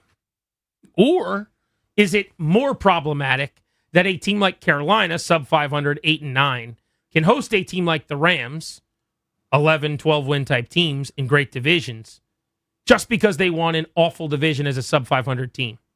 So those are the 2 issues. I'm going to tag you in. We can read what Tony Dungy had to say about the scheduling as a coach. He thinks it's outrageous. We can also talk about just how odd it is that these teams that get in that are terrible often win. I pointed this out last week, Danny, but the Panthers had the 4th worst point differential in the 2000s of any playoff team, minus 69. The previous 3 teams in the 2000s with the really, really bad point differentials all won at home against teams with way better records. 2010 Seahawks, 2011 Broncos, 2004 Rams. And the Panthers almost messed around and won this game because they were in Charlotte. And that's mine, and it's by far. Like, this is miles and miles and miles of this one. What I want is a team that's bad to not get a reward for being bad in the playoffs. Tanking, yes, but not here. I need the 8-9 team to not get the playoff game at their place. I need the playing field not to be level because they didn't earn it. The 12-win team did that's in a great division. So I would just do it straight up by record. I know that's not popular. We can enter the caveat where if you have 8 or fewer wins, you can't host a playoff game. And, we can have some 9 and 8 teams doing it. That's where we've parted and that's ways, fine. Because I've always said, I also think it's nonsense that you get to host the game when you're used to be 7-9. Very rarely was a 6-10, I guess, was possible, but pretty unlikely. But we used to see in the 16-game schedule, 7-9 was kind of as bad as it is. Now it's more 8-9 in 17 games. Yep. My annoyance would be in a year where a 9-8 team made the wild card and an 8-9 team won a division, like changing the rules for that one game discrepancy, because the 9-win team, as if they did such a great job, deserves to be at home. Or more importantly, in that way, maybe the 9-8 team was third in a awesome division, and the 8-9 team was Charlotte this year, the Carolina Panthers, in a terrible division. We never really know. So it will 1 or 2 game difference based on divisional competence might actually account for the record differential. But I'd be willing right now, Danny, if you put on my desk and I'm the president of sports and you sent me a bill that said, if you're sub 500, you do not get to host a playoff game, I will sign that with a pen, and then we have to put the pen away because it's the one that signed the bill. I would do that. I just wouldn't do the full, like, carte blanche, worst record doesn't get to host. Which I get, and that would be my compromise. That's how we'd cross the aisle, so to speak, but I would. I mean, last year, a 14-3 Vikings team went on the road against the 10-7 Rams team.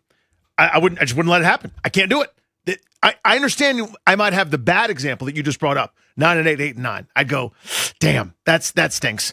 For every one of those, there's like 7, 12-5 teams going on the road against the 9-8 team. Well, even a 10-7 and an 8-9 is not a big enough difference. Two game difference. I think division can account for that. The one you referenced from last year, the one that just happened this year, which is going to happen plenty, those are brutal. Yeah. So and maybe where I'd agree, like, come to your side of the aisle. Look at us, just fixing the world's problems. Just agreeing. Look at us. See, it can be done. Yeah. Where I would come across to your side of the aisle would be maybe we could agree on how many game difference. Like, if it is a 4-game difference, you get to Doesn't host. matter what the record is, yeah. If it's a Fine by me. 3-game difference, records be damned, you get to host. Then Anything- it's 10 versus 13. Anything I can do to keep with my mantra of make the regular season matter, because it didn't really matter for the 8-9 team. They got lucky that they were in a terrible division, just like Washington was 7-9 a few years ago in the worst division that maybe the sport has ever seen. I wouldn't go, well, you woke up on third base and are trying to get yourself a back pad for hitting a triple. No way. I wouldn't allow that. So the television one or the rest one, it's unfortunate, but if you'd like to change it, give the TV money back. It's kind of my response. Everybody gets the millions of dollars, and the teams the billions, and the franchises and everything else. For 99.9% of the viewers, they are not going to those games, and it's not your local market. It's a national showcase. Of the, give or take, 30 million people that watched the snooze fest that was Chargers-Patriots this past weekend, again, 28 million of that 29 million do not live in New England, have no affinity for New England, don't care one way or the other. It's a national showcase. You need the primetime stuff. That's how this sport gets all the revenue, how it gets so big. This is what Dungy tweeted. He said, NFL playoff scheduling is not fair. True. It might produce good ratings, but it's not fair. True. Agree on both counts. This late in the season, recovery time is crucial, and it is not given equally. Also true. Rams and Bears played Saturday games. They will face each other on Sunday, so they have 8 days rest. It says an extra day of rest. The 49ers played on Sunday and will face Seattle on Saturday, short week of recovery. By the way, Seattle's coming off a bye, so it's even doubly bad. He says, why? In the AFC, the Bills will have to travel to Denver on a short week. Why? Because there's a Monday night AFC wildcard game. The Texans play Pittsburgh. The winner will automatically have a short week and travel to New England. Why? Several years ago, the league did away with Monday night games in Week 18 of the regular season because it created a disadvantage if one of those teams made the playoffs. This is a good counter-argument to you. It is good, yes. He says, now we create the disadvantage again. The wild card round should be 3 games on Saturday and 3 games on Sunday, then try to schedule the divisional games so the teams have equal rest. Don't force San Francisco, Buffalo, and Houston or Pittsburgh to play the most important game of their season on a short week. I actually completely agree with him. What you're saying is correct about the money. I don't think they'd have to give money back, though. I'm being hyperbolic. It's right. Right. But I'm just saying, if you went to ESPN on the next deal, let's say, or in a year when your option's up or whatever it is, and you said, hey, we're going to go 3 games Saturday, 3 games Sunday, you still get your game. It's just going to be on Saturday or Sunday. I don't think it changes anything for them. If Joe Buck and Troy Aikman are calling the Saturday game at 4 or the Sunday game at, it wouldn't be at night, I guess, but like at noon, like 1 o'clock or whatever, I don't think their ratings suffer. In fact, the game that did the worst in ratings was a night game. Yep. This batch. I think it was because it was against the Golden Globes. But regardless, I just don't think the money would change that much if you did 3 and 3 Saturday, Sunday, the way Grandpa did it, the way Dad did it. You're probably right. I guess my point is that I was obviously being hyperbolic about giving cash back, but it's for the television audience. Like, I know the team's involved and the fan base is involved, and when Washington was involved last year, seems like ancient history, it was great. But I recognize that it's for a much bigger audience, and that's who you're catering to. So Tony Dungy's points are all correct, and I kind of just sort of point to, yep, this is how we grew this thing to be so massive. We're the best television product there is.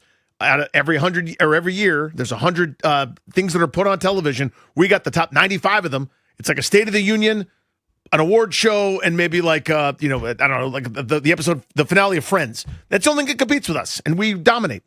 This is how. Don't you think that the reason that Patriots Chargers struggled, because it was actually competitive, it wasn't aesthetically beautiful, but it was pretty close throughout much of the game, was that the award show was on? Because what kind of numbers did that draw? I have no idea. I'd have to look that up. I don't know. I just know that, to your point, outside of the NFL, one of the biggest events every year is like the Oscars and the Grammys and stuff. Now, this is the Golden Globes, which is not quite on the same level. But you still have people that have parties and have people over. I'm just thinking, it went head-to-head with that. If that takes away 7 to 10 million people or even 5 million people. That's a big chunk, yeah. Like the TV numbers for people that didn't see this, I'll just throw them out there. Rams-Panthers, game 1 Saturday, 28 million. Packers-Bears on Saturday night, 31.6 million. Bills-Jaguars on CBS, game 1 on Sunday, 32.7 million. Niners-Eagles, what a number this is. Holy shnikes. So this was the middle game Sunday. Yeah. 4 o'clock window, 41 million. There you go. Burkhardt and Brady, holy God. And then Chargers-Patriots, 28.9 million, Sunday Night Football primetime. So the worst rated game was actually Saturday at 4, Rams-Panthers. Everything else was kind of in the 29 to 31 range. But I think they wanted a huge number for Chargers-Patriots and didn't get it. But if the Golden Globes cost you $4 or $5 million, that does get you up to like number You're two. in the low 30s there, Number yeah. 2 of the weekend. Golden Globes scored 8.66 million, which is down 7% from last year. But last year they were led in by a CBS playoff game. That is just such a big number, though, in terms of normal. Yeah, programming. in terms of regular non-NFL stuff. Yeah. So I just wonder, like, what was on network television on Saturday night opposite Packers-Bears when it got 4 million more people watching? I bet you if the Golden Globes were on Saturday night, maybe it would have cut into Packers-Bears a little bit. You'd think? Now, who those people are that are choosing that? I don't know them. I tweeted right before the 49ers-Eagles game, which I was so excited about. I was like, there is a dude somewhere right now who is watching a Western on a random movie channel, and he's just loving his Sunday afternoon. Yeah.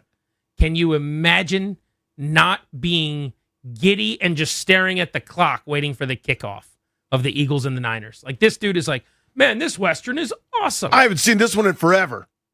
Double plays next on G&D. Wake up with the Sports Junkies. Coming up Thursday morning.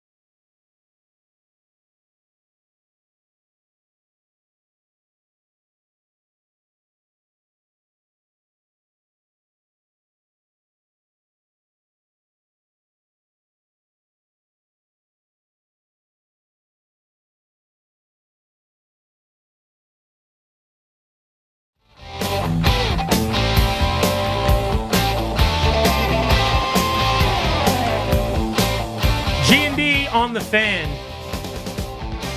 the boys just said that they may go see Chris Stapleton at some point, and I said, "Oh, I've already seen him," but then I thought he was somebody else. I thought he was Luke Combs, who I saw at Northwest Stadium, and then probably like an hour and a half when I got home, I was like, "I'm gonna love country music now," and then that never went. And then anywhere. it wore off a little, yeah. But I did like Luke Combs a lot. Like if you come in with that song about Oklahoma, I like that one. There's a bunch of his songs that I liked. He was pretty good. I would go see that. I'm a country music. No, I'm not actually. Novice? I'm not a country You music. dab your toe in every I was once in a going to while. say I'm a country music guy, but that would be a lie. This is going to sound so disrespectful. Is Luke Combs the heavyset dude that can really sing? Aren't they all? No, most of them are metro, like super handsome, like thin, What word were you about to say? I super couldn't tell. attractive. Yeah. No, like the old school, like the pretty boy country music, like Right. the hey girl country, you know? I played quarterback in college. So hey girl, I'm gonna bet in my pickup truck. Luke Combs is a very portly fella. Yeah. Kinda looks like me if I was a country singer, I would say. Right. Okay. Without glasses. That's the guy I was trying to remember. Yeah. I can never tell him. I don't know any of the new But guys. Chris Stapleton, I think, is also a hefty fellow. Is he really? But what I remember about Chris Stapleton, the reason I wanted to get into him is he did the national anthem before the Super Bowl when Nick Sirianni cried, one of the 11 times Sirianni cried. And it was one of the greatest anthems I've ever seen. And I'm like, this dude slaps. I am a Chris Stapleton guy. I don't know if you can say that, not knowing any songs or having never listened to anybody, but I think I could get to know Chris Stapleton a little bit. Seems like every time there's a new one that comes on that I don't know, it's either him or Luke Combs. That's good. Does that make any sense? Like, that's pretty catchy. Sure. Where is that from? Or who is that? And it's the one of those two guys. If you are a deep-voiced dude who just sings your heart out with like an acoustic guitar and the music doesn't dominate your voice, like it's 70% voice, 30% acoustic guitar, do you know what I'm saying? I know exactly what you're saying. I'm your guy. You're my Huckleberry. All right. And he also does that intro with Snoop Dogg before Monday Night Football. That's Chris Stapleton doing that intro. I don't know what I'm sure I've seen it. You've probably 18 seen it, but not Yeah. paid attention to it because you're like, this is not football. I want Right. to watch football. Right. I don't care about this I intro don't need song. an intro song for football. Desperately Still trying don't. to put in 4 bets that are all going to miss out, and then I'll have to tell my wife why I lost another $272 or something. Yes, that's exactly probably what's happening. That was an oddly specific number, by the Yeah. way. But I did hit my bet, Texans Steelers, You did hit that one. We told you not to do it, and then you did it. and the unit got bigger. That's going to embolden good. you to shoot more. Brad Lord is a big Chris Stapleton fan. You know Brad Lord walking out to Whitehorse. That's Chris Stapleton. Is that? See, I think, again, you can't say you're a guy, like a fan of something. Ryan said he's a burger guy and hasn't had a burger in a year. That's a lie. Right. You say you're a dog guy, but you're not interested in dogs in any way. That's a lie. I can't say I'm a Chris Stapleton guy, but I think I could be a Chris I Stapleton mean, you didn't grow up with Chris Stapleton. I did grow up with dogs, but I see your point in general Right, about but Ryan if you being a saw liar. a dog, you would never acknowledge it, never talk to it, never pet it. Sure would. Never smooch it, never hang out Not with a it. stranger's dog. You don't just go up to strangers' dogs and start petting their dog. No, That's but you come over to my psychotic house behavior. when you would see Fiona, you would like go the other way. Like it's fine. You're not a dog guy. That's perfectly Yeah, you reasonable. grow up with dogs. Big dog guy. I forgot the point of the story. Oh, yeah. Super talented. Chris Stapleton. Oh, what I was going to say is I'm going to act like a tough guy like I've done this a million Oh, times. go ahead. I've only done this once. The Luke Combs concert. Country concerts, I think, are a place I could get to know a little bit.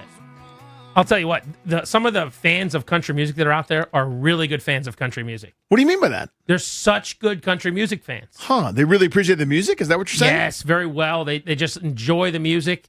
I enjoy them enjoying the music. And I went with my wife, and I was just like, wow, this is an amazing place with country music fans, don't you think? And she was like, yeah, there's country music fans out here. You know what I'm saying? I think I do. Yeah. I think I do. Some of them are in cowboy boots. Like and the jean level of their shorts. fandom is very high. Oh, their fandom is very high. Yeah, like if you were to rate the fandom, like out of 10, there's a lot of like 9s and 10s. 9s, thick fandom. You know what I'm saying? There's Sure. fandom everywhere. Sure. There's everywhere you look, there's fandom. Yeah. It's time for Danny's double play. It's time for the double play. So generally when people complain about like AI is ruining everything, it hasn't really affected me. I'm going to be honest with you. I just sort of sit there quietly, or I leave the room, or I think about something else. Everyone's like always yelling about the problems, okay? And I don't know if it's affected me or not. I don't know. I don't really care. Until now. So Avengers Doomsday is coming out like a year from now, basically. Okay? It's the next Avengers movie. It's like everybody that we know. They're trying to set it up. They've done some teasing, this, that, and the other. They introduced Robert Downey Jr. as the big bad. It's that's out there. It's not a spoiler. And so this has been going on. I now don't know what trailers are real or not. There have been some that are real. There are some that have leaked. There are some that are just, I'm watching for 25, 30 seconds trying to figure out what I'm supposed to know so I can keep up and talk to the Dariuses of the world, right? Just to continue the nerddom, to continue the dorkery. And now I don't know what's real or not. After 24 seconds last night, I'm trying to watch one of these trailers that I think is real. It's got millions of views on the YouTubes. It's like dubbed in Danish, and it's from old footage, I realized and I'm like, I don't know what this is anymore. So this is the first time I'm actually acknowledging and hearing all of you folks that are complaining all the time about AI ruining everything. It hasn't ruined a single thing for me, it doesn't feel like, until right now. Now I don't know what's real, and I ask questions like a horse is asked during commercial breaks to Darius about what I'm supposed to see and what we're supposed to know at this point. That's the thing. Last one to know. I'm the last one to know. I don't care as much about, like, the trailers or whatever and not knowing what's real or fake. I understand your frustration. For me, there's like, shtick aside, like really serious stuff. Like I see political figures and I'm like, did they say that or did they not really say that? Yeah. And with some political figures, you don't know what's real and what isn't because sometimes they say wacky things. You're like, is this real? Is this not real? Well, and that's not great. No, that's not good. My favorite one that I've seen lately, though, is the more harmless stuff like sports figures. Like there was one where Ben Johnson and Matt LaFleur got into a fist fight at midfield. And it really it's like, you and can it was see AI. They're like swinging on each other, and it's so obviously AI, but it's like it looks pretty good. It looks somewhat authentic. Those are more fun. It starts with an icy handshake, and then like LaFleur doesn't like it, so he keeps holding on. Now they're swinging. Or like John F. Kennedy's talking about his parlay, where they've got like Obama being like, "I've got Bashal Tutin getting 14 rushing yards," and they just have like historical figures. Those are fun. I like ETN for the under. Yeah, exactly. Next, our Beltway Blitz. We're Grant and Danny with you till 6:30 on the Fan.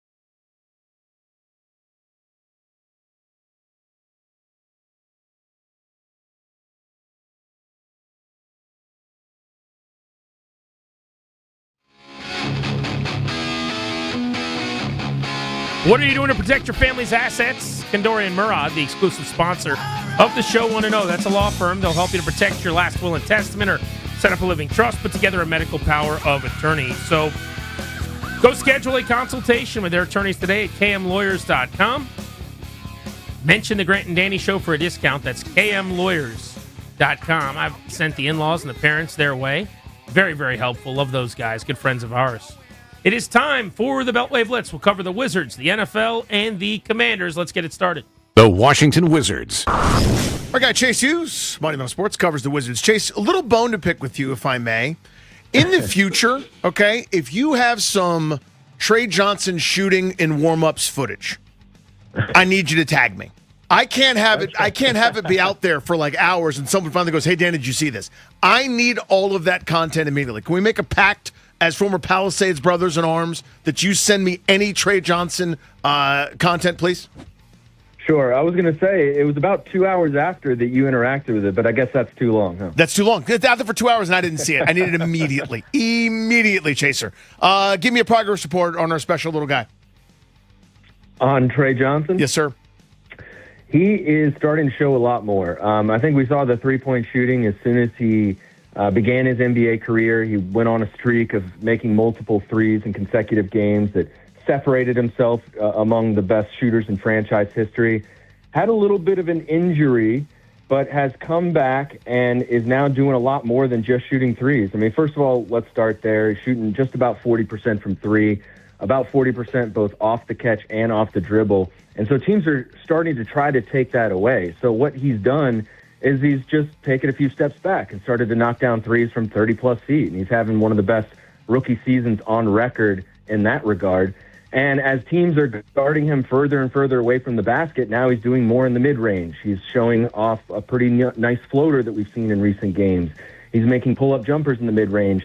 And he's become more of a passer in recent weeks. So I think teams are taking stuff away from him. He's adding more, and it's been fun to watch him piece it all together. Chase, when do you think we see Trae Young play for the first time? Well, Shams of ESPN is reporting that he's probably going to be out through the All-Star break. I think that sounds about right. I mean, I think that the trade deadline has kind of always been in my mind. Will it be before the trade deadline? Maybe they could evaluate what they have. But really, they just need to see him at some point this season before they go into the offseason. So, he's got a couple injuries they're monitoring, a quad issue and also an MCL sprain. And they also just have no reason to push it, right? They have no reason to rush him back. They want to get him fully healthy. And also, it's got to be noted with all of this, their first-round pick is only top 8 protected. So they got to make sure they keep that draft pick. They're not trying to, rush him back and win a bunch of games. I think they're going to take their time. So I would guess we don't see him anytime soon. So we talked a little bit about this towards the start of the season where it felt like Bub Carrington was kind of struggling to find his footing, sort of maybe a new role or, kind of hybrid therein, backseat to C.J. McCollum, and other guys have kind of, come in maybe dominating the ball more. It feels like the comfort level has kind of gone back up, and he's sort of found his game here a little bit. Think of that Philadelphia. I know it was a blowout loss, but not a concern to me, where I know he turned it over a few times, but he was pretty aggressive, pretty good, looked very comfortable in the flow of the offense. Give me kind of a state of the union on Bub. Yeah, he definitely started the season slowly. The three-point shot, but he was really struggling with his turnover early in the season, and it was just unlike him. I mean, he looked like a different guy I saw last year. I think his confidence was being affected by all of it. He was just throwing errant passes, not the type of stuff you expect to see from a player with as much talent as he has, but he's gotten even better shooting from three since the first 15 or 20 games. I think he's really establishing himself as one of the best shooters in the league. And he's not only protecting the ball, he's doing more point range. I think the ball protection is a really important point. So this Wizards season is kind of... Chase's phone's cutting out. Let him know we thank him for hopping on the Beltway Blitz. We're going to keep it moving, though, and talk some football. The NFL. Tom Thayer, who is a part of the Bears broadcast network, joins us now. They're getting ready for division round football, a game away from a conference title game. They're going to be hosting the L.A. Rams on Sunday night at 6:30. Tom, thank you for a couple of minutes here in D.C. Let's start with the weather. How cold is it going to be? Is it going to be snowing? What's Soldier Field going to look like when we turn on the TV on Sunday night? It's not going to be snowing. It is going to be cold, really cold, and the field conditions are going to be perfect. You know, they have the modern science, sophisticated heating system underneath a natural grass surface, so it's not going to be a frozen field.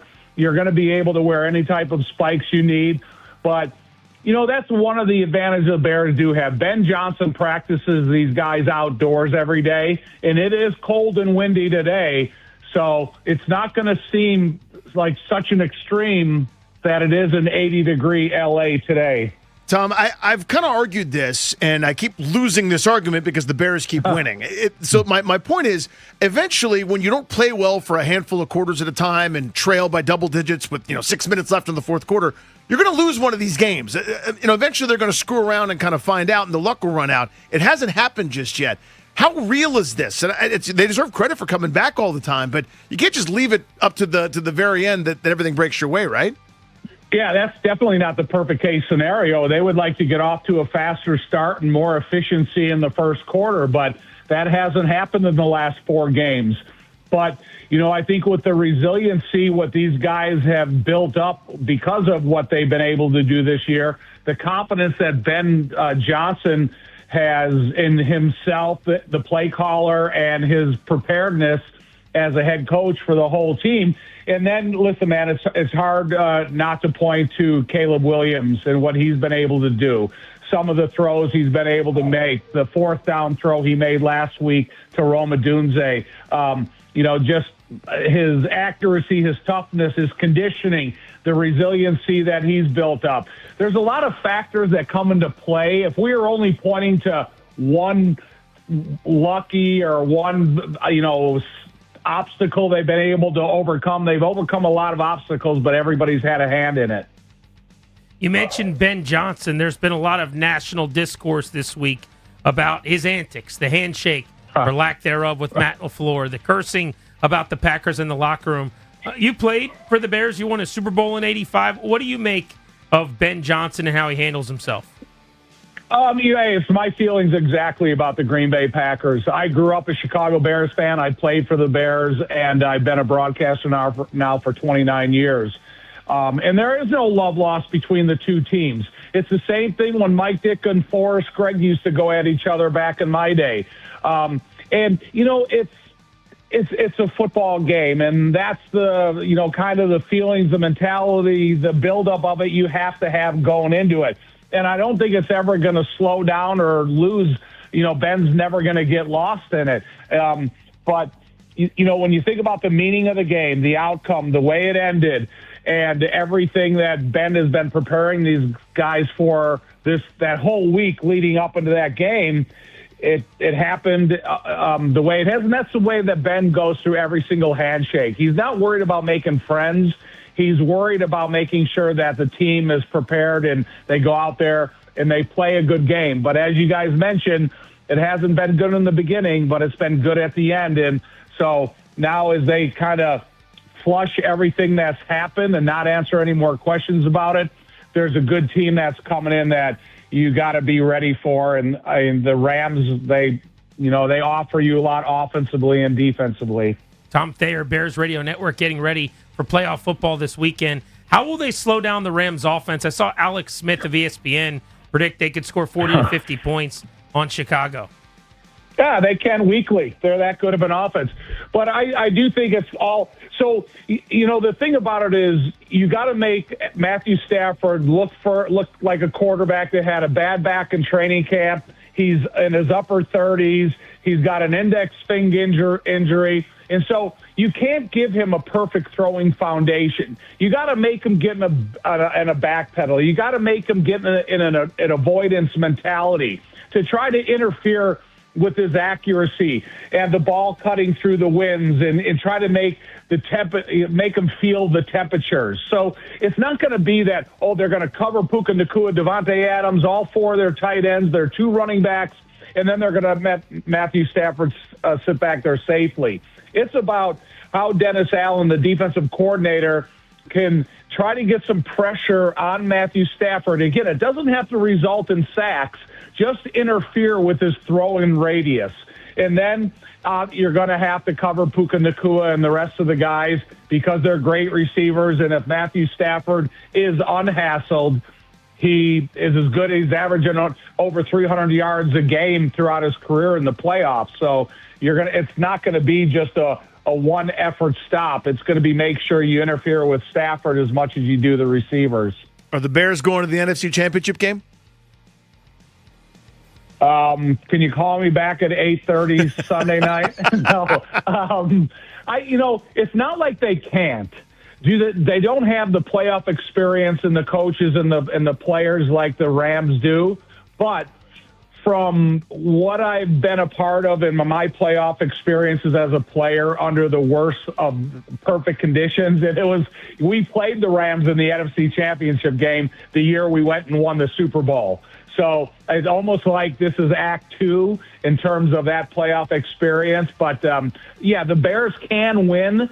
Is it a foregone conclusion that they're going to be favored by 9 points or 10 points or 6 points even? No. It's about them being able to have a faster start and play better up until the end of the game, and they can win it. Not out of the realm of possibility, but I don't even know what the point spread is. I don't even know if the Bears are favored. Curious, outside of Chicago, the game you're covering, and I know the Bears being on that radio network are the forte, but what team are you most confident in winning in these 4 games this weekend if you had to pick one and said, I just don't see them losing?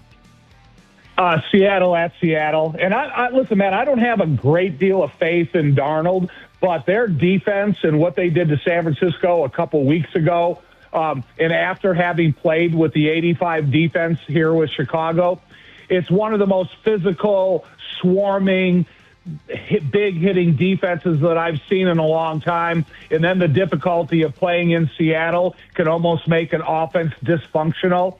So if I looked at all the games, the most confidence I would have in Seattle winning against San Francisco.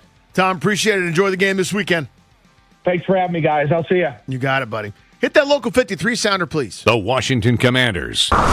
So fortuitous. What a blessing. How lucky are we that this is the same day you and I want to talk about the Washington football team here in studio for the Beltway Blitz, and we find this guy right here in the alleyway just yelling at a wall. Well, it gets weirder than that. We actually had booked Liam Griffin Yeah. from the Washington Times to come on the Beltway Blitz. Yeah. But I don't know if you're familiar with this. I'm having this problem too. Okay. A lot of phones in America aren't working today to make calls. Verizon is having this massive outage. Oh. I don't know if I've been hacked or what's going on. I don't know either. But apparently Liam's phone's not working. I can relate to this. My phone doesn't make calls either. And we're scrambling. We're like, oh my God, what are we going to do? What do we do? And Toby, poor Toby, he takes this so seriously. He wears it. He loves, yeah. He literally started banging his head on the wall. And as he's banging, the wall is the glass kind of looking out into the alley. In the alleyway, yeah. And as he's banging his head, he sees Chris Russell doing a kickflip on his skateboard. And he's like, oh my God, what's Russell doing out there doing kickflips on skateboards? How does he even know how to do that? And then he just called Russell up, and their phones worked. And he's like, can you come up and join the guys? Ladies and gentlemen, I present to you Bob Burnquist, Tony Hawk, Chris Russell. Hello, boys. How are you, pal? Fresh off my little scooter out there, or skateboard, whatever you want to call it. Scooter board. I think it was a rad board. Could you imagine me doing a half pike? Yes. Yeah. A half pike? Whatever. I don't think it's called a No, half that's exactly what it's called. Let's move on. It sounds like Clary explains it all. What is it? What is it called? I believe you're looking for a half pipe. You're in the half pipe. You could do I thought it was a half pike. It certainly is not. It certainly is not. I take back what I said. I don't think he was doing a kickflip after all. You could have I'm telling had... you, he was screaming at a wall. I think the original story works. Hey, Rini, convince me of this. Yeah. Danny was unable to. I've asked him this on air and in the break. Why in the heck would Brian Flores take this job as the defensive coordinator? There's 10 other openings. Well, first of all, I don't think he's going to take it, and I think he's going to get a head coaching job, and it might very well be in Pittsburgh because he was there just a couple of years ago as an assistant, so they know what kind of personality, and it can sometimes be explosive and difficult to deal with that he is. But I was surprised just to find out that he was actually here for an interview in Washington today, right in the midst of all this. Now, maybe he didn't know he was going to get a call from the Steelers, whatever the case might be. I think this is, hey, like my contract's up. I need as much leverage as I can. If I create enough leverage, I get the money that I want from the Vikings. I get the money that I want from the Dallas Cowboys. I get whatever. Maybe it's a good fit. Maybe it's not. Maybe I don't get more money, but I'm going to try and use every bit of leverage that I can while obviously hoping that I get one of these head coaching jobs, which I think ultimately he will get despite all of his various issues. Do we know how tight he is with Peters? I wrongly said on the air that they were only together in 2008. But that's because that's when Flores' first year as a coach shows up on his bio.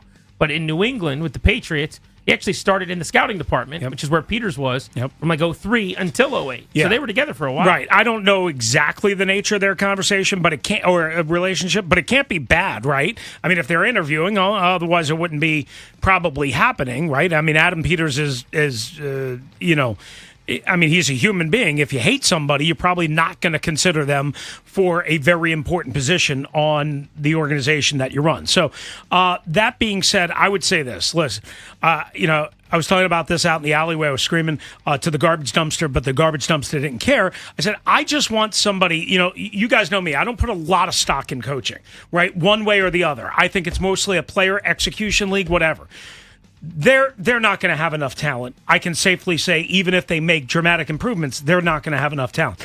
I need somebody that's a little bit more bold, a little bit more aggressive, maybe a lot of bit more aggressive. I need somebody that's going to line up 7 on the line of scrimmage, drop 2 out, rush a 6th from somewhere on the linebacker level. I need empty the kitchen sink looks. I need all the things that I did not get from Joe Witt, and surprisingly, I didn't get a lot of from Dan Quinn's influence either. Yeah, that sounds like scheme, and who does the scheme? I think that's what's the word for it? The coach. Yes. So let me think of this. Who would make you upset? Is there anybody that would bother you if they hired as the defensive coordinator? Or is it just kind of Because I know your angle, I'm busting chops. I know your angle is it's about players executing. Anybody could look at the IHOP menu and call something. It's about what the players do. Grant and I view it differently, but would any defensive coordinator hire here make you annoyed? Grant and I do it differently. That was a funny little slideshow. No, just say it. It's a reality. We think coaching's important. If they stayed in-house and went with Ken Norton or Jason Simmons, is that the defensive backs coach's name? I mean, that would do nothing to inspire me. If they went... the Cowboys are requesting, I forgot the guy's name, the Giants interim defensive coordinator that finished up the year after they fired their full-time guy. What if they hired Matt Eberflus? If they hired Matt Eberflus. Oh, Matt Eberflus, before he took that Bears head coaching job, was one of the highest, most well-thought-of assistants. Somehow he just forgot to coach, how to coach, I guess, over the last 5 or 6 years. I don't know. Yeah, I wouldn't be happy about that. I mean, look, Brian Flores, obviously. I would be open on Jonathan Gannon. I know you guys feel comfortable with that based on what I heard the other day. Mm-hmm. I think the more I think about it, and I threw out Jeff Ulbrich, I think, before most other people did. Other than Flores, he'd be my favorite candidate. Yeah, I think Ulbrich now over Raheem Morris, don't you guys? So I do. I floated my little bit of a hot take yesterday that Raheem Morris has an outsized reputation. Yeah. By all accounts, is the best dude, is a great hang, must interview incredibly well. There haven't been any great results for Raheem Morris in his career at any point. I think he did a pretty good job with the Rams defense. They had Aaron Donald. There was a year where they were very good. Yeah. I will fully acknowledge that. But the reputation of the guy is that, oh my God, we got him. Yeah. And it's like, well, okay, he's available. I mean, so again, I know I poo-poo coaches a lot. I try not to do that. I just want most of the credit, most of the blame going to the players on the field, the people that actually control things. But I would say this. This team, because they don't have the players, needs somebody with a little bit of a Superman cape. Basically, the offensive or the defensive equivalent to what Jaden Daniels gave them on the offense last year, right? Like somebody to elevate a average, mediocre, spotty core that can't tackle, can't pass rush, can't stop the run, can't cover, man, zone, in between, whatever you want. They can't do it. Create turnovers, nothing. They can't do anything right. They can't get right. So I'm going to need somebody to have a little bit of a Superman cape. I think Brian Flores clearly fits that bill. And I think Ulbrich would be certainly one, and Jonathan Gannon would be a nice little, settle. Greeny? thank you, buddy. Thank you, guys.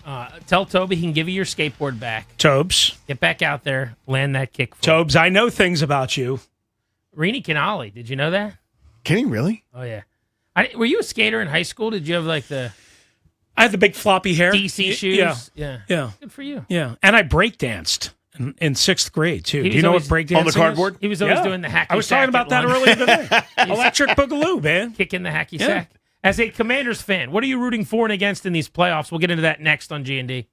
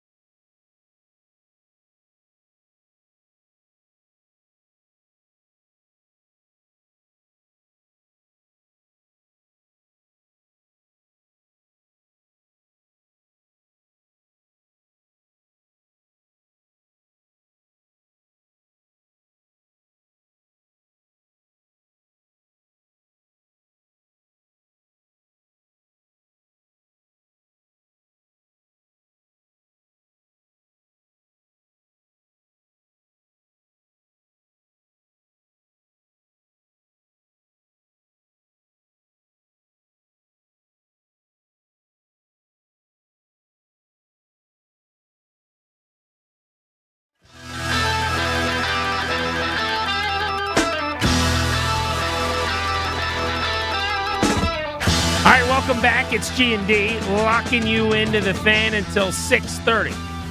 Couple more hours. I do want to get into the Commanders fans who have to watch these NFL playoffs, find teams and players to root for and against, and to see what you guys are rooting for. Because it's funny, I get the sense a lot of Commanders fans are rooting against the young quarterbacks. I do too. Caleb Williams of the Bears, Drake May of the Patriots, Bo Nix of the Broncos. In fact, I've got a buddy who texted me. I'm on a chain with him and a couple of our other friends, and he basically was like, man, Drake May looked terrible against the Chargers. And I'm like, he was just okay. You know, it was a meh performance. Yeah, I didn't think it was terrible at all. Actually, it was pretty good. But I thought if you watched him all year and you rank 18 of his outings, this was probably like 12 or 13 or something because he's been excellent. But he had the huge run before the half and he had the big throw at the end of the game. But anyways, really good defense too.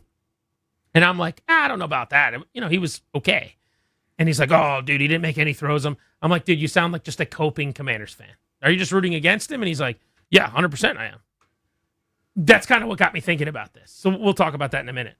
But I'm standing in the studio, and Clary comes walking in here with what I thought was a bunch of coffees. Oh, no. And I was like, Danny did his bit where he just needs coffee or something, but why are there so many coffees? And everyone's... And then I'm handed this chocolate milkshake. Yes. So do you want to explain what's going on? Yeah, the times are changing. So thanks to your darling wife, you have tried all sorts of foods, and then you can't believe that we're reacting the way that we react each time you try something delicious and you like it. Because, again, if you had your druthers, you would eat the same 11 things that you capped out at when you were 10 years old. You would just rotate those things all the time forever. You'd take the same road if it got you home. Even if there's a newer, faster one, that's the road you take. This is how you live your life. It's pretty true. Right? Yeah. So you have tried everything from sushi to, what was the thing you had the other day that you're like, actually, this is pretty good? You had grits that you... Cheese? You had cheese that was good. You had nacho not cheese. It was queso cheese. It was queso. So one of your more astounding and impossible to understand food takes is that you, A, don't like milkshakes, B, have also never really had one. Yeah, so I'm not interested in milkshakes. Right. I want nothing to do with milkshakes. And I'll tell you why in a second. But yes, I've never ordered a milkshake. Now, is it true that I've never had a milkshake? I have to imagine at some point in my life, somewhere along the way, I'm in a car, my parents are ordering something, and like I get a milkshake passed to me or something. But in my adult life, I got my driver's license when I'm 16. Yep.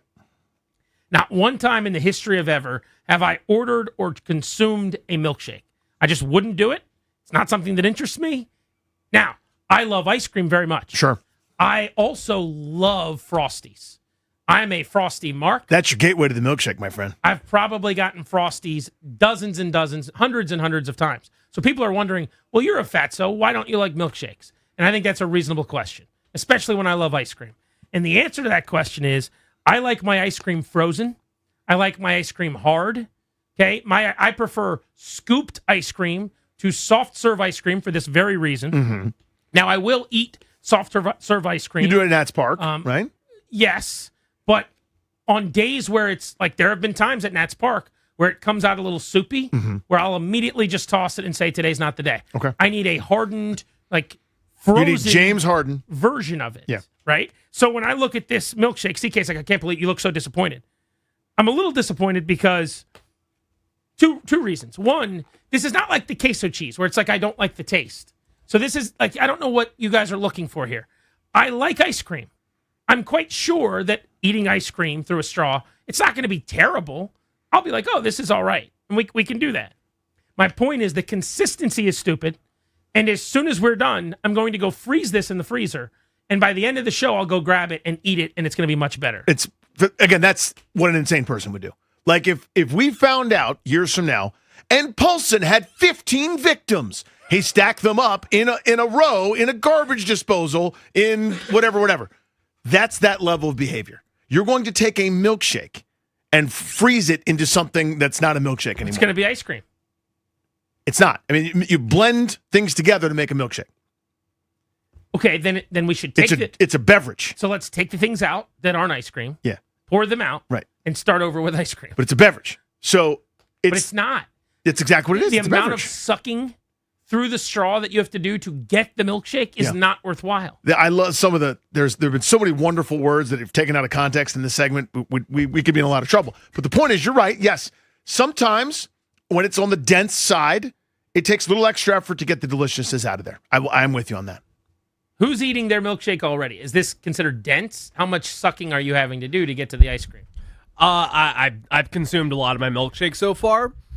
It's a mixed consistency, I would say. So it's not a concrete. I mean, it's not one of those super no. dense ones. That's what I want. Well, the densest one is a Frosty. Yes, which is what I want. That's just soft serve ice cream. Why can't we just eat that? Because that's eating. This is a beverage. This is drinking. Drink your milkshake. So do you want me to put the straw in? Daniel Plainview, I want you to drink the milkshake. Because here's the thing. I've said this before. I'm going on record. If health was not a factor, and this is going to destroy me, this right here, destroy me, actual destruction, there would never be a second. Will you miss a segment for the rest of the show at some point because you're in the bathroom? You joke? Maybe. Honestly. Because you have a lactose issue. I do. But you still eat ice cream. It's that good. The milkshake is that good. If health wasn't a factor, cost wasn't a factor, there would never be a second that I didn't have a milkshake. I would have a milkshake 24/7, 365. My wife likes It's the greatest. Milkshakes. I think that's awesome for boozy milkshake people. A milkshake, and then you pour like alcohol, liquor, or whatever. It's already a danger zone for me to have heavy cream or this kind of deal. I can't imagine putting alcohols in that. Well, you're straight edge Rouillet. Well, you don't drink anyway. Well, even if I was drinking, and I used to drink plenty, I couldn't do that. I couldn't mix dairy with my alcohol. So I don't know what you're looking for here exactly. I want an apology. I want an admission that this is the greatest thing we've got. The milkshake rules. I will consume some now. Okay. And then I'll give you my thought. Here we go. Grant Paulson, milkshake, first time. 2026, year of our Lord. Stirring it. I sucked twice and nothing came yet. Nothing came. My God, Grant. Delete that. For delete God's that. sakes. That was terrible. Okay. For God's sakes. He's talking about the milkshake there, people. That was disgusting. So it took way too many times pulling through the straw to get the ice cream to come, which is my number one milkshake.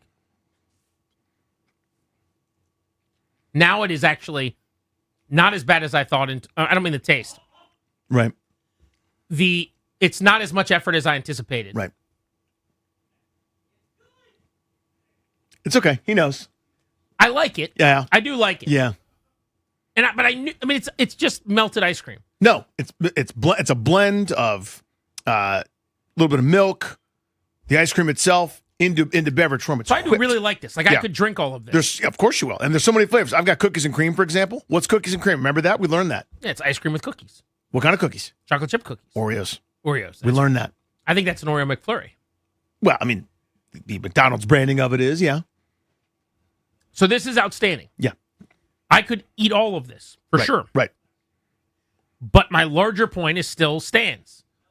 It would be better if I freeze it, put it in a bowl, and take a spoon and eat it. No, because it's not ice cream anymore. Ice cream's in it. What is the consistency of this where I'm eating this and there's some kind of, there's almost like a solid in it? Which kind did you get? So it could be a malt. You could do it almost feels more like, are there frozen elements? Could be pieces of chocolate. I don't know how Shake Shack does it. That's my one consistency issue. Okay. Is that it's like I'm drinking a liquid, a cold liquid, and then there are these like mysterious non-liquidy things that are also So if you go to Five Guys, I'm so worried about saying something that's going to be taken out of context after the mistake I made. I was going to say you already have one. I mean, you already set the record. I literally made Darius dump that because I did not want that out there anywhere. Yeah, that was tough. The idea of having just someone bringing that up ever in my life would have been bad. It's the kind of thing but that you talk about live on the radio, putting a straw in your mouth and sucking, and the ice cream. It's very. You try it. It's hard not to say anything stupid. It is, and I'm empathetic. I forgot the point. Oh yeah, you go to Five Guys. They have a world of toppings that go in there. I mean, you could have cookie dough inside one. You could have bacon inside of a milkshake there at Five Guys. Andrew in Stafford, what's up? Hey guys, I think the happy medium is a Blizzard. The Blizzard's great. Definitely thicker than a milkshake. But see, this is the thing, Andrew. This is what they don't Thanks, get. Andrew. This is what these milkshake guys don't get. I love Blizzards. I love Frosties. frozen milkshakes. I like that. The liquid element, that is what I don't enjoy. He's talking about being able to spoon a custard or spoon a Blizzard or spoon a Frosty. It's kind of soft serve ice cream. And we're telling him this whole world out here where no, you can have that same amount of ice cream. A little bit more milk, whipped, a little bit of whipped cream, various toppings in there. You can go chocolate, you can go salted caramel. I'm almost done with it. I know. It is very good. It's incredible. All you want is more, don't you? Here's what I'm going to say. It is very good. I would always eat this if handed it. I don't think there will ever be a time where I order one of these. Ever. How could that be? Because you've experienced it just now. It's so good. It is, but a Frosty is better. A Blizzard is better. Ice cream is better. I don't want to drink ice cream. When I'm eating ice cream and the ice cream starts to melt, I take the ice cream and I put it in the freezer. What if you didn't do that? You think you could just not do that? I don't ever scoop with a spoon like clink, clink, clink, clink, clink for the little liquid residue left of the ice cream. You understand what I'm saying? When I'm eating ice cream, I'm trying to... You got to refreeze it. I'm going to refreeze the ice cream. Yeah. Eric in Orange, what's up? Hello, Grant and Dave. Hello, hey, Robert. Sorry, I was eating Grant. my... He was taking a long sip. He was taking a huge sip. You there, Eric? To describe the consistency of the milkshake is milkshake. That's what it's called. So you get it. The consistency of what? This is what I'm trying to explain to you that I haven't been able to. He's putting it very succinctly. Yeah. You figured it out. Yeah. I need you to freeze it, though, and then come back later and try to eat it, and then tell everyone how it is. Why do you say that? Just try it. Right. Give it a whirl. Give it a whirl. All right. Is he alleging that it's not going to be what I think? Yeah, because it doesn't work the way you think it's going to go. Isn't it just going to turn into ice cream? No. Ice cream? No. There's ice cream in it. There's also other stuff in it. And it's whipped together to make so you can drink it, right through the straw. You don't need a spoon. If you freeze that, it won't turn out as it doesn't revert to ice cream and then the milk goes somewhere else. So who got these? CK. Slacks? So tell the boss I'm greatly appreciative. It was a delicious beverage and treat. I really enjoyed it. Yeah, it's gone, by the way. I don't want him to think that I didn't enjoy it. I did. Everything that I ever said about milkshakes is facts. Oh, my God. And didn't change at all. The one thing I'll say is I liked it a little more than I thought I would. I thought they'd be a 5 out of 10. It's probably a 7.5 out of 10. But at the same time, I need to get you all Frosties, and then you tell me with a straight face that what I'm giving you isn't better than what you're giving me. That's what we need to do. Or I need to get you scooped ice cream. You're not going to get me to be anti-Frosty. I need to get you scooped ice cream from Cold Stone, 3 blocks away. I'm going to stand there while you eat it and be like, see? What do you think of that? Look at that. Isn't that great? Well, but the difference is we're not going, I would never eat scooped ice cream. It's weird and gross. And if it gets hard, I have to put it in the microwave and melt it. That would be the equivalent of what you've done your whole life. See, you don't hear any of us running down ice cream. You're going, I'm milkshakes not running down. I just said it's good. But your whole life you go, I would never order that. They're stupid. I want to refreeze ice cream. That's why this is upsetting to us. You see what I'm saying? No one over here on this side is going, regular ice cream sucks. Hard ice cream is disgusting. Soft serve is stupid. And then you have to stand over and go, see? So when we give you the CC, it's because this is amazing. And you're finally going, now that I'm 36, maybe I'll give it a go. It's very good. I know. I want you to try hard ice cream. And then you get back to me. I'm out. I'm out. Danny on the fan. After a magical 2024 season turned into a nightmare 2025.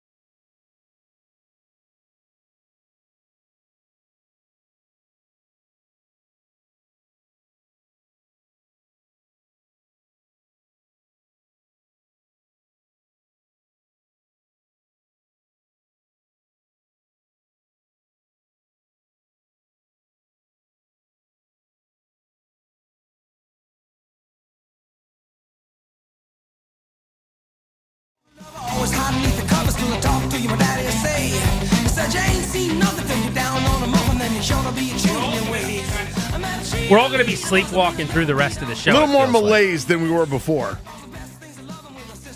My new observation about milkshakes, very heavy. Yeah. I pummeled like 3/4 of this thing during the break there. I kind of feel like I need a nap.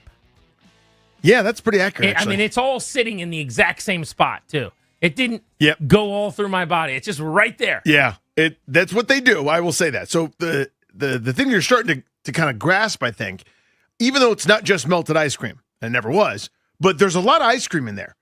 You know what I mean? That's a pretty heavy post-meal situation, and now that is just, it's a brick in all of us. You got 5 different guys, not to be confused with Five Guys Burgers and Fries, which is wonderful, but there are 5 guys who had milkshakes right now, and we all have the same expression on our face.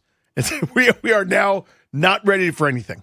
Yeah, if your calls aren't getting screened, or if Danny and I are just stopping when mid-sentence or something. You finish your point and I go, what? All of us are dazing off at the same time in the studio. Just know that. We're all just kind of going to... Danny, you done? I'll say something. I want to talk Commanders, though, and who fans of Washington are rooting for or against in the playoffs. Because this is always one of my favorite things, actually, to figure out.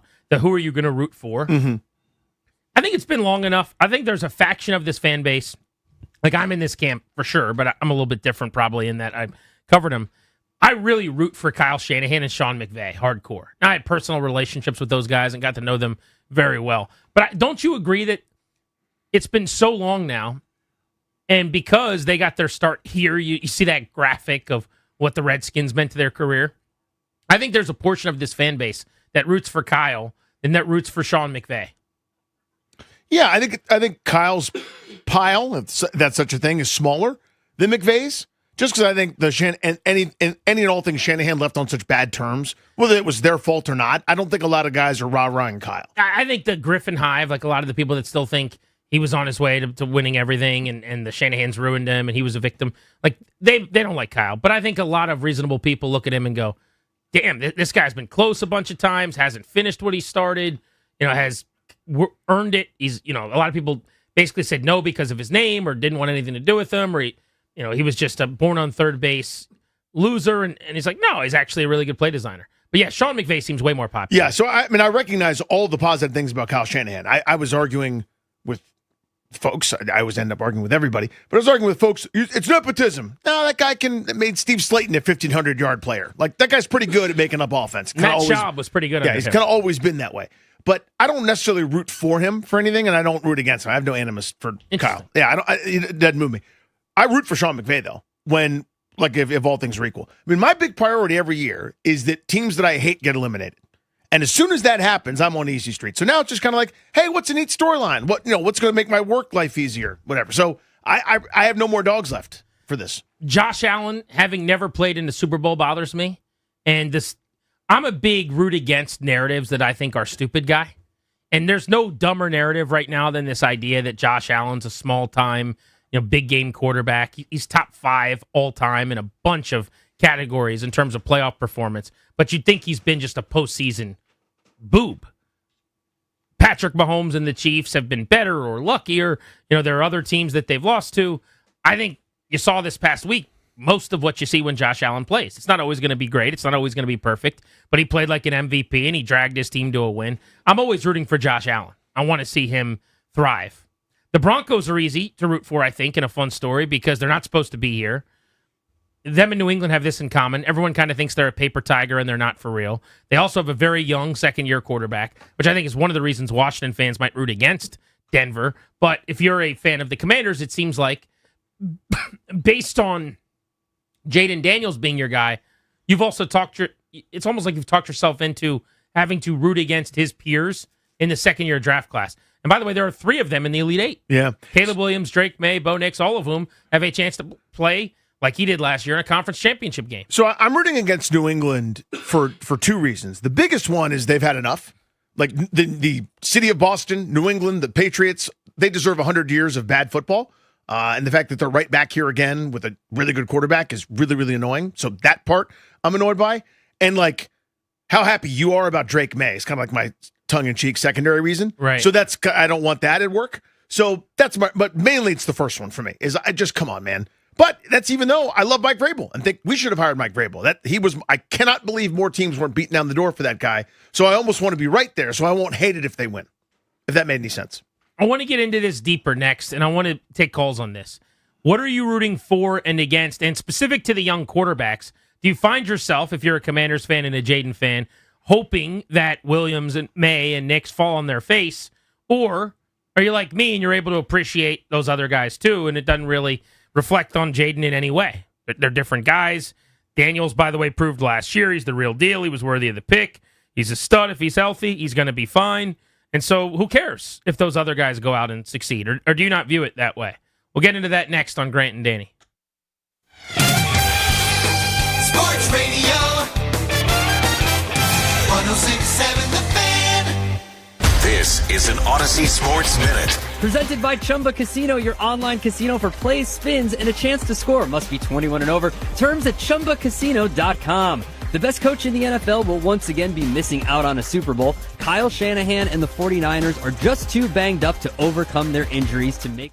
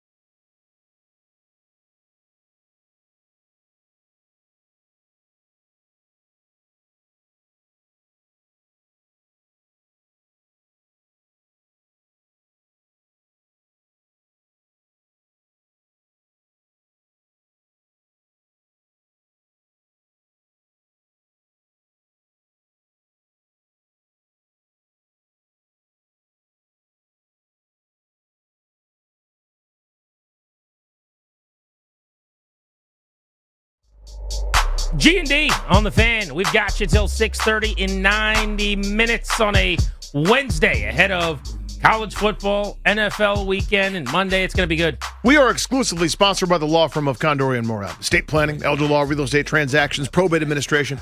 Their attorneys are always there to protect you and your family's assets. Schedule a free consultation with their team today by visiting kmlawyers.com and be sure to let them know that we sent you. That's kmlawyers.com. If you missed Ethan Frank of the Capitals, who scored twice in the third period to send the game to overtime, he was on the show at 3 o'clock today. You can podcast that when we're done at thefandc.com and wherever you get your audio. It's been a fun show to this point. Still got a lot to come. Right now, though, I want to dive into who you're rooting for and against as a Commanders fan in the playoffs. So here's what I want to drill down on.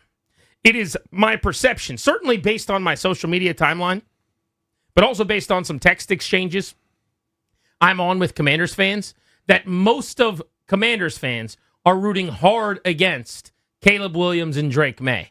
I don't even know if I would throw Bo Nix into the same conversation because I don't think that many people link him ahead of Jaden Daniels. But if you don't want Williams to go where Daniels hasn't gone, if you don't want May to do something Daniels hasn't done, whether that's win the MVP award or win a conference championship game or whatever, why wouldn't you also be rooting against Bo Nix, who made the playoffs last year? I think he was in the Pro Bowl, if memory serves, last year. I'm not saying he's as good as Daniels. He isn't. I think he is a product of his environment largely. He's a little bit overrated, honestly. Fairly limited player, but he does some good things. He has a very real chance to get to a Super Bowl in year 2. That would extrapolate out the conversation where already people are going Williams versus Daniels in a redraft. Who goes 1, 2, and 3? Does May go ahead of him? Does he not? Who do you take? I mean, Bo Nix, if he was to get to a Super Bowl, it only raises his stock. But I don't hear as much hate about Bo Nix. No, so for me, just as a fan, the way I approach it is, I never had a chance to draft, not that I was drafting, you know what I mean? My team never had a chance to draft Caleb Williams. That was taken away from me, right? So that was not my choice. See what I'm saying? Like, that's gone from me. Whether he succeeds, so you fails. don't care that much? Not at all. See, but I've always said that too. It does seem like the obsession. It was Bears fans last year when Jaden was lighting it up. They couldn't help themselves. They're finding every incompletion, and they're trying to point out any flaw. And maybe it's just a reaction to that. Yeah, and that to me is how we got here. So for Bears fans to look with jealousy towards someone that they didn't choose and could have playing much better, I do that. When we got Chase Young and I'm watching Justin Herbert tear the league apart, I'm going, damn it. So this what's sucks. the excuse for Commanders fans with Caleb Williams then? There's like this. By the way, he's a local kid. Yeah. From the DMV, went to high school in our backyard, has represented pretty well as an NFL player, hadn't gotten in trouble, hadn't been out and about causing a ruckus. I think by and large is a pretty good story. It's 2 years. He's made major strides, major growth, dealt with a terrible coaching staff in year 1. Mm-hmm. But, I mean, it does very clearly seem like everybody's rooting against him. So I think it's twofold. One, I think there was a pocket that might not have, that is now because of Bears fans constantly chirping and bothering, and all of a sudden that's on your radar now. And then there are some that just can't handle anybody completing a pass besides their guy. I think that group is way bigger, or at least louder on social media. I don't know if it's real life large. Like, we'll see. We'll hit the phones on this in a second. 800-636-1067. But that's what I'm trying to touch the people on, what I want to know.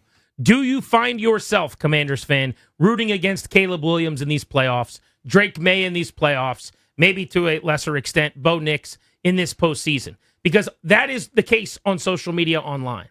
Every time, I'm kind of viewed as this like Drake May guy or whatever. I made the mistake of having an opinion before the draft that I liked him and I love his game. It's like, yeah, in the same way that I root for Josh Allen or Joe Burrow or these guys that I really, really liked, May happen to be my favorite player to come out in the draft other than Joe Burrow over many, many years. So I root for him. I like his game. It's exactly kind of the prototype, a big, physical, strong-armed, really good thrower of the football in the pocket, who's athletic enough to make plays with his feet. It's what I really, really like. I'm sorry. You know what I mean? Like, I also like Jaden Daniels. Like, people never seem to care about that part. But having said that, every incompletion, my timeline's just full of like, what happened there? Right. When he threw a batted it's like ball. You did it, yeah. When he threw a batted ball interception the other night, it's like, oh boy, Drake May.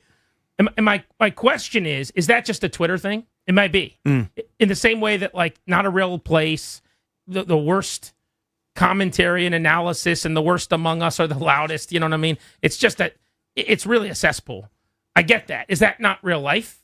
Do you feel like the majority of Commanders fans are rooting against Caleb Williams? I do. I don't think so. You don't? I do think it is a loud and vocal weirdly defensive group that takes anything where I go, hey, who was more of a Jaden stan, to borrow from the parlance, than myself. If I said, Jaden missed that throw in the second quarter, bah! They can't handle that. Yes. So whoever that is, leading the world in defensiveness. But that's 93% of the people we would hear from on Twitter. Yeah, what percent of the actual fan base is it? I think a 1%. Okay, so I think it's the tiniest amount. So your point is, like, I don't think it's so loud on social media, but it's not a real thing. That's my view. I mean, for example, and again, it's not it's not a scientific sample, but among my 45 to 48-year-old peers and friends, guys that I grew up with and friends with, that we still, keep in touch about sports. They care less about football than they used to, but they still do. Not one of them is going, damn it, I hate Caleb Williams, and I'm rooting against him. Not one. No one that I know in among the dads that I see all the time with their kids' sports, or, again, watching football with this past weekend. Granted, we were watching Niners-Eagles, but there was never once a, God, I hope the Bears lose. Like, that was not on anybody's radar at any point in time. So I've got not scientific. Yeah, I've been wanting to talk about this for weeks. I've got a lot of thoughts on this. And you can hop in 800-636-1067. The first thing I'll say is, and you can call this Press Box Paulson and dismiss and do all that stuff if you want to. I'm not going to be upset. But I do not relate to this way of thinking. It's just not the prism with which I watch sports and view the game. That I don't watch other players and other teams really and root. Like, do I dislike the Cowboys or the Eagles? Absolutely. Was I rooting like heck against the Eagles? For sure. But there's not players that I really hate. And certainly not in like some personal vendetta way because of my fandom for Washington. So like as an example, I can't really relate to someone who will root against Caleb Williams for his whole career because there's this perceived, not real, by the way, rivalry with Jaden Daniels. Do you see what I'm saying? Yes. That's just not how my fandom or brain works. Same with Drake May. I happen to really like Drake May. But my point is, let's say I didn't like him coming out or whatever. Bo Nix is a better example because that's not my guy, right? So like Bo Nix, if he has a better career, if he wins more or has a better season than Jaden Daniels, it means nothing about Daniels to me. Daniels' situation is his own. Doesn't mean Bo Nix would do more here. Daniels, in his first year when he was healthy, was the best of all of them, was amazing, had one of the great years ever, and he proved if he's healthy and in the right situation, he can be an MVP caliber quarterback, special elite talent. This year, he didn't play at that level because he didn't practice a lot. And by the way, couldn't stay healthy. If he's healthy again next year, I think he'll be pretty good. The other part of this that's weird to me is it's not like you're in an unhappy relationship. Like this anger towards May, this anger towards Williams or Nix or whoever, I would get that if your friends are in these really happy relationships with girls that you wanted and didn't get or something, but you're miserable. You got it pretty good, man. Like, doth thou protest too much if you are so mad at all these other guys? Your guy's good. Why would I have so much venom and animosity and just general angst against these other quarterbacks if I'm really happy with my guy? And you should be, by the way. Now, if he doesn't stay healthy, that's a different story. If you think he's not good, which I think you're foolish if that's the case, I guess that's a different story. But if you watch the last 2 years and you feel like I do, Washington's got a franchise quarterback, going to get a second contract, going to be here for a long time as the starter. This is a really good player. Why do you care that much what's going on elsewhere? You're pretty happy in your own house. Yeah, but it's also, I understand fandom to a degree, where you want your guy to be better, you want your team to be better. It's the way fans work with each other, especially if there are, Patriots fans in your life and they're an infestation. They're everywhere now. Like you get chirped. You'd like to be able to have more things to point to. I understand that. But I guess what I'm saying is, I'm not saying I'm right. I'm just trying to help level. No, I got you. I could do that with teams, certainly. I get that. Not even as much as I'd like. I don't have the same venom where, like, you don't say Cowboys, you say Cow Pukes. I think that's, like, I've always joked with you. It's, like, embarrassing or, like, childish or whatever. Mm-hmm. But, like, that's a bit. Like, that's your thing and my thing. But, like, I root against the Eagles. I don't like them. I don't do that with players. And maybe that's a Press Box Paulson thing. I don't know. Maybe it is, yeah. But I will tell you, it's not the same as it used to be for me because guys change teams every 2 years. And don't get me wrong. There are players in sports I don't like. Like, I don't want good things to happen for Antonio Brown if he were to keep playing in the NFL. I think he's a terrible human being. There are people that just are above reproach for me where I go, like, we're getting close with, I don't know, innocent until proven guilty, but Rashee Rice has, like, one more strike or two more strikes for me until I'm just like, I hope that guy doesn't catch any more passes. You know what I'm saying? Yes. Like, he's not there yet, but I'm saying you can get there. But for me, it's not ever like because that guy didn't sign here. Here's another example. If you're rooting against the Bears because you don't like Ben Johnson, that one I get. There's this very personal Washington element to that. Yeah. I'm not anti-Ben Johnson or I don't feel like they were wrong because I think there's way more. We've talked about this a lot. I think there's way more to that story than just the big bad mean guy told them no and they did everything correctly. Having said that, if your point is that jackass who's had a bunch of examples of being a jerk called them to break up with them on the phone, a.k.a. while they were driving to his house, and that's unacceptable, I totally get that. There's nothing like that with Caleb Williams in Washington. Right. There's nothing like that with Drake May or Bo Nix. It's like the Ben Johnson one I can kind of get down with, honestly. Yeah, like again, it's not the same as it used to be because of free agency and the way the game has changed. But like my least favorite player of all time was John Runyon for the Eagles. I thought he was dirty. I remember him spearing LeVar after, when he was like laying helplessly on the ground and then just kind of was like, what? I was just playing hard. And now he's in charge of like discipline for the league, which drives me insane, by the way, as a quick side note. Scumbag. I could not stand that guy. All-time least favorite player. I have fewer and fewer of those now. I don't know if it's my age or the way the league is, but I used to, like, there were a dozen Cowboys I could just rattle off. Like, if I hear the name Jane Novacek, I break out in hives. You had to hear the announcer, his hands are so good, he holds for the field goals, guys. How many tight ends in the league are doing that? Ugh. That stupid hair. I hate that guy. Because it's 3rd and 7, he's making a catch, it's first down them. Yeah. Michael Irvin cheated every time he caught a pass. He pushed off every single time, numbers approximate. That guy drives me crazy. So, yeah, I don't have that as much anymore. Here's my best comp I can come up with. Because for me, hockey is always my crazy person sport, like where I still mark out, fan out, whatever. I hate Brad Marchand, like that kind of thing. Yeah. Ovi versus Crosby. For so long, forever, I did root against every point, every goal for Crosby was like a dagger to the chest because I'm like, people are going to say he's better. People are going to say he's better. At this point of my life, I don't care. And they're both great in their own ways.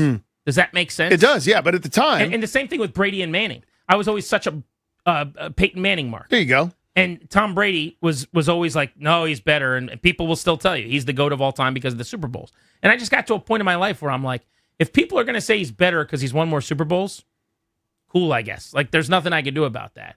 I've got my reality, the way I see the world. It works. I think Peyton Manning's the greatest quarterback to ever live. Everyone else is going to say it's Tom Brady and I'm crazy. But, like, I didn't root against Tom Brady in the end that same way, essentially. I don't know what changed for me, but that definitely did, like from a player standpoint. Yeah, there's something to it. Maybe it's fantasy sports for me, honestly. Maybe it's gambling. I have no idea. But I've softened in that way. Like I had of my 7 fantasy teams this year, I had CeeDee Lamb on 2 of them.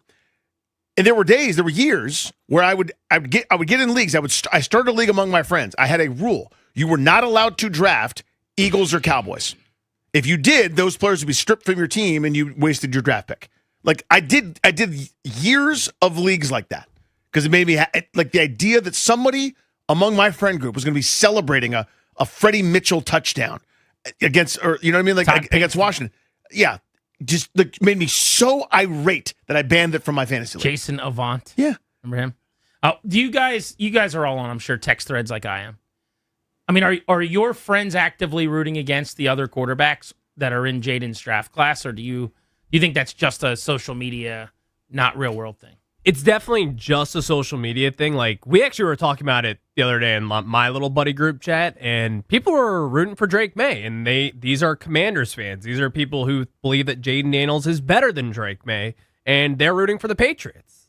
And there's other guys rooting for Bo Nix and Caleb Williams because he's from the DMV area. Like, I think this is just a social media thing, and I think that kind of group out there is just a very loud one, but I also think it's kind of a minority out of all the people. Yeah, social media is definitely just more negative naturally, and where a lot of that venom's going to live too. Yeah, I don't know anybody personally who's actively rooting against either of the 2 quarterbacks. I think, if anything, there's probably a little more animus towards Caleb just because of the way that their season spiraled last year and our season spiraled this year off of losing to them. I think there's some of that kind of, there might be a real rivalry at some point between these 2, the 1 and 2. But other than that, no, I don't know anybody who's like actively rooting against Drake May just because. Bears fans were a lot last year. in the Williams Yeah. versus Daniels thing. But I also Very, wonder, very defensive, very yeah. But how much of that is the perception of it too, from us and what we see from our standpoint, whereas they might have seen it very differently in Chicago. I don't know. We'll hit the phones on this next. 800-636-1067. Who you rooting for? Who you rooting against? What actually reaches a level of emotion for you as a fan in terms of, being above that threshold of something you want to see or don't want to see as a Commanders fan now? We're Grant and Danny on the Fan.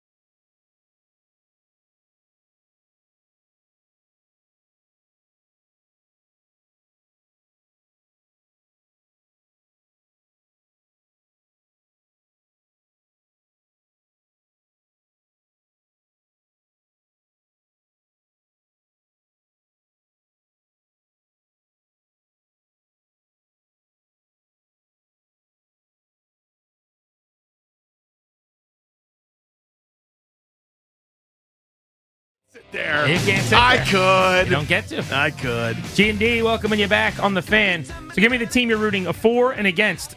The player, if there's one, Danny, you're rooting for or against in these playoffs. This is hard because I don't necessarily want New England to get anything successful. I don't want anything good to happen to them for like 100 years, but I want to be correct about Mike Vrabel. So maybe if they win, I can get to do a little bit of victory lap. But if there's one team that's left over, it's probably Seattle.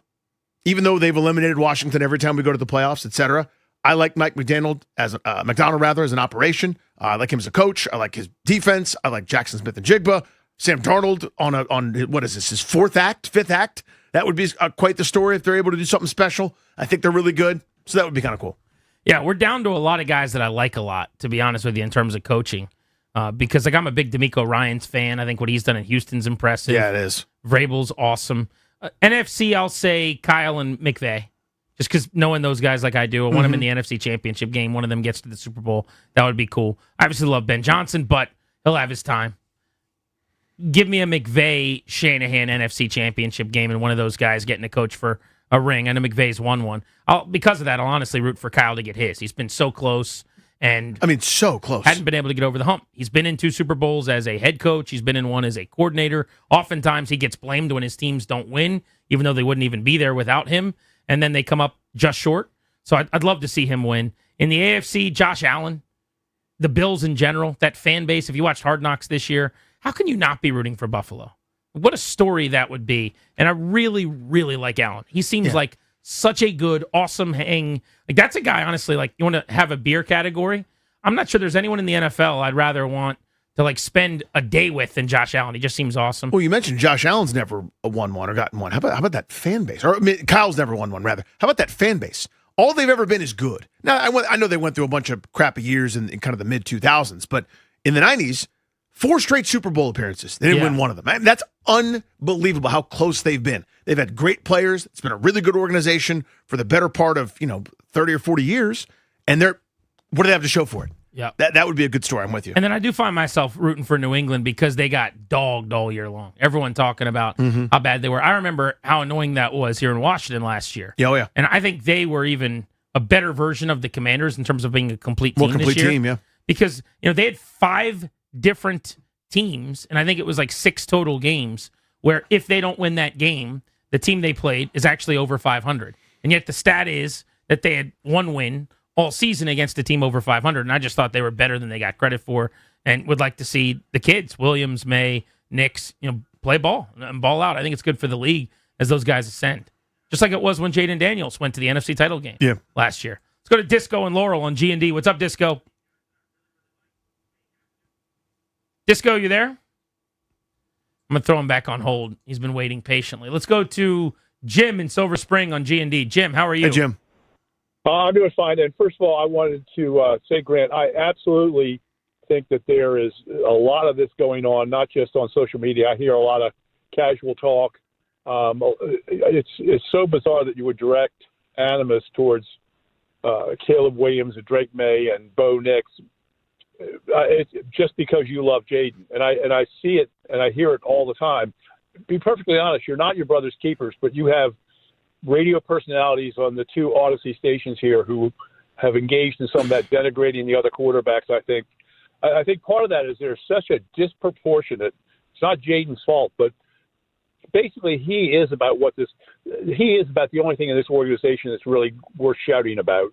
He has such a disproportionate value to this team. I hear people saying the Giants' job right now would be a better job than the Commanders' job. I mean, this roster is garbage, and Jaden is.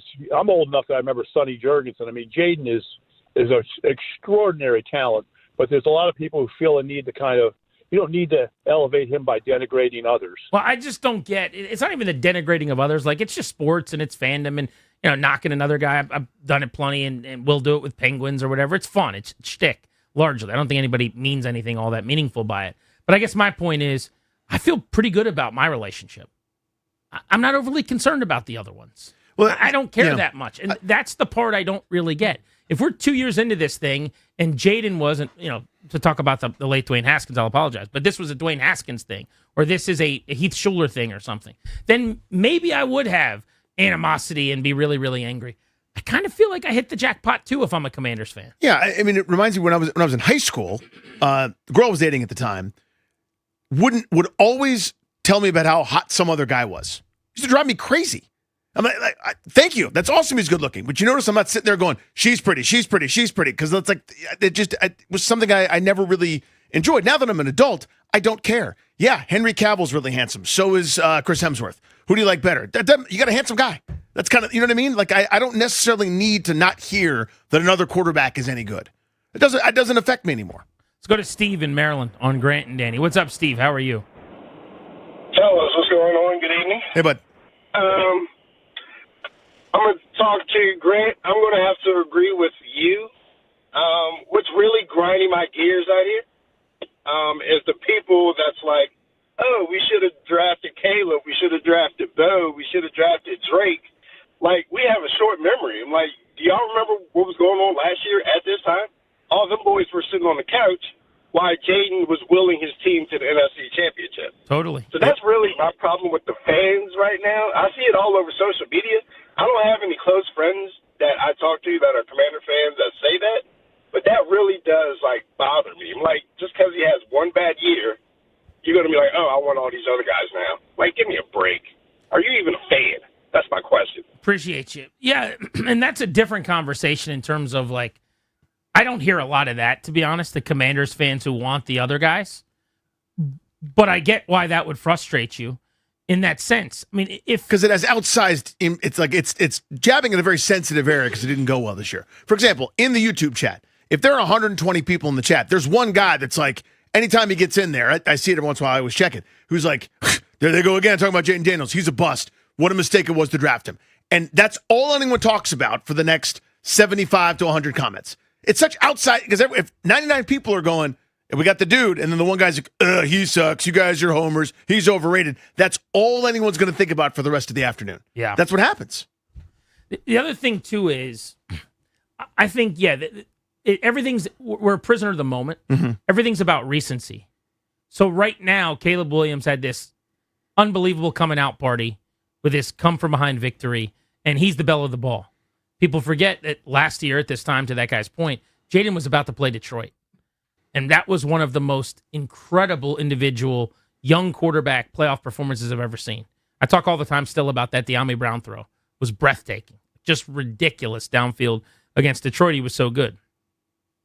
But in this moment, right now, Caleb's getting his flowers. Like, it's going to happen. There's going to be ebbs and there's going to be flows and guys are going to be up and they're going to be down. You're going to drive yourself crazy if the moment is all that matters. You know, like if I was to guarantee you health right now, and that's a huge part of this, and maybe that's why this exercise is even happening. But if I was to say Jaden Daniels is going to be healthy for the rest of his career, I think I could talk you into, in a redraft situation, Daniels still going above Caleb Williams in the draft or going above Caleb Williams. Yeah. It wouldn't Right? be that crazy of a That's my philosophy. point. Yeah.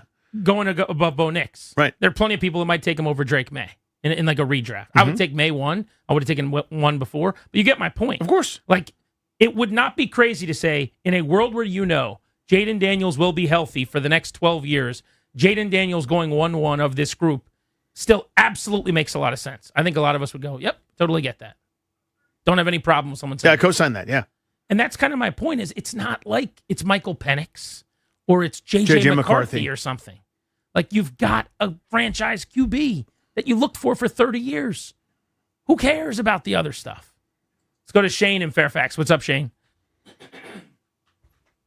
Shane, you there? Interesting. Twice this Two segment, times. we went to, are they Verizon customers, perhaps? I'm wondering. Well, they can make the call initially. They spoke to somebody. They got screened. Because you guys know about this Verizon outage. Yeah. It's still happening for me. What does SOS even stand for? Strength of schedule. So I solved that one. That's a good bit. You're welcome. On my phone, it says SOS. It's a signal thing. I forget what it stands for. Is it But I'm like not doing a bit. It's like when you can't get a signal, it says that. Is it emergency only? Maybe.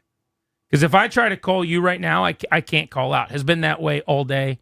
And via the Google search that I did, that's the case for a lot of people that have a lot of different phone companies. Yeah, there's a couple dead spots in my neighborhood where you go into somebody's basement and you can look at your phone, it'll say strength of schedule. I see. So it says it means that your phone is not connected to your normal cellular network, but can still make emergency calls such as 911. That's what SOS. Only person I could call right now is 911. Correct. I hope I don't have to make any calls. Yeah, I hope you don't have to do that.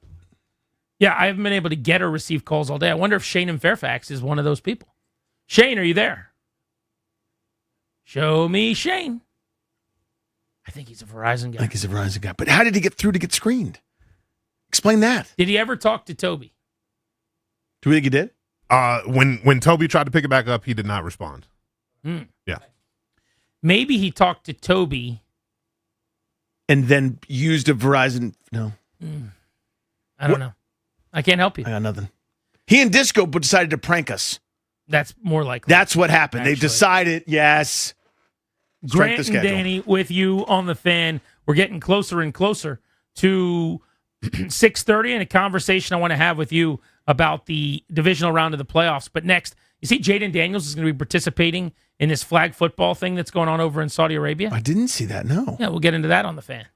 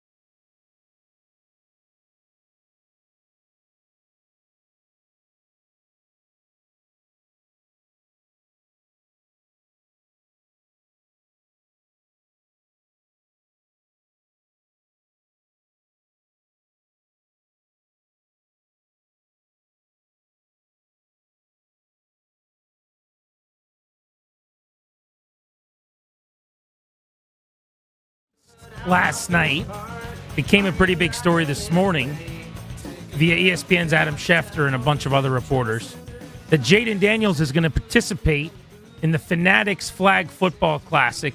He'll be captaining a team alongside Tom Brady and a third quarterback that'll be unveiled soon in an event that's taking place over in Saudi Arabia on March 21st.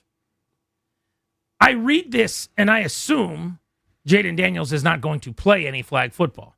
I think this is strictly him being used as a marketing chip as one of the superstars in the league. Also, remember, Washington has a relationship now as one of the organizations that's kind of put a flag in the ground over in Saudi Arabia in the NFL. I forgot about that. That's right.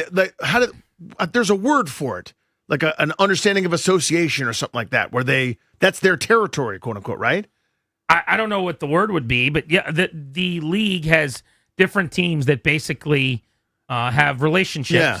And the Commanders in Saudi Arabia are like now kind of linking up, basically, to spread the league around the world. But regardless, Daniels, quote-unquote, participating in the Fanatics Flag Football Classic as a team captain alongside Brady. Assuming he doesn't play, your thoughts on this? If he's not playing, it's really cool. Yeah. What a unique experience you get to do. You get to travel the world as an ambassador, sort of repping the game you love. It's a great way to kind of pump up flag football. It's going to be the Olympics, for his Q rating, et cetera. Like the idea that in the same sentence, Jaden Daniels and Tom Brady, that's pretty neat, right? Like just a couple of years ago, you were, in a dorm room at LSU, maybe a nice apartment with some NIL, but you know what I mean? Like now it's Heisman Trophy, Rookie of the Year, NFC title game. Yeah, sure, setback of a season. But again, you and Tom Brady, you and the guy that you watched on television win all them Super Bowls, you guys are going representing the country. It's pretty neat.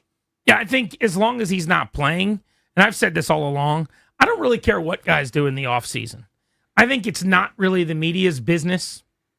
I think there's an overreaction a lot of times from fans and the media to what guys are doing when it's not in season and it's not time to play ball.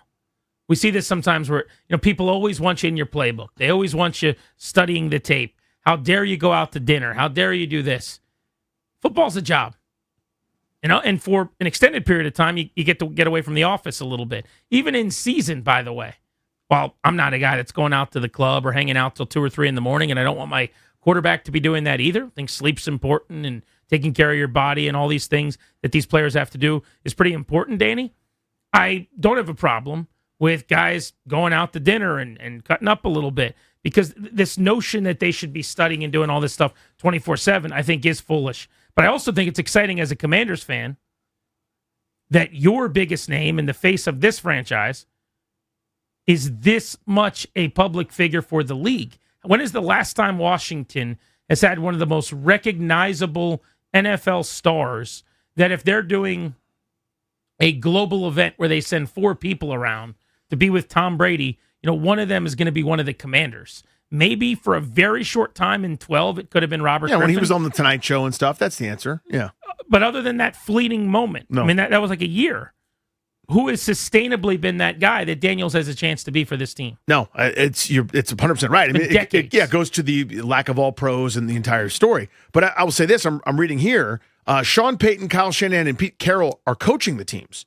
And per Fox Sports, the games will follow Olympic-style flag football rules with 5-on-5 format, played on 50-yard field and 20-minute halves, et cetera, et cetera. The announcement of Daniels as quarterback captain for one of the teams will mark his return to the field after an injury-plagued 2025 season. So it sounds like he's playing. Mark his return to the field? Yeah. That would be ridiculous. I'm going to be very honest with you, with all due respect. He got shut down and couldn't play in the NFL games when the season ticket holders were spending their thousands of dollars to go to the game. Now, I know this is months later and he could have healed by then. But if the discussion around this player is durability and every time you play something bad happens, I understand it's flag and it's not tackle. But guys get hurt playing flag. You could twist something. You could pull something. You could have non-contact. There is zero reason he should be playing in a game in Saudi Arabia. That would make no sense to me. And by the way, the team should not allow him to be playing in a game in Saudi Arabia. You're going to do what exactly? I don't care if it's pickup basketball or it's riding a motorcycle or if it's playing competitive flag football. These dudes get out there and the juices start flowing and they're running and jumping and cutting. No chance. Go over there. Be a team captain. Shake some hands. Be an assistant coach if you want to. Enjoy yourself. Kiss some babies and wave. Make your money, because that's what all these athletes are doing that are tied in with Saudi Arabia now. They're just paying unbelievable amount of cash. And this is Fanatic, so I guess this is the Michael Rubin venture. Mm-hmm. They're not short on cash. Okay, They're doing just fine, yeah. He's going to get that money, boss. But presumably the team would have to sign off on him participating, right? Don't know. I don't know how that works, honestly. I don't know if there's a clause. I don't know if there's if you get hurt, we don't owe you money thing. I have no idea how it works. I really don't. Above my pay grade. I know, I'm reading this here from someone who's kind of in the know. Yeah, okay. So there's a chance that anybody on the Fanatics roster does play. Stupid. No, not a thing. I'm not. I mean, am I overreacting? What is the upside to this? Give me one reason why he should play flag football. I mean, it's not enough for me. I'm just trying to give it to you. His Q rating, go over there. His brand, all that stuff. You can do all that without playing. There's zero benefit to playing in this game. Tom Brady's over there. Is he playing in the game? He is. I think. Good for him. Yeah. He's retired. He's not as much on the line. He can still hobble his way to the booth. He's not costing himself a chance at playing in games. My tone would change completely if he's playing in flag football games in Saudi Arabia. That would be silly. Now, the Pro Bowl, I think, is flag football, and some guys will be playing in that. And I guess you could say, what is the difference? And that's a reasonable enough question. So other current and former NFL stars scheduled to play include Saquon Barkley, Christian McCaffrey, CeeDee Lamb, Max Crosby, Rob Gronkowski, Sauce Gardner, and Myles Garrett.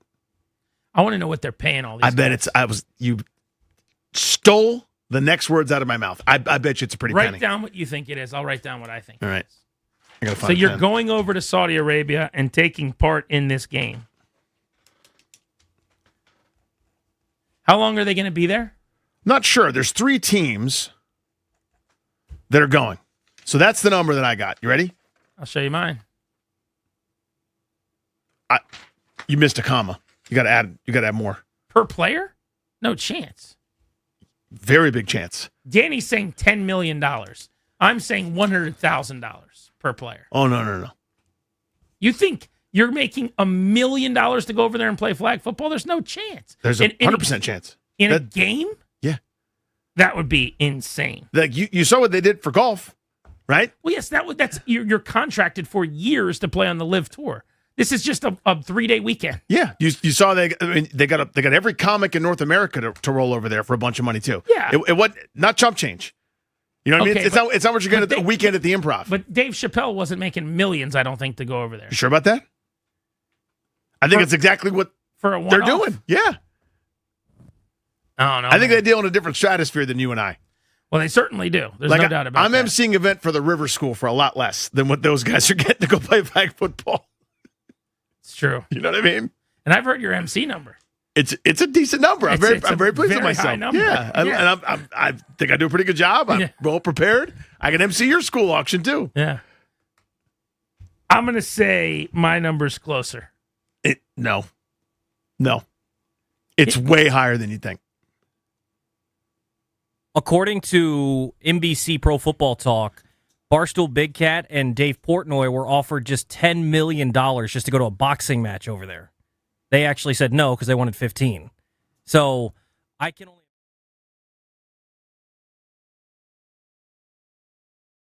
boxing match. Add a match.